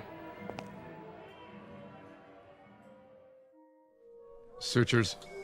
Yes, Doctor. How's his blood pressure? Holding. But if it drops any lower... Reduce the anesthetic. Yes, sir. I'm almost out. As soon as I finish, move him to IC. I'll tell them to prepare a bed. All right, my friends. That'll have to do. There's still some shrapnel in the abdominal cavity. We may have to go back in, but this boy can't take any more today. His heart's strong. Good. That's good. I can close for you. Thank you, Doctor. Oh, and nurse, Yes? watch him closely. It's still touch and go. See if he survives the next hour.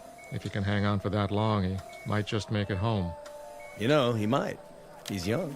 Well, good luck to... What's his name? They call him Pip. Then good luck to you, Pip. Godspeed.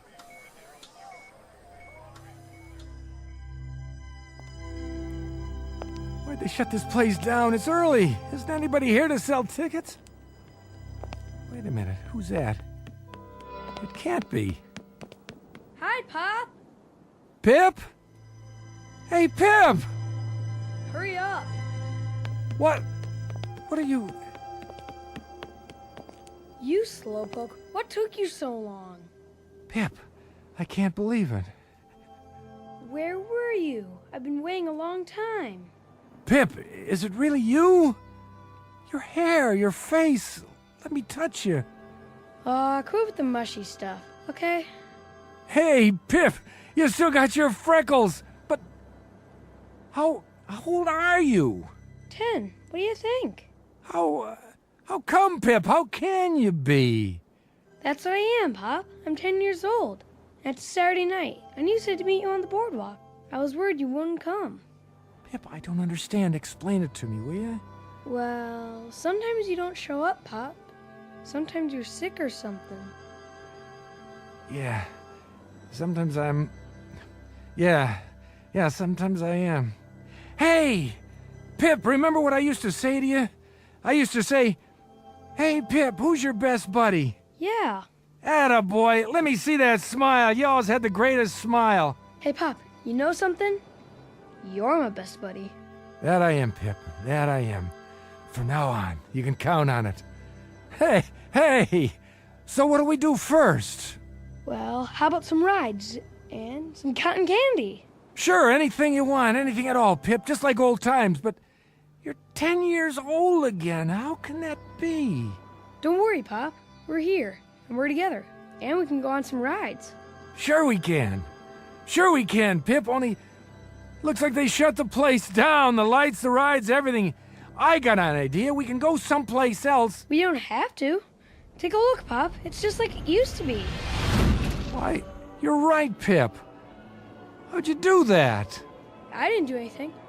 Come on. Sure, Pip. Let's go. We'll ride the roller coaster, the Ferris wheel, everything they got. I can go slow if you need me to. What's the matter? Don't think your old pop can keep up?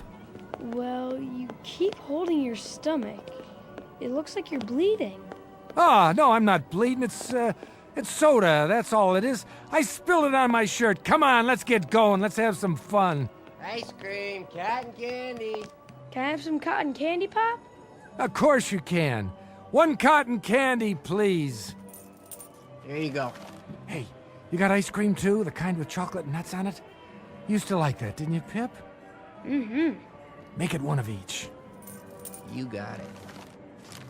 Ice cream, cotton candy. Let's go on the Ferris wheel.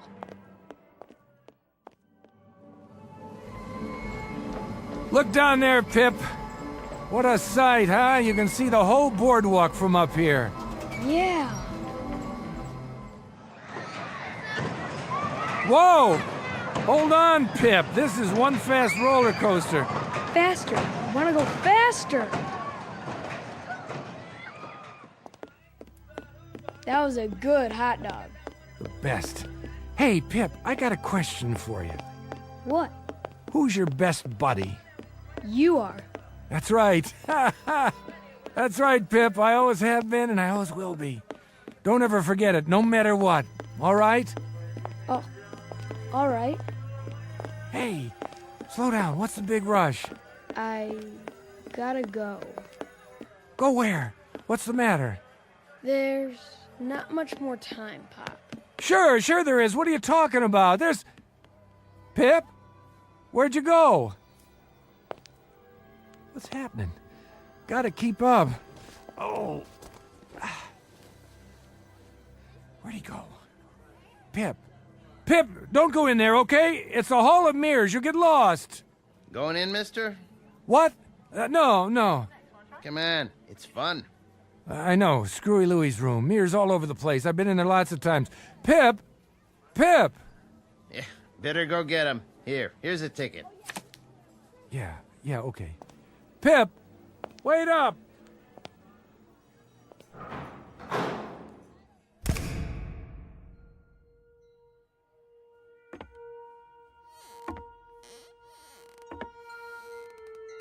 Pip? Pip, please, what's the matter? Did I do something? It's late, Pop. What do you mean? There you are. Hold up, Pip, I want to tell you something. Didn't see the glass. I thought you were... Is that you, Pip? Or a reflection? Dad? Where are you? Where'd you go? I can't find you. Where are you, Dad? It doesn't matter. Pip, you have to understand. You have to listen to me and understand. All those times I wasn't around, when I was out doing business, when I was running a con, when I was drunk, when I dragged you from one rooming house to another. It doesn't make any difference now. It does make a difference. It makes a difference because I want you to know that no man... Listen to me, son. No man ever loved a boy any more than I loved you. Do you hear me? All that stuff, it was because I was weak. Because I was always dreaming instead of doing. I always wished, but I never tried hard enough. Pip, as God is my witness, I loved you. I have to go, Pop. No. Pip, you can't leave me now. You can't just go away. All these mirrors. I only had an hour, Pop. But why? Because I don't belong here. The hour's up, and it's time to die. What? Not you, Pip. You're just a kid, a little boy. Bye, Pop. You can't die, Pip. There's too much I have to tell you. Too much I have to make up to you. I want to spend the rest of my life being your dad. That's all I have to live for now. Nothing else means anything. Pip, come back. I promise no more bottles. No more lousy, crooked jobs, understand? No more waiting for when I don't show up. No more lies. Come out of the mirrors and let me see you. Stop hiding from me. Which one, Pip? Which one is really you?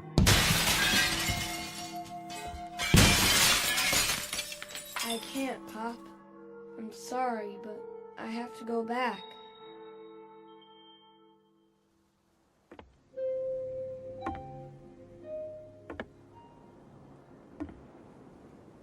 Hey, God. Hey, God, I'll make you a deal. I give you the carcass of a weak old idiot. I give you me. All you have to do is give Pip back. Please, God, don't take my boy. Don't take Pip. Take me.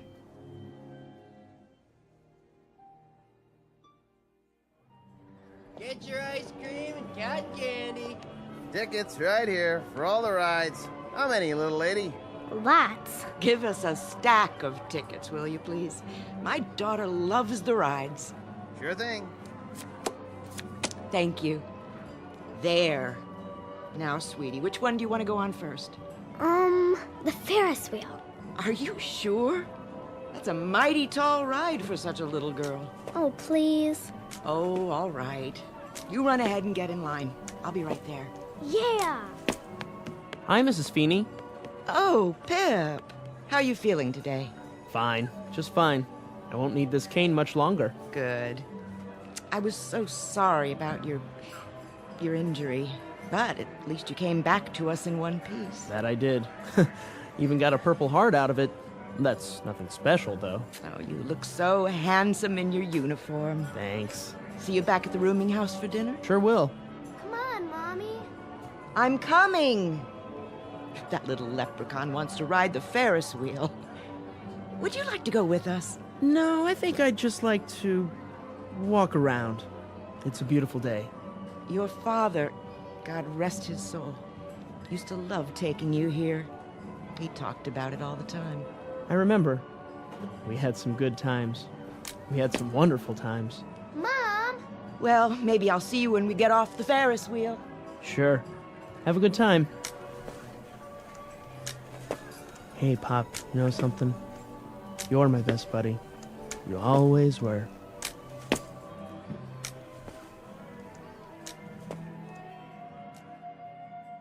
Very little comment here, save for this small aside, that the ties of the flesh are deep and strong, that the capacity to love is a vital, rich, and all-consuming function of the human animal, and that you can find nobility and sacrifice and love wherever you seek it out, down the block, in the heart, or in the Twilight Zone. The Twilight Zone continues in just a moment. You are about to enter another dimension, a dimension not only of sight and sound, but of mind, a journey into a wondrous land of imagination. Next stop, the Twilight Zone. Hi, this is Stacy Keach. I'd like to take a moment to tell you about our Twilight Zone website at twilightzoneradio.com. At twilightzoneradio.com, you'll find the latest information on these Twilight Zone radio dramas, including behind-the-scenes photographs, plus the newest product releases, trivia contests, ways to contact us, other Twilight Zone-related info and merchandise, plus links to other fascinating websites. So make your next stop twilightzoneradio.com. Visit twilightzoneradio.com to purchase these Twilight Zone radio dramas on cassette and CD, or call toll-free 1-866-989-ZONE. That's 1-866-989-9663.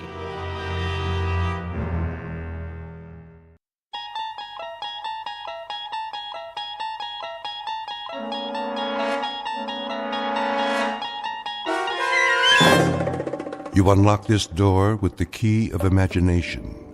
Beyond it is another dimension, a dimension of sound, a dimension of sight, a dimension of mind. You're moving into a land of both shadow and substance, of things and ideas. You've just crossed over into the Twilight Zone.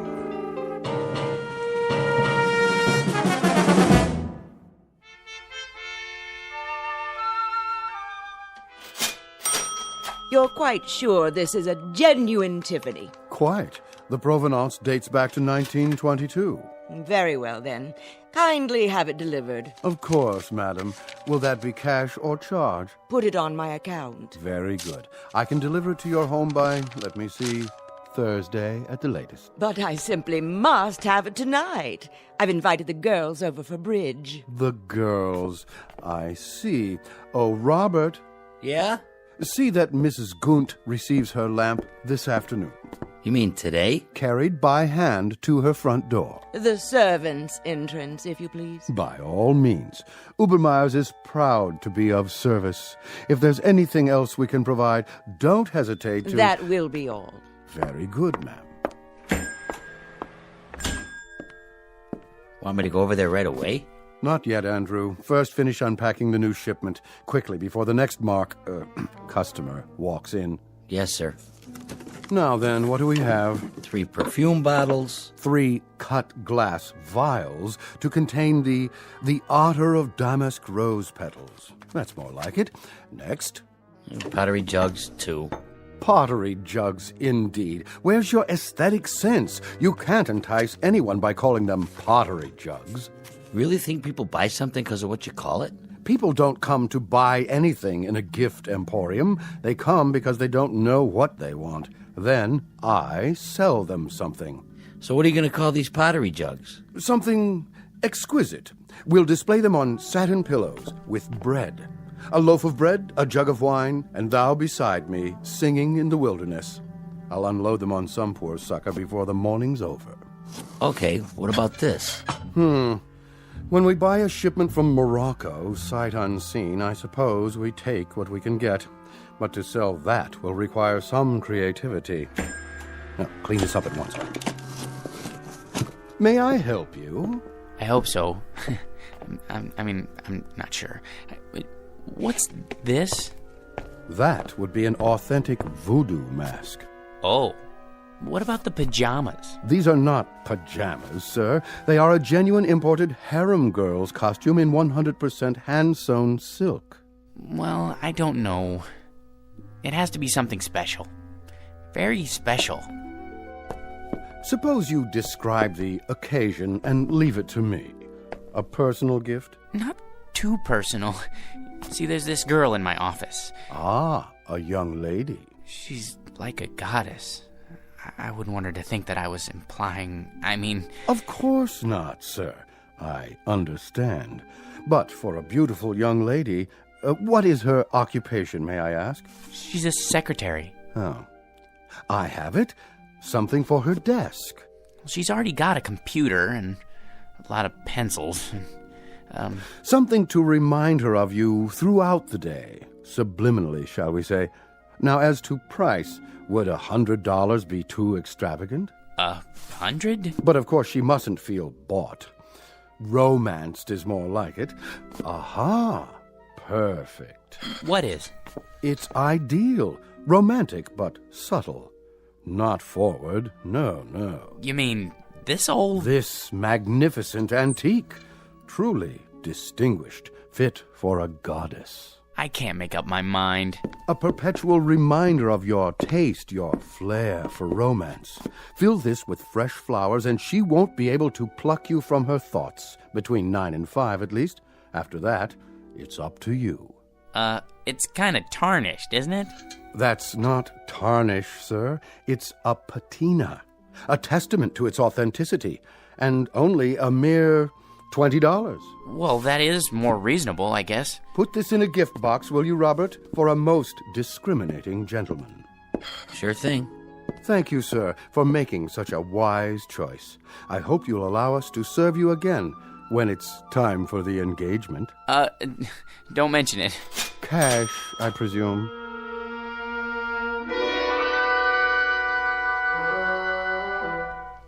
Meet Mr. George P. Hanley. A man life is always treated without deference, honor, or success.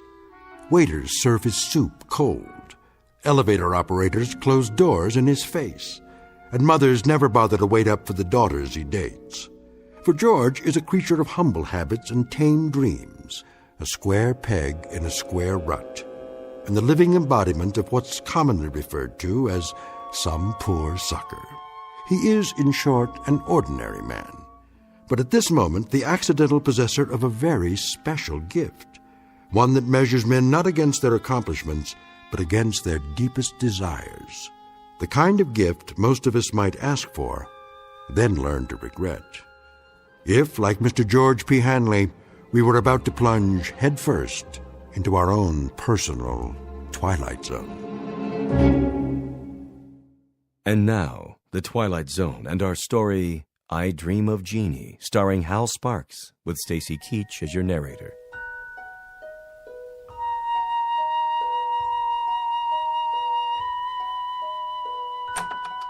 Good. Everybody's still at lunch.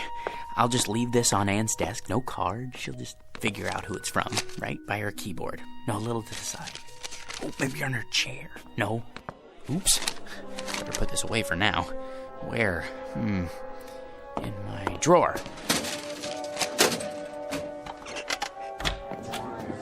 Hey, Georgie Porgy, what happened to you? I had some errands. Well, you missed the worst chili con carne ever offered for human consumption. It set a new low, even for the greasy spoon Nick calls a diner. Feel my stomach. like a bag of rocks. I don't care much for chili. Georgie, witness a solemn vow for me, will you? I have to enter these municipal bonds. I, Roger Hackett, do solemnly swear never again to commit gastronomic harry-carry at Nick's, starting on the day I get my promotion at this office. Your promotion? Yep. I thought everyone with equal seniority had the same chance. Mr. Watson said... That's correct, Georgie old Porgy. We're all equal, but some of us are a little bit more equal than others. Especially me. Hi, Ann. How are you? You're looking nice. Hello, boys. Don't be so sure, Roger. Mr. Watson's a fair man. I'm sure he'll compare our experience in debit financing, evaluating liabilities. And that, old Georgie, is one reason why I am more equal. All you think of is debits and liabilities, with assets like hers around. Now, where'd I put my little surprise? Here, Anne, for you. What's this? Oh, just a little something to say happy birthday to the prettiest girl in the entire office. I'm the only girl. And you'd still be the prettiest, even if this whole place was staffed with Miss Americas. Are you gonna open it? Roger, what? Go ahead. Oh, Roger, it's beautiful. Like it? Why, this is the most gorgeous peignoir I've ever seen. Huh, is that what they call it? But it is awfully revealing. Then you'll just have to be careful who you wear it for. Hey, Ann, put it on. Can you feature old man Watson's puss when he calls you in for dictation? Mr. Watson is interested in a different kind of figure, Sam. Is that what you think? You really like it? I love it, but you shouldn't have. You only have a birthday once a year, at least until you're 30. Then you have it once every 2 years. Oh, you bad boy, come here. What? That's to show my appreciation, and to prove I haven't even learned to count to 30 yet. And what, may I ask, is going on here? Oh, Mr. Watson, you see it's my birthday, sir, and... Do any of you happen to be aware of the annual statement just issued by this organization? No one?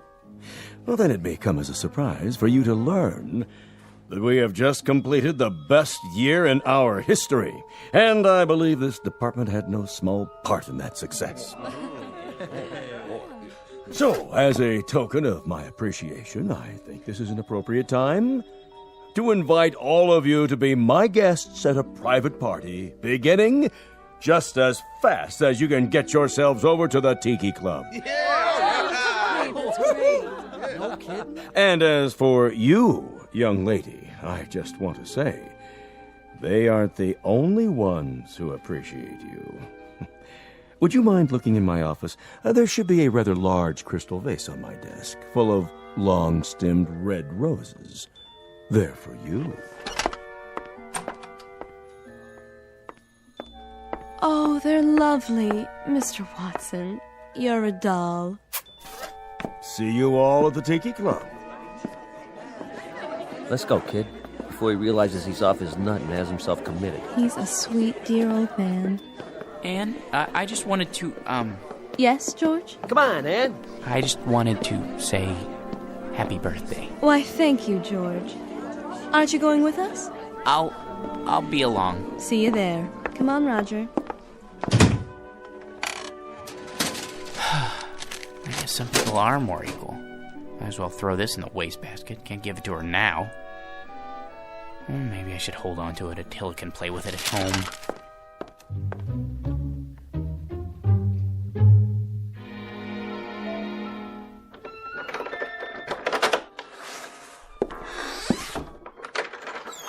Hello, boy. Have a good day. Yeah, mine was lousy, too. You know what they all think I am, Attila? A #1 jerk. And they're right. What a job title, huh? George P. Hanley. Jerk. Take it easy. There's nothing to worry about in the package. Come on, I'll show you. See? It's only a box with a beaten-up old lamp in it. A magnificent antique. Yeah, right. Probably came from a junkyard. Well, if being a jerk is my calling in life, at least I'm good at it. Look, it's so tarnished it's almost black. That's telling him. Well, let's clean it up and see what it looks like. Just use my necktie. It needs to be dry cleaned anyways. What in the... Easy, Attila.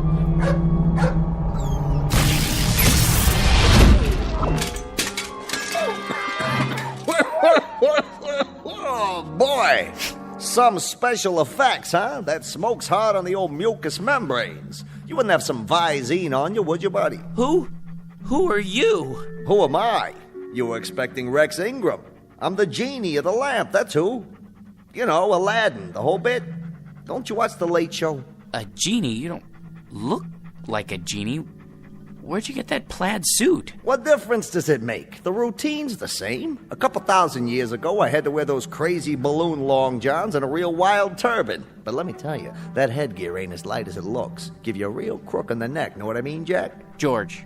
My name's George. Jack, George, whatever. What I was gonna say is, nowadays we dress hip. Except for these velvet slippers with the curly toes, my one concession to Squaresville. Now, where was I? What do you mean? Sports coats like that went out in the 60s. They did, huh? Well, what do you expect? Know how long I've been in there waiting for somebody to call me? Better pick up some new threads. You got a Ziedler and Ziedler around here, maybe a side of or, someplace happening? But if you're the genie, that means I'm the master of the lamp. So you're the master of the lamp. Big deal. Give me a match so I can light this cigar before I give you your free wish. I thought there were 3 wishes. There's the rub. There used to be 3, but let me tell you something, Jack. George. The scene used to include 3 wishes, but people started abusing the privilege, so we had to cut back. You get enough headaches with 1 wish, let alone 3. So, think it over and give me a call. But do me a favor, sleep on it. Why? You know the routine. The wish comes true, blah, blah, blah. But once you make the wish, that's what you gotta live with. Could you make yourself available for consultation? Look, Jackson, how am I supposed to know what you want? You and me just met. Well, at least tell me, what is it that people usually wish for? Listen, Herbie, whatever your name is, it's enough to make you blush, some of the stuff they ask for. Money, precious jewels. That's not so bad. Not so bad? Think about it. So they get a lot of dough. There's the IRS, long-lost relatives beating on the door. It's enough to flip you out of your gourd. So not wealth? Forget about it. Maybe love, then? Love? You gotta be some kind of a kook. You call me after all this time and you wish for love? You don't wish for love, Chief. You make it. Then I don't know what it is I do want. If it isn't wealth or love... Like I told you, Johnson, think it over. Drop it down the well and see if it splashes. But don't go rubbing the lamp every time you get ants in your pants. That puff of smoke tears up my sinuses. And the next time I make the scene for nothing, you've had it. Now hold on to this cigar for me. It's too close to smoke in there. No cross-ventilation, know what I mean? No, but I can imagine. Till we meet again, Bubby. Like later. If it's all the same to you, make it much later. And just once I'd like somebody amplified.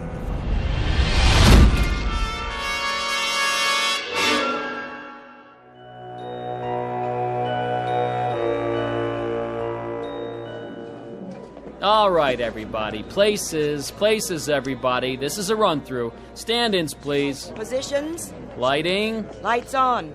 Camera. Ready with the camera. Excuse me. Hey, buddy. Don't you know this is a closed set? It is? Who let you in here? They said it would be all right. I'm George Hanley. Who? Her husband. Miss Alexander's, I mean. Oh, yeah. Haven't seen you around here in a while. It's been months, actually. Well, this is the big one, huh? I beg your pardon? The last shot of the picture. Once we get this one in the can, it's a wrap. It is? Say, can I ask you a question? What's that?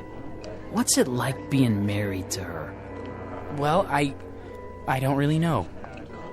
That is, Man, I sure wish I was you. You do? I mean, lucky stiff. Yeah, I mean, yes. I guess I am. Where is she, by the way? Anne? In makeup, where else?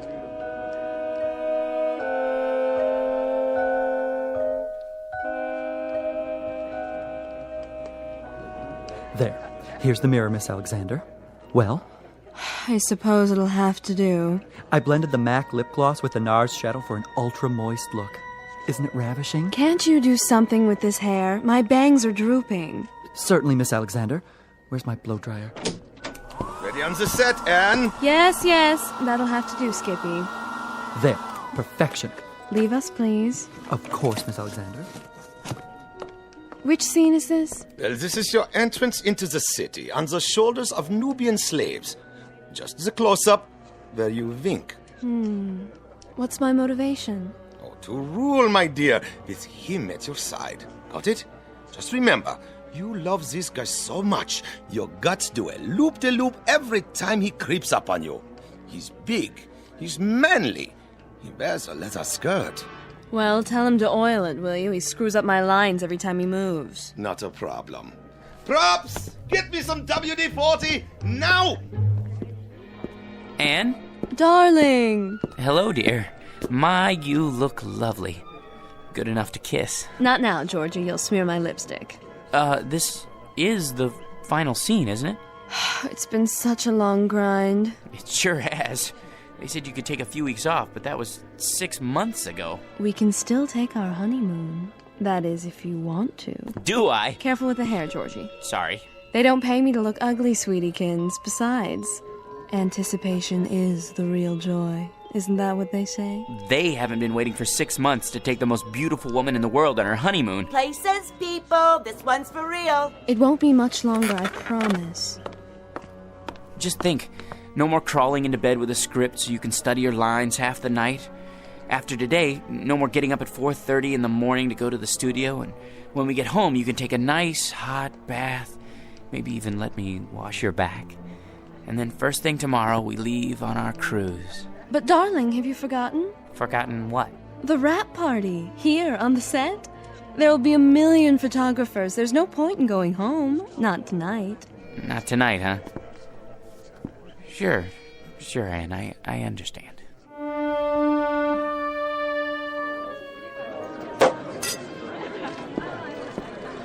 Hi, hello there. No champagne, thank you. Excuse me, has anyone seen... George boy! Hi, Mr. Watson. Call me Eli. Hey, listen, George, I want to talk to you. Anne said something about your needing a vacation. Not me, her, both of us together. I'm not going to mince words. I want Anne to star in my next picture right away. It's a guaranteed smash. Not a chance. What's the matter? Money? Okay. I'll double her salary. It's not the money, Mr. Watson. Eli, you see, it's our honeymoon. Great! I'm shooting on location. Make a great honeymoon trip. First-class hotel, all the trimmings. Some honeymoon. Out of bed before the sun comes up, work all day, study her lines all night. In the last 6 months, the only times I've seen her when she wasn't asleep, she was either covered with makeup or she had so much cold cream on she would have squeezed right out of my hands and stuck to the ceiling. Listen, boy, she's a star. How would you like to see her with bags under her eyes? I'll take her any way I can get her. My boy, you want the world's most beautiful woman. You've got to share her with the world. I've been doing that. Now I want the world to share her with me. Son, it's not for myself. But no Anne, no movie. You know how many good people will hit the unemployment line? Actors, grips, prop men. They've got wives and sweethearts, too. They've got little ones. They've got mortgages and sports cars to pay for. Can't you get another star? Not like Anne. Millions of plain folks all over the world wait for her pictures. Little kids count their pennies. Mothers go without lunch. Brave men sacrifice the tiny luxury of a cigarette just so they can buy a ticket and escape the drab drudgery of an uncaring world. Just by watching Anne up there on the silver screen. Really? For them, George, the salt of the earth. Can't you find it in your heart to make this one little sacrifice? Oh, Mr. Watson, if you put it that way, I'll tell her she can do the picture. It'll be tough, but we'll get through it together. Good. You tell her. She's right over there. Roger, good news. Ladies and gentlemen, I'd like to make an announcement and a toast to the brightest star, the most exciting leading lady, the loveliest woman in the world who has just agreed to star with me in Eli Watson's new film, Beowulf, the greatest epic ever made. News sure travels fast. Oh, there you are, George. How about a photo, Miss Alexander? Miss? Look this way. Smile, please. Come on, one more. I'm her husband. Oh, the two of you this time. Put your arm around. How about a kiss? A kiss? Sure. Watch my hair, darling. Move right in, Roger. Put your arm around her. Excuse me, George. You don't mind, do you, old boy? I think I need a drink. Champagne? Hors d'oeuvres? Right here. Of course, sir. Hit me again. Twice. 2 more champagne, sir? Yeah, this one's for my wife. I'll take them to go. Excuse me, if I could just get through here. Anne, don't you think it's time to go home? Anne, where are you? She went that way. I don't think they want to be disturbed, though. What? Anne? Aren't you glad you stayed tonight? Don't be so egotistical. I had to be here. Sometimes I don't understand you. You're not supposed to. That's a woman's prerogative. I know, but why? What's his name? George? He's the perfect husband. That absurd little mouse? Why do you keep him around? A handy excuse when I need one, and when I don't, no problem. I'll spoil your makeup. Oh, who cares? Anne, your lipstick. George? Are you still here? Sorry, old boy. Just congratulating my co-star. I think we'd better be going. You go ahead. You should be home anyway to feed Attila. Attila? Yes, George, and he needs his walkies. Do be a dear. You want me to go home because of Attila? Be a good boy and run along. Roger will drive me home later. Won't you, Roger? With pleasure. But Attila's a dog. Aren't I more important to you than Attila? I mean, Attila? Attila? What? Attila, is that you? Oh, phew. What a dream. Oh, boy. Yeah. You know something, Attila? That's the trouble with a guy like me. Having something I want that much only means that it hurt that much more when I lose it. If I had a wife like that, well, I would lose her. Might as well face it. You still love me, don't you? Thanks, boy. Well, at least this makes the choice a little easier. Now I've only got to choose between the two other things I've always wanted. Money and power.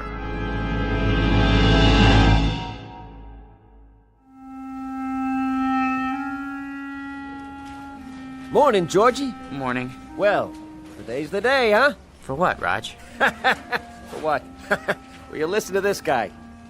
Watson. Has he said anything about the promotion yet? Oh, the promotion. Forgot. He forgot.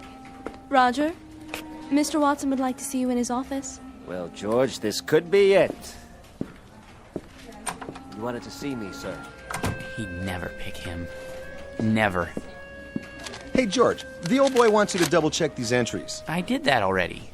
It's a waste of time. Look, how much do we make a week? Well, look at this account. Guy makes so much dough, he sweats more than that every time he ties his shoelaces. So waste a little time, all right? My gosh. Net worth $260,832,461. What would it be like to have all that money?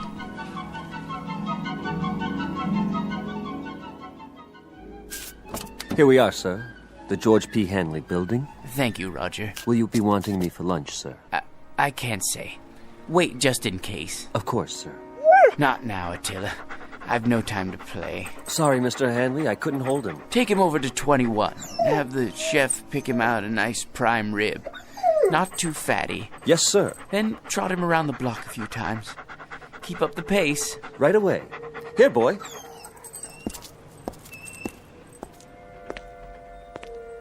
Paper! Get your morning paper! How old are you, son? 9, sir. 9? I see you every morning. Aren't you missing school? Oh, no, sir. I wouldn't miss school. I get up at 5 for my papers, and then I go over to PS 31 for the afternoon session. Incredible. What about your parents? My mom is dead. My old man had a store, but it went broke. Sorry to hear that. I'll have a paper. Golly, I can't change a $100 bill. I didn't expect you to, son. Gee, thanks.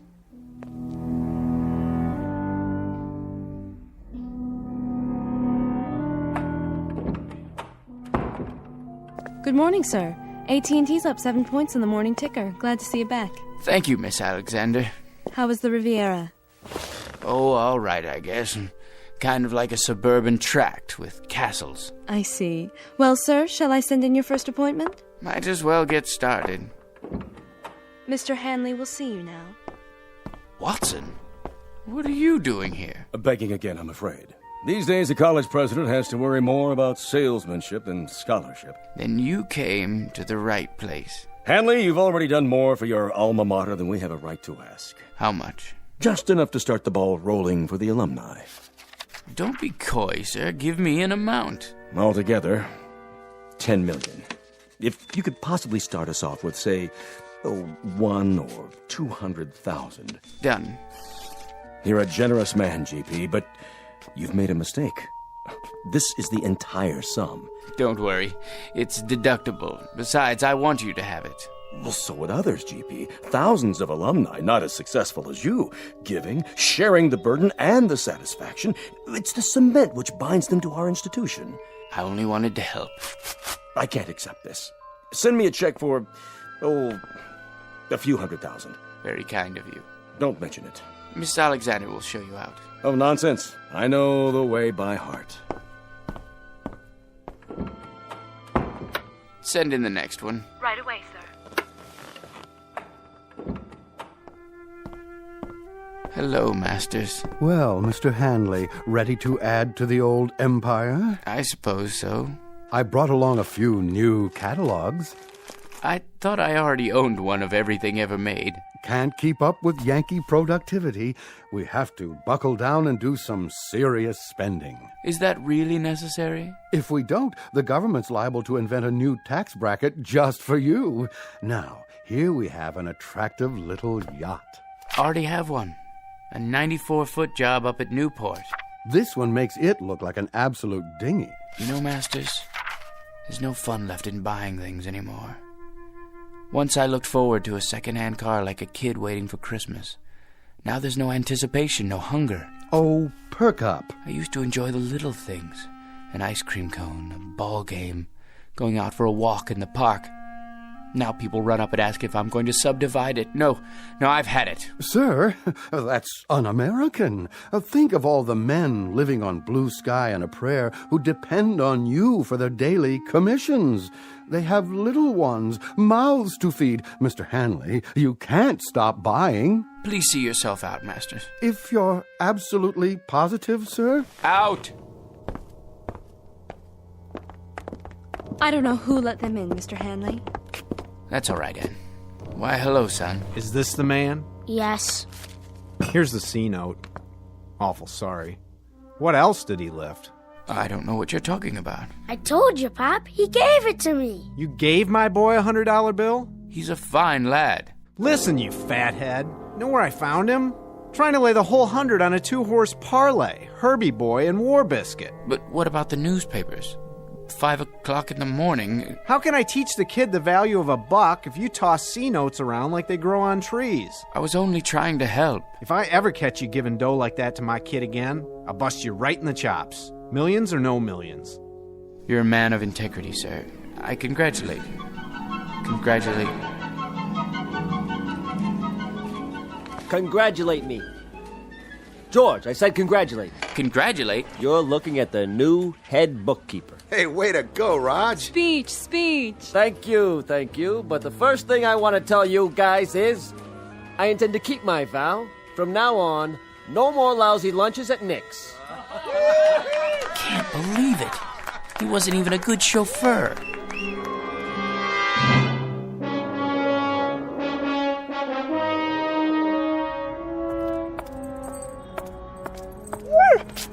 Easy, Attila. You're wearing me out. Sit here for a minute.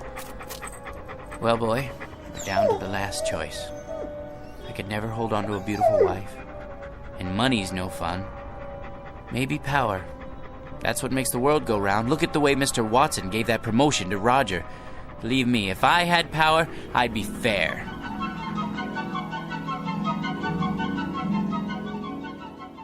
Here, sir. This copy and this. Just your initials on that page. Mr. President, you can't sign any more bills today.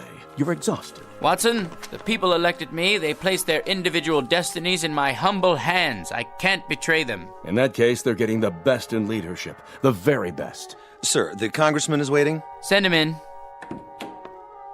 Mr. President, this pension legislation will tear the party in two. If you let it come to the floor, I, for one, won't get a single vote in November from anyone over the age of 10. Check with the majority leader. See if he can kill it in committee. Yes, sir. Right away. Yes? The situation in Asia is fraught with tension, Mr. President. We're not getting enough intelligence down there. Have the CIA prepare a full study. Your appointment schedule, Mr. President. Thank you, Sam. Move the press conference to after lunch. I need a haircut. For the UN speech, have someone whip up a draft. Tell him I need jokes. Yes, sir. Who are Sonny and Mickey? Those scrub scouts who wrote the letter about citizenship. You asked to be reminded when they arrived in the capital. I know there's no time. Make time. The boys and I can get haircuts together. Pass this on to the Secretary of Defense and mark it expedite. Save this for the Economics Advisory Council. Top priority. On the double, sir. Decisions, eh, Attila? Mr. President, I had to see you. Who let you in here, woman? I hid in the building all night.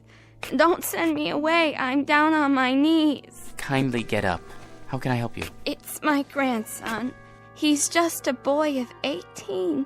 He fell asleep on guard duty, and they said it was treason. They're going to hang him. Easy, ma'am. He's in the service? Special duty at a missile base. Serious offense. Only a presidential pardon can save him. Please, sir, he's a good boy. Just a little tired. It could happen to anyone. Indeed, it could. Then you'll do it? You'll pardon him? Ma'am, the world will little note nor long remember what I say here. But this nation, this government, and its president are no more and no less than people. Of, by, and for them. Freedom is our battle cry, justice and mercy our glory. Tell your son when you see him tomorrow that I'll have the Attorney General prepare an order for executive clemency. Bless you, Mr. President. You're a great man. Here, Attila. Up on my lap. You know, I think we found our niche. Who said power was hard to handle? All you have to know is how to use it, right, boy? It couldn't wait, Mr. President. What couldn't wait, General Hackett? It's the hotline. Red alert. Red? You mean the missiles? Yes, sir. They're on their way. What do we do? The decision is up to you, sir. The world's about to go up in one big poof. What do you say? Counterattack? How about a staff study? It's too late. Call in the Secretary of Defense. No time. You have 10 seconds, sir. It's up to you. I can't. Let someone else decide. I don't want to decide. Not me. Not me. Not me. Not me. No! Not me. Not... Yeah, you, Mac. You and your mutt, get off my stoop. Oh. I must have dozed off. Come on, dog. Let's go home. Well, Attila, we've got a magic lamp waiting for us back at the apartment. Anything I want, just for the asking, and I can't even figure out what to wish for. I never even thought it through until now. You know something? No matter what I wish for, it won't change a thing. I'll still be me, George P. Hanley. Vocation, jerk. What's that quote?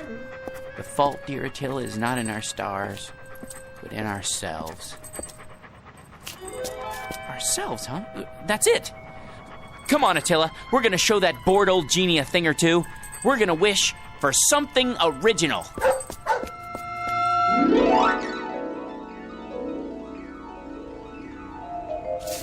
I'm tired, and I want to go to bed.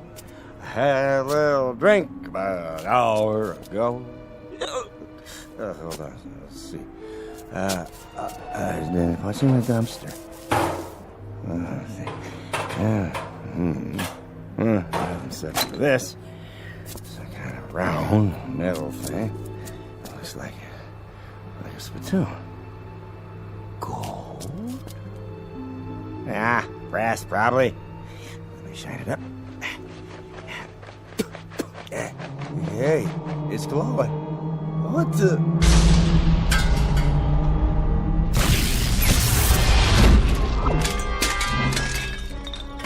Yes, master? Hey, where'd you get the funny pajamas in it? And the headpiece. They're traditional. I am the genie of the lamp. Your wish is my command. When you have made your wish, you must return the lamp to this alley so that others may find it. Keep your turban on straight, Attila. Now then, as I was saying, I am at your service, sir.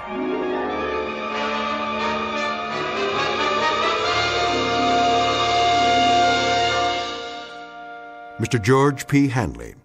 Former vocation, jerk. Present vocation, genie. Once a most ordinary man, treated without deference, honor, or respect. But a man finally wise enough to decide on a most extraordinary wish that makes him the contented, permanent master of his very own Twilight Zone.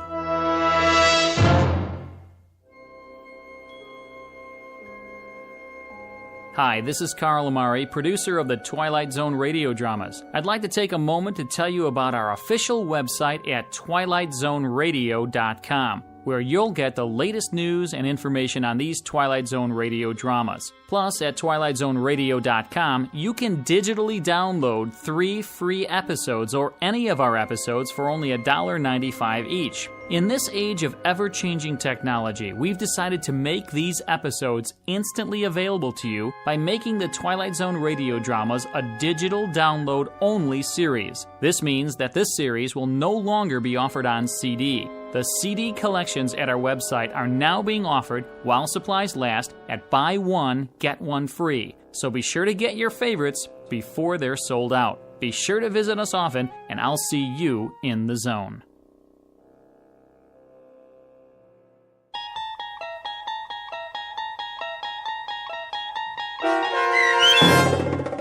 I Dream of Jeannie, starring Hal Sparks with Stacy Keach as your narrator, was adapted for radio by Dennis Etchison and written for The Twilight Zone by John Furia Jr. Heard in the cast were Christian Stolte, Lisa Joyce, Steve Key, Doug James, Richard Hensel, Derek Purcell, Brooke Reed, Linda Ryder, Charlie Kummerer, Bill Kummerer, Vince Amari, Roger Wolski, and Carl Amari. To learn more about the Twilight Zone radio dramas and to obtain audio cassettes and CDs of these programs, visit our website at twilightzoneradio.com. The producers of The Twilight Zone wish to thank CBS Enterprises, Carol Serling, Dennis Etchison, Dick Brescia Associates, Claire Simon Casting, Terry Jennings, XM Satellite Radio, Sirius Satellite Radio, our sponsors, and our radio affiliates for helping make this series possible. This copyrighted radio series is produced and directed by Carl Amari and Jason Mallow for Falcon Picture Group. Doug James speaking.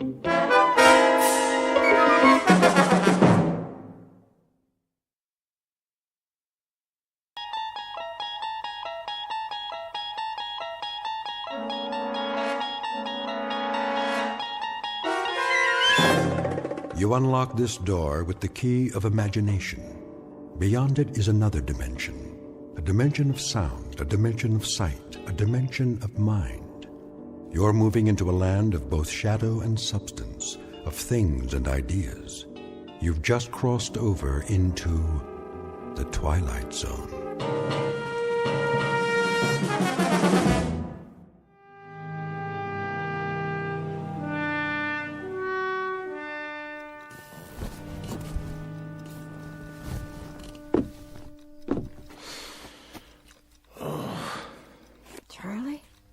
Go back to sleep. It's early. What time is it?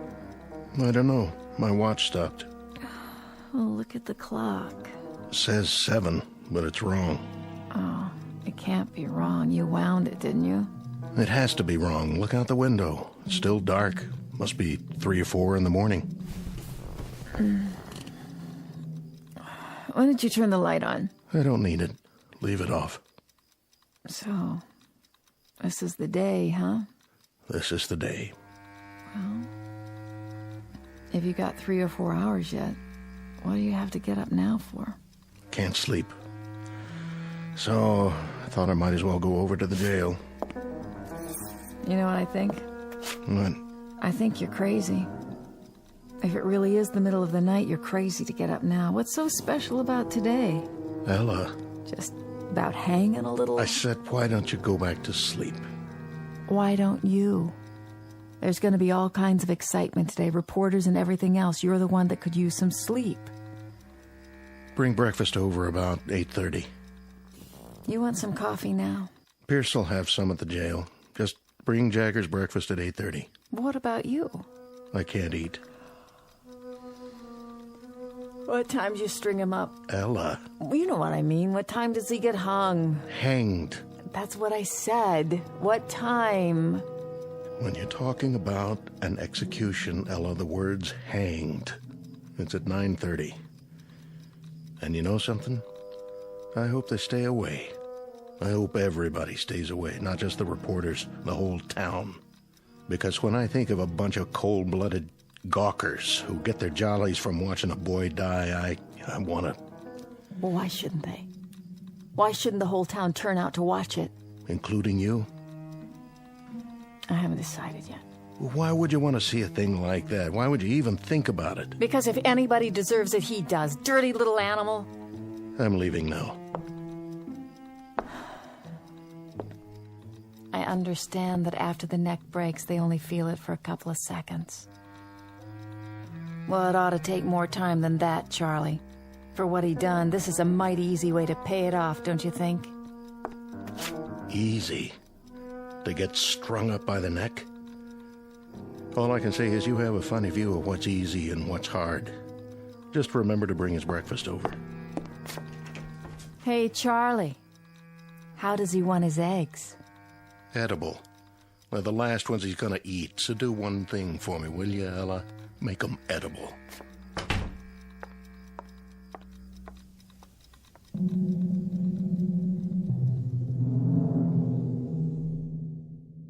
Sheriff Charlie Koch on the morning of an execution. For the record, and as a matter of absolute fact, it is a little after 7 a.m. Now, logic and natural laws dictate that at this hour there should indeed be daylight. It is a simple rule of physical science that the sun should rise at a certain moment and take away the darkness. But at this given moment, Sheriff Charlie Koch, his wife Ella, a condemned man named Jagger, and everyone else in this small, inconsequential town are about to find out that there are some causes and effects that have no precedent, except in the Twilight Zone. And now, back to our story from the Twilight Zone. I Am the Night, Color Me Black, starring John Ratzenberger with Stacy Keach as your narrator.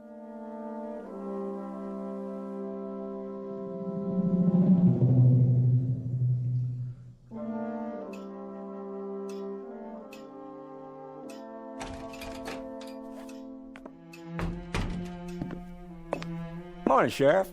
Pierce, anything doing? Nothing much. You sure? Yep. Take your feet off the desk. Sure thing, Sheriff.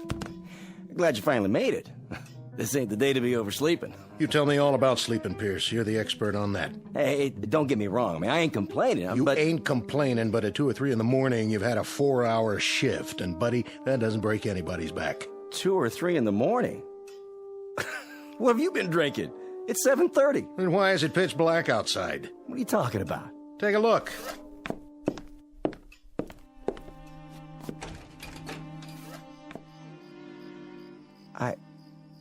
I don't get it. What don't you get, Deputy? That some men can't sleep and get up early? I suppose that doesn't make much sense to a guy who could put in 12 solid hours on a mattress and then wake up and complain about... Sheriff. You got a problem, Pierce? Sheriff, it is 7:30 in the morning. Take a look at the clock.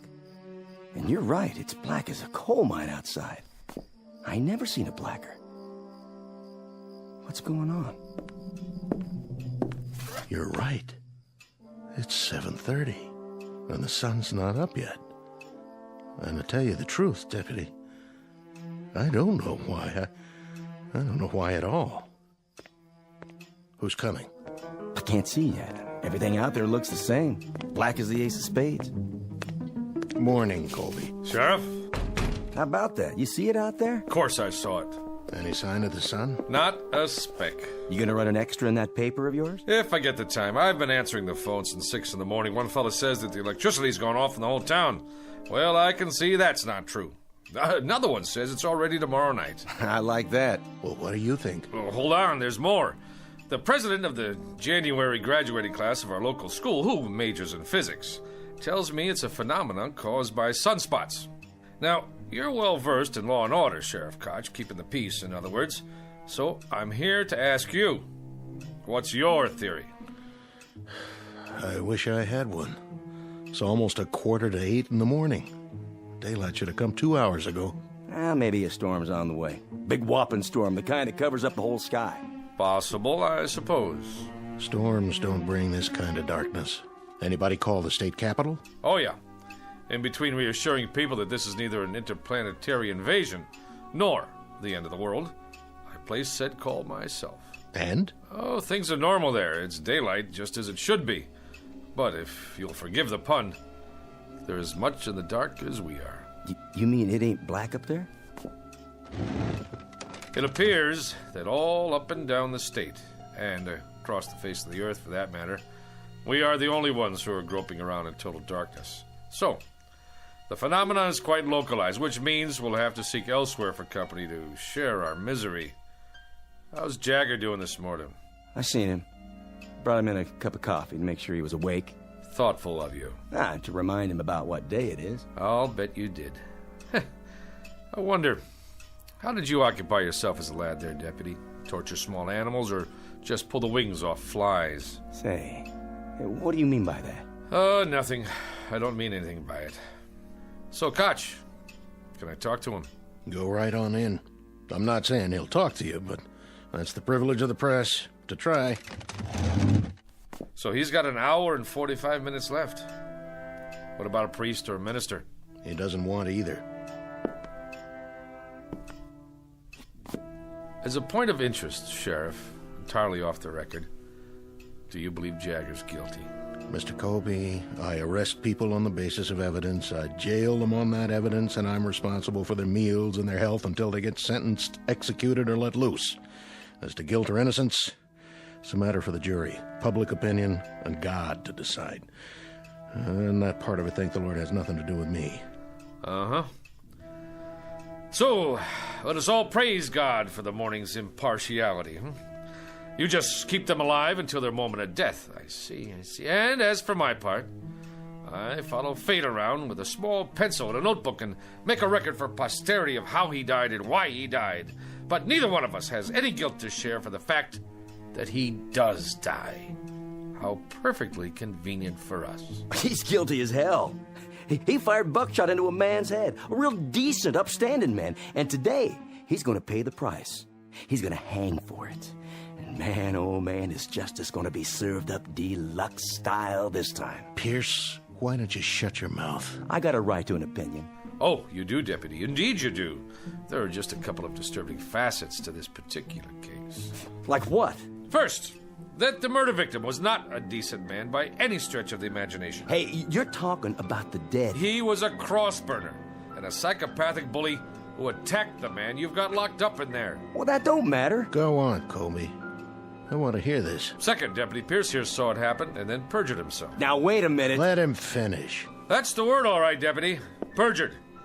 You said that Jagger shot him from across the room. Well, no such thing could have happened according to the records I saw. The murdered man had powder burns all over him. So what? Oh, you tell me how a man can get shot from 10 feet away and still have powder burns on his skin. And by itself, that might not have proved self-defense, but it would have supported Jagger's story. It would have at least raised some doubts in the jury room.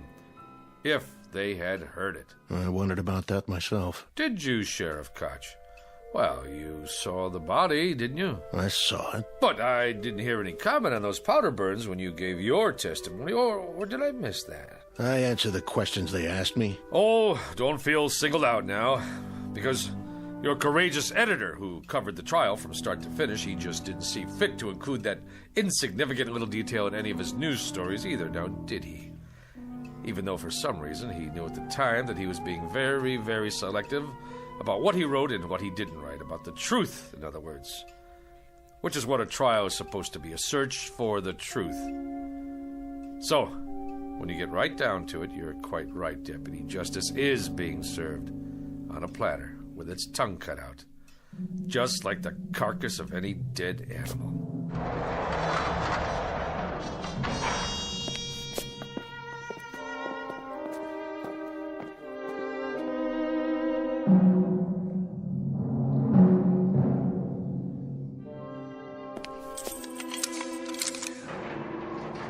Call me when you're ready. I will. Smoke, Jagger? No, sir. You don't mind if I have one? Go ahead. I quit years ago, but I picked up a pack last night. I don't know why. And this morning, I looked at it like I've never seen a pack of cigarettes before. It didn't even feel right in my hand. I know it's bad for me, but I put it in my pocket just the same. Now, why do you suppose that is? Can I ask you a question, Mr. Colby? Anything you like. I can't promise I'll have the answer, though. I was just wondering, what kind of day is it? Oh, you're not going to believe me, even if I tell you. Rainy, huh? No, it's not bad. A little chilly. The main thing is, it's still dark. How do you mean? It's still black as night outside. The sun never came up. Close to 8 in the morning, and not even a little bit of daylight. God, come on. Don't kid me. I'm not. Why would I? What reason would I have to lie to you? Well, this place doesn't have any windows, so I guess it could be Christmas Eve or the 4th of July, and I wouldn't know the difference. Jagger, do you have a religious affiliation? No. Anybody you want to see? Nobody. Anything you'd like to say? Anything at all? Nothing. No priest, no friends, no comment. What do you have? What do you think, Mr. Colby? Not much, that's what. I mean, I've got a little over an hour, and I've been thinking that I'd like to rip these bars apart and get out, same as you would. Or maybe, just save everybody the trouble and hang myself in here. But I haven't got the strength for one or the guts for the other, so I'm just sitting here and waiting. What else is there? That being the case, would you care to make a statement? You want a statement? Is that what you came here for? Look at it this way. I don't think anybody should leave the Earth without a comment. You, me, or anyone else. Oh, well, now that sounds like a reasonable request. Considering that you're not the one who's leaving. I'm serious. I'm giving you the chance to say anything you want. All right, then. I'm guilty, Mr. Colby. How's that? That should let you off the hook. And that's supposed to mean what? That's supposed to mean that you're on the side of the good guys. There have to be good guys and bad guys. That's the nature of man. Well, I'm the bad guy, okay? Worse than that, I'm the troublemaker in town. The one with the causes and the banners. I'm the idiot. The fool. I tried to be his brother's keeper. You understand now, Mr. Colby? It doesn't matter whether I do or not. I want to hear what you think, on or off the record. Anything I say, you're going to write it down and put it in that little newspaper of yours, aren't you? Not if you don't want me to. How would I know if you did or you didn't? I don't have a tape recorder on me. See? My notebook's in my pocket, and so is my pencil. If I did put it in my paper, what good would that do me? As a matter of fact, it would do me some damage. Because I didn't speak out about the case. I kept silent. Not even an editorial. So I can't very well change my stripes now, can I? I said all I had to say in court. But nobody listened. Well, I'm listening. We're two men talking here. If you say it's private, that's how it stays. What difference can it possibly make to you now? I have to know. Can you understand that? I have to. You think I know? You were there. You got one of those cigarettes? Right here.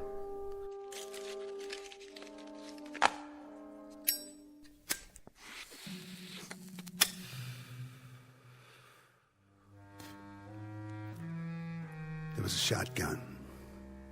It wasn't mine, it was his. Everybody knows that, but they convicted me on premeditated murder. Even though I'm the one who tried to take it away from him before he could go out and use it. So you fought with him? I either loaded the gun and put it in his hands, or I tried to get it away from him. Take your pick. All I remember is the gun going off, and that's what counts, isn't it? Not motives, not what's in your head. You know what road is paved with good intentions. Good, bad, it doesn't matter. I'd say there's a big difference. A huge one. Except that the man I killed, he was the White Knight. I wouldn't say that. Well, I would. The things he did, other people only thought about. What they wanted to see happen but didn't dare do. He was the cross burner, the bomb thrower. He did their dirty work for them, like whipping some poor, scared guy just for being black, when nobody else had the guts to pick up a stick or a rock to do it themselves. So the White Knight ended up with his brains spattered all over the place, and I was the cause of that, one way or the other. There's no way the people around here were gonna pin a medal on me. You don't think much of this town, do you? Do you? The man wasn't a saint, but he died. And what the jury said was that regardless of how it happened, we cannot dispense life or death because someone offends us. That's the distinction between men and animals. And that's well said, Mr. Colby. You tell it to the man who fixes up the rope, okay? You tell it to the sheriff and his deputy out there. You tell that to the town while they stand around and watch my eyes bulge out and my tongue swell up and I choke and do my little dance for them. You tell them all about the difference between men and animals. But you better draw pictures. Because this kind of language they just don't get. Catch! You ready, Mr. Colby? I'm ready.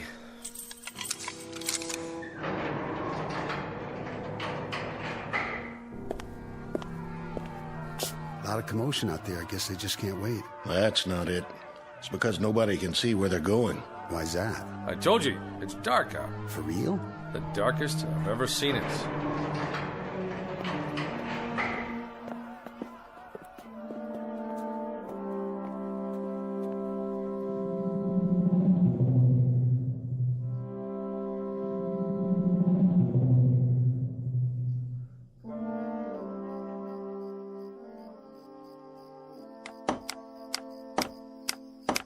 Get the crossbar on there real good. I got it, officer. And the rope. Make sure it's fixed right. Don't want it to break now, would we? No, sir. Could you point your flashlight up here one more time? You got it. How's that? Looks A-okay from here. You done real good, boys. Boss? What? Well, sir, you had us add cleats to the support, and then you wanted a bigger crossbar, and now you ordered a new rope, but just for today? Well, the old setup was just fine the way it was, as far as I could tell. So how come you went and spent all that extra money? Because this one's gonna go off without a hitch. Right, boys? Well, if it don't, it sure won't be your fault. Yeah, that's the truth. All right. I guess you can come on down. We gotta test it one time. Sure thing, boss. Now, when I say pull, you drop the sandbag. Yo. All right, then. Pull! That got her. That got her good, didn't it, boys? Yeah, boss. It sure did. Who's there? Easy, Pierce. Looks like everything's in working order. Yep. That'll take care of him. Sure it will. But I'm still worried about one thing. And what's that? Exactly who or what is going to take care of us. There it goes, 9 bells. Why is it so dark then? Is it an eclipse? Can't be. I've been listening on the radio. This ain't no eclipse. It's weird. It's just plain weird. Word of the darkness that has suddenly and inexplicably engulfed this remote Midwestern town. Turn up that radio so we can hear. It is now 9 a.m. Eastern Standard Time, but latest reports indicate that the darkness blanketing the specific location is virtually total. So far, there is no sign whatever of any daylight on the horizon. A spokesman for the Meteorological Service says that the event is without precedent, according to records covering the past 150 years. Who's that? Turn on your headlights. Why, it's Sheriff Koch's wife. Morning, Ella. Is that you, June? It's me. What you got on the tray? Breakfast. Oh, aren't you the one? Fixing a nice hot meal for your man. Well, it's not for Charlie. Who's it for, then? For him. You don't mean... Afraid so. For Jagger. What did you go and waste good food for? He don't have no right. He don't even have time to eat it. It's the law. The law? That's what my husband says. Anyway, I can help carry out the letter of the law. I'm glad to. It's my duty. Ella? Over here, Charlie. Just bring it on inside. I'll be right there. Excuse me.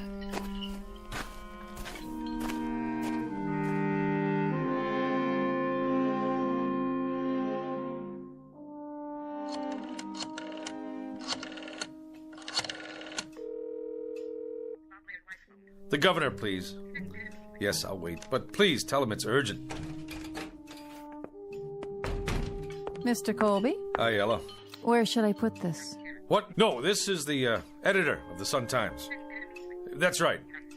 I'm calling to see if there's been a stay in the... Yes, I'll hold. What do you have there? Charlie said to bring it. Breakfast? For the condemned man. I guess you can just take it on in. To the cell? The hall door is open. It's right down there. I know where it is. Charlie said to fix a plate of eggs. He didn't say I had to spoon feed it. Yes, well, of course, if he's on the phone. He's not? What do you mean nobody called? No, listen. After the automatic appeals, there's always a request to the governor's office for a stay while they argue it before the circuit court. Morning, Mrs. Koch. I thought that was you. Yes, I'll hold. Thanks for bringing the tray. Just in time, too. I wouldn't want it to go to waste. When did you make these eggs? When? They're cold. Well, that's not my fault. You could at least have brought them on time. Charlie, you listen here. I couldn't drive because there's no street lights, so I walked over. I couldn't even see where I was going. That's just how long it took me. All right. I'll take it into him. If he doesn't like it, he can throw it in the trash for all I care. Well, now, don't do that. I mean, I haven't had nothing to eat this morning. I said I'll take it to him. Yes, I'm here. I see. You sure? That's it, then. All right, yes. Who was that? The governor's secretary. And? No dice. I see. Well, there you go. Sure is a big, fat surprise. No, but I'll tell you what is. It's a surprise that someone can go to trial for his life with a third-rate public defender who's afraid to stand up to the local DA.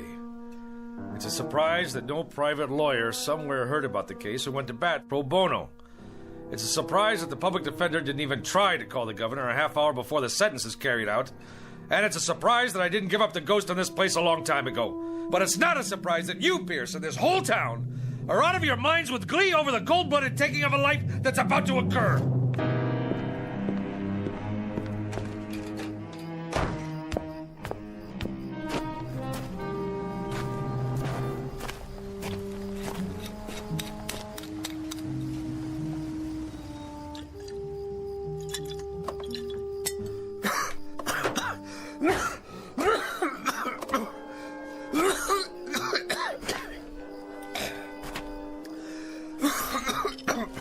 I think you dropped this. It's all right, Reverend Anderson. It's empty. Whiskey helps, does it, Mr. Colby? It doesn't hurt. Helps you see things more clearly? Or does it keep you from seeing? You suppose, Reverend, that there's some theological explanation for this morning? Theology? That's for divinity schools. This is a time for faith. Faith in death or in darkness? Maybe if we thought there was a divine act going on here, we could find a way to live with it. God is always with us, whether we know it or not. Is he? Even now. This isn't the first gallows ever built, Reverend, or the last. Won't be the first man to lose his life at an untimely age, and we won't be the last mourners on this earth either. Did you see him? Did you talk to him? Briefly. He wouldn't see me. Wouldn't even let me in his cell. That's a pity. He's a lonely boy. But at least he won't be lonely for much longer. That's the truth. He's going to glory. I'm glad you think so. And you don't, Mr. Colby? It would be easier if I did. But I gave up my faith years ago. Now I'm not sure I ever had it. We all stumble in life, lose our way for a time. But the shepherd doesn't give up. He keeps on looking for us. What happens if the shepherd loses his way too? It must be time. Listen to them. Oh, they want blood. Reminds me of sports fans in an arena somewhere. Yes, a Roman one. How's it look out there? Hard to tell. When they light their torches and storm the jail, I'll let you know. Well, I'd better get the prisoner ready. You're going through with it? Unless something happens in the next 10 minutes, I have no choice. Then I suggest we use this time wisely. And how do we do that, Reverend? There's only one thing left to do. We pray.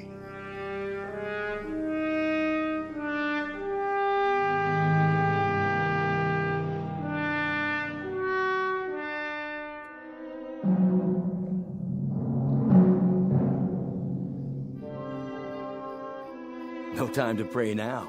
It's 9:25. That's right, ain't it? 9:25? 5 more minutes. I can't believe Katja's doing this. The sun's not up yet. Law says May 25th at 9:30 in the morning. Well, that's what it is. May 25th, and it's pretty near 9:30 already. Quite apart from the fact, Mr. Pierce, that you're not the most sensitive of men, doesn't this morning suggest to you that there's something odd going on, and that perhaps we'd better dispense with business as usual until we find out exactly what it is? You know something? I take an awful lot of crap from you. And just who are you, anyway? A little shot editor of a crummy little paper? That's right, a crummy little paper that crawls along on its hands and knees from one edition to another. The way I figure it, you got more creditors than you got readers. That'll do it, Pierce. That won't do it by a long shot. And maybe you feel like turning your cheek to this bum, but there ain't no rule book says I gotta. He says I perjured myself, says I lied. And he wasn't throwing no bouquets at you either. Maybe because I don't deserve any. You know, Colby, you're right. I saw the victim. He did have powder burns. And when a committee of townspeople came to me and said there'd be no autopsy, I just bent my head and shuffled my feet and nodded. We've all got little axes to grind, don't we? I'd like to be re-elected sheriff. And you, Colby, you'd like to keep that newspaper going. And Deputy Pierce over here, he likes to feel important. He likes to be popular. He likes to stay on the side of the majority. So here we are, gentlemen. All of us treading water in a sewer. I don't take it from him, and I don't take it from you neither. Watch who you put your hands on, Pierce. Oh, what? You better unravel it right now, or I'll spread you all over the yard. It's 9:27, Koch. Then we better go get the prisoner. At last, Mr. Pierce. A labor of love, huh? You coming, Pierce? Yeah, I'm coming. I wouldn't miss it for the world. I want to see Jagger's face when he gets a look at that gallows. You won't be able to see anything, and neither will anybody else as long as it stays dark out. And maybe that's just as well. Come on! Let's get this show on the road. Hurry it up, Sheriff. Can't wait all morning. There he is. Dirty little murderer. I want to see him choke.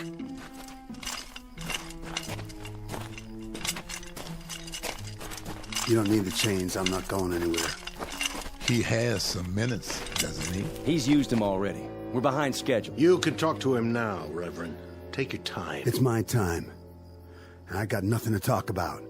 Then let's go. Let's get on with it. Don't waste your last minutes, Jagger. We're a different color, and I know we have different faiths, but you've stood up for me and mine. You've spoken for us. And God help you, you've killed for us. I think we owe you some peace, and I'd like to try to give you some. That rope over there give me peace. I don't need any words, Reverend. No quotations, nothing in the Bible or any other book. Get it over with. Yeah, let's go. Yeah. Patience, everybody! I'm gonna give you what y'all came here for. I'll dance at the end of the rope, and I'll choke, and I'll swing back and forth like a rag doll. Yeah, you'll see. You'll get your money's worth. I promise. This way. I told you, I'll do this myself.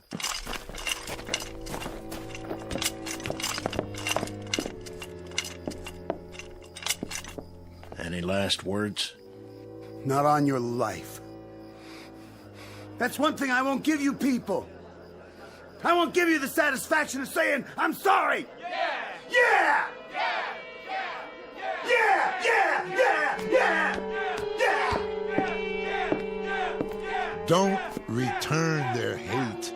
Don't dishonor yourself. Why don't you go home? Go on. Get out of here. Just tell me one thing.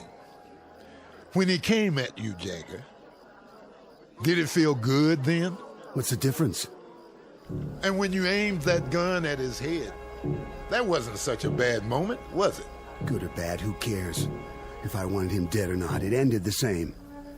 What was in my heart didn't matter, because it's what you do that counts, isn't it? Not what you wish for. So, when you killed him, Jagger, when you blew his head off, there were no regrets then, were there? If I told you I didn't mean it, would you let me go? The law's the law. It's what I did in this life. The same as for him, and I hated his kind. You enjoyed seeing him dead, didn't you? You know it. Now I know it too. I know it only too well. This man is guilty. We're all guilty. Guilty as sin. It's important to get with the majority, isn't it? That's the big thing. That's what really matters to you. We're all the majority. The minority died on the cross 2,000 years ago. You want a statement? I'll give you a statement. Tell everybody that. Tell them they're no better than me. Who wants to put the rope around my neck, huh? You, lady! You want to put it on, mister? Yea, though I walk through the valley of the shadow of death. And who wants to pull the lever, huh? You, Reverend? But you know we're all murderers! I'll do it.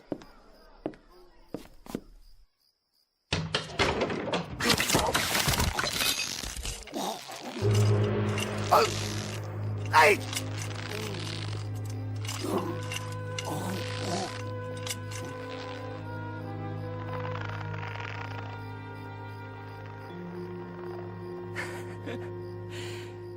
You seen the light, Reverend? You finally seen the light? Have you? Have any of you? In all this darkness, can anyone make out the truth? Look at what's hanging from that gallows. He hated. He killed. Now he dies. You hated. You killed. And not one of you isn't doomed. Not one. Do you know why it's dark? Do you know why there's night all around us? Do you know now what the blackness really is? It's the hate he felt. The hate you've felt. The hate all of us felt. There was too much. There was way too much, and we had to vomit it up, and now it's surrounding us and choking us. So much hate. So much miserable hate.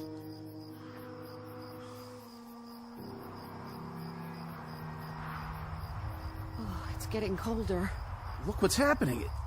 It's getting even darker. You can't hardly see anything now. Take me home, Charlie. I want to go home. I will, if I can find the way. That's crazy, isn't it? What he said. Isn't it crazy? You know what's going to happen, don't you? I mean, you know what's going to happen next. Believe me, this here stuff is going to lift. It'll just all of a sudden just plain lift. Because it's just a fog is all it is. Nothing more than a fog. And it'll lift. And there'll be the old sun, high up and bright. Wait and see. There'll be the old sun shining to beat the band. I don't know. I don't know if there'll ever be daylight again. Only God knows.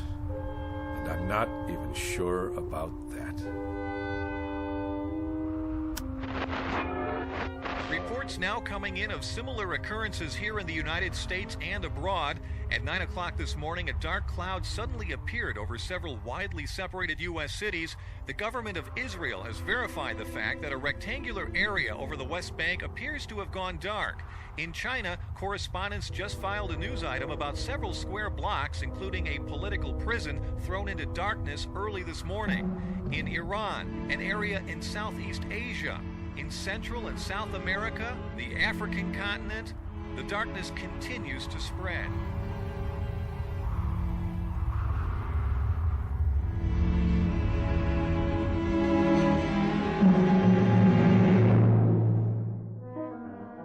Witness the effects of a sickness known as hate. Not a virus, not a microbe, not a germ, but a very real sickness just the same. Universal and not easily contained. The diagnosis? Highly contagious and, unfortunately, quite deadly in its effects. Consider yourself forewarned. Don't look for this one in the realm of science fiction, but rather right in front of you, in the mirror. As a matter of survival, you'd be well advised to eradicate it now, right now, before the light goes out, somewhere in the vicinity of your town. A prescription prepared for all within listening range of the Twilight Zone.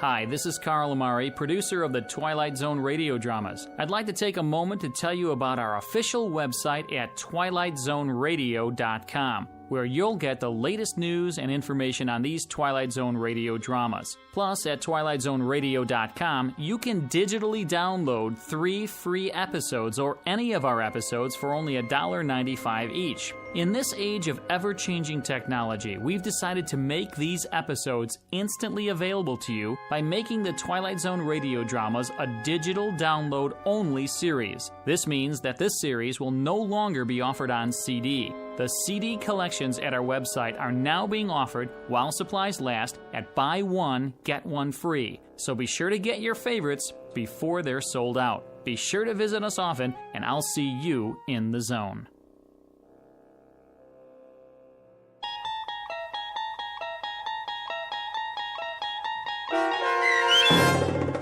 I Am the Night, Color Me Black, starring John Ratzenberger with Stacy Keach as your narrator, was adapted for radio by Dennis Etchison and based on a script by Rod Serling. Heard in the cast were Taylor Miller, Rick Peoples, Doug James, Norm Woodell, John Watson Sr., Turk Muller, Jeff Lupetin, Paul Patch, Maggie Carney, Lynn Foley, Carl Amari, and Irene Olson. To learn more about the Twilight Zone radio dramas and to obtain audio cassettes and CDs of these programs, visit our website at twilightzoneradio.com. This copyrighted radio series is produced and directed by Carl Amari and Roger Wolski for Falcon Picture Group. Doug James speaking.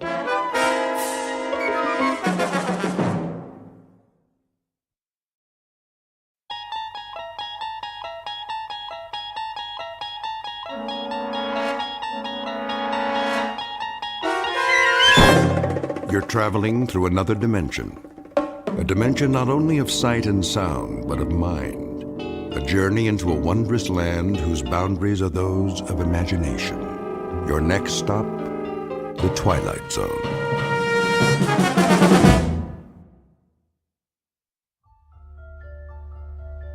It was the day no one would ever forget. Not next week, next year, or the year after. Not for the rest of their lives, no matter how hard they tried. All in? Yes. Yes. Anne? Yes, Daddy. Good. That's good then. Seatbelts, everybody. Where are we going now? Home. Oh. Unless anyone wants to stop for ice cream. Can we? If you like. I think your mother would approve. Don't you? Well, I guess so. What about you, Anne? I want to go home. I'm kind of tired. Me too. Very well then. Some other time. Dad? Yes? I was wondering. What, Tom? Well, when they closed the casket.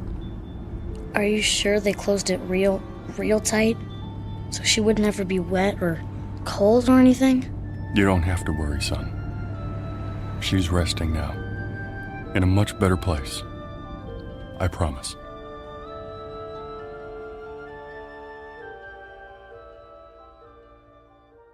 It was the week the world ended. And yet, incredibly, it was also the week something new, something truly fantastic began.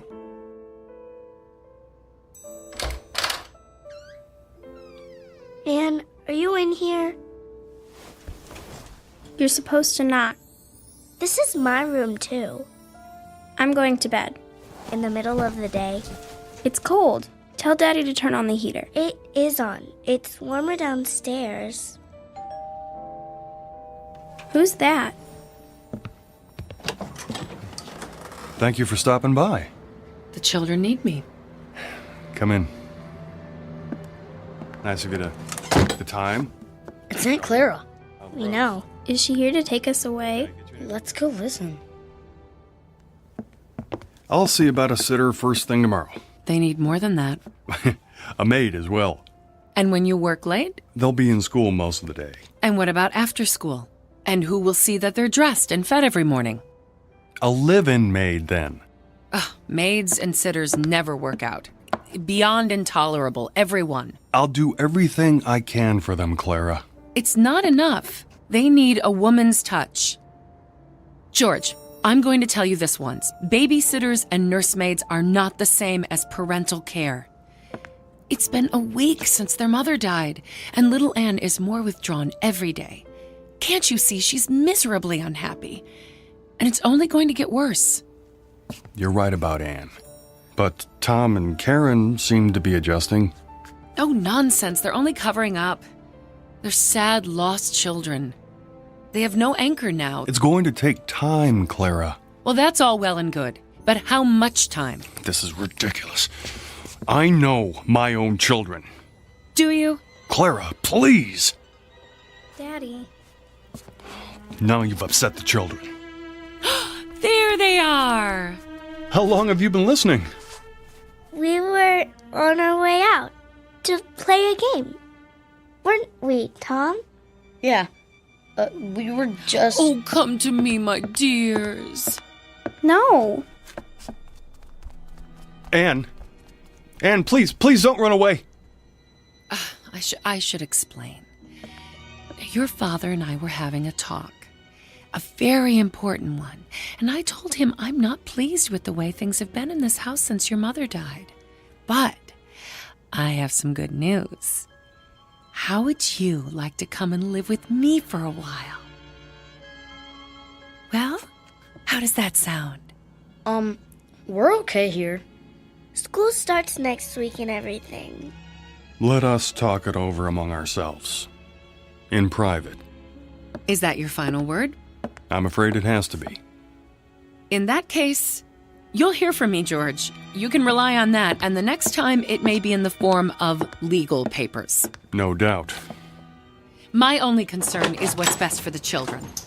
Goodbye for now. Oh, you precious dears.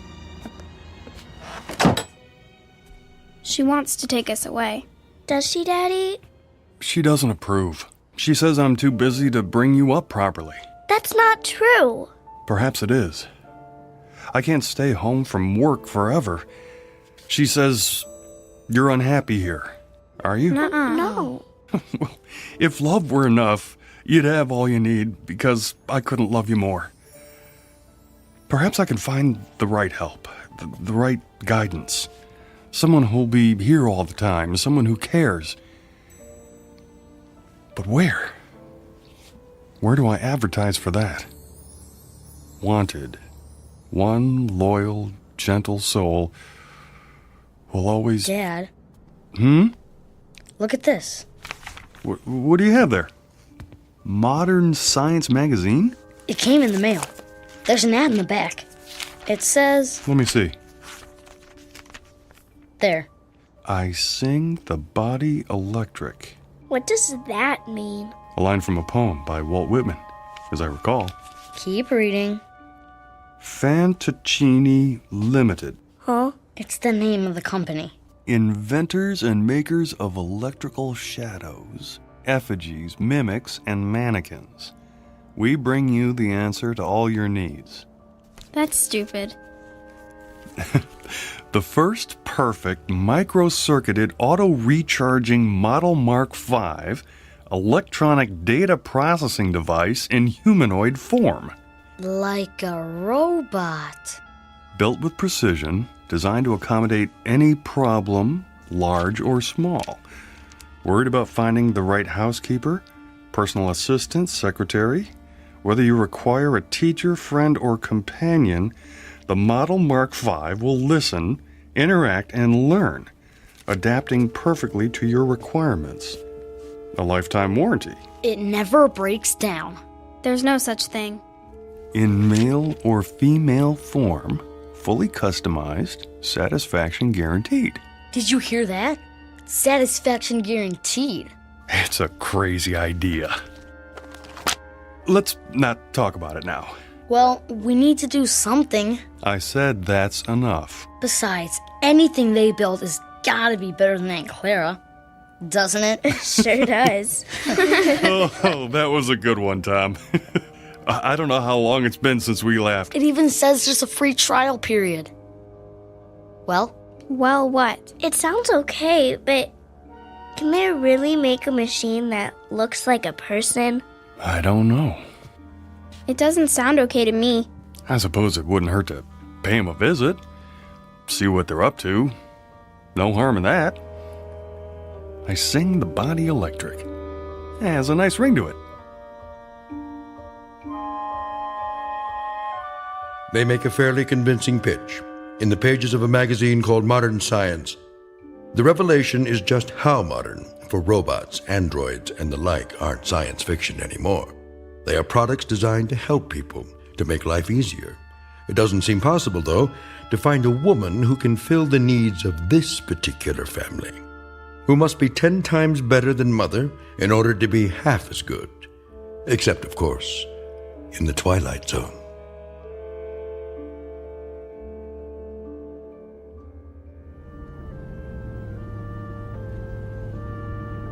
there's the sign. Fantoccini. Why do they call it that? Who cares? We'll have to ask. As soon as I find a parking space.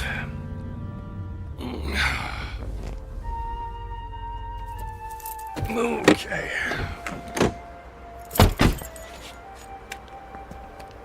Can I ring the doorbell? You always get to do everything. Now, your brother found the ad. Wow, some bell, huh? Won't you come in, Mr. Simmons? We've been expecting you. You have? I called ahead for an appointment. Feel free to browse the showroom. I'll be right with you. Wow, this is incredible. Look. What's that supposed to be? A whole table full of marbles? I don't think so, son. More like glass eyes. Wow. Blue and brown and hazel and green. I want her to have eyes like this. Well, careful, just don't touch them. Oh, please do. Guido Fantoccini at your service. An unusual name. It's Italian. It means, roughly, dream people. Or, as I prefer, shadow puppets. This is my daughter, Karen. Hello. And, Don't tell me. Tom. And you must be Miss Ann Simmons. Age 11? Or is it 12? She's only... I'm going to be 11 next month. In that case, allow me to present you with this golden key. It's awful big. What's it for? To wind her up, of course. To wind what up? Why, your new, let me guess, nanny? Tutor? Oh, that and more, I'm afraid. The children lost their mother recently, and without anyone else at home... Nobody can take her place. Nobody. In that case, might I suggest our grandmother model? It's very popular. Do we have to wind her up every day? The key is symbolic, a way of introducing our product line. What sort of product are we talking about? If you can be more specific. As specific as you like. The end result is entirely your choice. First, you'll select the eyes, any color at all. This color's perfect. Then you'll move on to the hair salon. Our wigs are of the finest quality. Blonde, brunette, brown, red, white, and every shade in between. I want her to have long hair, like this one. Ears, with or without earrings. Arms, slender or sturdy, graceful or strong. Hands, fingers, lips, full or thin. As for body type, the choice is again yours. Tall, short, the height you prefer to the millimeter. Very impressive. But they're just pieces.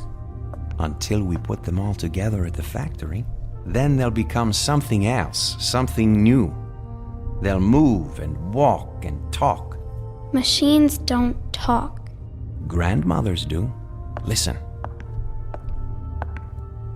I sing the body electric. I celebrate myself and sing myself. Who's that?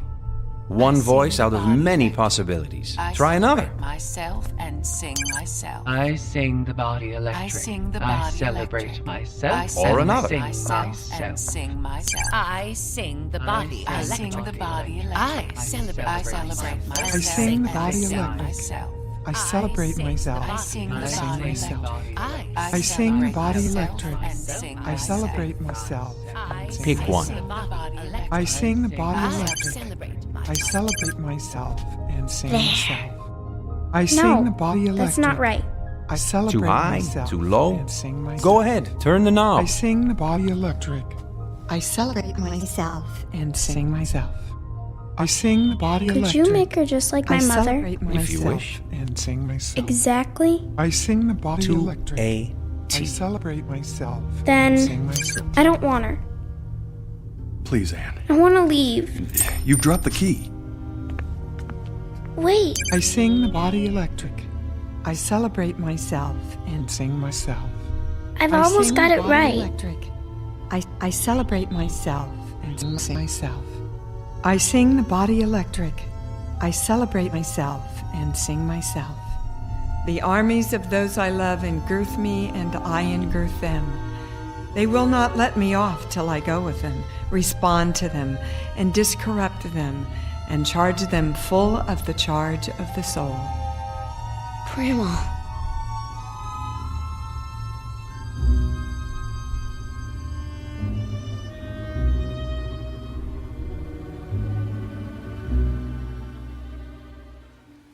Hey, Ann, you want to help me fly my kite?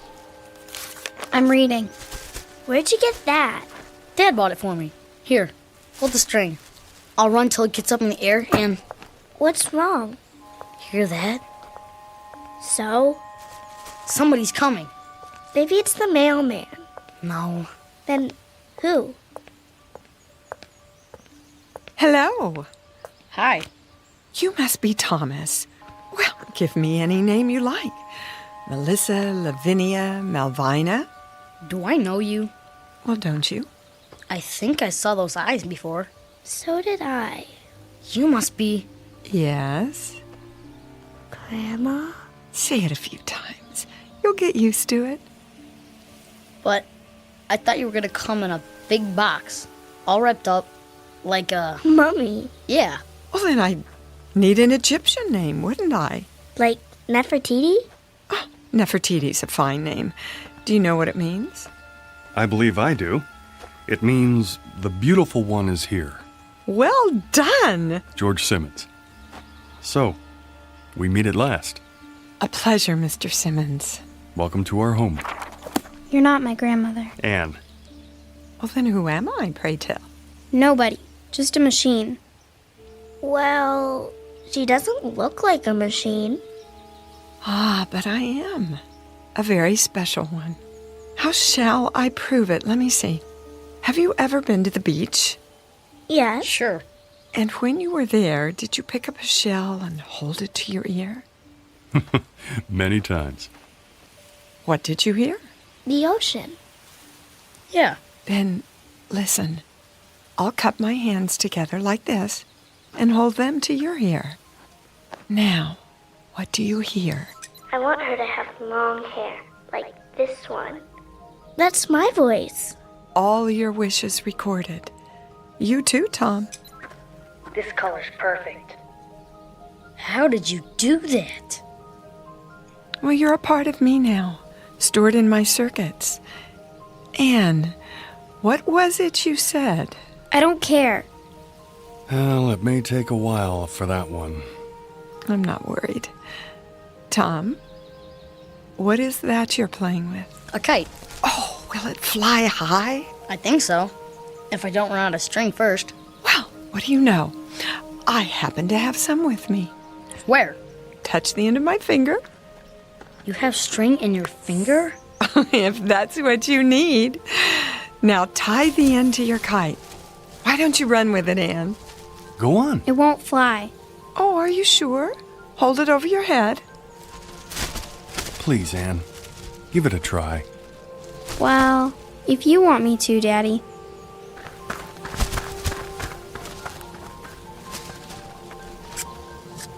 Hey, look at that! Don't let go of the string. Oh, I wouldn't think of it. How high shall we fly? The moon. The moon it is. It's almost out of sight. What do you say? Thank you. Yes. Thanks very much. You're a great kite flyer. Now, what's my name? Grandma. Anne, look at what Grandma did. Anne? I don't want to play.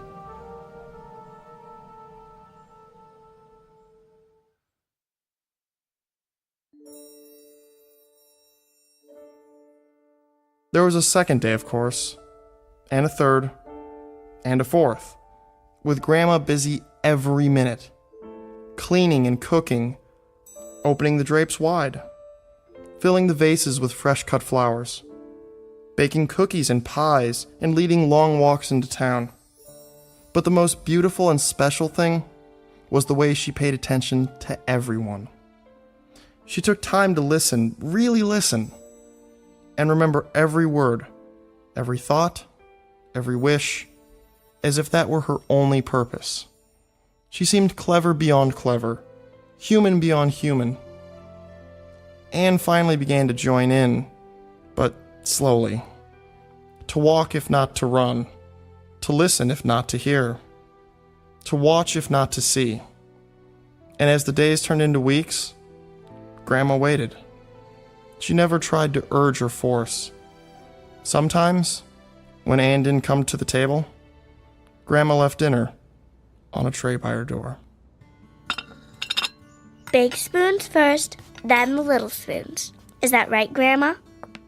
Perfect, Karen, dear. Is that your father home already? Yeah, you heard him before he got here. Daddy! Hello, sweetie. How was your day? Grandma taught me how to sew. Did she now? Good evening, Mr. Simmons. Dinner is almost ready. Well, looks like you have a helper. I made the mashed potatoes. Indeed, she did. I'm proud of you, Karen. Where's Anne? She's upstairs doing her lessons. Anne! Come down and help your grandmother! Oh, it's all right. I can handle the rest. That's not the point. Dad, whose car is that out front? Which one? The new one. Oh, well, let me see. Oh, yes. It's ours. It is? I came home early to surprise you. Can we go for a ride? All of us? I don't see why not. We'll take a run to the ice cream parlor after dinner. How's that? Now, go and wash your hands and tell your sister dinner's ready. Okay. Yeah. Thank you for being so good to us. Good for us. And that includes me. I'm sorry about Anne. I'll have a talk with her. Now, don't you worry about Anne. She'll accept me eventually. You seem very sure. Mr. Simmons, children are the most complicated creatures in the world. I could be the greatest cook, the finest, most exciting playmate, the most interesting companion, but those are very small accomplishments. It's the heart I have to enter. A child's heart. It's a deep place, difficult to reach. But that, too, will come. Anne, darling. Are you hungry, dear? Not very.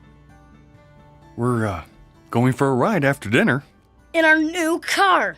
It's beautiful. Wait till you see it. I'd like you to go with us. Is she going?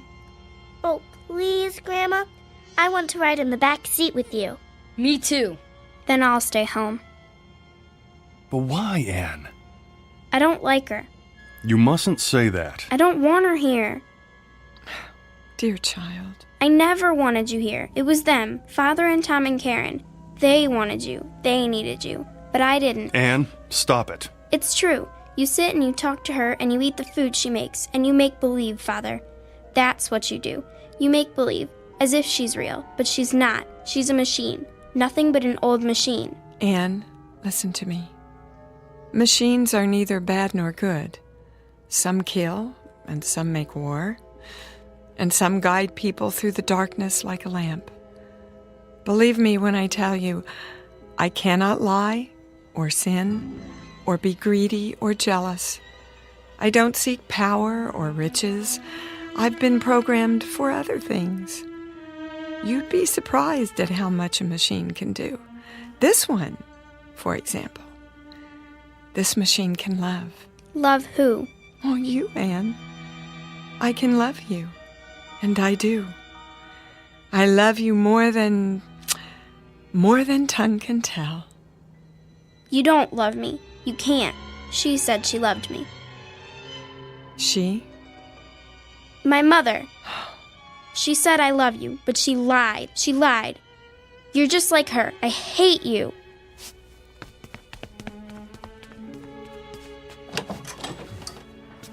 I'll go after her. Not this time. There's no place for her to go. No place except to me.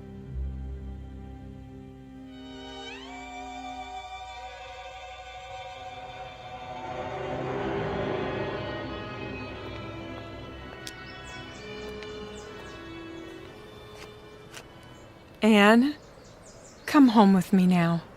No, you're just old junk. Well, is that what you think? Is that why you hate me? You're just like her. Your mother. I hate her too. Because? Because she lied. She said she loved me. And didn't she? She ran away. Is that what you think? She did.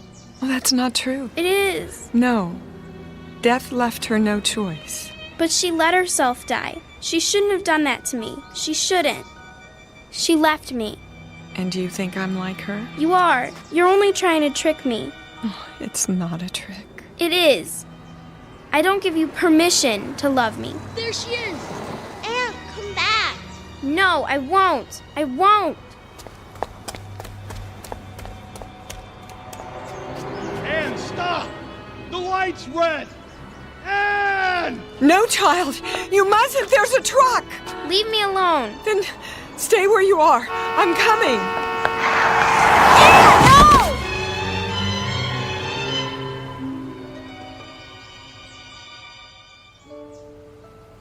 They're not moving. Either one of them. Don't touch them. I didn't see them, honest. I mean, they ran out into the street. The little girl and Stand back. a lady. Oh, man. Look, I'm gonna get an ambulance. Wait. She's moving. Anne. Oh, thank goodness. Daddy? You're going to be all right, darling. We better get her out off the street. Here, put your arms around my neck. What happened? There was a truck, but Grandma stepped in front and pushed you aside. She did? You fell down, that's all. Grandma. What about that lady? I mean, she's not breathing. Look, she's starting to move her fingers. And her eyes. Grandma, can you see me? Why, hello, Tom. You know, we really shouldn't be out in the intersection like this. Come over to the curb, Grandma. Can you walk? Of course I can. But how? See, Anne? She's perfectly all right. She saved your life. Do you realize that? I'm sorry. I'm sorry. Shh. Now stop your tears, child, and listen while I cup my hands by your ear. Remember? Like this. A machine. Nothing but an old machine. You're just old junk. old junk. That's my voice. Your voice, Anne. The way it was once. When I was a child, I spake as a child. Oh. Grandma? Grandma? There. You are alive. Well, I most certainly am. But the truck. It couldn't hurt me. Nothing can. 2 leave-takings in 1 year would be too much. Then you're not like Mother. Your mother didn't run away. She was taken away by death. Do you understand now that I shall always be with you? You won't run away? I can't. And I won't. Oh, Grandma. Thank you. You'll never know how much. She had nowhere to turn. She was afraid that everyone would leave her, even her Aunt Clara. Everyone except you. Well, how could I? It's my job to live forever. Now, let's all go home and finish our lunch, shall we? Give me your hand, Anne. You too, Karen. I'll bet we get there before those two.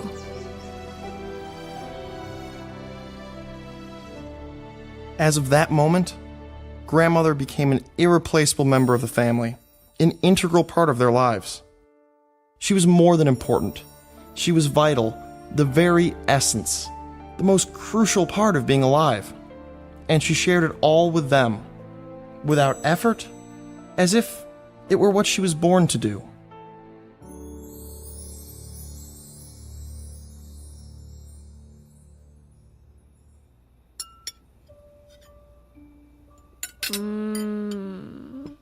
This is so good.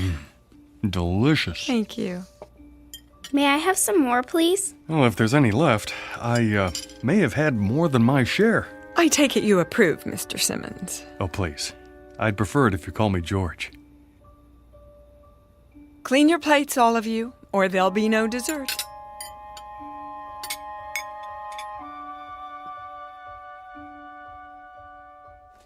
That's enough for tonight. Tomorrow we'll read another chapter from Moby Dick by, what's the author's name? Herman Melville. That's correct, Anne.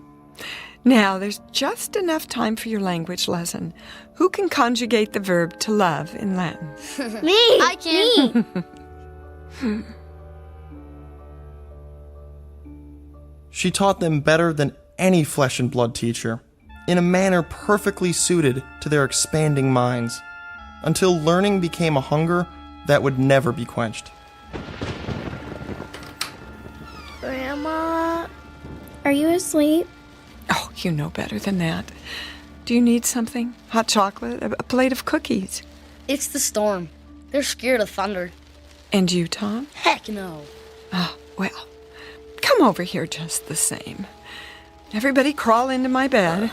That's it. We'll weather this old storm together. They would never see lightning, never hear poetry, never listen to foreign tongues without thinking of her. Everything they would ever see, hear, taste, smell, and touch would remind them of her. She was all life to them, the source of the Nile. And all life became wondrous, quick and electric, like her. And one day, it came time for the inevitable, the unthinkable, the day of saying goodbye. Thank you for carrying my suitcase, Tom. Such a fine gentleman. It's the least I can do. The same suitcase you brought with you, how many years ago? Now, let's not get maudlin. Grandma, do you have to leave today? Oh, yes, Karen. It's time. We're going to miss you. And I you, Anne. But why do you have to leave at all? You're going off to college now, and you won't need me. That's the way it should be. But you've been our world. I'm not the world. The world's out there, and it needs you. What happens to you now, Grandma? Oh, back to Mr. Fantaccini and the rest of the Pinocchios. He should have called himself Geppetto. Don't joke about it. Oh, but it's true. You've been my family here, and now I must go back to my first family. My brothers, sisters, aunts, cousins, all the other robots. And do what? Some stay at the factory. They're taken apart and recycled. Not you. Or perhaps I'll be returned and sent out to help another family like yours. They can't destroy you. I won't let them. Nor will I. Destroyed? Oh, what a silly expression. I'll go for a while to the room of voices. The room of what? Oh, a great dim room. A kind of parlor where all the other mechanical grandmothers are brought and stored for, a month or a year. And in that room we'll sit and rock and murmur and whisper to each other. And we'll listen and tell what we learned from the world and from the families we lived with. I'll share what I learned from Anne and Karen and Tom and even you, George. You didn't learn anything from me. Oh, didn't I? Don't be so sure. But you taught us. Is that what you think? Foolish lad. Why, now I have so much to share in the room of voices. Everything you ever said or did, everything you ever laughed or cried about. And someday... Someday what, Grandma? For reasonable creatures, we have an unreasonable dream. Someday, if we're very wise and very good, perhaps we'll gain the greatest gift of all. Oh, Grandma, you don't have to wait. You're alive now. You've always been alive to us. Well, there's my cab. I'll get your case. Oh, no, I wouldn't hear of it. Grandma, am I never going to see you again? Well, the world holds many surprises. Someday, when you're very old, with childish ways again, in need of help, send for me. The old nurse, teacher, companion. And I'll come back. Hard to imagine. Oh, we'll never be old. But then... you'll never come.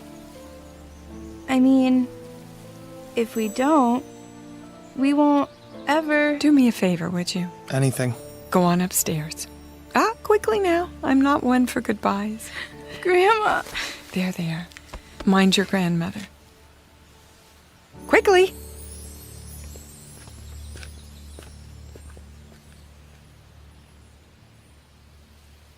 She kept her word, as promised. She has remained with us always, to this day. I've saved the key, the golden key, in a special place. Sometimes when lightning rends the sky, I see her face flash before me in the dark. And sometimes I still hear her ticking and humming above our beds in the night, keeping watch. She passes like a clockwork ghost in the long halls of memory.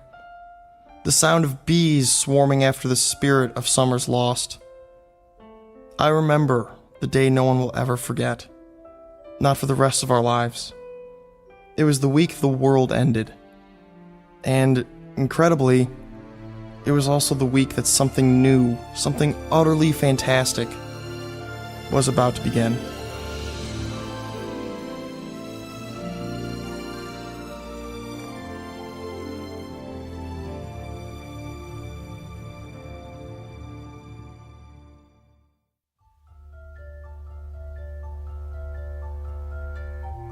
As of this moment, the wonderful electric grandmother moved into the lives of children and father.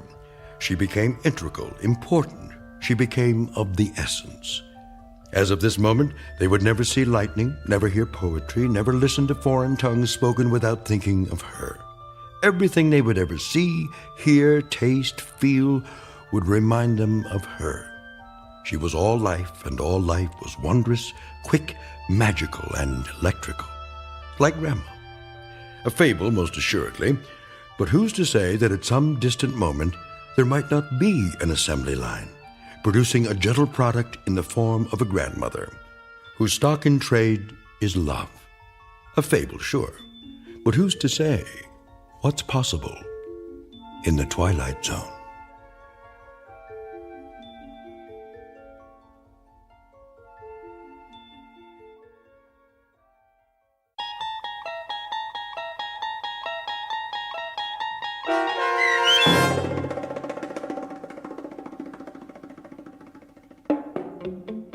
I Sing the Body Electric, starring Dee Wallace with Stacy Keach as your narrator, was written for The Twilight Zone by Ray Bradbury and adapted for radio by Dennis Etchison. Heard in the cast were David Pasquesi, Tony Marcus Jr., Donna J. Folks, Joe B. Cerny, Patrick Cerny, Haley Nabig, C.J. Amari, Elena T. Wilson, Natalie Pear, and Zoe R. Rand.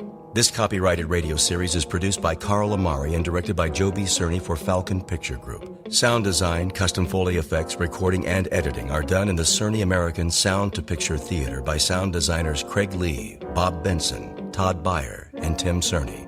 Music for The Twilight Zone is provided by CBS and American Music Incorporated, New York. To learn more about the Twilight Zone radio dramas and to download episodes, including 3 free episodes on our homepage, visit our official website at twilightzoneradio.com. Doug James speaking.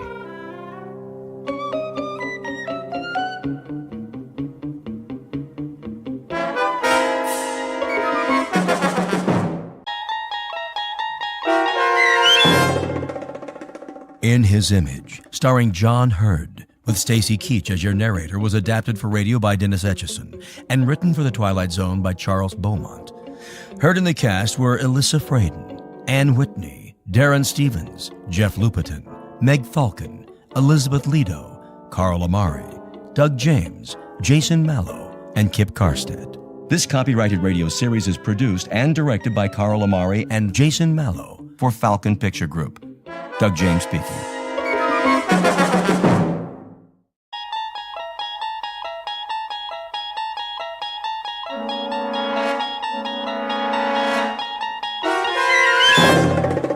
You unlock this door with the key of imagination. Beyond it is another dimension, a dimension of sound, a dimension of sight, a dimension of mind. You're moving into a land of both shadow and substance, of things and ideas. You've just crossed over into the Twilight Zone.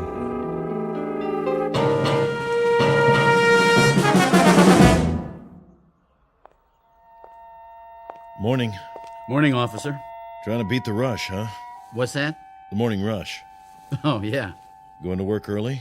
Not today. Today I'm going out of town. Pretty smart. Another hour, so many people getting on the subway, you'll think you're in Grand Central Station. Now, you're just getting up, fixing coffee. I know, it's weird. With the streets so empty, I didn't even take time for coffee. Wish I could get some. Not around here. I thought there'd be a 24-hour coffee shop or something. All closed. Gotta shut down sometime. Clean up. Yeah, well, have a good day. Take her easy. The trains run this early, don't they? 24/7. Right down the stairs. Thanks.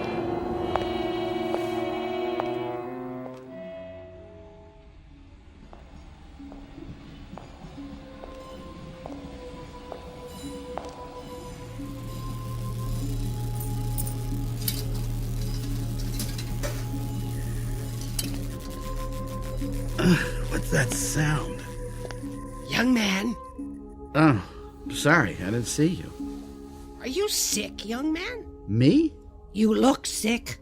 My husband looked like that just before he died. All white and pasty. I'm all right. Just what he said. The same words. I'm all right. Went to bed. Next morning there he was, sprawled out, dead. You don't drink, do you? No. That's what killed my Jack. I told him it was the devil's work, but he wouldn't listen. And look where he is now. Is that right? Oh, the devil's all around us, mister. And if we don't fight him, if we don't stand up to him, we'll suffer eternal torment. I'm sure you're right. I know I am. And I'll tell you how I know. It was a Sunday. I was ironing, if you please, and that's when it happened. The good Lord's own sweet voice, like an electricity shock. I was revelated. Oh, praise him, mister, and praise his good works. I will. Do you read the good book? Yeah, all the time. Oh, sure you're telling the truth now. We may be underground, but he hears every word. I have to go. The train's coming. I don't hear any train. Leviticus chapter 5, verse 2. Perfect. You're perfect. What? Or if a soul touch any unclean thing, whether it be a carcass of an unclean beast, or a carcass of unclean cattle, or the carcass of unclean creeping things, and if it be hidden from him, he shall also be unclean and guilty. If you're not perfect, then kill, and end it now. Please. Don't you want to be saved? No, I just want to be left alone. We're never alone. Don't you know that? He's with us all the time, and he'll help us if we only let him. But we've got to be saved first. Read this pamphlet. All right. The devil means to have you, but I won't let him. I'll fight with you, mister. My train. The train to glory. Get on board. Stop, please, stop. Listen to me. It's your salvation. Kill. Get away from me. What are you doing? Stop! No!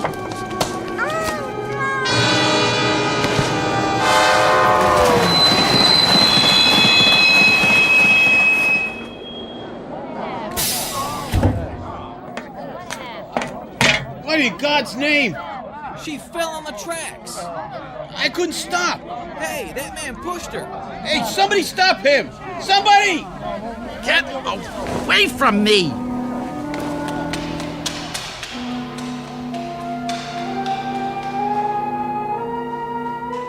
Incident in a subway station.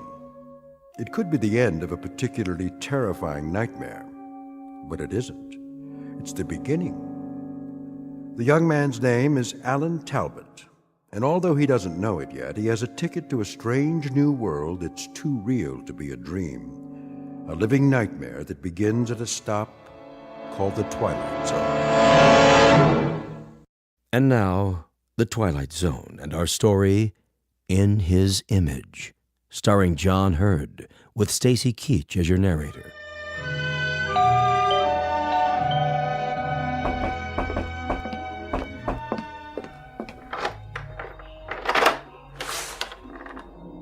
Yes? Sorry to bother you, ma'am, but see, I belong to the Junior Woodchucks, and if you'll just buy a 10-year subscription to the Ladies' Home Companion, I'll get to go to summer camp. What do you think?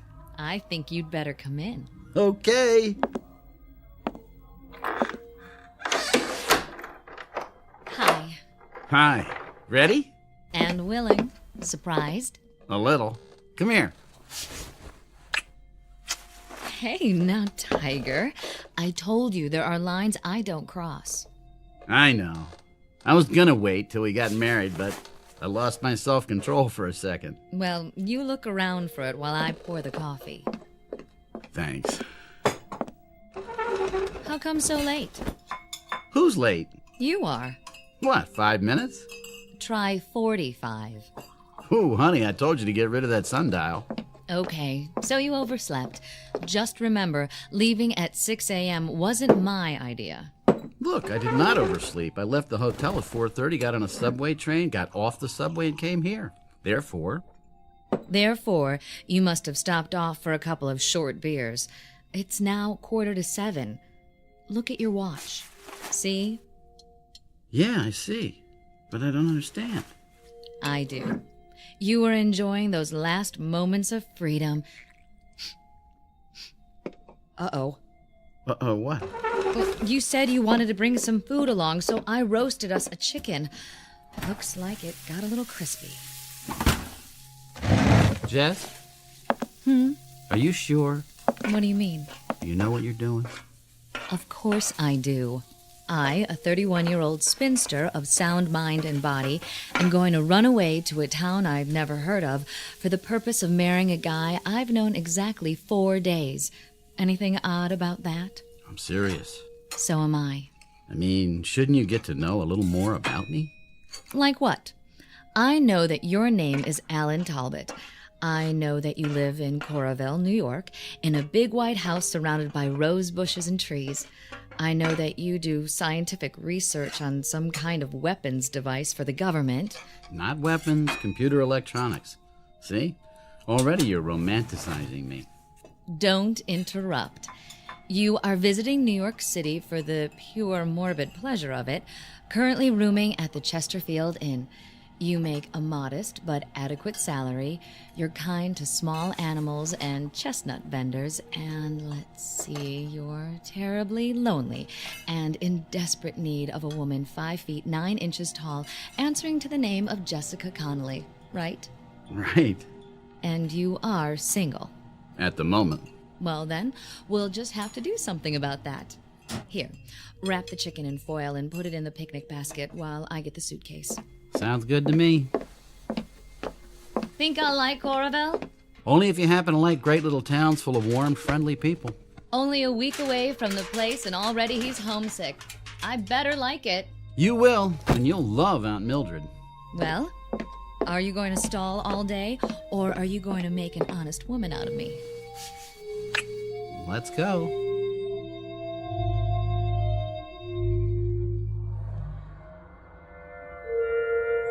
We must be nearly there, if you gave me the right directions.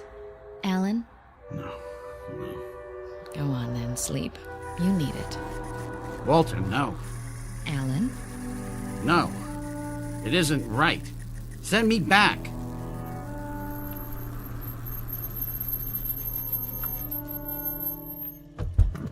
Alan, hey. What? What? Huh? What's the matter? You were having a nightmare. I was? Must have been the chicken. You didn't care for it? I didn't tell you, but chicken doesn't care much for me. From the way you were thrashing around, I'd say it hates you. Who's Walter? Who's who? You kept yelling, Walter. Well, this isn't the best time to tell you, but he happens to be my brother. Oh? Well, I didn't know you had a brother. Yeah, tragic case. We keep him locked up in the cellar, and I don't like to think about it. Alan, you idiot. Actually, I don't know any Walter. Maybe you don't, but asleep, you're scared to death of him. I said I don't know any Walter. Okay. Grouch. Sorry. Want me to drive? If you like. Just be careful. I haven't got it paid for yet. Slide over, we'll switch. How far is this rustic paradise anyhow? Another few miles. You see that Scatter Creek? Yes. I played there when I was a kid. Every time I ran from home, I'd just get about this far to that grove of trees. Love Alley, we called it. Great place to take girls. What they used to call sparking. How would you know? Oh, my dear, among sparking circles, I was nicknamed the Human Electrode. Lovely. What am I getting into? What do you say we find out?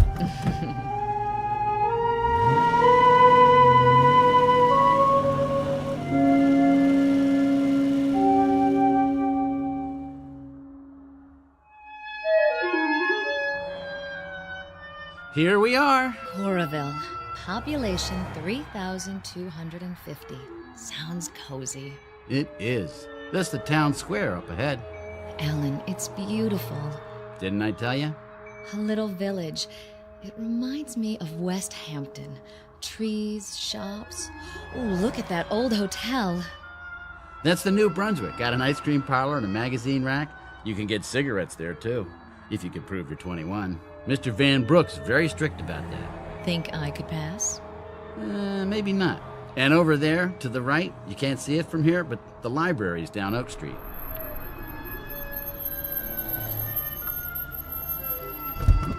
Don't stop now.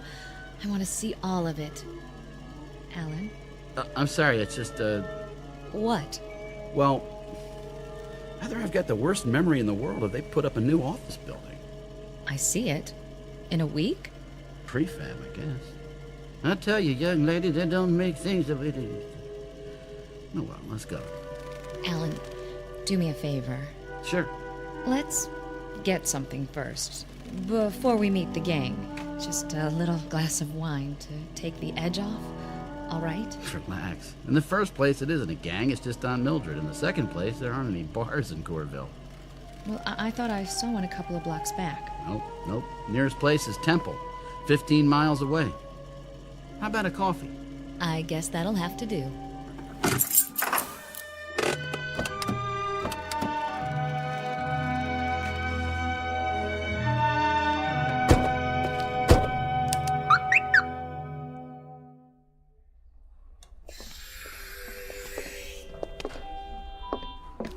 What a lovely lobby.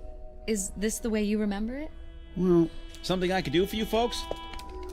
Where's the restaurant? 4 doors down, Kelsey's Cafe. I mean the one here. What happened? You close it up? Never had one here, just the hotel. This is New Brunswick, isn't it? Yes, sir. I see. I know how absent-minded you scientists are, so you won't mind me asking. Are you sure we're in the right town? Yes, I'm sure. Well, don't snap at me. Sorry. Look, Jess, let's just go on home, my home, and get something there. Anything you say. Is that your Mr. Brooks behind the counter? No, I don't know who he is. It's like 20 years have gone by or something. Everything's different. I think you're just looking at things in a new way for the first time. I've lived near Times Square all my life, but I don't think I've really seen it for years. That's probably it.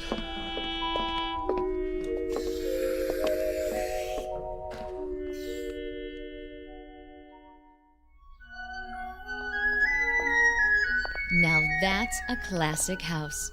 2 stories, Cape Cod style. And there are the trees and rose bushes. Yeah, that's more like it. I'd recognize that anywhere. Like it? And what if I didn't? Of course I do after listening to you. It's charming. Almost home. First thing we'll do is paint it pink. Why not purple? That'll work. The key must be bent. And Mildred! And Mildred! Hey, you're going to shake up the whole neighborhood. Got to. She's hard of hearing. What do you want? I'm Alan Talbot. So? So, I happen to live here. Would you mind telling me who you are and what you're doing in my house? Are you crazy? Just a minute. Where's my aunt? Who? Mildred Talbot? Now, mister, you listen to me. You made some kind of mistake. I live here. I've lived here for 9 years. Bought the place from Gerald Butler. I've got the deed to prove it. I don't know anybody named Mildred, and I don't know you. Now get off of my property or I'll call the sheriff. Wait! What is going on? Alan? Alan?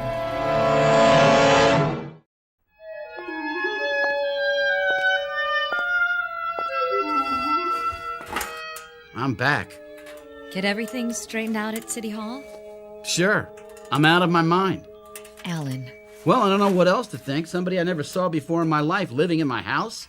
The woman I had lunch with a week ago dead for 3 years. New buildings in town. According to the official records, it's all true. Alan, I know this will sound crazy, but remember what you said when we tried to get coffee at that hotel? The one that didn't have a coffee shop? You said it was as though Coraville had aged 20 years. 20 years in a week. What if it's true? What if 20 years have gone by somehow? Rip Van Winkle? Well, why not? It's a possibility, isn't it? No. I thought of that, but it doesn't hold up. For one thing, it would make me at least 45. Unless I left town at the age of 10. And that couldn't be because I went to high school and college here. Except there aren't any records that I ever attended Coraville High. And the university I work for, it doesn't exist. It never existed. What about your aunt? I just checked. There isn't a single trace of evidence that a Mildred Talbot ever lived here. Well, it was an idea. Let's go. Where to now? The cemetery.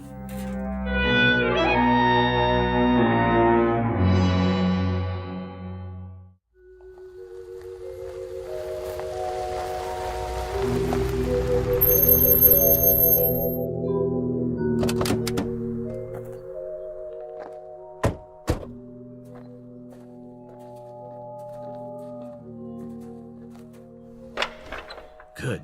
Gate's open. Alan, what are you doing this for? Find out whether the world's gone crazy or I have. My parents are buried here, and if I can find their graves... At least this cemetery's been here for a while. Look at the vines on the statues. Angels, stone crosses. Do you recognize anything? Yes, over there. The 2 headstones side by side. But I don't understand. Mary F. Cummings, Walter B. Cummings Sr. Is that your name, Cummings? No. Those the ones? That's them, all right. What do you want?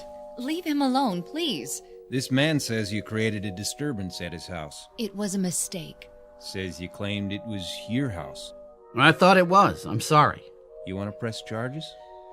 Well, as long as he admits it, I guess not, but you better not come around again, young fella. I won't. Go on back to the car. I'll be along in a minute. All right, Sheriff. It was all a misunderstanding. What's your name, son? Alan Talbot. This your wife? No, my fiancée. Well, Mr. Talbot, want to tell me what you're doing in Coorville? You're the sheriff? That's right. And I suppose you never heard of Carl Jasperson? Sure I heard of him. He's the man I replaced. You know him? He's my godfather. Where can I find him? Find him? Over there. By the monument. You mean he's... Here he is. Carl Jasperson. I have to get out of here. Alan! Miss? What do you want? I can't force you to do anything because you haven't broken any laws. But I suggest you take him to a doctor. He looks sick. You may be right. Ain't my business, but the way he was staring at those graves. Is he kin to Walter Cummings? I don't know. Now, if you'll excuse me.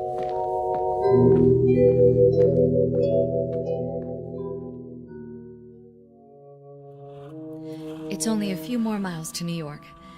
How do you feel? Alan? Alan, don't shut me out. I don't have anything to say. Honey, there's a rational explanation for all of this. There has to be. Dr. Matthews had a patient once who couldn't even remember her own name. Please don't humor me. She had no idea where she was or how she got there. When Dr. Matthews talked to her, she couldn't remember a thing about her life. But 2 weeks of treatment and she was all right again.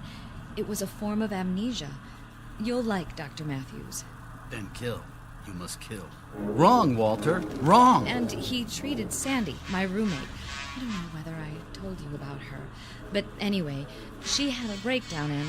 Stop the car. Are you going to be sick? Yes, stop the car.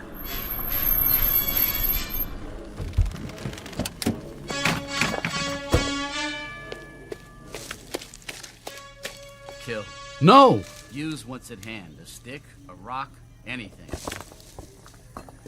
Jess, could you give me a hand here?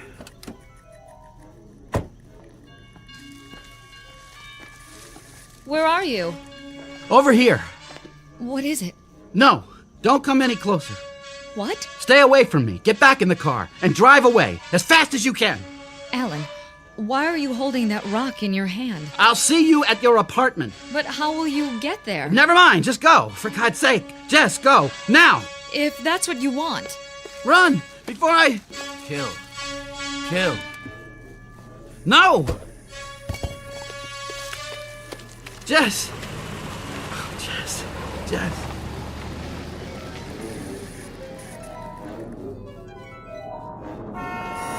What?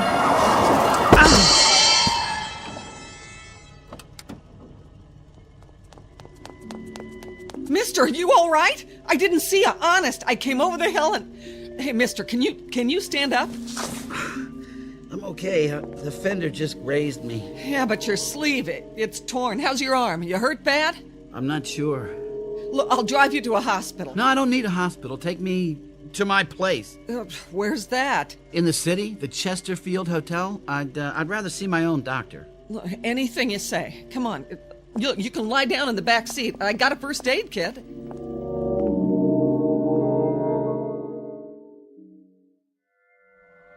Look, is that a bad cut? No. I still think you ought to see a doctor. I will, as soon as we get there, but I'm not even bleeding. Not on the outside, maybe. I've heard of accidents where you... I'm fine. I'll sign anything you want, absolving you of all blame, okay? Look, don't get sore, mister. I'm just worried about you is all. Sorry to have been so much trouble. Mister, I'm glad you're alive. Look, it's none of my business, but How come you were standing there in the middle of the road like that? I'm not sure. I'm gonna find out.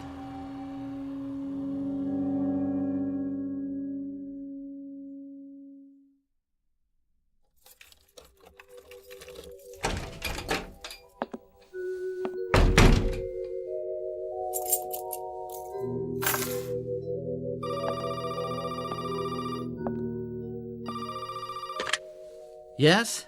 Alan? Oh, darling. I've been calling every 15 minutes. I'm so worried about you. Are you all right? I think so. I scraped my arm after you left, but I've got a bandage on it. Looks fine. Oh, Alan, are you sure? Yes, there's no bleeding. How did you get home? I caught a ride. Listen, Jess, why don't you just forget about me? I don't understand what's going on and... You listen, Alan. I've made an appointment with Dr. Matthews for tomorrow morning. I'll pick you up at the hotel at 9:30. You'd do that after everything that's happened? You bet your life I would. Look, Mr. Talbot, I didn't plan to fall in love with you, but I did, and I'm stuck with it, for better or worse. Thank you. That means a lot. Want me to come over? No, I'd like to be alone, think things through. I'll see you in the morning. Good night, Jess. Good night, darling. And try not to worry. It's going to be all right. There it is again. The noise. The noise. Where's it coming from? Where? My arm. What's wrong with my arm? Oh, no blood. Let's take off this bandage and see.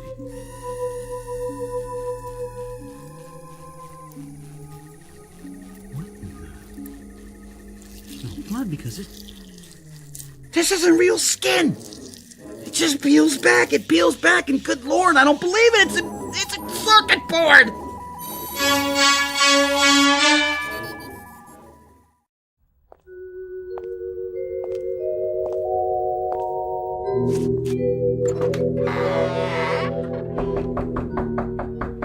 Hello?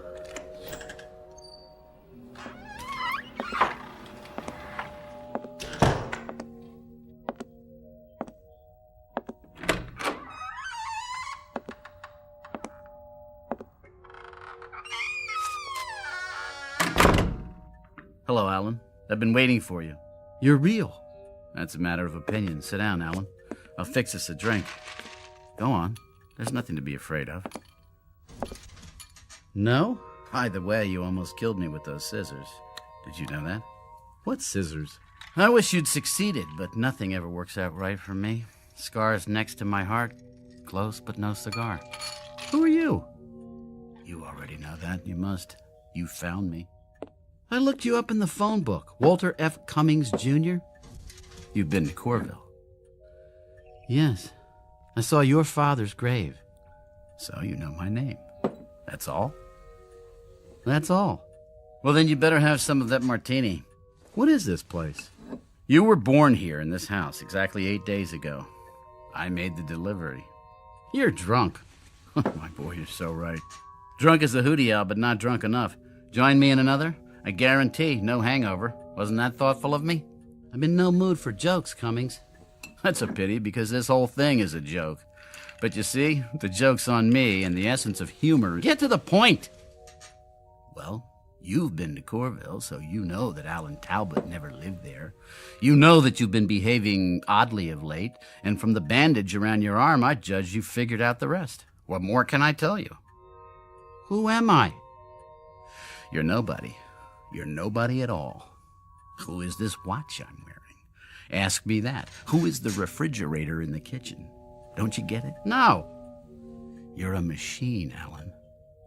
A mechanical device. I don't believe you. Not even after you've seen what's under your skin. I don't blame you. I wouldn't either, but it's true. The fact is, you were born a long time ago inside my head. All kids have dreams, don't they? You're mine.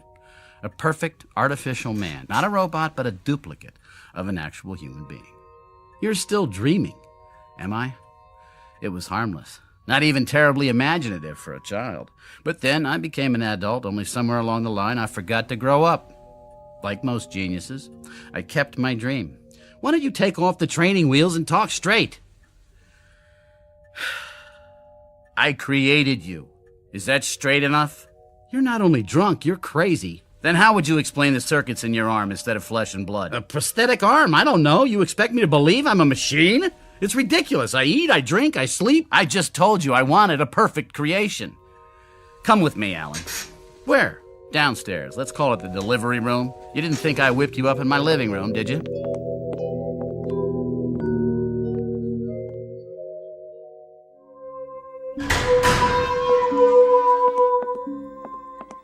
What is this room?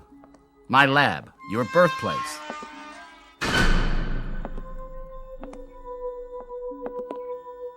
Over here, Alan. On the gurneys. Go ahead. Lift the sheets. No? Let me do it for you. What are they? Your brothers. Alan Talbot the first and Alan Talbot the second. You were number 3 in this batch. Hard to tell them apart, I know. They're only partially formed. I didn't add the finishing touches like circuitry. Call them factory rejects. Where'd you get the money for all this? Told you, I'm a genius. When I saw how much money I'd need, I developed a new kind of microchip. They turn out 300,000 or 400,000 a year. I get royalties. Money was the least of it. The failures, though. The failures, they were bad. I can't tell you how many times I had to start over. And you did it all by yourself? I'm afraid the day of the lone inventor is past. I had some of the best scientific minds in the world working for me. But of course they didn't take the project seriously. It was just a game to them. How to create a nervous system, how to duplicate a brain. With all its subtleties, mere reactions weren't enough. Intelligence is what I was after. My creation had to have abstract reasoning power, a past, all the intricate facets of personality multiplied by millions that make up true consciousness. Now, accomplishing this from scratch would have taken forever. So, I decided to use myself. So you're telling me I'm you? On some of your cells, I made certain impressions, my own memories, some of my talent, some of my knowledge, bits and pieces of myself. It isn't possible. I'm me. This is my body. Non-conductive plastic? Very lifelike. I've heard enough. Where are you going? Back to Corville? You lived there, of course. I gave you my memories of the town. Some of them were outdated. I left 20 years ago. What about the university? Fictitious. I had to give you a job. And Aunt Mildred? All the old women I've ever known rolled into one. After my parents died, I lived alone. The reputation as a Don Juan, I regret to say, is imaginary too. That's about it. You can fill in the rest, up to the last week anyway. What happened then? I wish I knew. Something went wrong. You attacked me with a pair of scissors and ran off. I've been unable to find you since. What went wrong? I'm not sure. But whatever it is, it's wrong with me too, because everything you know or think or feel reflects some portion of myself. And if you wanted to kill, it means part of me wants to kill. My own death wish inverted. I don't have a death wish. Everyone does. We're all potential suicides or murderers. We all have the seeds of paranoia inside of us. In giving you parts of myself, I unintentionally gave you my latent psychoses. Big ones. To put it another way, Alan, you're quite insane. Then fix me. I don't know if I can. Why not? Because, much as I hate to admit it, luck had a great deal to do with your creation. You mean I was an accident? Trial and error. It was like a blind man with a machine gun. I finally hit the target, but it was off center. I don't know if I could come that close again. I thought you were a genius. That's the story of my life. Success in the little things, failure in the big ones. I think what I really wanted was to build another Walter Cummings without the drawbacks. Sort of a reverse Jekyll and Hyde, loneliness, pain, all unknown. Alan, you were gonna be perfect. That was the dream. That was the dream. A perfect version of myself. Well, there's somebody else involved. A woman. Does she know? I took her to Corville. We were going to get married there. She thinks I'm on the verge of a nervous breakdown. She's in love with me. Pretty. And intelligent. And lonely. Like you. I'm sorry, Alan. Huh. That's a great consolation. Even if I could fix you, she'd find out. How? Well, for one thing, she'd grow old and you wouldn't. For another, being a machine, you'd eventually wear out. And those things never occurred to you? I suppose I didn't think I'd succeed as well as I did. You can still make it right. I'd give anything if I could. You can. You've got the tools, the instruments. You're going to build another Alan Talbot. Too risky. Only this time, you're going to get it right. One of these blanks, the rejects, with some modifications. I don't know if I can. With all that you know now, it'll be easy.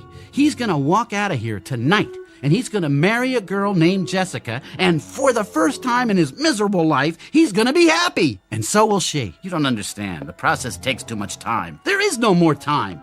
Here, I'll write down her address. She was going to meet me tomorrow, but she'll be home now. Take it. That's appropriate. What is? This pamphlet, The Way to Salvation? Where did you get it? Somebody gave it to me. I was in... Read this pamphlet. The devil means to have you, but I won't let him. I'll fight with you, mister, and we'll win. My train. The train to glory. Get on board. What's wrong?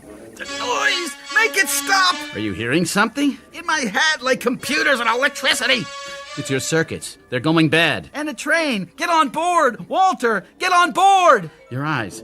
Your eyes! Get away from me! Now, Walter! Now!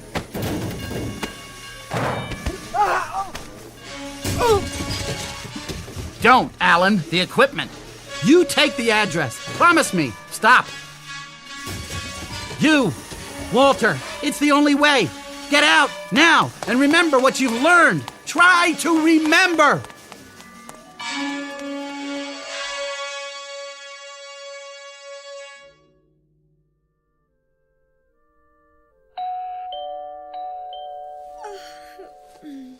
Just a minute.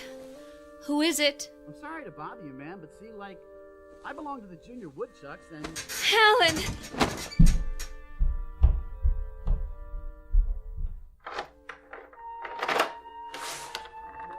Is it really you? You are pretty. I've been so worried.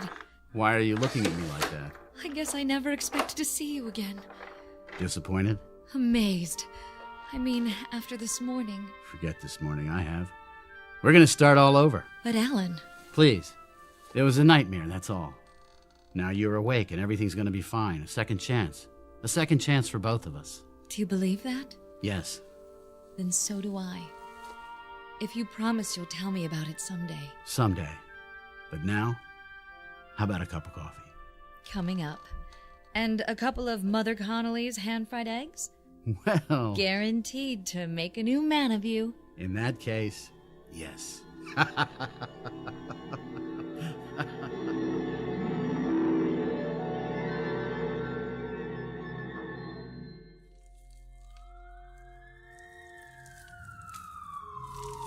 Too late to fight this fire. The whole place is gone. Whose was it? There's some scientist guy named Cummings. Lived alone. He got out okay. Well, no more laboratory for him. Burned to the ground. What's this? Looks like a mannequin. Crash test dummy, huh? Nothing but melted plastic. Circuit's still going inside the head. Look at all those wires. Leave it for the cleanup truck. Fire crew! Over here. This has been the story of Walter Cummings, Jr., a.k.a. Alan Talbot. In a way, he succeeded with his life's ambition, even though the man he created was, after all, himself. But that creation is now relegated to the junk heap. One more failed experiment. While Mr. Cummings has been given another chance, for better or worse, there may be easier paths to self-improvement, but sometimes it happens that the shortest distance between 2 points is a crooked line, one that leads directly through the Twilight Zone.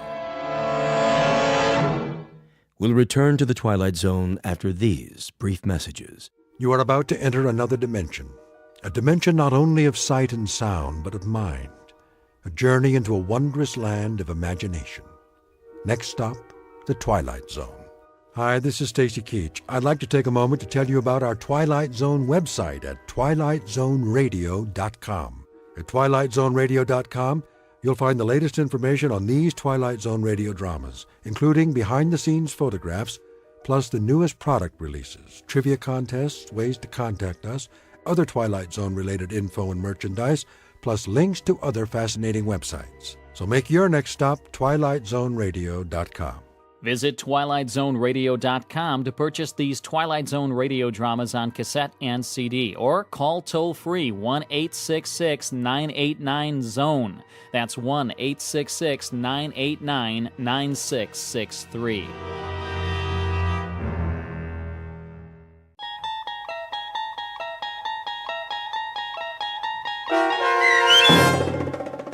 Long Distance Call, starring Hal Sparks with Stacy Keach as your narrator, was adapted for radio by Dennis Etchison and written for The Twilight Zone by Charles Beaumont and William Idelson. Heard in the cast were C.J. Amari, Fernette Lebo, Rosalind Alexander, Nick Sandys, Jeff Lupetin, Laura Russell, Kurt Nabig, Christina Verba, Doug James, Karen Olson, and Amber Lake. This copyrighted radio series is produced and directed by Carl Amari and Jason Mallow for Falcon Picture Group. Doug James speaking.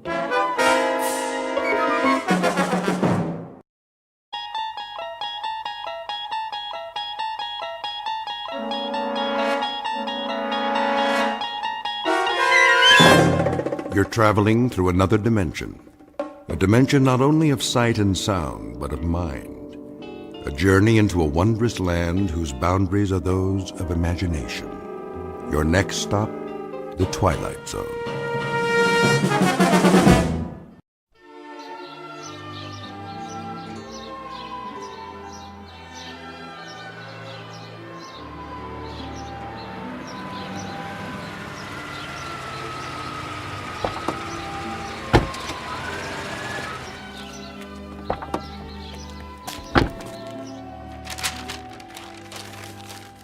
There. Superhero wrapping paper. Billy's going to like this one. Hi, Mommy, we're back. So I see. We picked up a few things. You did, huh? Grandma! Don't bother your grandmother, Billy. She's resting. I want to see her. She'll come downstairs for the party. When? In a little while. I'll call you when it's time. Why don't you go play for now? Just on the patio, though. Okay, Pumpkin? Okay. How is she? Okay, I guess. She didn't want any lunch. The doctor said he'd try to stop by. Maybe we should cancel the party. No, it'll cheer her up. You know how much she loves Billy. But the excitement... She wouldn't want it any other way. Well, we'll make sure it doesn't take very long. I'll go up and see how she's doing. Oh, and there's something in the bag for Billy. Mother asked me to get it. If you have a chance, maybe you could... I'll wrap it up. Thanks, Sil. I'll be back in a minute. Take your time, honey. But I think she's asleep.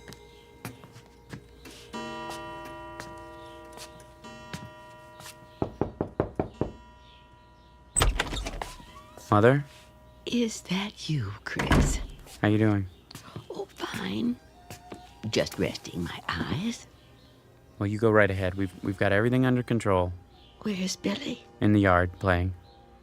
Oh, such a big boy. And today, another birthday. I can hardly believe it. Neither can I. Did you get him a present for me? I sure did. The one you asked for. Sil's wrapping it up. Good. Take the money from my purse. No, don't worry about that. It's all taken care of. I insist. And I insist that you relax. Dr. Unger's coming in a little while. You want to look pretty for him, don't you? Oh, Chris, you're such a teaser.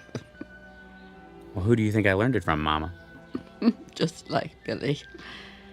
He's so much like you, in so many ways. Oh, I don't know about that. He's got Sylvia's nose and mouth. And your eyes. When I look into those eyes, I see you at that age. I don't know where he gets so much energy. From his daddy, of course. Now, hold on. I was the quiet type. Oh, you were a ball of fire. Running this way and that, full of curiosity. I find that hard to believe. But it's true. Billy's the spitting image of you. If you say so, Mother. Take your nap now. Can I get you anything? nothing at all. Just remember to call me when it's time for Billy's party. He can come upstairs if you like. Oh, nonsense. I wouldn't miss it for the world. All right, Mother, you win. Just don't try to walk on your own. I'll let you know when it's time. You do that, dear. Tell Billy I'll be there. I will. Now get some rest.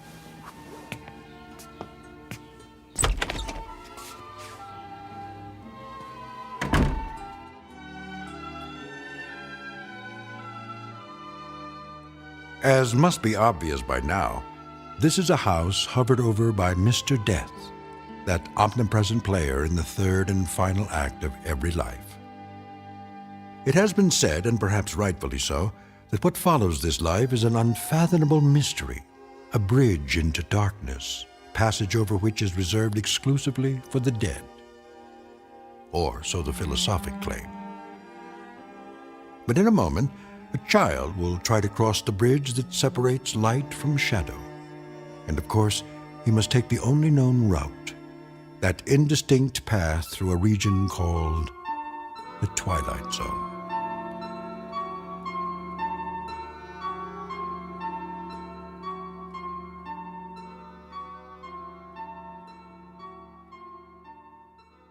And now, The Twilight Zone and our story, Long Distance Call, starring Hal Sparks, with Stacy Keach as your narrator.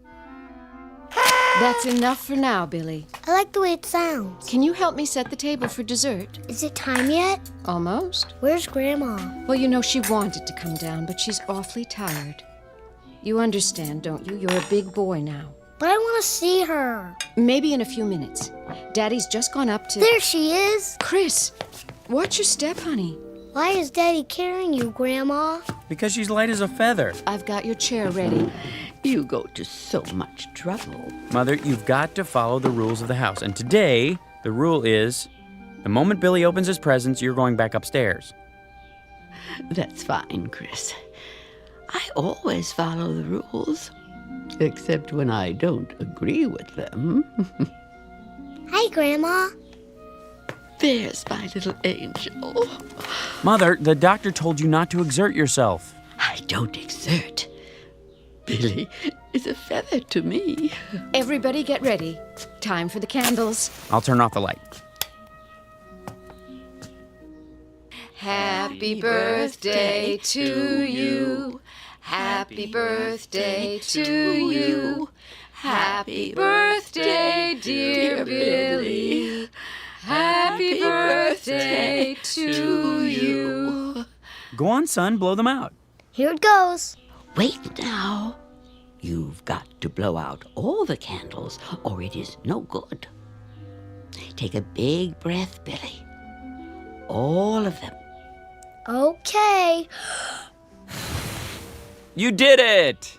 Did you make a wish? Yes. What was it? I can only tell Grandma. Well, then, tell me. I wish for his... Don't you think we should all hear your wish? That's not the way it works, honey. You know that. It is a secret between the two of us. Isn't that so, Billy? Mm-hmm. And now we cut the cake. Mother, let Syl do that. What? You think I'm too old to hold the knife? He didn't mean it that way. When I am that old, you get the shovel and dig a hole. I have a shovel and a pail. Billy. Yes, my angel. I know you do. To play with. We had some good times at the beach, didn't we, Mama? All of us together? Lovely times. Like tonight. I'm so happy. My heart is so full. I would like to say something. May I? Sure. Oh, my little Billy. My wonderful little boy. He gave me life again. An old woman, good for nothing but to complain. He held out his hands to me and made me alive. Why are you crying, Grandma? I don't know, Angel. You don't? Maybe it is because I won't be here with you for very long. Now, Mama. Why not? I am going away. Where? No, please. Don't lie to him. Tell him the truth. I will be gone. But where? Come on, Billy. Grandma's tired. I want a piece of cake. Good idea. After we open the presents, let's go into the living room. Yeah, presents. Is anything wrong, Gran? No, a little short of breath. That's all. Take my arm. It's not necessary. You go. I can walk. We'll go together, all right? Look at that, son. A real cowboy gun. Sit here, Mama. Open this one next. Okay. Wait. Billy, do you want to see what Grandma got you? Yeah. Which one is it? Right here, I think. Yes. Wow, cool. Well, you know what it is? Yeah, telephone. Why, that's a nice toy, isn't it? Grandma picked it out for you. For us, Billy. For you and me. So you can always talk to Grandma. Anytime. Even when she is not here. Can you say thank you? Thanks. See, Mama, he loves it. I'm so glad. I want to talk to Grandma now. You may. You know how to work it, son? Yeah. Hello? Hello? Who is it, please? Guess. Is there someone who wants to talk to Grandma? Yes. What is his name? It's me. And who are you? Billy. Oh, Billy. It's so good to talk to you. What's the matter, Mama? You'd better take me upstairs. Now, Chris. Of course. Don't you want to play? I want to, Billy. In a little while. When? Whenever you like. You talk on the phone. I will hear you. Come on, up you go. Don't hurt yourself, Chris. Not a chance. I'm not a little boy anymore. I think I could carry my mother upstairs. Can I call now? Not yet, Billy. I have a message for her. Hello? This is me. Grandma, please don't be sick. Don't be sick, Grandma. Can you hear me? I don't want you to be sick anymore.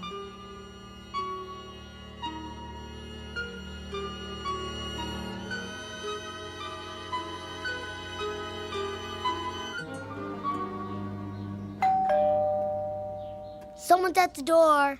I'll get it. You stay with Mom. Come sit next to me, Billy. Dr. Unger. Chris, Thanks for coming by. how is she? The same. Sylvia, Hello, Doctor. how are you holding up? Oh, don't worry about me. Grandma? Billy, stay here. Is Grandma okay? Of course she is. I'll just look in on her. Let me walk you upstairs. I know the way. Can I go too? Later, Billy. Sit here with us. But I want to tell her something. Oh, darling, we can't see her right now. Why not? She's not feeling very well. Is she gonna get better? I hope so, sweetie. I really do.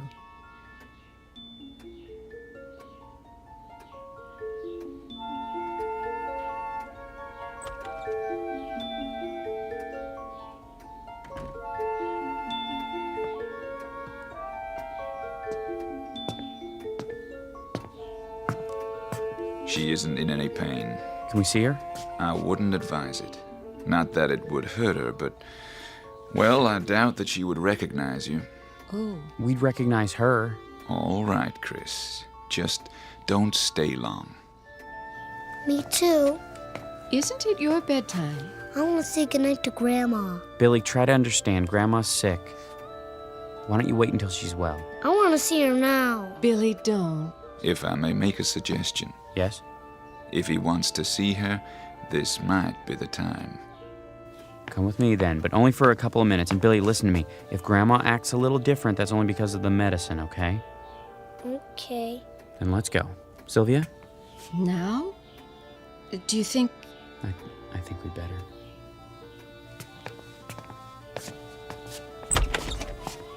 Mrs. Bales, Yes? I have some people here who would like to see you. You do? Go on in. I'll wait in the hall. Hi, Mama. What? Grandma, Angel. are you sick, Grandma? Not anymore. Then why don't you get up? Billy. How you doing, Mama? Who are you? Who am I? I don't know you. It's Christopher, your son. My son was taken from me by a woman. This is my son now. My only son. Little Billy. Does it hurt, Grandma? No. There is no pain. Then what's the matter? It will be so lonely. Oh, Billy. I wish you could go with Grandma. Go where? Away. Far away. Together. The two of us, Billy. I want to go. You and me, Billy. No one else. Just you and me. Grandma? Grandma? Grandma? Oh, Mama. Goodbye, Gertrude. Goodbye. I want Grandma. I want to talk to her. I have to. I need her. I want to talk to her.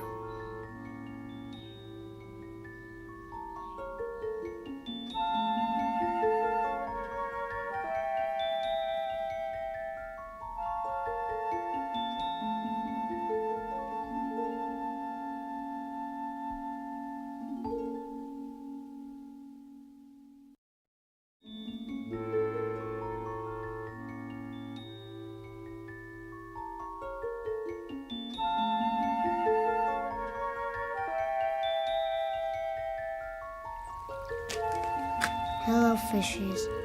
Do you want to play with me? Billy? Billy, where are you? There you are. Didn't you hear me calling you? No. You know you're not supposed to be playing out here all alone. Why not? I don't want you so close to the pond. What were you doing? Nothing. Billy? Looking at the fishies. It's getting cold. No, it's not.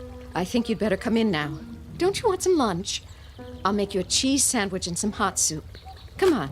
I want a hot dog. All right. A hot dog, then. Why don't you wait in the dining room? Can I go upstairs?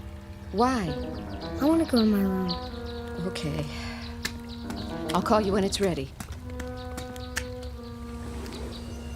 Oh, Chris.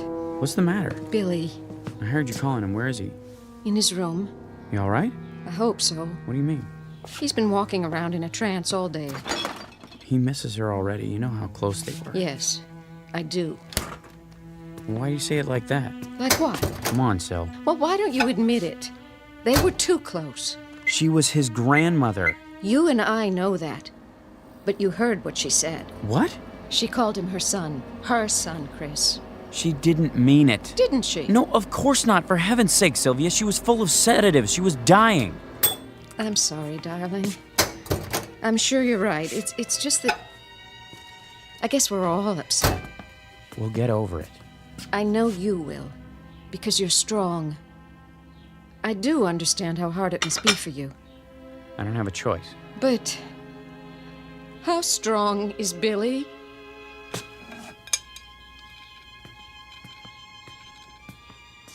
Billy! Lunch is ready. Billy? Are you still upstairs?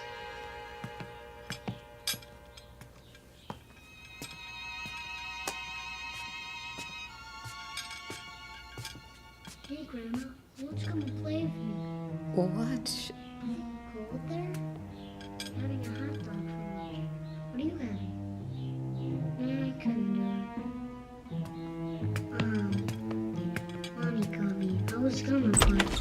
Going to what? Bye. Who were you talking to? Grandma. Billy. She says she's lonesome. She wants me to come and stay with her. Can I, Mommy? Can I?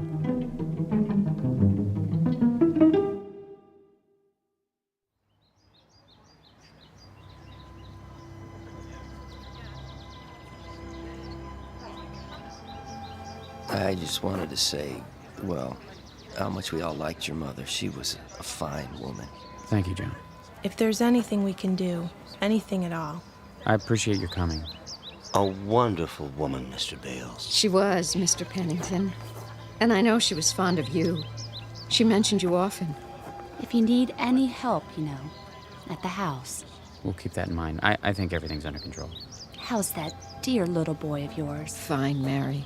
He's with the babysitter. I'd be happy to take him anytime. Shirley's just down the street. She's been very good. We have plenty of food at home if you want to stop by. That's all right. We should get home to Billy, though. I'll bring over a casserole so you don't have to cook. Bless your heart. I made dinner ahead of time. All I have to do is heat it up. Well, don't be a stranger. You two, both of you. We should see each other more often. Very kind of you to come.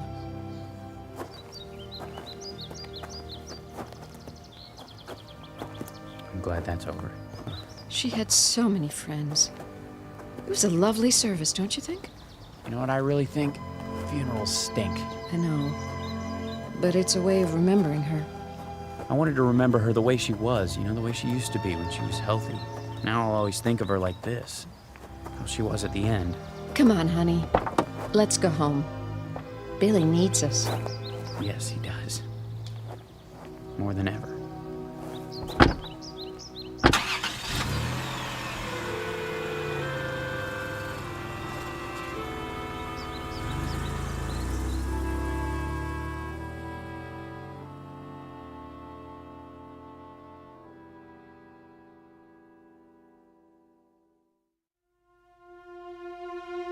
What? I'm not sure. They went to the funeral. I don't know when they'll be back. Yeah, I'll call you. No, don't come by. I told you I don't know. Oh, he's a good kid. Kind of depressed with his grandmother dying and all. Doesn't want to play or anything. And oh, wait a minute. Hey, Billy boy. Where you going? Outside. Is that okay with your mom? Yeah. You sure? What are you gonna do out there? Play. Oh, yeah? Well, that's good. That's real good. How come you decided to play? Somebody wants me to. Wants you to what? Go outside. Just don't go out of the yard, okay? Okay. Oh, nothing. He's just going out to play. It's the first time he wanted to do that today. No, I don't have to watch him. He's a good boy. He never wanders very far. He just sits and plays by himself. It's sad. I don't... Wait, what was that? Something's happened. I gotta go.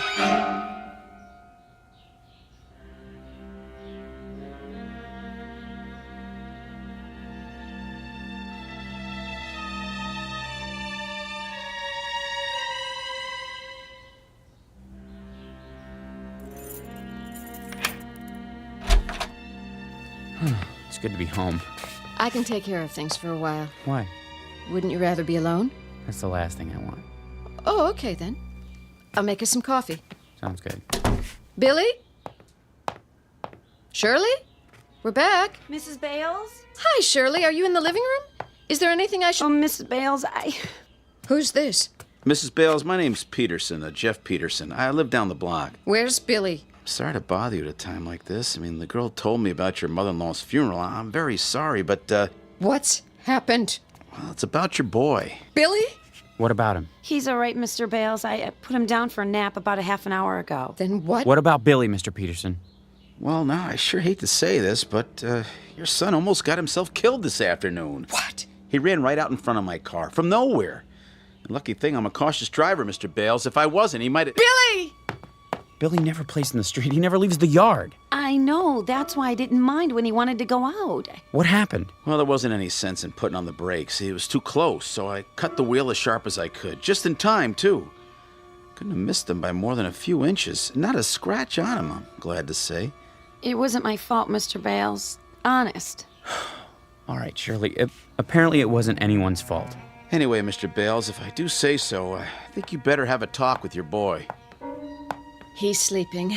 Oh, he's fine, just like I told you. A talk? Why? Well, when I saw that he was all right, I asked him, why'd he do a crazy thing like that, running out in the middle of a busy street? He said somebody told him to. Somebody told him to? Who? He didn't say. You know I wouldn't tell Billy to do a thing like that. Who else did he talk to, Shirley? No one. All day long, he just sat in his room playing with the telephone. Chris? You believe me, don't you? Yes, I do. Chris. I'm sorry it happened, Mr. Peterson. Don't be sorry. Be glad. The boy's safe.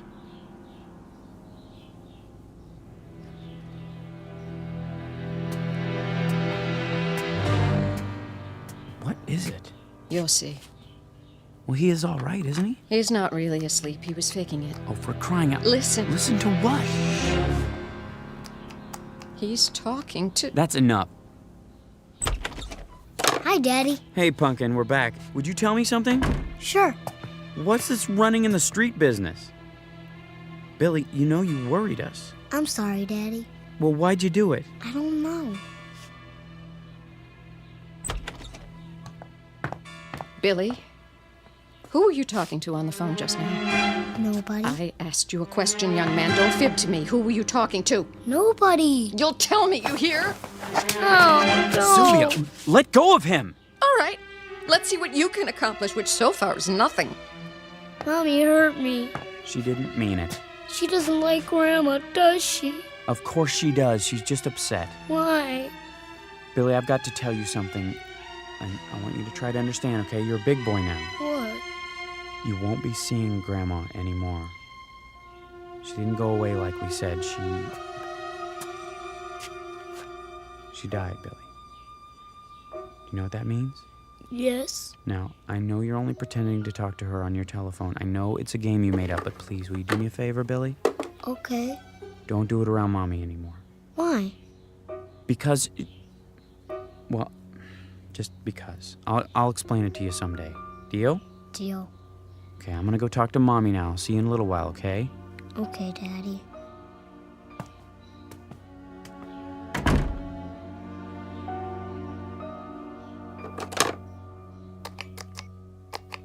Hi, I'm back.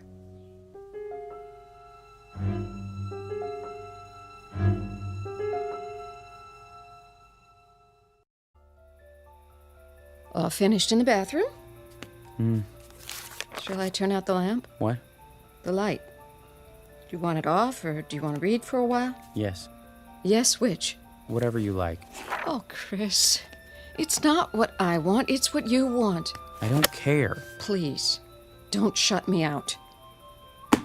Sorry, I was just thinking.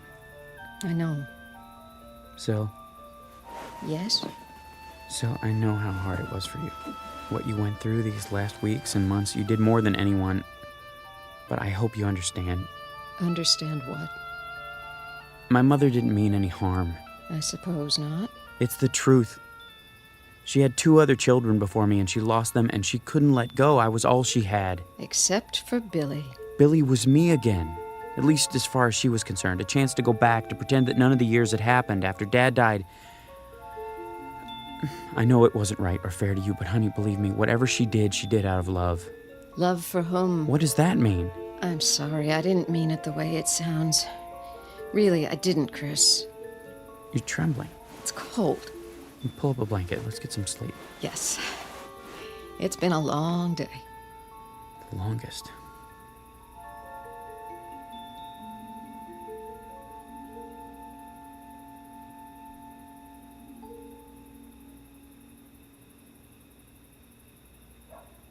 Hi. Yeah. Me too. Is it cold there? Billy? You give me an ice cream bar? Oh, that would be cool. How about some candy?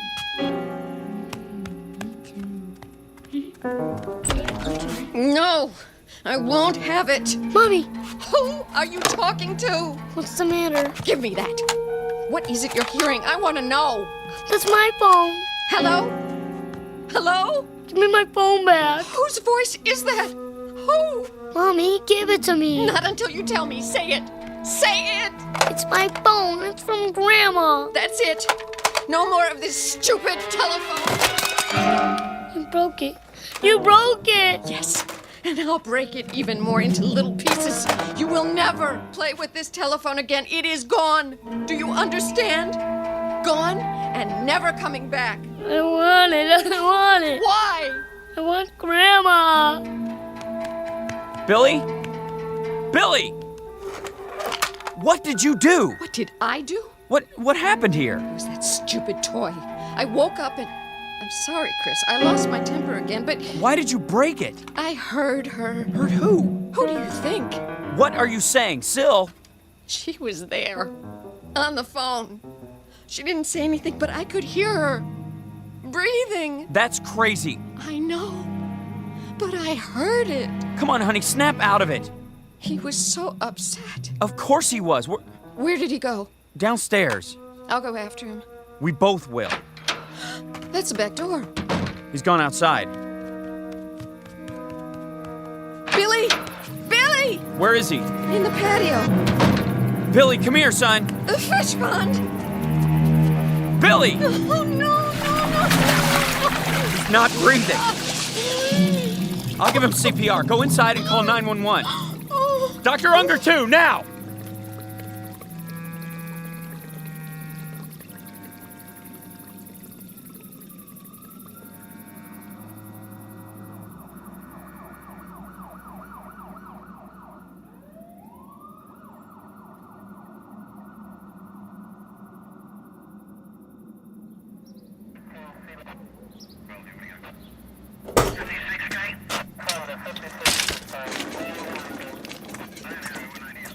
Lift him. Careful. I got him. How is he? He's breathing. Thank God. We'll do everything we can. Put him in the ambulance. If we had gotten here a few minutes earlier... I'm going with you, Billy. Oh, my Billy.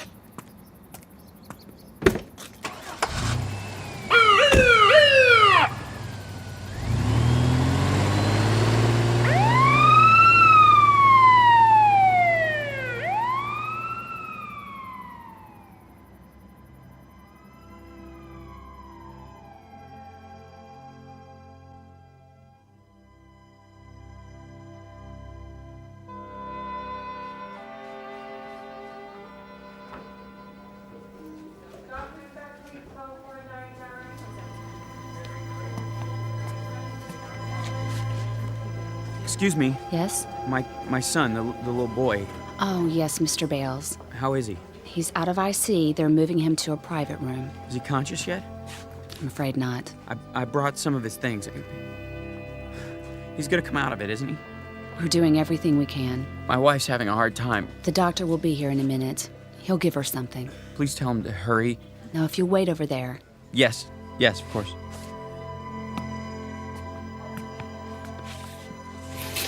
Well? Take it easy, honey, please. He's gonna be all right. Is he?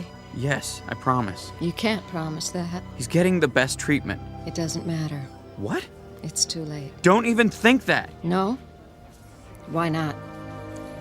We have to face facts. What facts? She's already taken him. That's not true! Yes, it is. She took him away.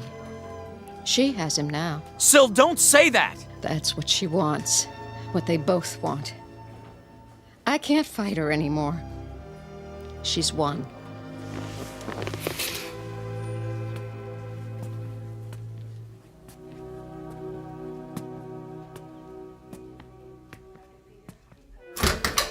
Just a minute, sir. Is this room 511? Yes, but no visitors are allowed. I'm his father. I brought some of his things. You can leave him with me. Give me a minute with him. Well, just a minute until Dr. Unger gets here. Hi, Pumpkin. It's Daddy. Can you hear me? You're gonna be alright, you know, I swear you are. Why did you do such a crazy thing? Going in the fishing pond. Mommy and I will take care of you from now on, you'll see. She doesn't mean to get you all upset. She's sorry. She's so sorry. She only meant you don't need that telephone anymore. It was Grandma's idea, but I'm the one who got it. I shouldn't have listened to her. Grandma's at peace now. You have to accept that. Please, Billy, try. She didn't want you to do anything like that, I'm sure of it. Anyway, I brought your telephone so that I can use it one more time, okay? Just once, and that's it. I have to try. You hear me? I know it's silly, but I have to. It's the most important call I've ever made.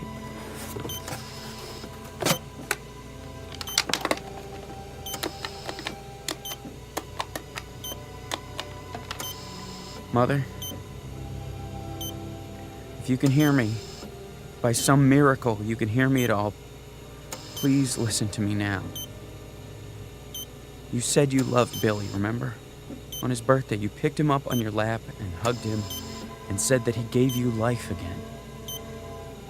I know you meant it. You did, didn't you, Mama? Well, if you did, if you really meant it, I'm asking you now to prove it. Give him back to us. He's 5 years old. Do you know how young that is? He hasn't even started. He doesn't know anything about school or girlfriends or wearing long pants or pitching a baseball. He doesn't know anything yet. He hasn't been anywhere. He's hardly been out of our house. There's a whole world he hasn't seen or heard or tasted or smelled or touched. Remember what you said. You said Billy gave you life again. Well, now you can give him life. If you really love him, let him live. Give him back, Mama. Give him back!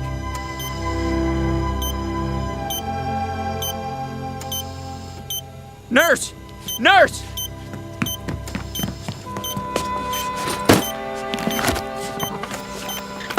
What's happened here? I don't know, Doctor. His heart! It's not stopping after all. It's stronger. And his breathing. Blood pressure's rising. Heart rate's up. Thank you. Something's happened here. What? His vital signs are stabilizing, Doctor. Take a deep breath, Mr. Bales. Then go tell your wife. He's come back to us. I don't know how or why, but we've got him. He's going to be okay.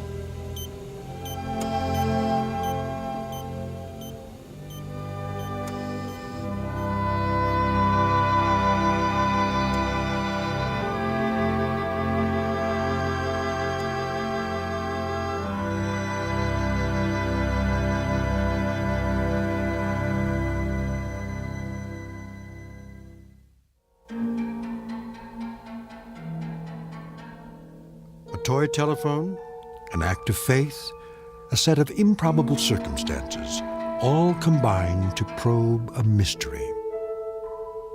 To fathom a depth, to send a facet of light into a dark after region. To be believed or disbelieved, depending on your frame of reference, a fact or a fantasy. A substance or a shadow. But all of it very much a part of the Twilight Zone.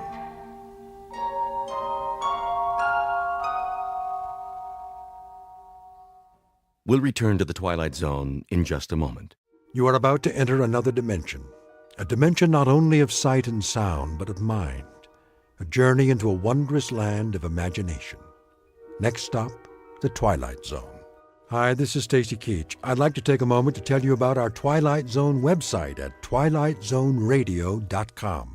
At twilightzoneradio.com, you'll find the latest information on these Twilight Zone radio dramas, including behind-the-scenes photographs, plus the newest product releases, trivia contests, ways to contact us, other Twilight Zone-related info and merchandise, plus links to other fascinating websites. So make your next stop twilightzoneradio.com.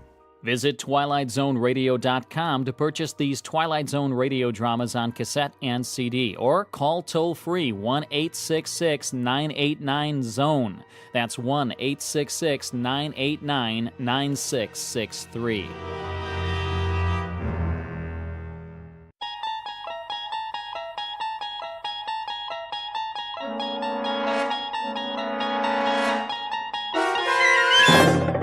You're traveling through another dimension. A dimension not only of sight and sound, but of mind. A journey into a wondrous land whose boundaries are those of imagination. Your next stop, the Twilight Zone.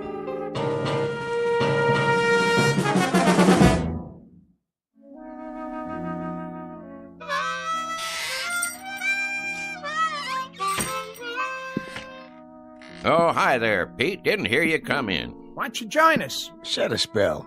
That's all right. I wouldn't want to interrupt you. Well, all right then. Where was I? General Pershing. Oh, yeah. So I said to Jack Pershing, General, I said, there ain't gonna be no artillery support. They're dug in too deep. When was this now? First World War, of course. The Great War, we called it. Yes, sir. So I says to General Pershing, Jack, what we gotta do is we gotta enfilade. Know what I mean? Do what? Enfilade 'em. That's what we're gonna do. Ha ha! Enfilade 'em to beat the band. Frisbee, when are you going to put that mouth organ of yours out of its misery? How's that? Or at least learn how to play it. Helps me relax. Well, sir, old Blackjack knew who he was dealing with. And that was? They didn't call me old Enfilade Frisbee for nothing. Horseradish? Huh? Where do you keep the horseradish, Frisbee? Right where it always was, Pete. Third shelf down. Down where? On your left there, next to the pickles. You got catsup? Underneath the cash register, behind the beans. What's your hurry? Come on over. I got another chair. No thanks. I'll put a new log in the stove. If it's all the same to you, Frisbee, I'll just collect my goods and get on home while it's still daylight. Suit yourself. Oh, well, where was I? Oh, yeah. Well, sir, the following morning, we attacked up and down the line, and the rest is history. Smashed them to bits, we did. And then we went on to Paris to celebrate. Exactly 4.5 hours it took us. We had frogs' legs and cold duck till we couldn't eat no more. An hour later, we was in Berlin. Shall I say it, or do you want to? Be my guest. Frisbee. Yeah? You not only got a pot belly big as that stove, you're the biggest liar who ever sat in that chair. You're doubting my word? You can start with that. Beyond just doubting your word, I'm calling you a liar flat out. How can you go from Paris to Berlin in 1 hour? Find the radishes, Pete? Yep. What about celery? All out. Getting some fresh ones in the morning. We're waiting, Frisbee. How do you go from Paris to Berlin in 1 hour? Oh, hold your horses now. I'm coming to that. It's what made the whole operation so fantastic. I was doing some reconnoitering, and I found me a back route. That's very interesting, Frisbee, except last week you sat right there, big as life, and told us you were in the Balloon Corps. You sure did. And that over the Battle of Marne, you shot down 3 German Fokkers with a pistol and personally directed the artillery so the Marines could win. Oh, I did that too. Only it was a year later. It was, let's see now, April of 1917. That's it. I heard enough. More than enough. I'm getting out of here. Well, now you might want to give that some thought, boys. Looks like rain to me. Rain? Sure enough, gonna be some rain. Tell by the clouds. You can always tell by the clouds, you know. Take that big job up on the hill. That there is a stratocumulus opacus. Anything you say, Frisbee. You fellas know anything about meteorology? Don't get him started. Well, what do you know? Looks like it got me a customer. Carload full of them. Better get out there and pump some gas before they change their minds. Oh, now ain't no reason to hurry. Them clouds, for instance, they like to take their time. So do I. It's the way Mother Nature made things. Why, did I ever tell you about...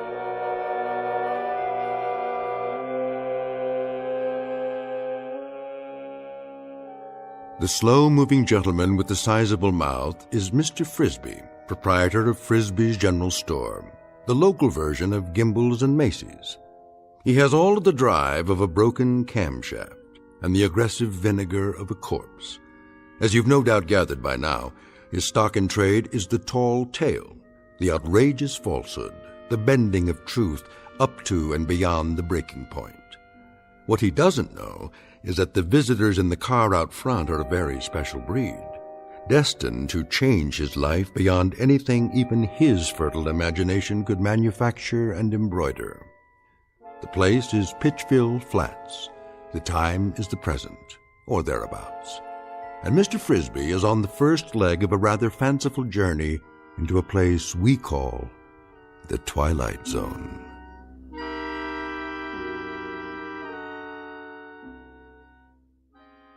And now, The Twilight Zone, and our story, Hocus Pocus and Frisbee, starring Shelley Berman, with Stacy Keach as your narrator.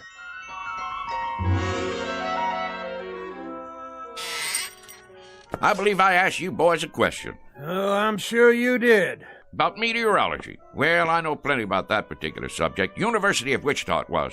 Got my doctorate in it. Did a treatise at the age of 13 that still uses standard text. Meteorology and You was the title. Talk was, it was the most scholarly treatise on the subject in the history of the field. My colleagues used to refer to me as Cumulus Frisbee. Cumulus Frisbee? Frisbee's a meteorologist. I'm Vice President of the United States. Well, what do you say, Mr. VP? Better get out there, Cumulus. I'm coming. All finished, Frisbee. You want to add it up? You do it, Pete. There's a pencil and paper right on the counter there. I could do it in my head for you, but it's been kind of a long day. I'm a little pooped out. 1 bottle of catsup, horseradish. Ever tell you about the time I gave a demonstration, me against the computer machines? 13 of them, lined up in an auditorium. 133 columns of figures, 8 digits apiece, and no pencil and paper, mind you, all in the head. Well, sir, people came from miles around. What happened, Frisbee? I thought no one would ever ask. 4 of the machines broke down from overwork. Not you, of course. 2 come up with incorrect answers, and I beat them all by 21 seconds. Ha ha. That does it for me. I simply can't take no more, Frisbee, I gotta tell you. Can't take what? I wouldn't mind if you was a bright liar. I mean, if there was some logic to it, but daggone, the way you tell it, well, you'd have to be 100 different people living in 200 different places in 12 different periods of American history. Hallelujah and amen. Shucks. What are they in such an all-fired hurry for? Time to do some work, Frisbee. You got customers. You just said a dirty word. Only thing that works in Frisbee's whole body is his mouth. All right. Keep your britches on.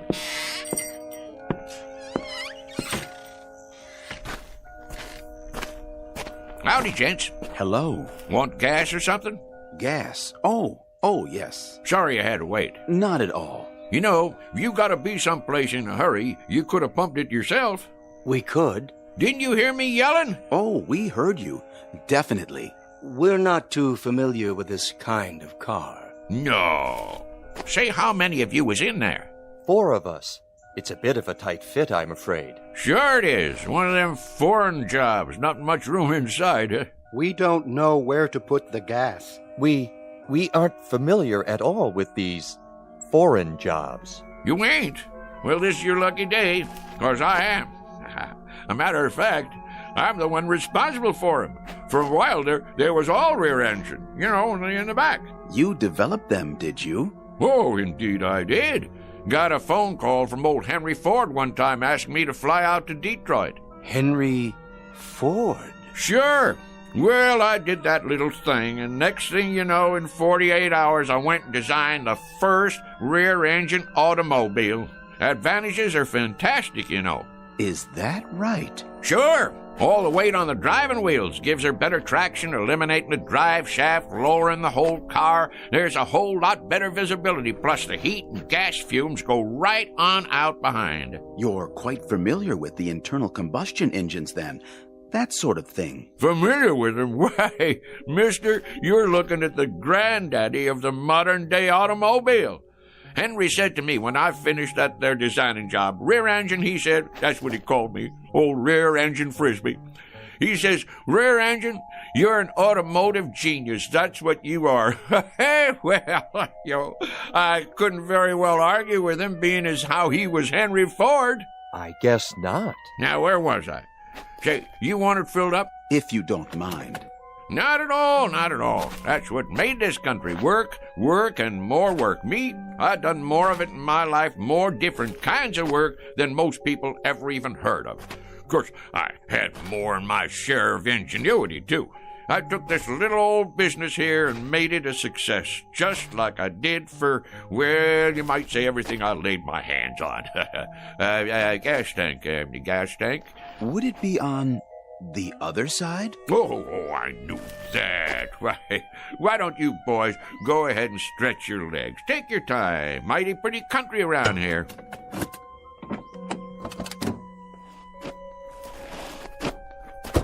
Yes, pretty. Of course, it wasn't very pretty when I moved in. First thing I did was plant all these trees, hundreds of them.